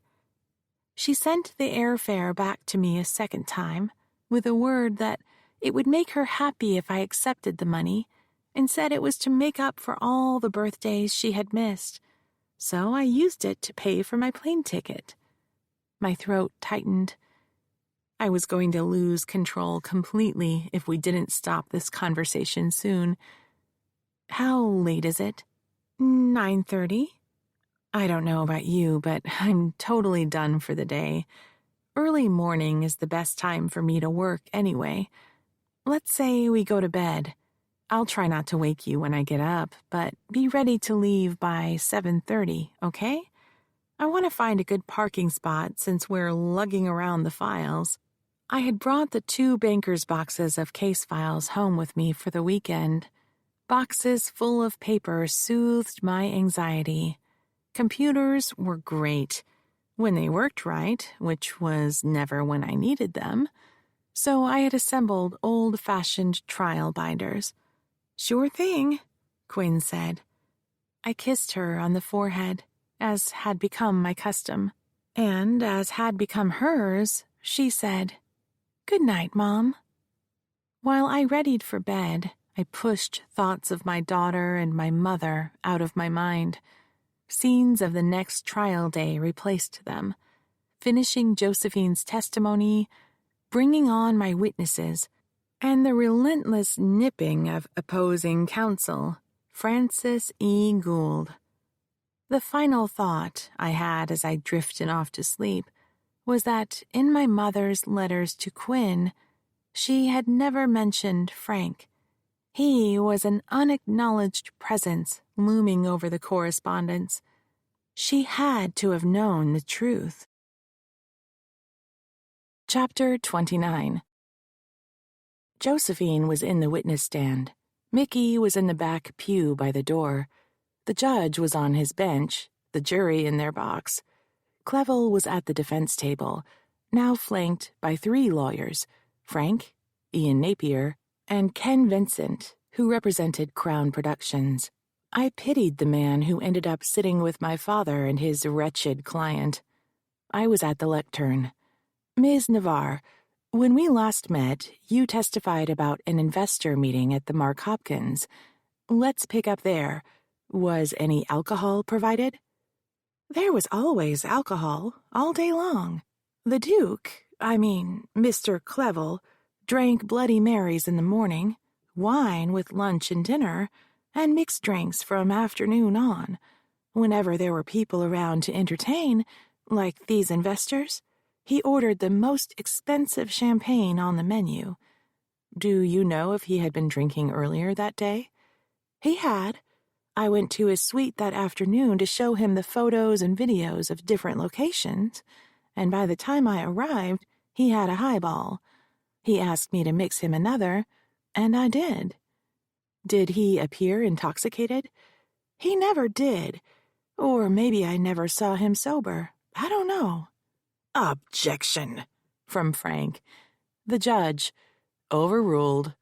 "Did he tell you what to wear to the investor meeting?" "He did. I have a short black halter dress he had seen me wear at one of the parties. Before we left L.A., he said to bring it.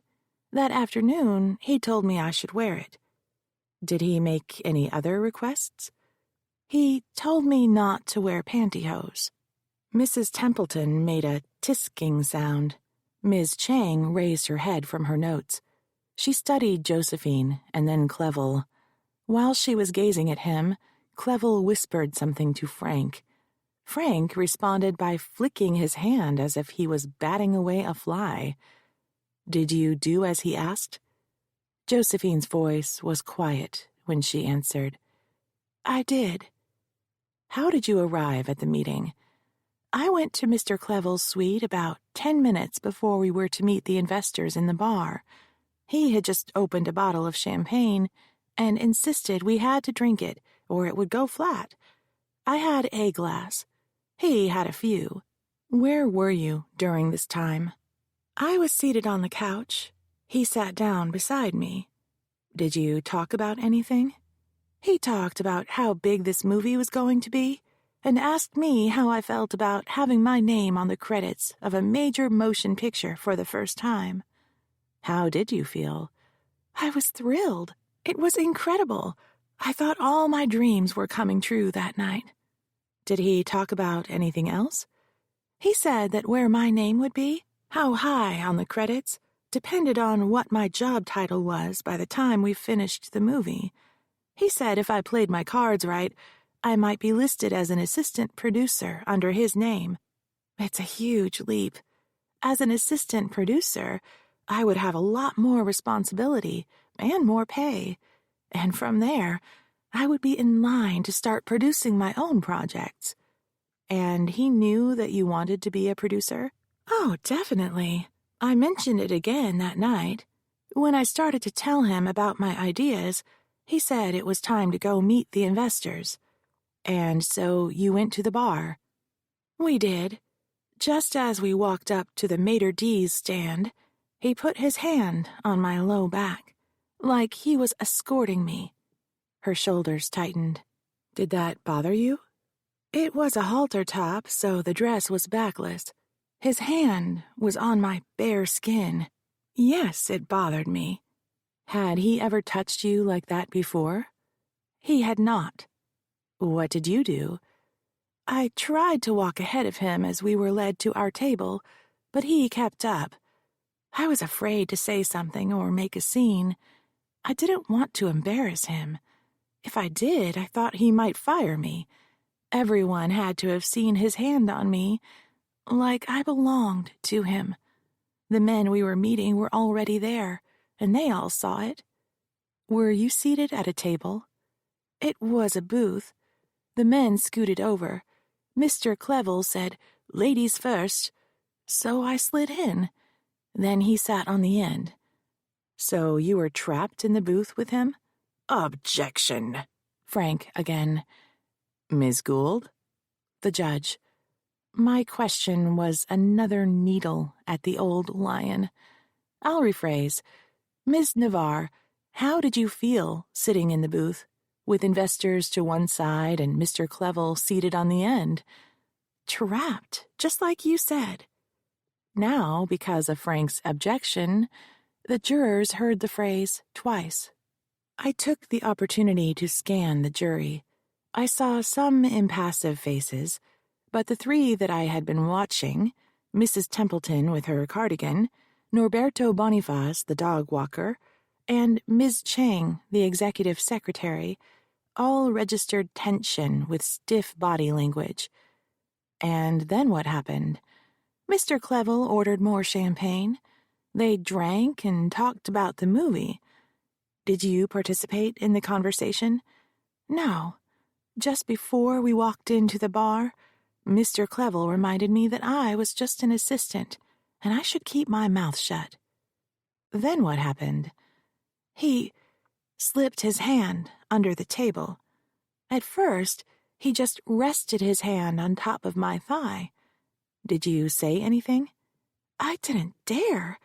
Like I said, I didn't want to make a scene and get fired. Besides, he had just told me to keep my mouth shut. Did you try to move his hand?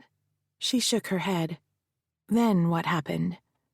Then his hand slid between my legs. He rested it there for a while. Then he worked his way up my thigh. The side of his hand was resting against me. Mrs. Templeton frowned. Ms. Chang set her mouth in a grim line. Mr. Boniface appeared baffled at first. When he realized what she meant, his mouth formed an "oh," and he grimaced. The two young financial guys were breathing shallowly. "Go on," I said. And then he started digging his fingers into my leg. Marked for identification is Plaintiff's Exhibit 2. Yolanda tapped on her keyboard, and a photo materialized on the screen. Ms. Navarre, is this a photo I took of your bruises? Yes. You took that the day after I came to your office. So the photo was taken about a day and a half after Mr. Clevel groped you? Your Honor. Frank again. The judge. Overruled. Continue, Ms. Gould.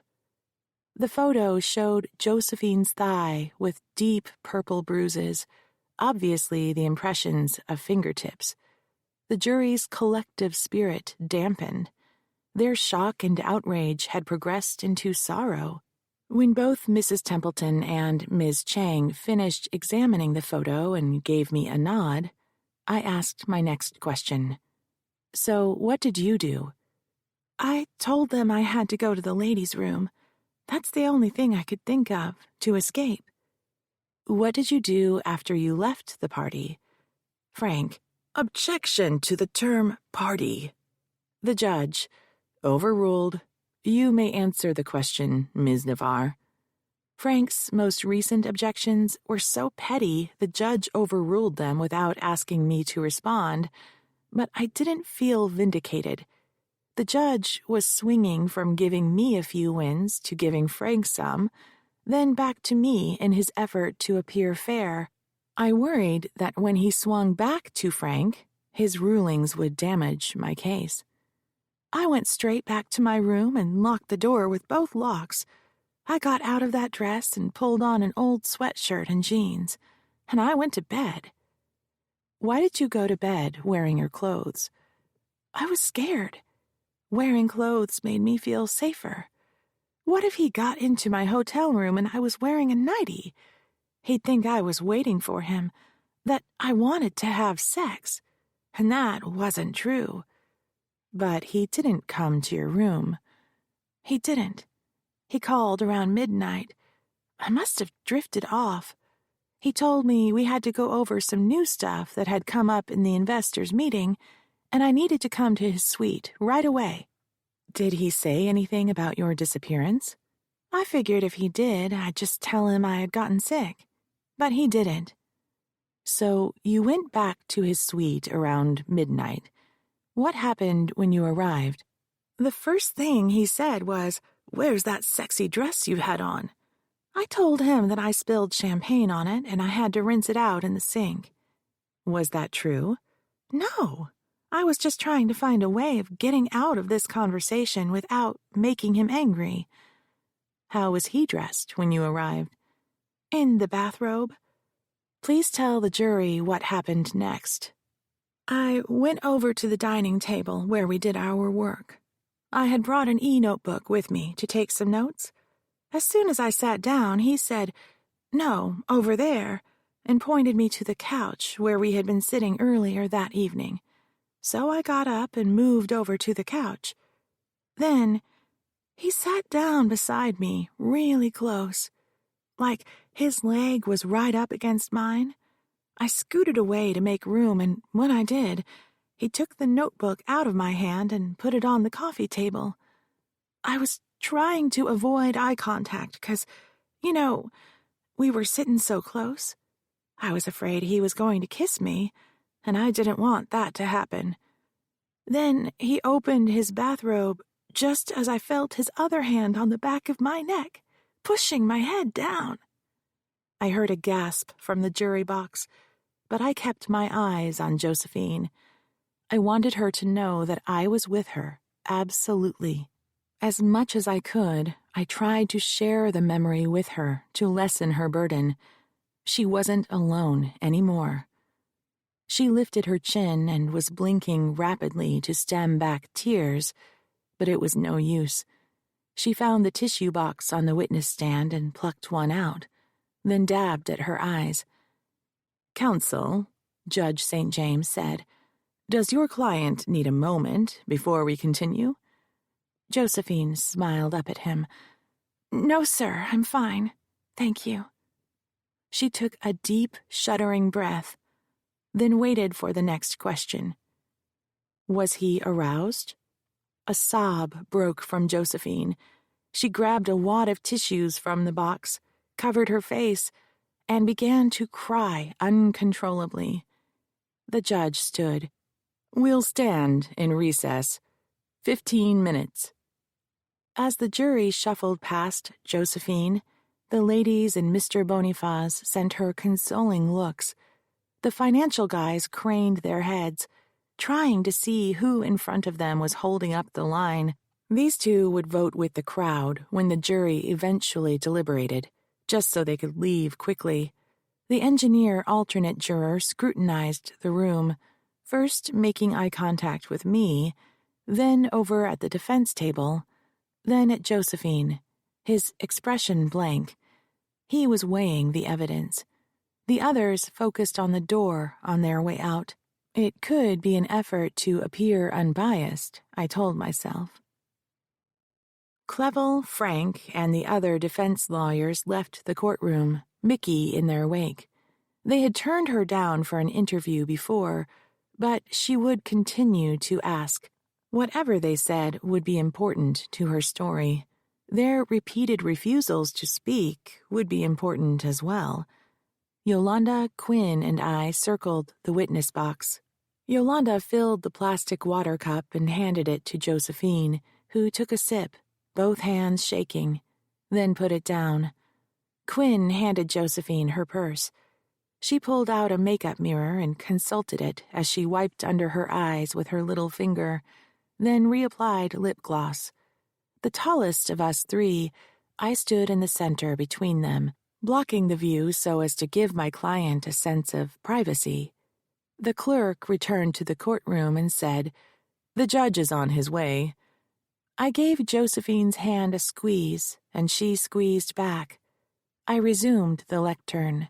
By then, Frank, Clevel, and their entourage were in place, as was Mickey Wong.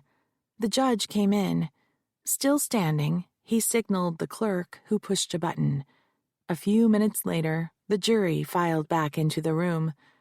When everyone was seated, the judge announced, "We're back on record. Ms. Gould, you may resume your direct examination." "Ms. Navarre, before the break, we were discussing what happened that night when you were in Mr. Clevel's suite. You testified that he had pushed your head into his lap." "Yes."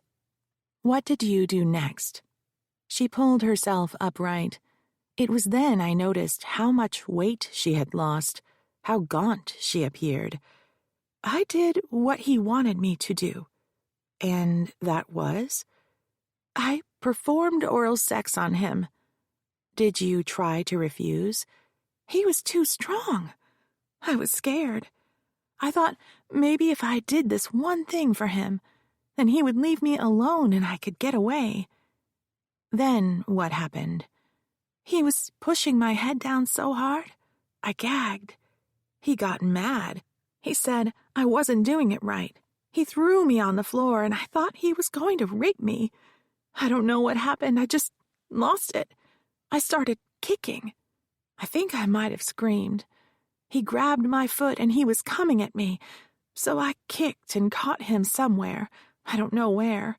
He yelled, 'You bitch,' and let go.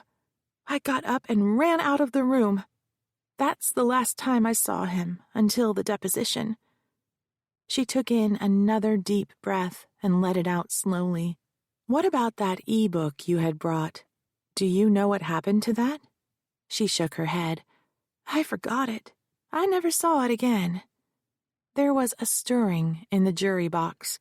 It could have been anything.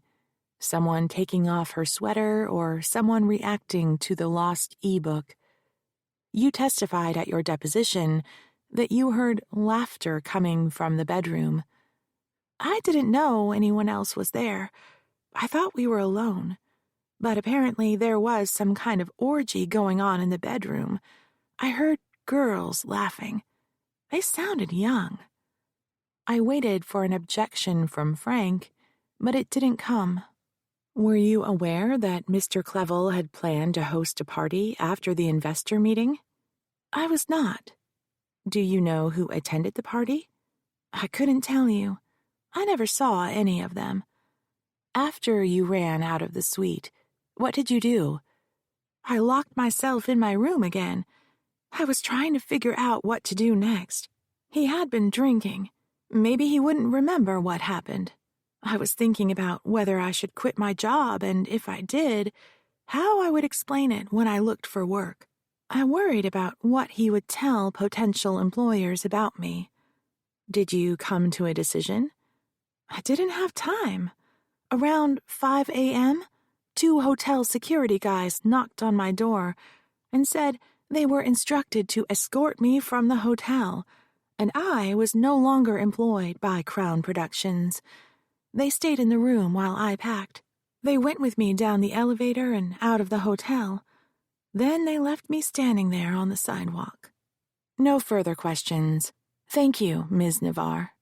I took my time as I collected my trial book, stickies, highlighters, pens, and moved them over to the counsel table to give Josephine a breather before cross-examination started. As I turned toward my table, I caught Mickey's eye. She blinked at me slowly. An acknowledgement. Josephine's testimony would be the bones of her story. Chapter 30. Frank took my place at the lectern with legal pad and pen. I pushed my chair back from counsel table, ostensibly to cross my legs, but in truth, to keep an eye on Clevel. Ms. Navarre, let's be clear about this, shall we? What you described here is a criminal act, yet you never called the police. Why didn't you? I was confused. I didn't realize at the time it was a crime because it wasn't a rape. It's not like he dragged me off the street. Clevel lifted a hand as if to say, "See, it wasn't rape." A number of jurors tilted their heads in his direction. Clevel was effectively testifying through gestures and snorts. I could do little to keep him from acting out, so I focused on Josephine, hoping to guide their attention to her. He would have his chance to tell his side of the story when he was on the stand under oath. You mean it wasn't a stranger attack? Frank asked. That's right. And, in fact, you were never raped, were you? If you mean sexual intercourse, no, but... You had known Mr. Clevel for several months before this night? I could have objected. She should have been allowed to finish her answer, but if I protected her, the jury might conclude I was shielding her from telling the truth. Josephine was a strong woman. I had to give her a chance to prove it. She faced the ceiling while she appeared to calculate how long she had known Clevel. I had started working for Crown about 6 months before. You had been in his hotel suite numerous times before that night. Is that correct? Yes. In fact, too many times to count? She hesitated. That's where he worked. I was his assistant. I had to be there. Frank pointed at Ian Napier, who tapped on a keyboard.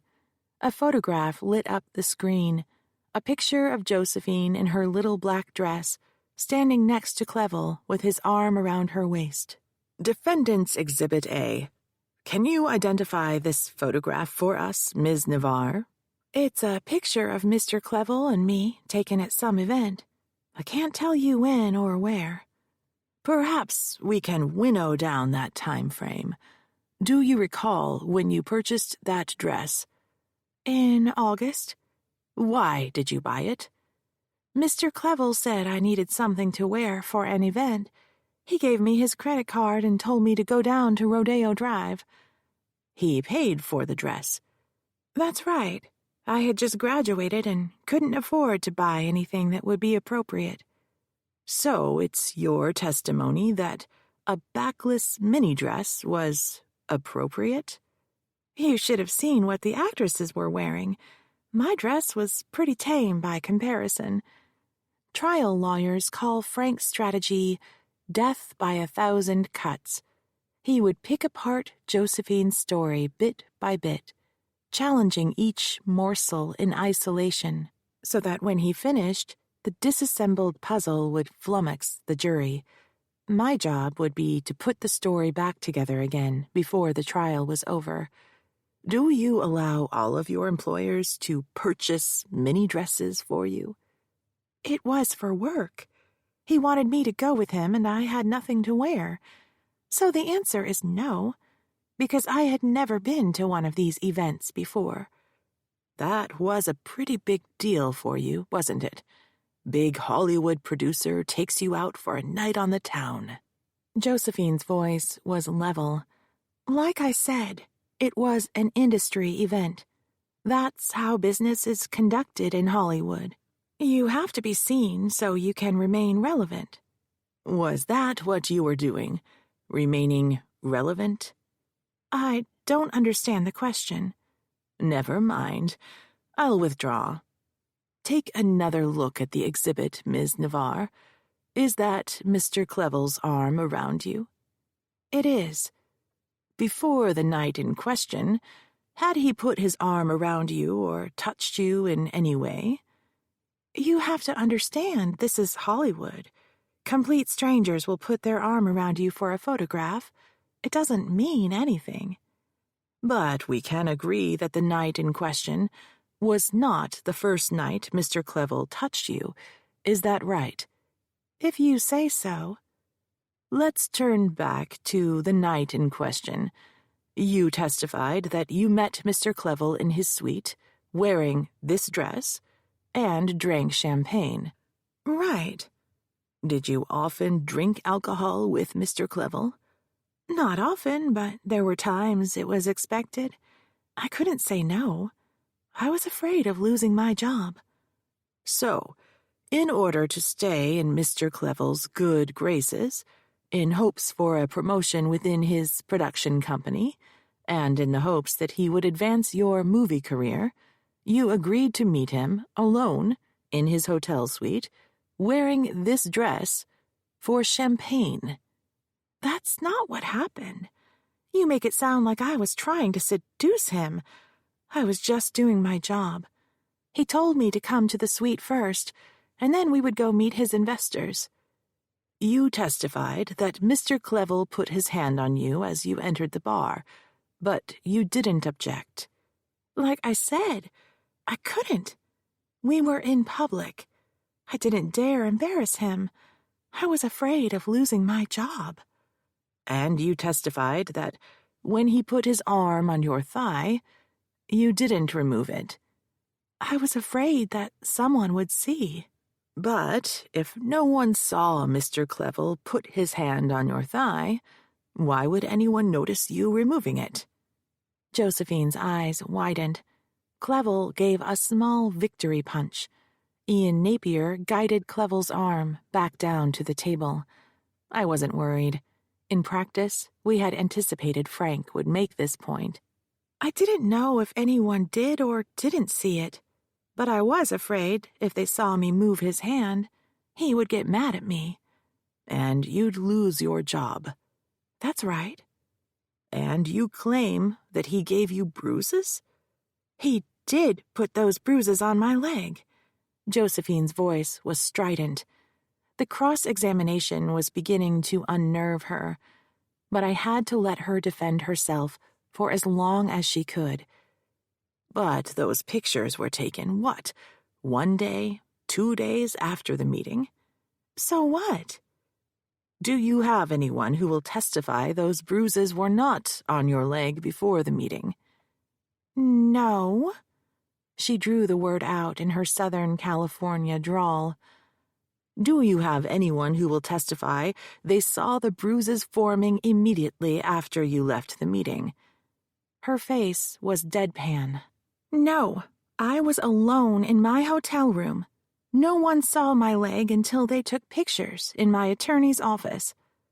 "So you have no one who can corroborate that you did not cause those bruises yourself?" At this, Clevele's head whipped from Napier to Ken Vincent as if to say, "Aha." "You're just going to have to trust me."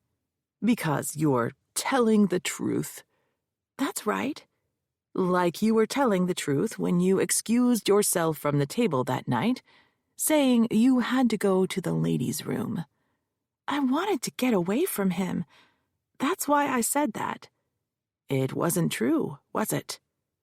When she answered, her voice sounded small. "No." I scooted forward in my chair, ready to stand up and make an objection. "And like you were telling the truth when you told him that you had spilled champagne on your dress." "Like I said, I didn't want him to be mad at me." "So you can agree we have established that you are not always truthful, correct?" "If that's how you see it." "And we can agree that you are at times untruthful when it suits you." "I was trying to save my job." "And now that you have been fired from your job, you expect the jury to believe that now you're telling the truth to them?" Josephine's face became stony. I imagined she was groping for a pithy comeback, but was forced to edit out swear words in deference to the judge and jury. I stood. "Objection. Counsel is badgering the witness." The judge scowled at me. Badgering the witness was not a proper objection.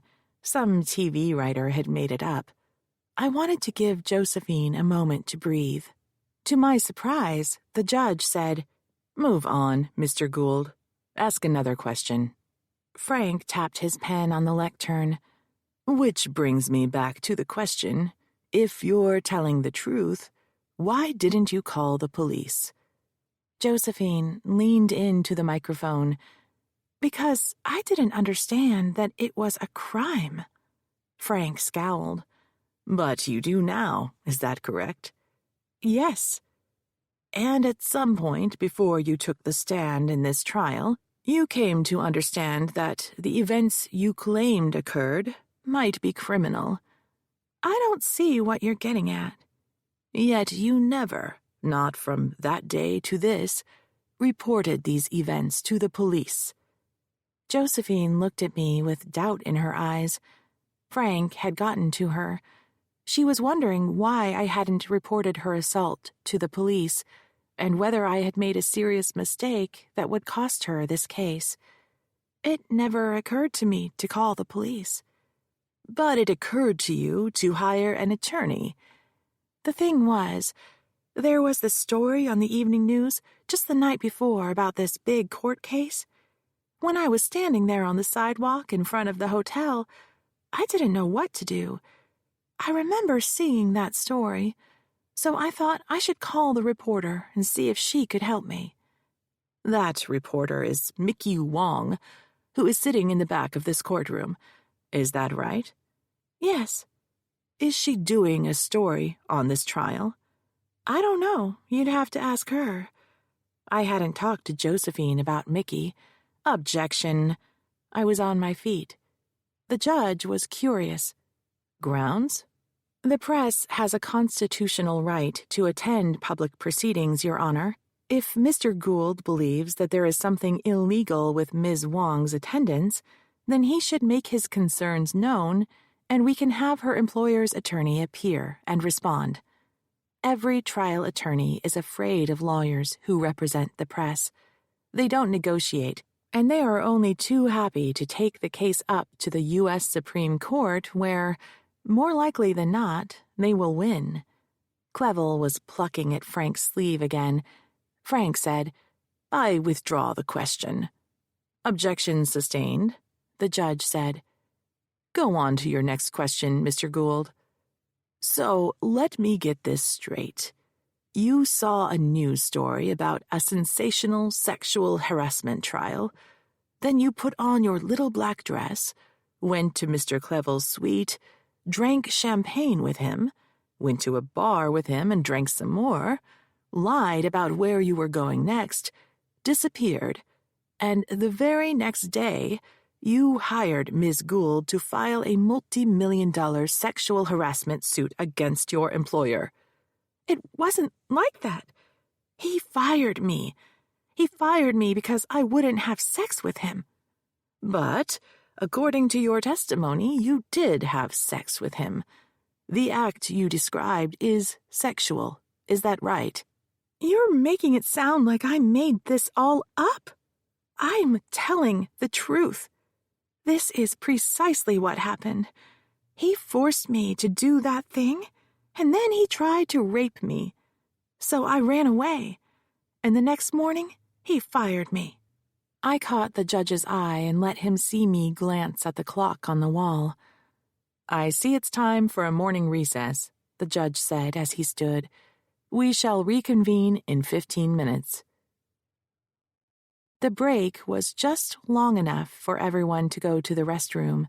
Mickey followed us out to the hallway, notepad in hand. I shook my head. Now wasn't the time for a quote. I needed a moment alone with my client. We went to the ladies' room, where I stood with Josephine at the sink while she repaired her makeup. "I shouldn't have worn mascara," she said. "Sorry, I didn't warn you. I wear waterproof." Looking at me in the mirror's reflection, she gave me a wan smile. "You're doing great. He's almost finished." "And then I'm done?" "And then Ken Vincent gets to cross-examine you." She paused her efforts, holding up the tube of lip gloss she was about to apply. "Why?" "Because he represents Crown Productions." "Christ, will this never end?" "Soon," I said. "I promise. Remember, don't let them push you. If you need a moment to collect your answer, just breathe." "What's this thing about calling the police? Why didn't you tell me?" "It wouldn't mattered if you had, Josephine. I used to prosecute these cases, and I know. They wouldn't have charged Clevel because you didn't have any corroboration. By the time you got to my office, you had brushed your teeth and taken a shower, destroying any DNA they could have gotten off you. There were no witnesses. There was alcohol involved. Believe me, the case wouldn't have gone anywhere. What's worse is that Clevel would have claimed you were using the police to leverage a big payoff. He made it sound like I did something wrong. That's his job. He's getting paid to attack your case. We talked about this when we prepared. Don't worry, you're holding your own. And that's because truth is on your side." Back in the courtroom, Josephine stepped into the stand. After the judge and jury arrived and we went back on record, Frank delivered his coup de grace. He dropped his voice and in a slow cadence said, "The truth is, Ms. Navarre, this is all about money, isn't it?" "It's about justice." Frank scowled again. "You didn't ask for justice. You asked for money. Lots of it. Millions, in fact.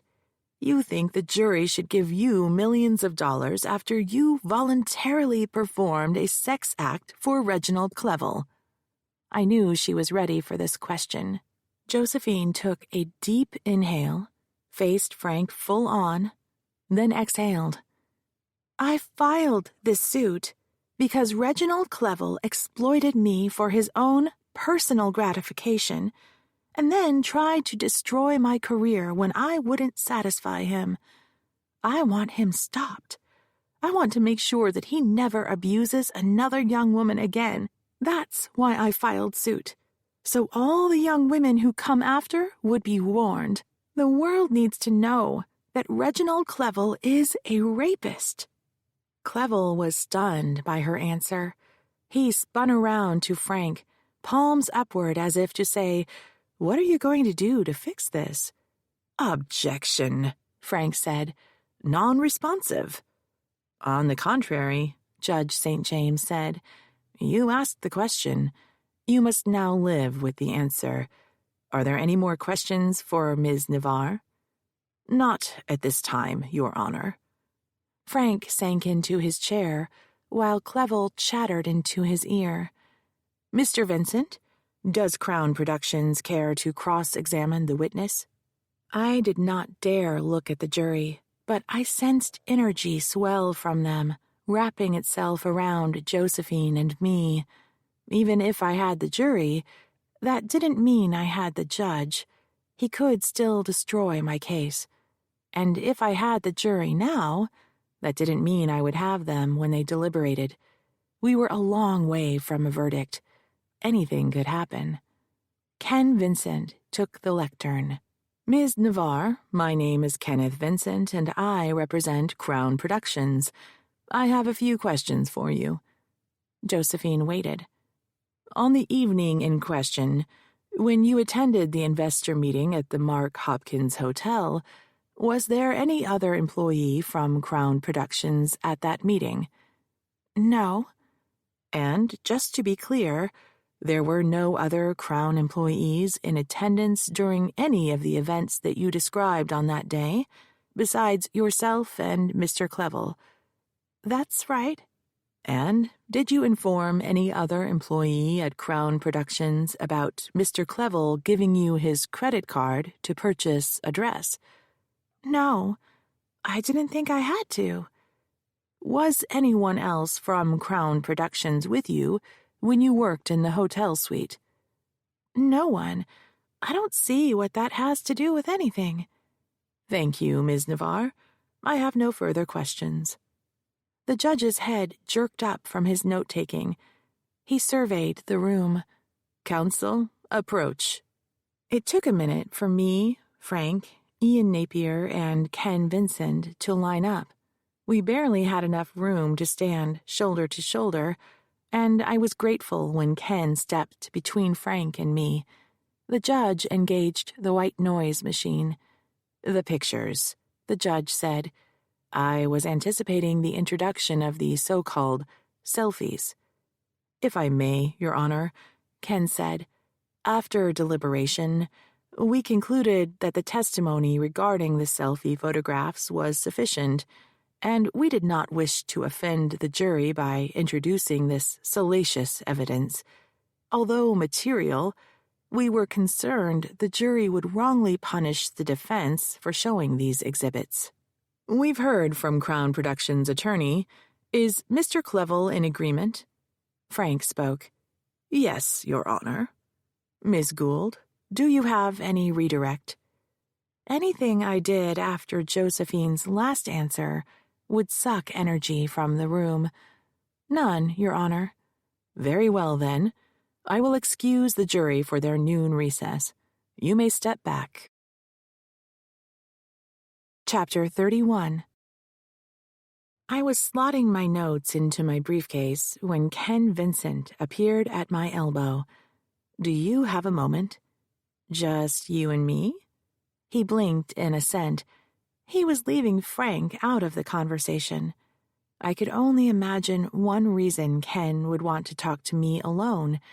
He intended to make a settlement offer. I wanted Josephine stashed away so I could speak to her privately about it before we had to respond. Hey, Yolanda, I said, why don't you guys pick up lunch and I'll meet you back at the office? Let's go somewhere quiet, Ken said, touching my elbow. As he escorted me from the courtroom, Mickey Wong raised her eyebrows at us. She knew the signs of negotiations. Later, I mouthed. Ken and I went down the hall to the small conference room. I leaned a hip against the table, tired of sitting and tired of standing. What's up? First, I want to extend my condolences about your mother. She was a fine lady and was very kind to me when I was an associate. Thanks. You were at the funeral, weren't you? I saw you at the church. I was in town. I visit from time to see friends. He took a deep breath. So let's get down to business. I have been authorized to extend a settlement offer. Before we talk numbers, I think you should know where my client, Crown Productions, is coming from. There's no evidence tying Clevel's actions to the corporation. You're joking, right? He's the chief executive officer. He's the largest stockholder. He is Crown Productions. Not quite. If you take a look at our corporate structure, you'll see that Crown is a separate entity, governed by an independent board of directors. While Mr. Clevel is on the board, he is just one director. And while he owns more stock than anyone else, he does not have the majority of shares. He only owns 40% of the company. The other directors can outvote him. My research had turned up that Crispin, his brother, owned 20% of the stock. By combining the Clevels' shares, they were able to dominate Crown Productions, but without his brother's support, Reginald had no power. Crispin would need to join the other directors if they were to stage a coup. As I said, the board held a vote and authorized me to make this settlement offer. There's another point that needs to be made. As chief executive officer, Reginald Clevel is just another employee. Crown has a strict sexual harassment policy.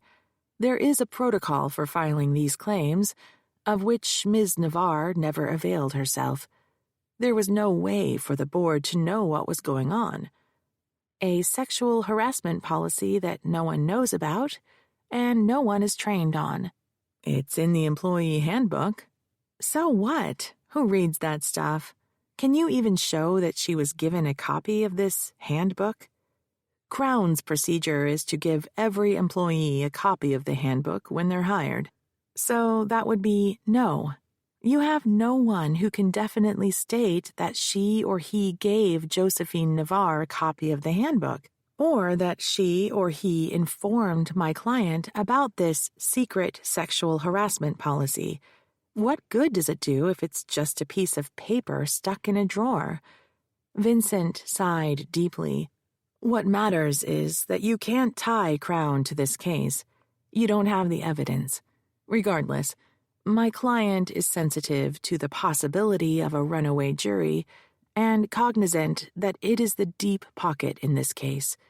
It would like to bring its participation to an end, so I'm authorized to offer your client the sum of $100,000 in full settlement for her claims against Crown Productions. And, just to be clear, this doesn't include Reginald Clevel. Mr. Clevel would not be included. Your claims would go forward against him.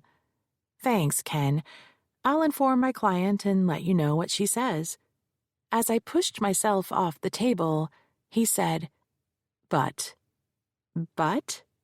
We need an answer before court resumes this afternoon.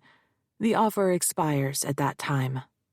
That's not enough time to digest it and come to a decision. Sorry, Maureen. It's the best I can do. Take it or leave it. Here's something you need to understand.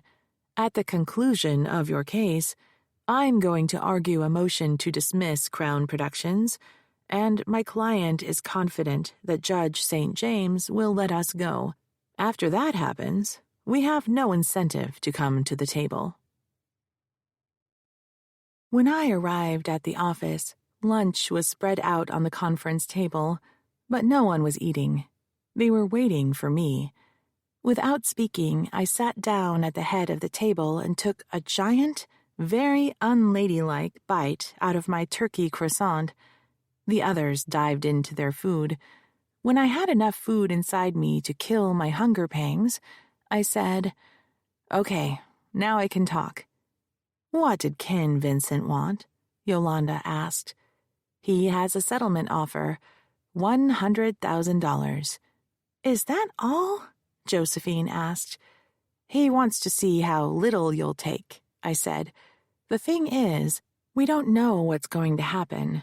Ken thinks the judge is going to let Crown Productions out of the case because we can't show that anyone other than Clevel knew, or should have known, that he was harassing you.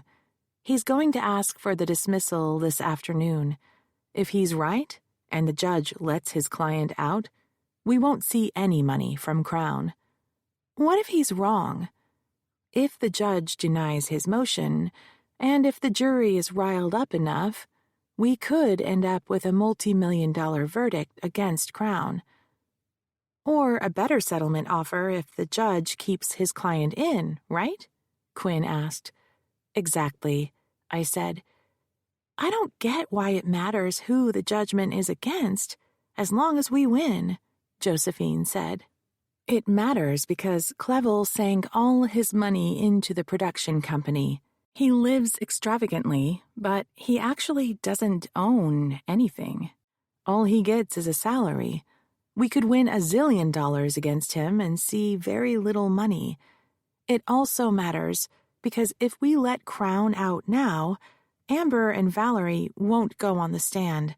Valerie's story, especially, is identical to yours. If they testify, it shows that Clevel was a serial predator, and because Crown Productions settled with them, the board of directors knew it.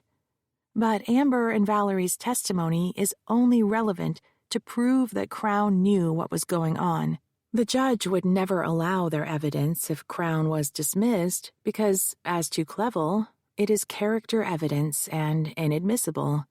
But it's true. He is a serial predator. I can't change the evidentiary rules. I can only work around them as best I can. Josephine put her fork down. So they only want to give me 100,000? That's all I'm worth to them. It's like he's getting away with it. I get it. It's a nuisance offer. They figure that is how much it would cost them to finish the trial, even if they win, and then defend and appeal. The thing is, that's how the law works. The only way you're going to get a lot of money is if we win huge against Crown Productions. And now you're saying we can't. After all this time? Violation? Loss of my job? My career? I walk away with nothing. Okay, first off, 100 grand is not nothing. Before you reject this offer, you need to understand that this may be your last chance to get any money. The trial could go sideways on us at any minute. Second, I'm telling you what Ken said because I have an ethical obligation to explain it to you. Josephine put the lid back on her salad and pushed it away. But the other girls, Valerie and Amber, they're testifying today, right? Shouldn't that matter to him? I swallowed the food that was in my mouth and washed it down with coffee. That's why he wants us to take or leave his settlement before we resume court this afternoon. I was starting to wonder if Ken Vincent knew something I didn't. If Valerie and Amber testified to what they had told me, Crown Productions would not be dismissed. My phone chirped from the depths of my purse. The caller ID said it was Jake. Sorry, I have to take this. I answered the call. Hey, Jake, give me a minute. I took the last bite of my croissant and walked down to my office as I ate. I closed the door behind me and flopped across the couch. Okay, I can talk now. Ayeti and Doda are cooperating. Anything good? They know Crispin Clevel from his time in MI6. I thought he was a diplomat. He laughed. Right. No, he was a spy. Diplomacy was his cover. He hired them for the movie company, security for events mostly. They admitted that they were in London and in San Francisco when Eli was killed. We tied them to the rental car that the shooters drove. Have they admitted to either of the murders? Not yet. They admitted they knew Eli. They said he was giving them information. In fact, he's the one who gave them the selfies. He took them from Josephine's phone. I was stunned, even though I had considered the possibility. He had betrayed me. I had always thought I was a shrewd judge of character, but I was wrong. And I still missed him. Jake interrupted my reverie. How's the trial going? Josephine was fierce. She's done testifying. This afternoon, I'll put Amber and Valerie on the stand. Ken Vincent made a lowball offer on behalf of Crown, take it or leave it. He's betting the judge will dismiss the studio because I didn't show that it knew or should have known what Clevel was doing. If I let him out, Amber and Valerie won't testify. Here's the clincher. I have to accept the offer before they go on the stand. We were silent for a few moments. Thinking aloud, I said, if Ayeti and Doda testify, I could link them to Crown Productions, right? Crispin hired them to stop my case. It's an admission of guilt. Or the judge might conclude Crispin was acting alone when he hired them, so their evidence is irrelevant to show what Crown Productions knew.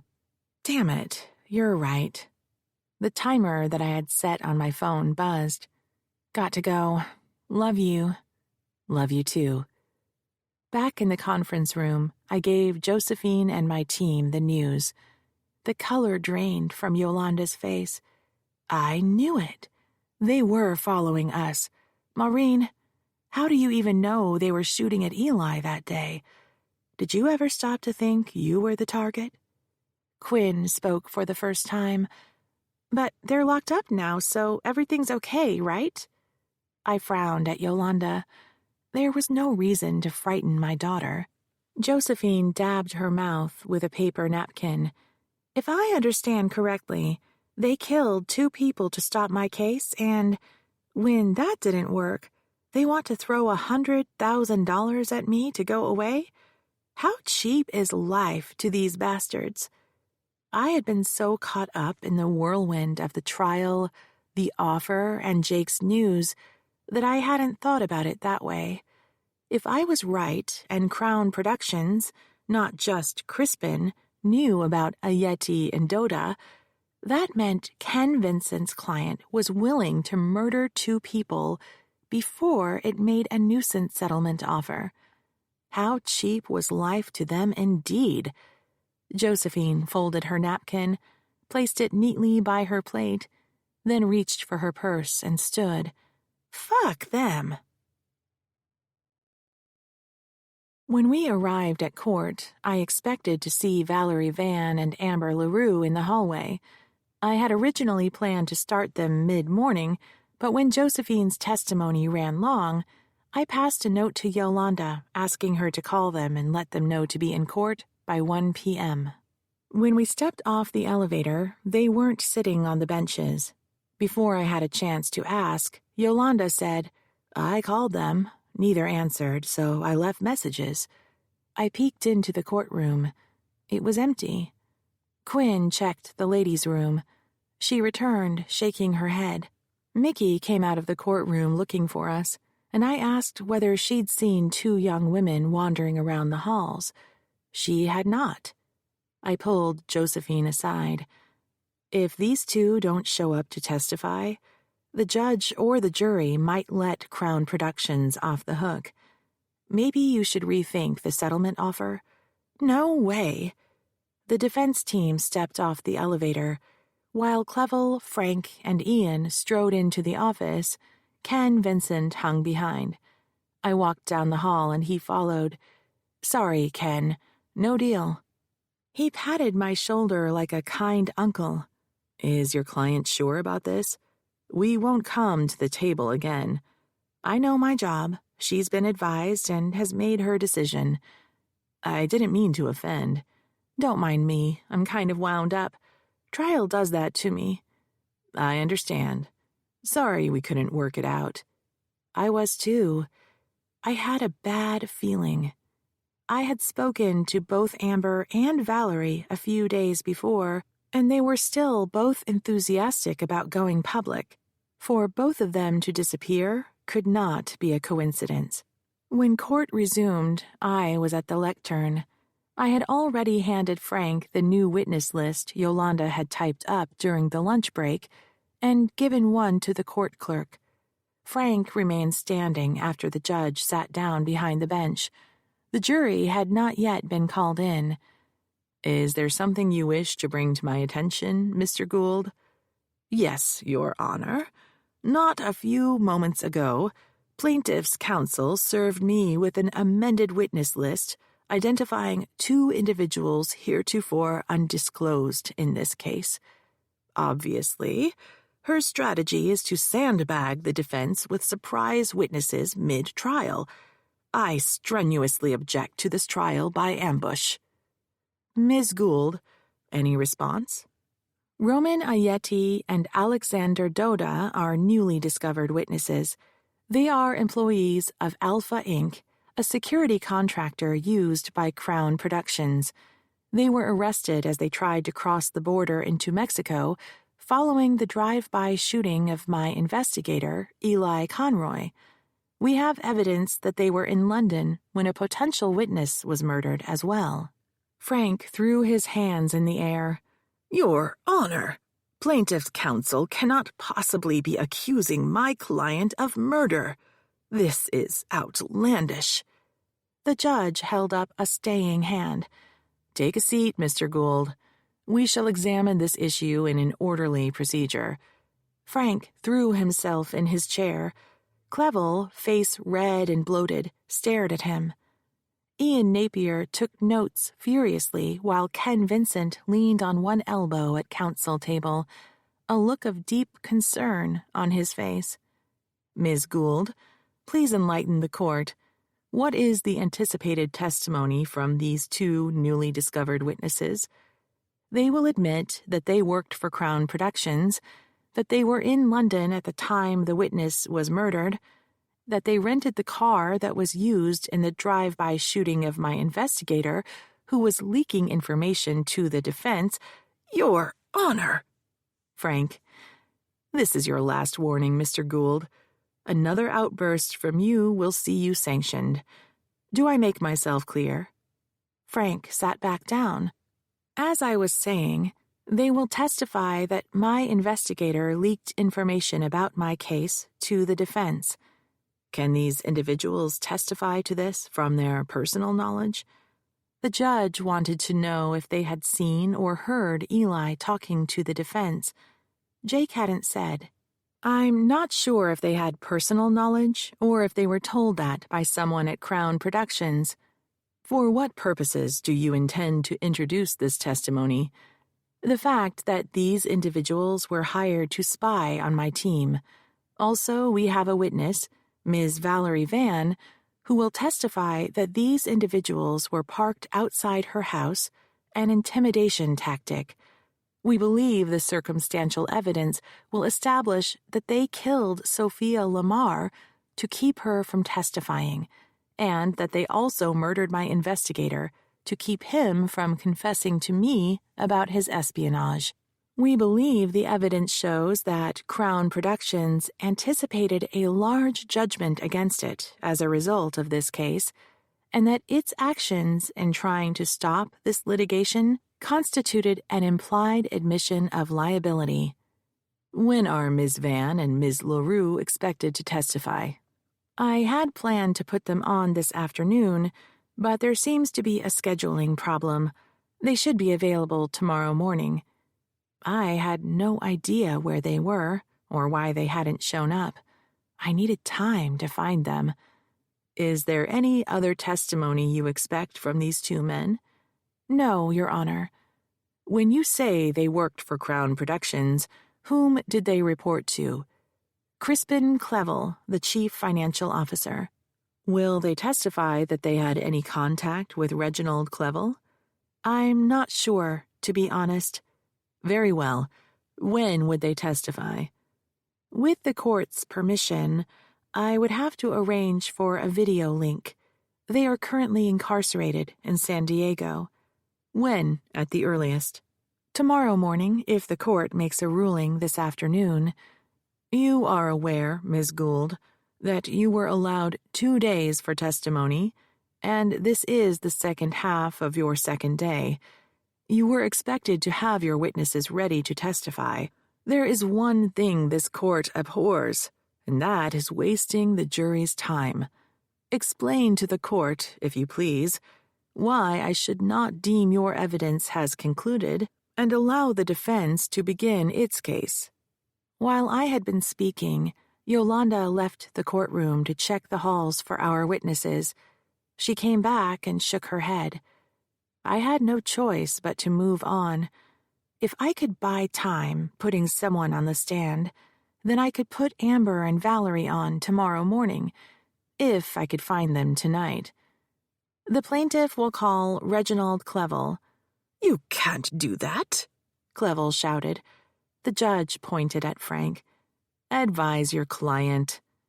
Frank and Ian closed in around Clevel, both whispering furiously. He argued with them. "She can't do that. I refuse. I've got nothing to say. I thought you said—" Frank stood.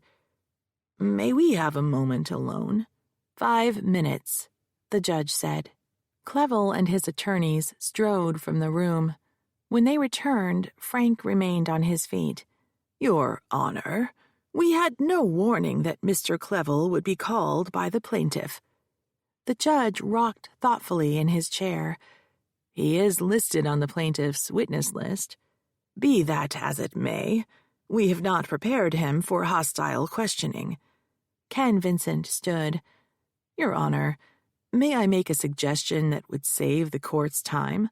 Both Crown Productions and Mr. Clevel would stipulate to extending the plaintiff an extra day to finish her case. We suggest this afternoon could be used to allow both parties to brief the surprise witness issue before the court rules as to whether it will permit testimony of Roman Ayeti and Alexander Doda. Ken was politely warning that if the judge allowed me to introduce these two witnesses before he had the chance to stuff the file with 2 inches of briefing, the case might be mistried or overturned on appeal. The judge buckled under Ken's threat. Given the late notice of the plaintiff's amended witness list, fairness dictates the defense has adequate time to respond. Have your briefs filed no later than 3 p.m.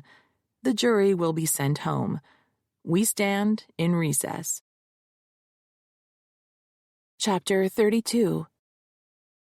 Yolanda faxed my brief precisely at 3 p.m. to court and to Ken Vincent and Frank's offices. A few minutes later, we received the defense filing. No surprises. All parties had cited the same cases, arguing that they supported our opposing positions. I argued fairness dictated the testimony should be heard. The defense argued I was on a fishing expedition, hoping to find incriminating evidence without any reason to believe it was there, that I had pushed this case to trial on a shortened timeline, and that I had told the court I was prepared to go to trial, so I shouldn't be allowed to add witnesses in the middle of the proceeding. While I had worked on the brief, both Yolanda and Quinn called Valerie and Amber repeatedly. Both of their phones seemed to have been turned off. They left messages, but no one returned the calls. I dropped Quinn off at the loft. Although we had spent most of our time in the company of other people, we had been together constantly since she first appeared in my office. I thought a break might do us both some good. I was poor company during trial, distracted and short-tempered when my train of thought was interrupted. She graciously suggested she could do with a nap. As I drove across the Bay Bridge to Amber's friend's apartment, Yolanda drove down to Saratoga to find Valerie. Rush hour traffic clogged the bridge, so it was early evening by the time I found the apartment. I buzzed the bell 4 times before a young woman opened the door a crack, a chain crossing the gap. She was sweaty from exercise. "May I speak with Amber? I'm Maureen Gould. She doesn't want to talk to you." "Can you tell me what happened today? I was expecting her to come to court." "She left." "When?" I was starting to feel sick. "Last night, right after that guy came." "What guy?" "Some old guy. I thought he might have been some actor friend of hers from the old days. He was that handsome for someone his age. He came in. She talked to him for a while, and then he left. Next thing I know, she packs up her bag and wants me to take her to the airport." "Did you catch a name?" "I don't remember a name, but she said he was a lawyer working for that guy you're suing." "Older, like old enough to be my father?" "No way. Your age, maybe 40 at the most." Ken Vincent. He had found Amber. She had just shown up in San Francisco a few days ago, and I hadn't disclosed where she was staying. Someone must have followed her from my office, someone who wasn't Ayeti or Doda, because they had already skipped town. Back behind Sonny's wheel, I called Yolanda. She was heading home from Saratoga. "Did you talk to Valerie?" "She wouldn't come to the door. Talked to her husband, though. He told me to get off his property. He said 2 new thugs were sitting outside his kids' daycare when he went to pick them up yesterday. They followed him all the way home, and then kept on driving after he pulled into the house. He'd never seen them before. Then last night, there was a call. You'll never guess from who." "Ken Vincent? How do you know?" "Because he showed up at Amber's friend's apartment. Right after he left, she went to the airport." "What are you going to do now?" "If Amber and Valerie testified, that would have proven Crown Productions knew about Clevel's history and had reason to be worried about a big judgment against it. Without them, all I have is Clevel and maybe a Yeti and Dota, if the judge lets me put them on. Jake called right after I disconnected from Yolanda. I was stuck in traffic on the freeway on the Oakland side of the bridge. There must have been an accident a few miles up. His first words were, "They confessed." Did I hear you right? They confessed to everything. To killing Sophia, to shooting Eli, to shadowing you and Yolanda in London, to breaking into your office. We got some more out of them about the work they did for Crown Productions and Crispin Clevel. Crispin was their connection. Everything went through him. The feds picked up Crispin at his apartment in L.A. Did they give up the Duke? A Yeti and Dota claim they never talked to him. They won't say who authorized the hits, but they admitted that Crispin hired them. If they want a good deal, why wouldn't they give up whoever hired them to do the murders? Because they're afraid of whoever it was. And you should be too. Where are you? I'm on the freeway, trying to cross back to San Francisco. I told him about Amber and Valerie not showing up to testify, my visit to Amber's friend, and Yolanda's visit to Valerie. So when Ken Vincent made that settlement offer today at the noon break, he knew my witnesses weren't coming, because he had already scared them off. I don't like this. Where's Quinn right now? I dropped her off at home. The lane to my left was starting to move. Have you talked to her? She said she needed a nap, so I haven't called. I was starting to get worried. I'll ring her and call you back. I called Quinn's number. It rolled over to voicemail. I called Jake and told him. He said, "I'm calling Jerry." 30 minutes went by. I managed to squeeze my way into the fast lane just before it came to a sudden halt. The car ahead of me had stopped so quickly, I had to slam on my brakes. Barely a foot separated us. The same happened with the truck behind me. I didn't have enough room to pull into the commuter lane on the left side or the slower lane on either side. My cell rang. It was Jerry. "Hey, Maureen, I'm at your place. Quinn isn't here. There's a phone on the charger, looks like she forgot it, and there's a note that says she went out to dinner with her grandfather." The car ahead of me moved a little, giving me enough room to jut into the commuter lane. I gunned Sonny and rushed up on one motorist after another, apologizing to each of the drivers in my head. The first and second cars pulled to the right, letting me by. Sonny flattened herself to the ground as I flew up on the next car, a red Mustang. He didn't move out of my way. I rode his bumper for a few seconds. If anything, he slowed down a fraction. He had to have known I was there. A spot opened on my right. I took it and floored the gas pedal. The Mustang sped up, trying to block me from pulling in ahead of him. We were side by side when a Ford Fiesta ahead of me suddenly slowed. I pulled into the right lane, downshifted, and crossed ahead of the Fiesta and the Mustang, pulling away from him as if he was a scooter. On the bridge, traffic opened up enough that I could zigzag from lane to lane. When I pulled up to the mansion, my father's Jaguar was parked in front. I threw open the door and ran inside. I stopped in the darkened foyer, trying to calm my breathing so I could hear. Voices floated to me. I jogged down the hall toward my father's den. The voices faded. I backtracked, then strode down the main entry to the parlor. There was my father, drink in hand, ensconced in the wing-back chair nearest the fireplace that had always been designated as his. Quinn was perched on the edge of the matching chair, my mother's. Between them was an antique drum-top table with one crystal highball glass filled with 2 fingers of whiskey and a half-empty decanter. The only illumination came from the dining room where the chandelier had been dialed low. Frank was speaking in a quiet tone when I walked in. He leaned across his chair, his free hand was extended, and rhythmically tapping her armrest in emphasis to his words. He was feeling no pain. The folds of his reddened face, demarking jowls and bags, were softened by sedation. His right lid was almost closed. What I could see of his eyes glittered black in the half-light. The glass in his right hand tilted precariously and would have spilled if it wasn't nearly empty. Quinn's hands were pressed together between tightly clamped knees.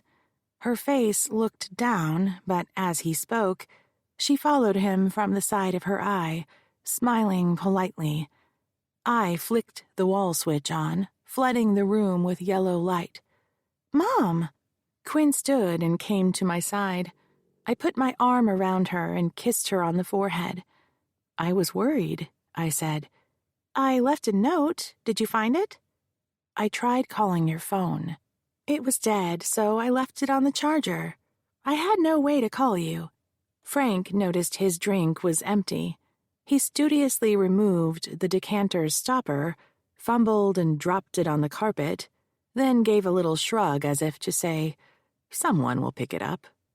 As he poured, most of the whiskey fell outside the glass, forming a pool that crept across the tabletop to the edge, its shiny surface undulating. "You're home," he said.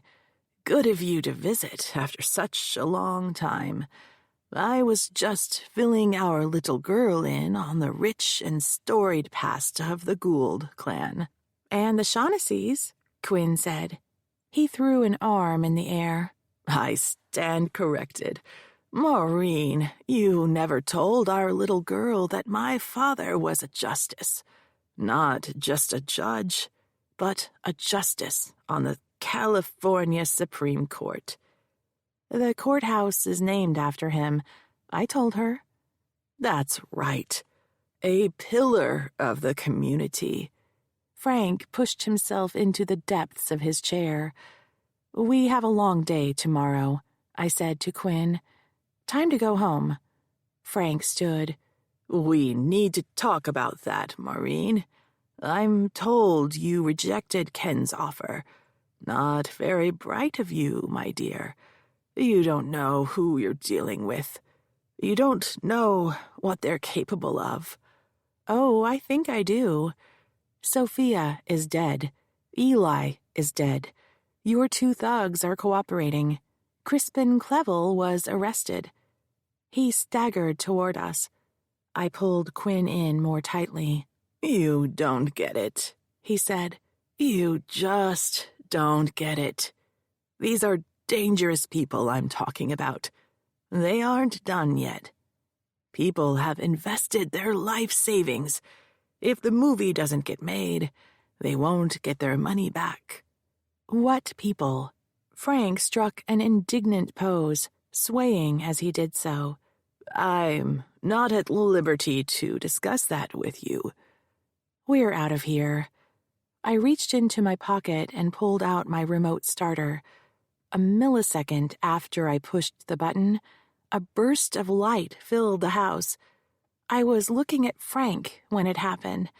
His eyes cut toward the street, then his face seemed to dissolve into whiteness as I was temporarily blinded. My arm was still around Quinn. I felt her turning around in the direction of the blast. A boom thundered, and I felt the first shock wave rolling through the house toward us. Glass shattered all around us. I pulled Quinn onto the floor and covered her with my body. She was curled up tightly like an egg, so I knew she was alive. But I didn't know whether she was injured. Her back was warm. It felt dry. No blood. I felt her rib cage expand as she drew in a breath. We were huddled like that for what seemed like a long time. Behind my clenched eyes, I saw red threads swirling in darkness. When I could hear again, the sound that came through to me was muffled at first, then sharpened. Car alarms up and down the street were screaming. I sat up with one hand on top of Quinn, holding her down to keep her safe. I opened my eyes. When my vision cleared, I saw the walls were bathed in a flickering red light. A car bomb. We were back in the loft. Outside the window, the sky was turning to the pearl gray of a San Francisco dawn. Jerry, wearing a shoulder holster, stirred a pot of hot chocolate on the stove.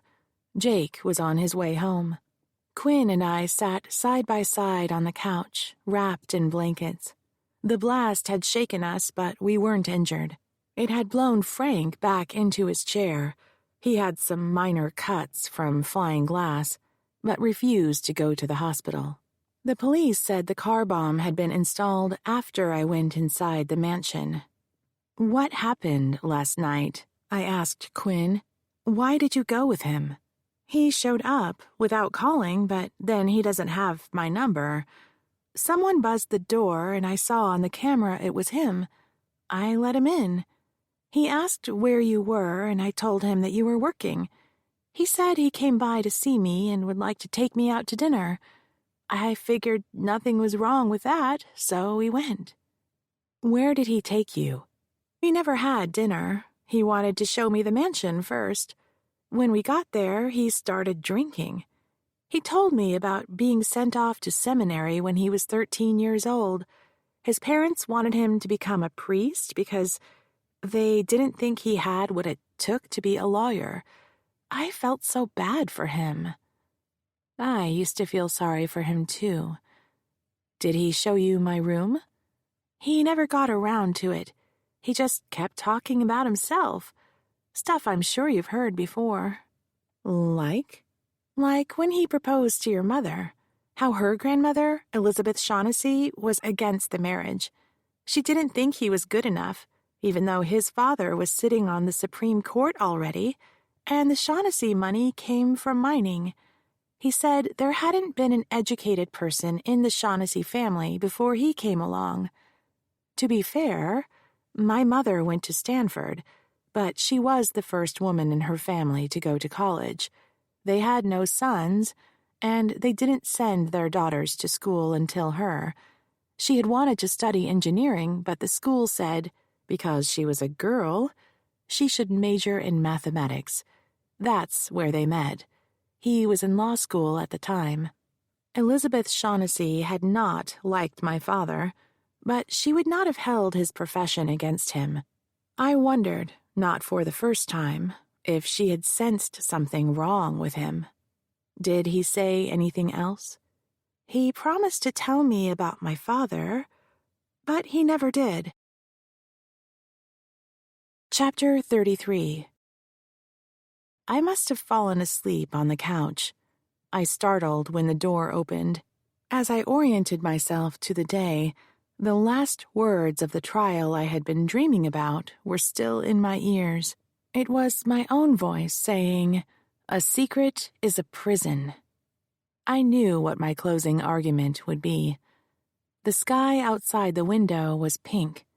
Quinn was cocooned in her blanket beside me. Jerry was watching us from the chair, arms crossed. He stood when Jake entered the room. "Look, man, I am so sorry. I should have been here." Jake gripped Jerry's arm. "No apologies necessary, bro. You had no idea." Jake knelt down in front of me. "They killed Sonny." That was all I could get out before I started sobbing. It was a stupid thing to say. It was just a car. Quinn and I could have been killed. Innocent passersby, too. But the image incised in my brain was the black husk of what had been my car, still smoking. I had been stoic throughout the crisis, but once the emergency had passed and I knew my daughter was safe, emotions overwhelmed me. Jake held me and we rocked for a long time. I could feel Quinn stirring beside me. She stroked my back. It wasn't the car, I knew that. It was Frank abducting Quinn. He had been alone with Quinn when he was drunk. During the entire drive to the house, I had prayed that he wouldn't do to her what he had done to me. I also had a nagging feeling that Frank had lured me to the mansion with her. "Maybe we should give the judge a call," Jake said. "Tell him what happened. You could use a day off." I shook my head. We have to end this. Frank said there were investors who were afraid our case will shut down the movie and they'd lose their money. He hinted they were behind everything. Sophia, Eli. He must have told them I would be there at the mansion last night. He sat on his heels. "You're saying your father set you up to be murdered?" I didn't want to believe it. He could have told them he was going to get me there and have a talk with me. He tried to settle the case again. Maybe the bomb wasn't meant to kill me, but to scare me. It makes sense. Roman Ayeti and Alexander Doda Demian won't give up who hired them to kill Sophia and Eli. If professional hitmen are afraid of whoever hired them, these guys must be ruthless. Their investors have to be identified in the discovery Frank gave you, somewhere. We didn't get the financial stuff, remember? The judge bifurcated punitive damages from the main case. We aren't entitled to it until we win the first trial. Valerie isn't cooperating, and Amber disappeared. All I have left is Clevel, Ayeti, and Doda. Then I'm done. Forgot to mention something. Here's the thing about Reginald Clevel. The boys caught him trying to fly out last night. He must have heard about his brother's arrest. He's down at the station now. He's in custody? He agreed to go in voluntarily. Right. 2 detectives and maybe a few uniformed police officers looming over the suspect, suggesting that all he had to do was come in to answer a few questions, clear up some things. He knew that if he refused, he would look guilty. Not really voluntary, but for this case, I didn't care. If I don't put someone on the stand today, my case is over. They'll let him go in time for court. I'm sure the judge will give you another day, given someone blew your car up. What about Ayeti and Doda? Will they testify? Jake shrugged. You know how snitches are. The teleconference link is set up. Their lawyers and interpreters will be available. They won't tell you who hired them for the hits, but you could get some background out of them. They could flip any time and tell us everything we need to know. They could. They would if they hear about my car. Or that might be enough to scare them into silence. I can't risk it. We have to go today. Jake pushed to a stand. I'll make the coffee. One more thing, I asked. Did the cops talk to Frank? What did he say? Saw nothing, knows nothing. Right. When we arrived at court, Mickey appeared at my elbow. She had heard about the explosion and wanted to know more. I told her we would talk about it later. I was focused on questioning Clevel, Ayeti, and Doda, and didn't want to be distracted. Court started late. After being released, Clevel had insisted on going back to his hotel for a shower and a fresh suit. He sat at counsel table, tired but dapper. Frank was erect as ever in one of his black suits, but the bags under his eyes were dark and his flesh loose at the jawline.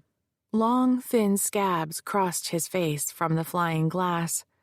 Ian Napier was business as usual, as was Ken Vincent. The jury was not in the room when the judge signaled the court clerk to begin recording. Ken stood. Your Honor, you may have heard there was a terrible accident last night at the home of Mr. Gould during a family gathering. Ms. Gould and her daughter were visiting when someone attached a bomb to Ms. Gould's vehicle and detonated it. As you can see, Mr. Gould sustained a number of facial injuries. No doubt, the attack has unsettled everyone involved in this case. We believe that it would be in the best interests of the parties to recess the trial for the remainder of the week. Is that the position of Mr. Clevel as well? Frank said, Yes, Your Honor. Ms. Gould, what is your client's position? I stood. Absolutely not, Your Honor. We're prepared to go forward and finish our case today. Are you sure about that? Frankly, Ms. Gould, you look exhausted. I don't know how you're still on your feet. I felt unsteady. Little sleep, coffee, and the donuts Jerry had gone out for were not the healthiest start to the day. I gripped the edges of the lectern with both hands. We insist. Very well. The clerk will bring the jury back in. I tore off a bite of beef jerky while we waited for the jury. When I took the lectern again, I felt more stable. The plaintiff calls Reginald Clevel. The Duke shuffled across the well and was sworn in. Mr. Clevel, are you the Chief Executive Officer of Crown Productions? Clevel pulled an index card from his pocket and held it with both hands as he read, Upon the advice of counsel, I hereby invoke my right to remain silent under the constitutions of the United States and the state of California. What? The Fifth Amendment allowed witnesses to refrain from answering questions that would incriminate them. How Clevel's job at Crown might be criminal, I didn't know. Your Honor, would the court order the witness to answer the question? The judge shook his head. Move on, Miss Gould. Mr. Clevel, were you in San Francisco earlier this year? Upon the advice of counsel, I hereby invoke my right to remain silent under the constitutions of the United States and the state of California. Mr. Clevel, do you know Josephine Navarre? He read the card aloud again. Clevel wasn't going to budge. Your Honor, may we approach? I asked. Ladies and gentlemen of the jury, I realize we got a late start, but it appears that we need to take up a matter outside your presence.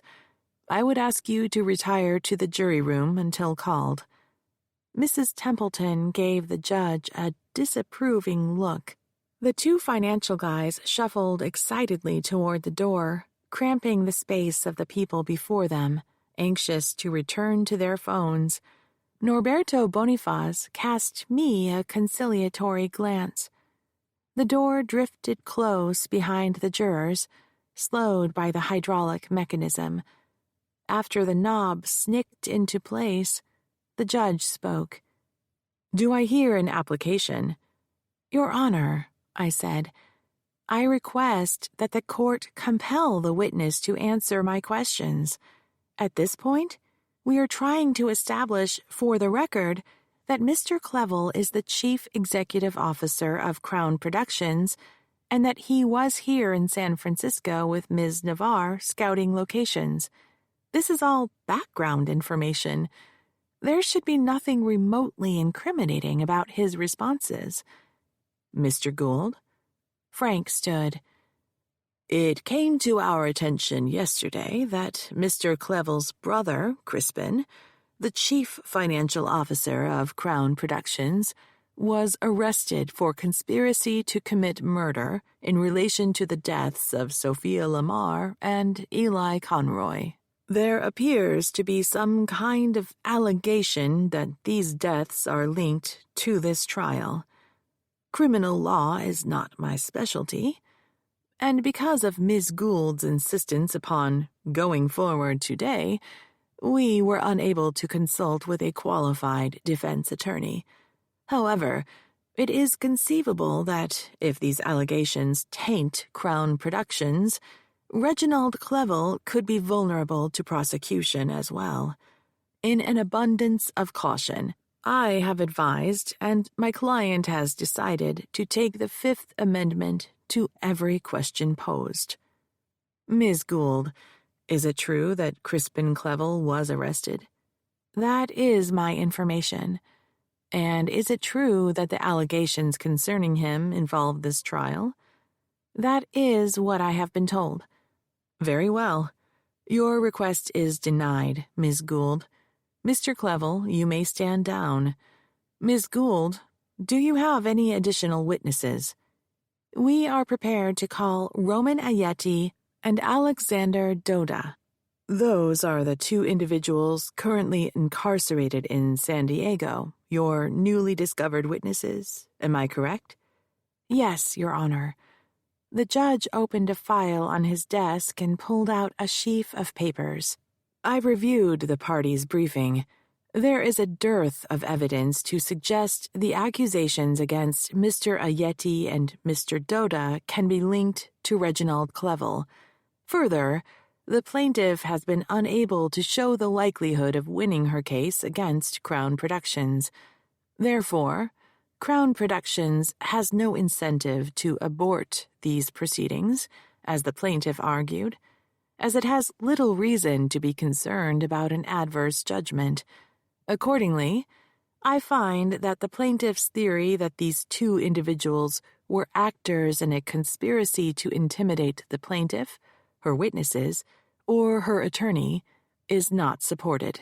Your Honor, I said, the federal government disagrees. That is the reason these two are being held, and the reason Crispin Clevel was arrested, and why Reginald Clevel tried to abscond from the jurisdiction last night. Objection! Frank was on his feet. Mr. Clevel. The judge shook his head. Let's stay on track, shall we? Why the federal government is investigating these individuals and the evidence upon which it relies have not been provided to this court. All the plaintiff has argued is supposition. Her theories are insufficient to justify setting aside the rules of court and procedure. I remind the plaintiff that she insisted on trying this case at the first opportunity and had ample notice of this trial date. She cannot now claim she is unprepared. For these reasons, I deny the plaintiff's request to take testimony from the new witnesses. Do you have any other witnesses, Ms. Gould? No, Your Honor. Then I take it the plaintiff rests her case? The last thing in the jurors' memories about our case would be Clevel's Fifth Amendment assertion. It was not the dramatic finish I had planned. I had scripted questions for Clevel, confronting him with Josephine's testimony bit by bit. His entitlement and his outrage when challenged should have been the momentum that carried the jurors to their deliberations. Instead, his taking the Fifth Amendment felt like a punctured balloon sputtering to the ground. But I had nothing more. Yes, Your Honor. Very well. Is the defense prepared to call their first witness? Still sitting, Frank said, On behalf of Reginald Clevel, the defense rests its case. Judge St. James's face registered shock. Mr. Vincent? On behalf of Crown Productions, the defense rests its case. The judge leaned back in his chair. Are the parties prepared to go to closing arguments? Ken stood. Crown Productions has an application, Your Honor.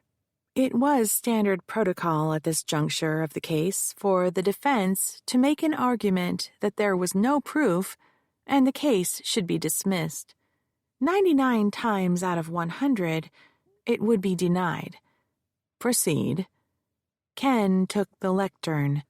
As the court wisely observed when ruling upon the plaintiff's newly discovered witnesses, the plaintiff has failed to produce sufficient evidence establishing that Crown Productions knew, or should have known, that Mr. Clevel's acts, if true, constituted sexual harassment. There is no evidence that prior to Ms. Navarre's interaction with him that night, that she or any other witness or any other person lodged a complaint with Crown Productions, the Human Relations Department, or any other employee. In fact, Ms. Navarre emphatically denied that she had made any complaints. Very well. Is there an application on behalf of Mr. Clevel? Clevel leaned in front of Frank, pointing to the lectern. Frank gingerly pushed himself up from the chair.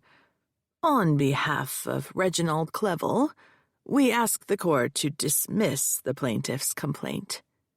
When Frank lowered himself into his chair, Clevel wiped sweat from his face, then said something into the ear of Ian Napier, who fixed his attention at the state of California emblem over the judge's bench. Very well. The court denies the motion by Reginald Clevel and grants the motion by Crown Productions. We will take a short recess, then bring back the jury for closing arguments. Everyone stood. As soon as the judge left, Ken began packing up his briefcase.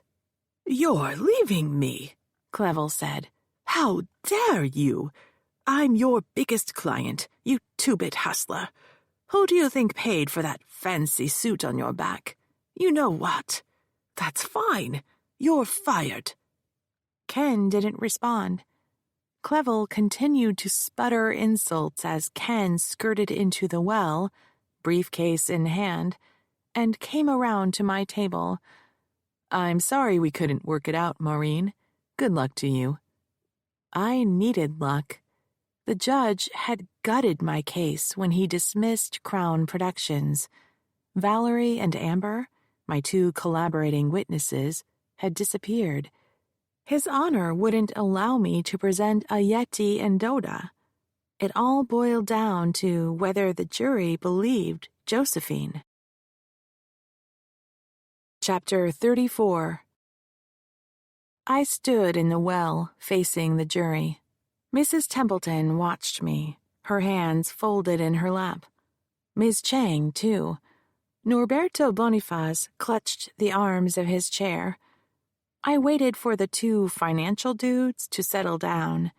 They exchanged looks, then posed themselves with eyes on me. Secrets bind the shamed to the guilty. Mr. Boniface's fingers dug into the armrest. Having their attention, I began my closing, walking slowly back and forth, making eye contact with each juror, not lingering on one in particular. A secret is a prison. The parties to the secret, both the shamed and the guilty, are locked in a cell together. The fact of their shared secret creates an intimacy that only they share. I paused, letting my words soak in. The cell walls are built of fear. The guilty uses fear to trap the shamed with him forevermore, because the guilty know that if the shamed one spoke, her word would be doubted. And she knows it too. How many of us have heard the phrase, "And then she cried rape"? Everyone, I can see by the nods of your heads. To cry rape is synonymous with lying.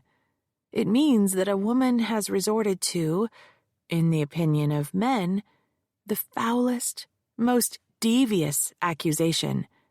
Within those few words is the implication that a good man's honor is being impugned, and he cannot respond lest he be accused of unchivalrous behavior.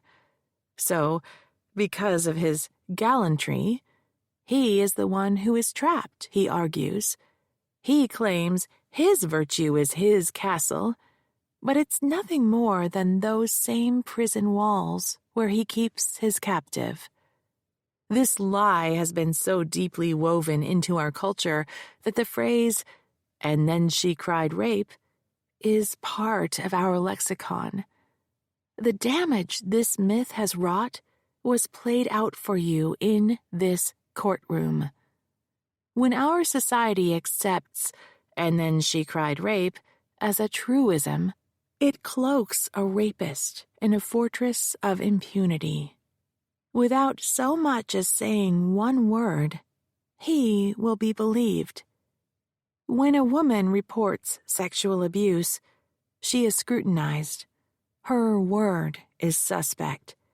She is accused of lying, trickery. Her accusers seek a hidden agenda. Every woman knows this. And that is how his castle walls become her prison walls.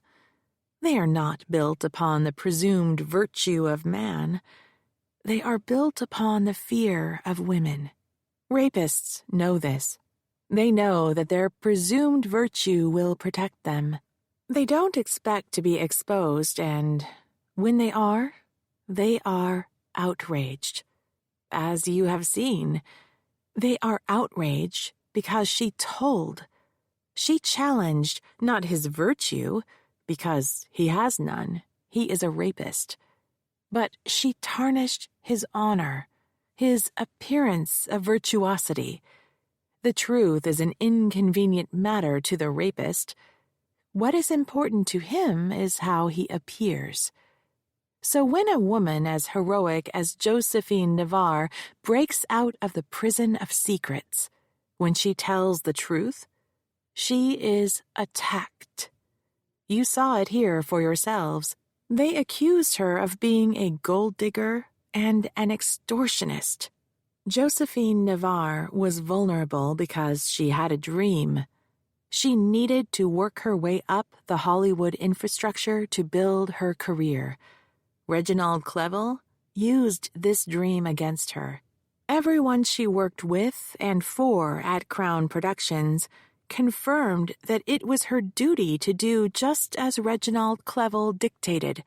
No questions asked.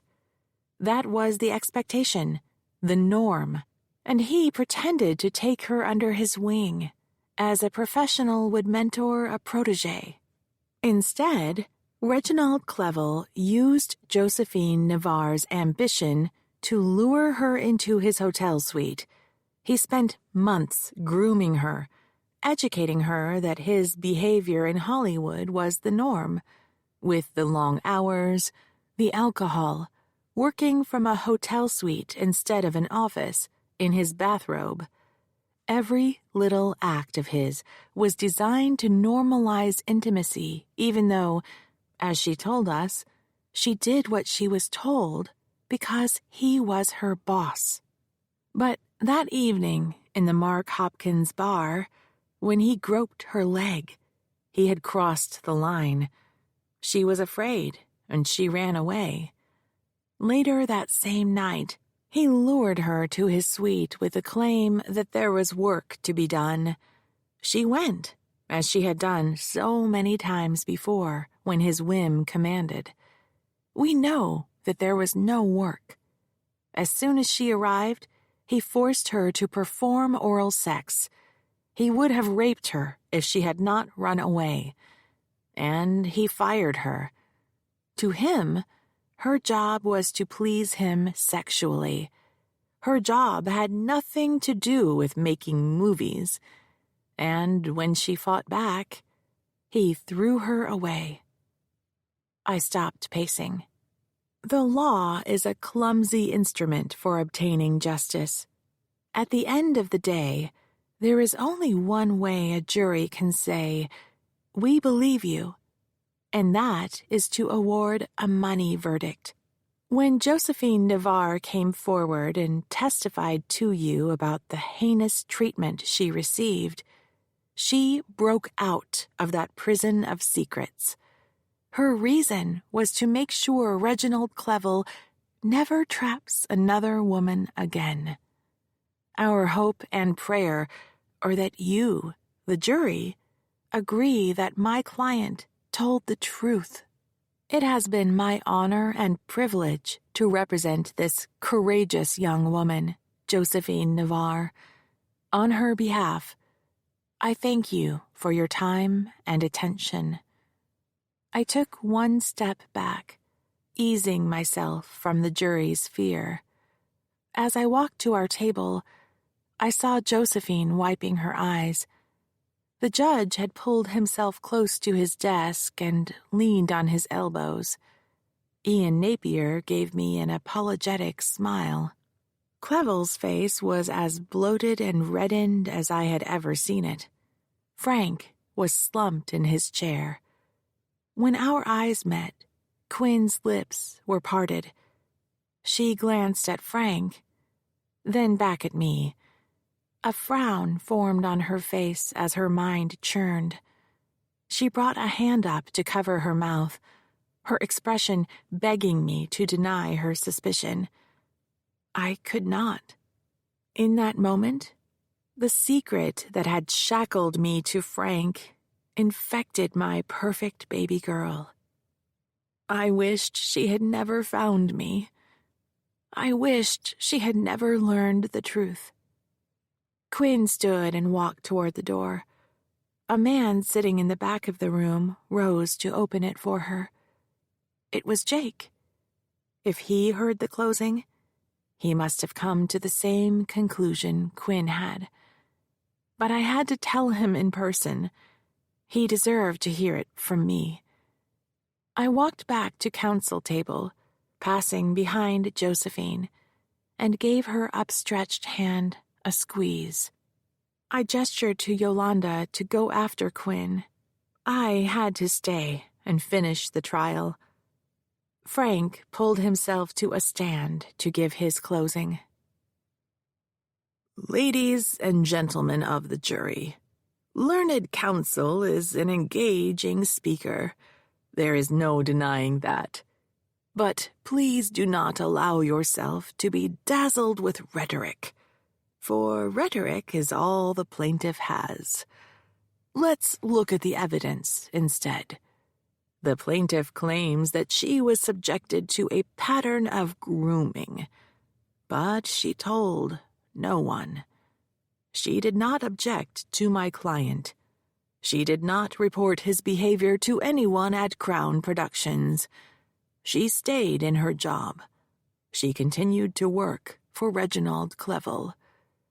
The plaintiff claims that she was at a table full of investors when Mr. Clevel slipped his hand between her legs and groped her so violently she suffered bruising. But no witnesses came forth. No one saw the alleged assault. She didn't tell him to stop. If we are to believe it occurred at all, she admitted she didn't try to move his hand. When she went to her room, she didn't call anyone to complain. Then she claimed that she was called to his hotel suite in the middle of the night for work. Again, no witnesses. And despite claiming she had been assaulted, she did not go to the hospital to be examined. She did not call the police. Frank slammed the lectern. It was not until after she was fired that she did anything. And what was that thing she did? She called a lawyer. She filed a lawsuit. And here her attorney stands before you and dares to equivocate justice with money. She argues the only way to stop this monster is to give her an award. How would enriching Josephine Navarre save the women of the world? He paused, then shrugged casually. It wouldn't. You know that. No. What it would give her is a windfall, a wholly unjust result, because if everything she said was true, Josephine Navarre went to that hotel room in the middle of the night for one purpose, and one purpose only, and it was not work. If we are to believe Josephine Navarre, the only reasonable explanation is that she went to that hotel suite for the purpose of engaging in sexual activity with Reginald Clevel so that she could later extort money from him. Think about it. After months of working long hours, often well into the night, going to parties, drinking every evening together after work, visiting him in his hotel room, dressing provocatively, allegedly at his request. If this progression of events took place as she said, how could she not know, expect, consent to, and desire sexual intimacy from Reginald Clevel? And when she was fired the following morning, as the old saying goes, hell hath no fury like a woman scorned. Just as her attorney told you, Josephine Navarre cried rape. Now it is up to you to decide if her story makes sense. Is it reasonable? Is it logical? Is she telling the truth? The jurors studied him as closely as they had me. The two financial guys were sitting upright, riveted for the first time as he spoke. Not a good sign. If they were against us, but 3 were for us, Mrs. Templeton, Ms. Chang, and Norberto Bonifaz, that left 7 undecided. 9 jurors had to agree for me to win the case. It could go either way. The judge gave the jurors their instructions and sent them out to deliberate. Then he left. The court clerk tidied her desk. Frank snapped up his briefcase and stalked out of the courtroom, Clevel and Ian Napier in tow. Mickey Wong followed them out. Jake opened the gate, stepped through, and put an arm around my shoulder. "You were brilliant." I smiled gratefully. "He's right," Josephine said. "You don't know what it's like to see someone fight like that for you. I didn't know what to expect, you know. We've had our ups and downs, but in the end, you believed in me. I can't thank you enough." I was too tired to argue that I had never lost faith in Josephine's case. It was my job to test it from all angles, to find the weaknesses before they were exposed. I wouldn't have invested the time if I doubted her. "You're welcome. What's next?" "We go back to the office and wait for the court's call. You should come with us. When the jury comes in, we're expected to be back in court in 20 minutes. "A word?" Jake asked. Josephine took the hint. "I need to go to the ladies." She picked up her purse and left. Frank and Clevel won't be waiting at Frank's office. They were picked up on their way out of court. They're going downtown to answer a few questions. Crispin Clevel talked all night long. They couldn't shut him up if they wanted to. Ken Vincent was snagged as he left court, too. "Ken?" He took my hand and led me to one of the pews in the center of the courtroom. Crispin named the secret investor that everyone is afraid of, Proteus LLC. It's a corporation formed recently in California for the purpose of making investments. Frank is the attorney who put it together and is one of the members. Frank didn't have any money.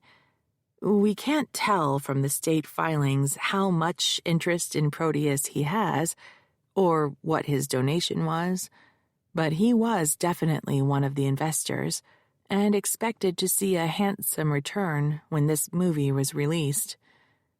He could have embezzled from a client to get the money, and he needed it back before someone found out. He stole the Rivera. I wouldn't have suspected him of theft before this all happened, but you're always hearing about some lawyer who borrowed money from his trust and couldn't pay it back. We don't think that's what happened. This will be difficult for you, but you need to know. The other Proteus LLC investors are several individuals known to the federal authorities as human traffickers. My head felt wrapped in gauze. I couldn't connect what Jake was saying. You mean like pimps? Where on earth would Frank meet people like that? All of his friends had been bankers, investment advisors, hedge fund managers, business tycoons. If he was visiting the dark corners of San Francisco, surely someone on the police force would have spotted him. Word would have reached Jake. They abduct children in Asia and sell them to pedophiles. I don't get it. Where is Frank going to hook up with child traffickers? How would he meet them? His office is on the Embarcadero. He lives in Pacific Heights. Someone must have made an introduction, Jake said. Someone like who? Ken Vincent. What? You have got to be joking. He's the nicest one of the bunch. If anyone was a kitty diddler, it had to be Clevel. Jake shook his head. He waited for me to connect the facts. Ken Vincent, with the movie star looks, was my father's former associate. He flew back and forth from L.A. to San Francisco and would have easy access to Frank. He had intimidated Amber and Valerie into not testifying so that the judge would dismiss Crown Productions. He kept trying to settle the case before I got Crown Productions' financial records. If I had gotten those records, I would have found Proteus LLC's investments in the movie. Ken, all charm but elusive about his personal life. Thailand, a place infamous for the abduction of children for the sex slave industry, was one of his favorite destinations. Frank's going to say he didn't know where the money came from. He can say what he likes, but he knew. He had to have known. My breakfast was in my throat. I covered my mouth and doubled over, trying to hold it down. Jake jogged up to counsel table and grabbed a wastebasket. He put it at my feet and rubbed my back as I heaved. Frank was fronting for pedophiles. What had happened to me wasn't an isolated incident. It was who he was. He didn't travel internationally, so he must have met these people in San Francisco. They were his friends. When I was small, when he claimed he was working nights and weekends but didn't answer the office phone, when my mother suspected he had a mistress, he must have been with them, abusing children. I wasn't the only one. All this time, I had thought that Frank raped me because of our unique relationship. Because when I had embarrassed him that night at the cocktail party, he needed in his own twisted way to dominate me. That could have been true. But the more fundamental truth was that I was convenient. Just someone who was available at the moment. He ruined my life to satisfy an urge. I told Jake the truth. While I spoke, I felt like I was floating. I had no sense of my body or where I was. I was not in the courtroom, nor was I in my bedroom. The story spilled out from me as if I was narrating scenes projected on a movie screen. Afterwards, we were quiet for what felt like a long time. It struck me, sitting in a middle pew of the gallery, how much the courtroom resembled a church. The air felt heavy with the things I had said. A door squeaked. Yolanda stuck her head in. I've got Quinn and Josephine with me. We'll wait in the hall. The door drifted closed behind her. Rapist. Pedophile. What else could Frank do? Had he authorized my murder to stop this case from going forward? Whoever gave the orders had Sophia and Eli murdered. That bomb that was planted in my car, it was done at the mansion. There was only one person who knew I would come there that night. Frank had abducted Quinn to lure me. We don't think it was Frank, Jake said. but we believe he knew who it was. Then who? Ken Vincent, again. I snorted. The man my mother tried to set me up with was not only a pedophile, but had tried to murder me. It all fit somehow. Chapter 35. The jury was out for 3 days. During that time, Reginald Clevel was charged, made bail, and skipped town. We later learned that he landed in Qatar, which had no extradition treaty with the United States, and was once again living the high life, trading on his title. Meanwhile, his brother Crispin couldn't afford bail. Reginald had taken any cash they had. Crown Productions' board of directors held an emergency meeting, terminated both Clevel's services, and hired a new attorney to guide it through bankruptcy. Ken Vincent posted bail. He was allowed to return to L.A. and continued to practice law with an ankle monitor hidden under his tailored suits. Frank was arrested and remanded. He couldn't make bail. I thought about visiting him in jail, but what for? Quinn was distant the first 24 hours. She spent her evenings in her room. I came home from the office after waiting for a verdict all day to find her sitting on the couch, absorbed in her tablet, playing games. I dropped my briefcase on the dining table and went into the kitchen. "Would you like a cup of tea?" I called as I put the kettle on the stove. "Yeah, sure." She didn't sound enthusiastic. I rummaged through the cabinet. "Cookies? I think we still have some chocolate chip left." "Okay." This time her voice was closer. She had moved to the breakfast bar. "Any news from court?" "The jury is still out." "How long, do you think?" "You never know." We ran out of small talk. I set a plate of cookies on the counter. After the tea bags had steeped, I put her cup in front of her and one in front of the stool next to hers, for me. After I sat down beside her, I said, "I owe you an explanation." I kept talking until the whole story was told. She listened without interrupting. "You should have told me." "You're right. I should have. And I am so very sorry. I was afraid. I was holding on to that juvenile fantasy of playing on the nursery room floor with my baby girl, and when you appeared, I lived it out for as long as I could. But it wasn't fair to you. I was being selfish. I was afraid that when you knew the truth, you would hate me, and I'd never see you again." "You were just a kid," she said. "It wasn't your fault. I could never hate you. You're my mom." After Judge's chambers called to say a verdict had been reached, my team gathered at the courthouse steps before going inside. Josephine in her black court suit, dreads pulled into a bun at the nape of her neck. Yolanda with the new purple tote she had ordered online.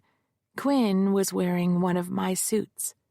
Mickey Wong passed us, giving me an upward nod on her way inside. "What do you think it is?" Josephine asked. I honestly had no idea. In the end, there wasn't a lot of evidence.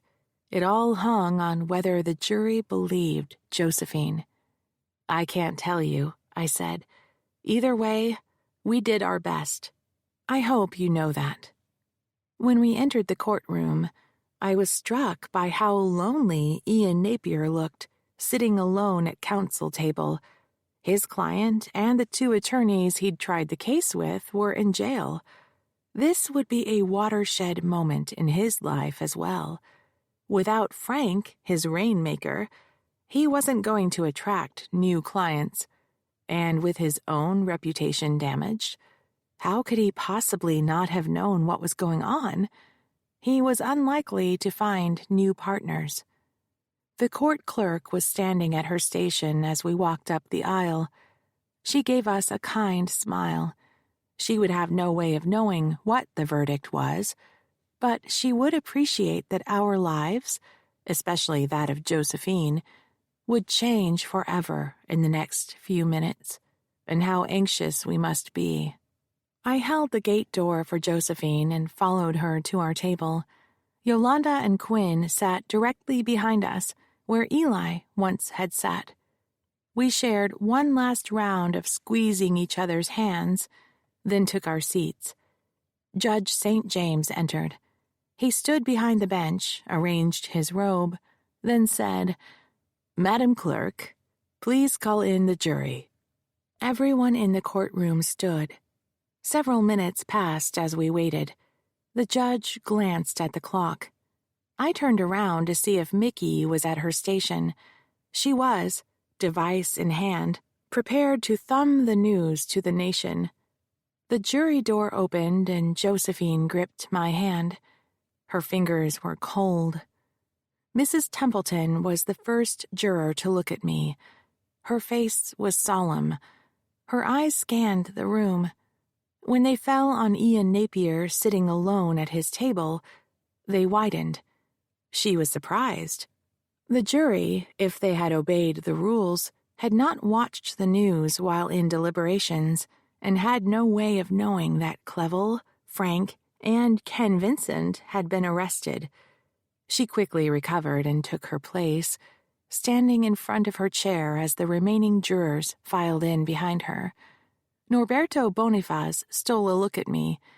It could have been conciliatory, I told myself. He would have been a holdout, and if he had failed to convince other jurors, he would have felt guilty. Don't get your hopes up. Ms. Chang was right behind him. She looked tired. "You may be seated," Judge St. James said. Clothes rustled and chairs squeaked as each person settled. "Would the foreperson please rise?" Mrs. Templeton stood. "I understand that the jury has reached a verdict in this case." Josephine's grip was crushing my hand. "We have, Your Honor." "Will the parties please rise?" Josephine and I both stood again. She was clutching my hand. Out of the corner of my eye, I could see Ian Napier on his feet, staring numbly into space.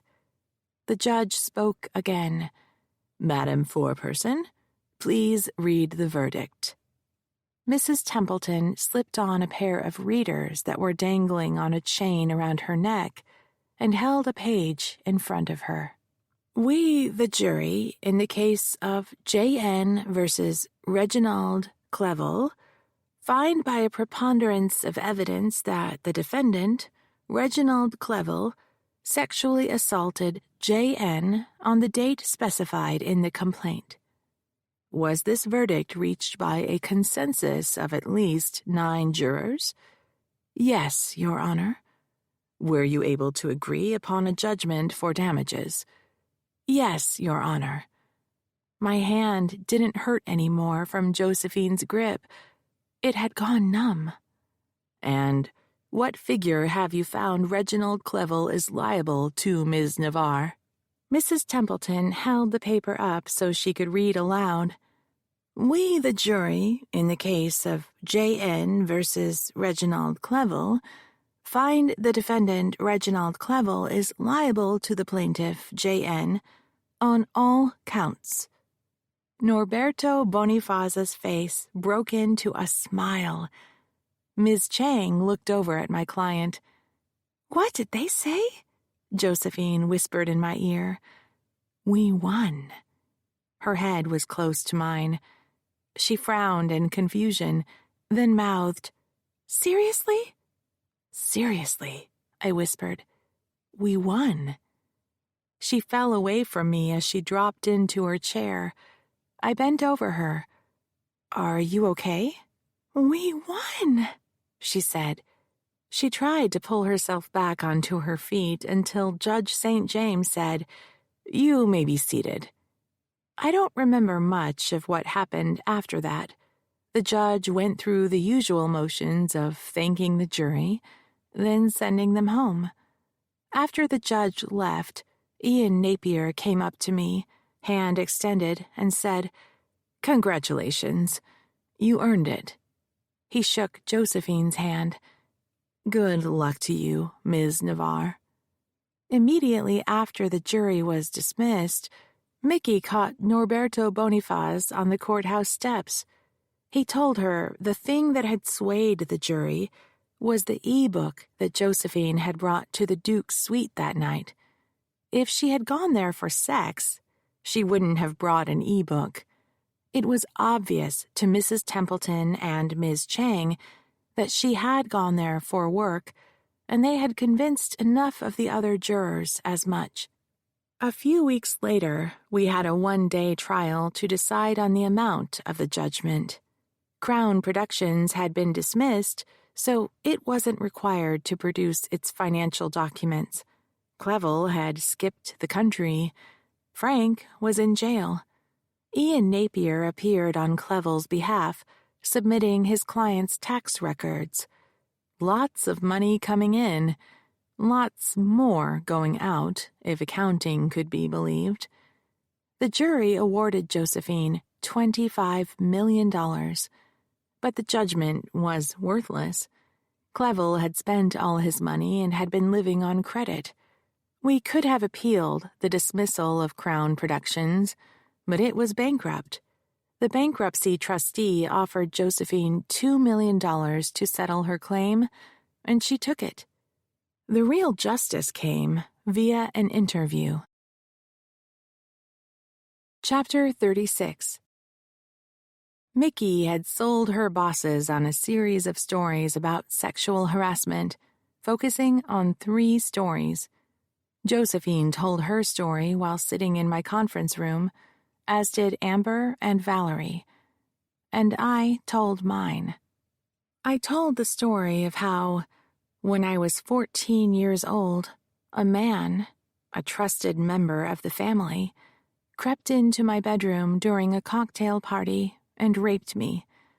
I sat on the bed in my bedroom in the mansion while I told the story. The camera panned to the door, to the billowing curtains, to my hands as I spoke, and to close-ups of my face as I explained about the emptiness I felt, the betrayal because my parents had not protected me, and the shame. At the time, I knew that something unspeakably bad had happened.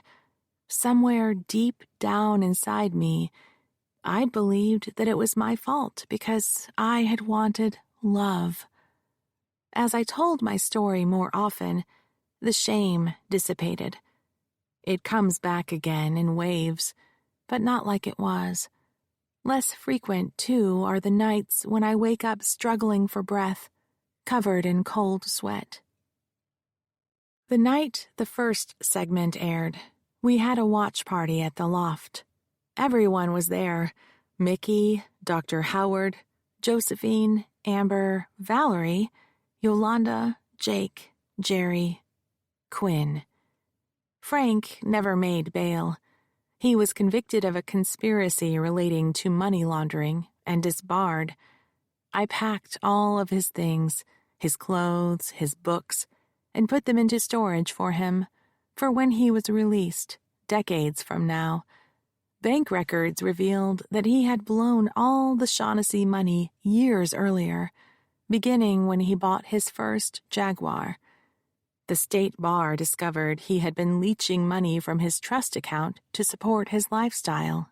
After Frank's conviction, Jake made sure the Rivera, which the authorities had found in Clevel's suite, was returned to me. Quinn lives with us permanently, sharing her room with Germaine Greer the cat, who follows her devotedly. She finished her college degree online, took the law school entrance exam, earned an outstanding score, and was accepted to every school to which she applied: Stanford, Berkeley, University of San Francisco, and Golden Gate. In a few weeks, she will have to decide. My fingers are crossed for my alma mater, but any place Quinn chooses, I will support. Yolanda, Quinn, and I scrubbed the mansion from top to bottom. Jake and Jerry did handyman things. I sold the Rivera painting to pay for a new roof, boiler, and electrical system. On January 27th, Quinn's birthday, we opened the doors of the Elizabeth Shaughnessy Foundation for Abused Women and Children, where we offer counseling, resettlement, and vocational training and placement.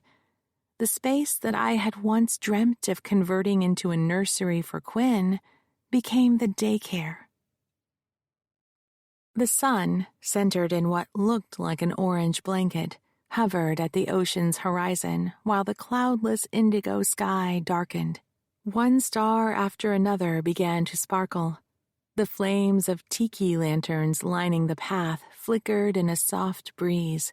The gentle surf of the outgoing tide whispered in the distance. I followed Quinn from the hotel.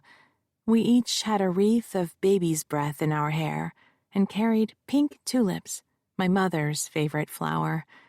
I wore Elizabeth Shaughnessy's pearls. She looked like an angel in the full-length white gauzy dress she wore, which matched mine.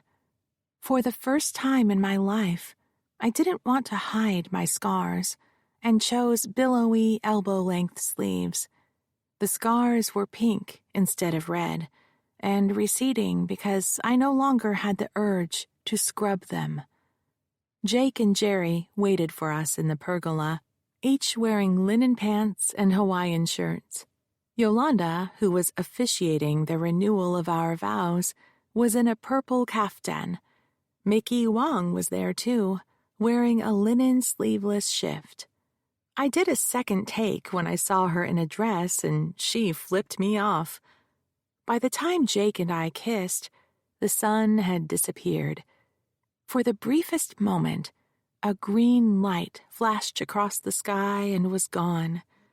The night was perfect, on the beach with my closest friends, my husband, and my daughter, drinking champagne beneath the stars. As much as I love the law, my family is now my life. This concludes Implied Consent by Keenan Powell, narrated by Lou Banks. Copyright 2022 by Keenan Powell. This unabridged audiobook is published by arrangement with Keenan Powell and was produced in the year 2023 by Tantor Media Incorporated, a division of Recorded Books, which holds the copyright thereto.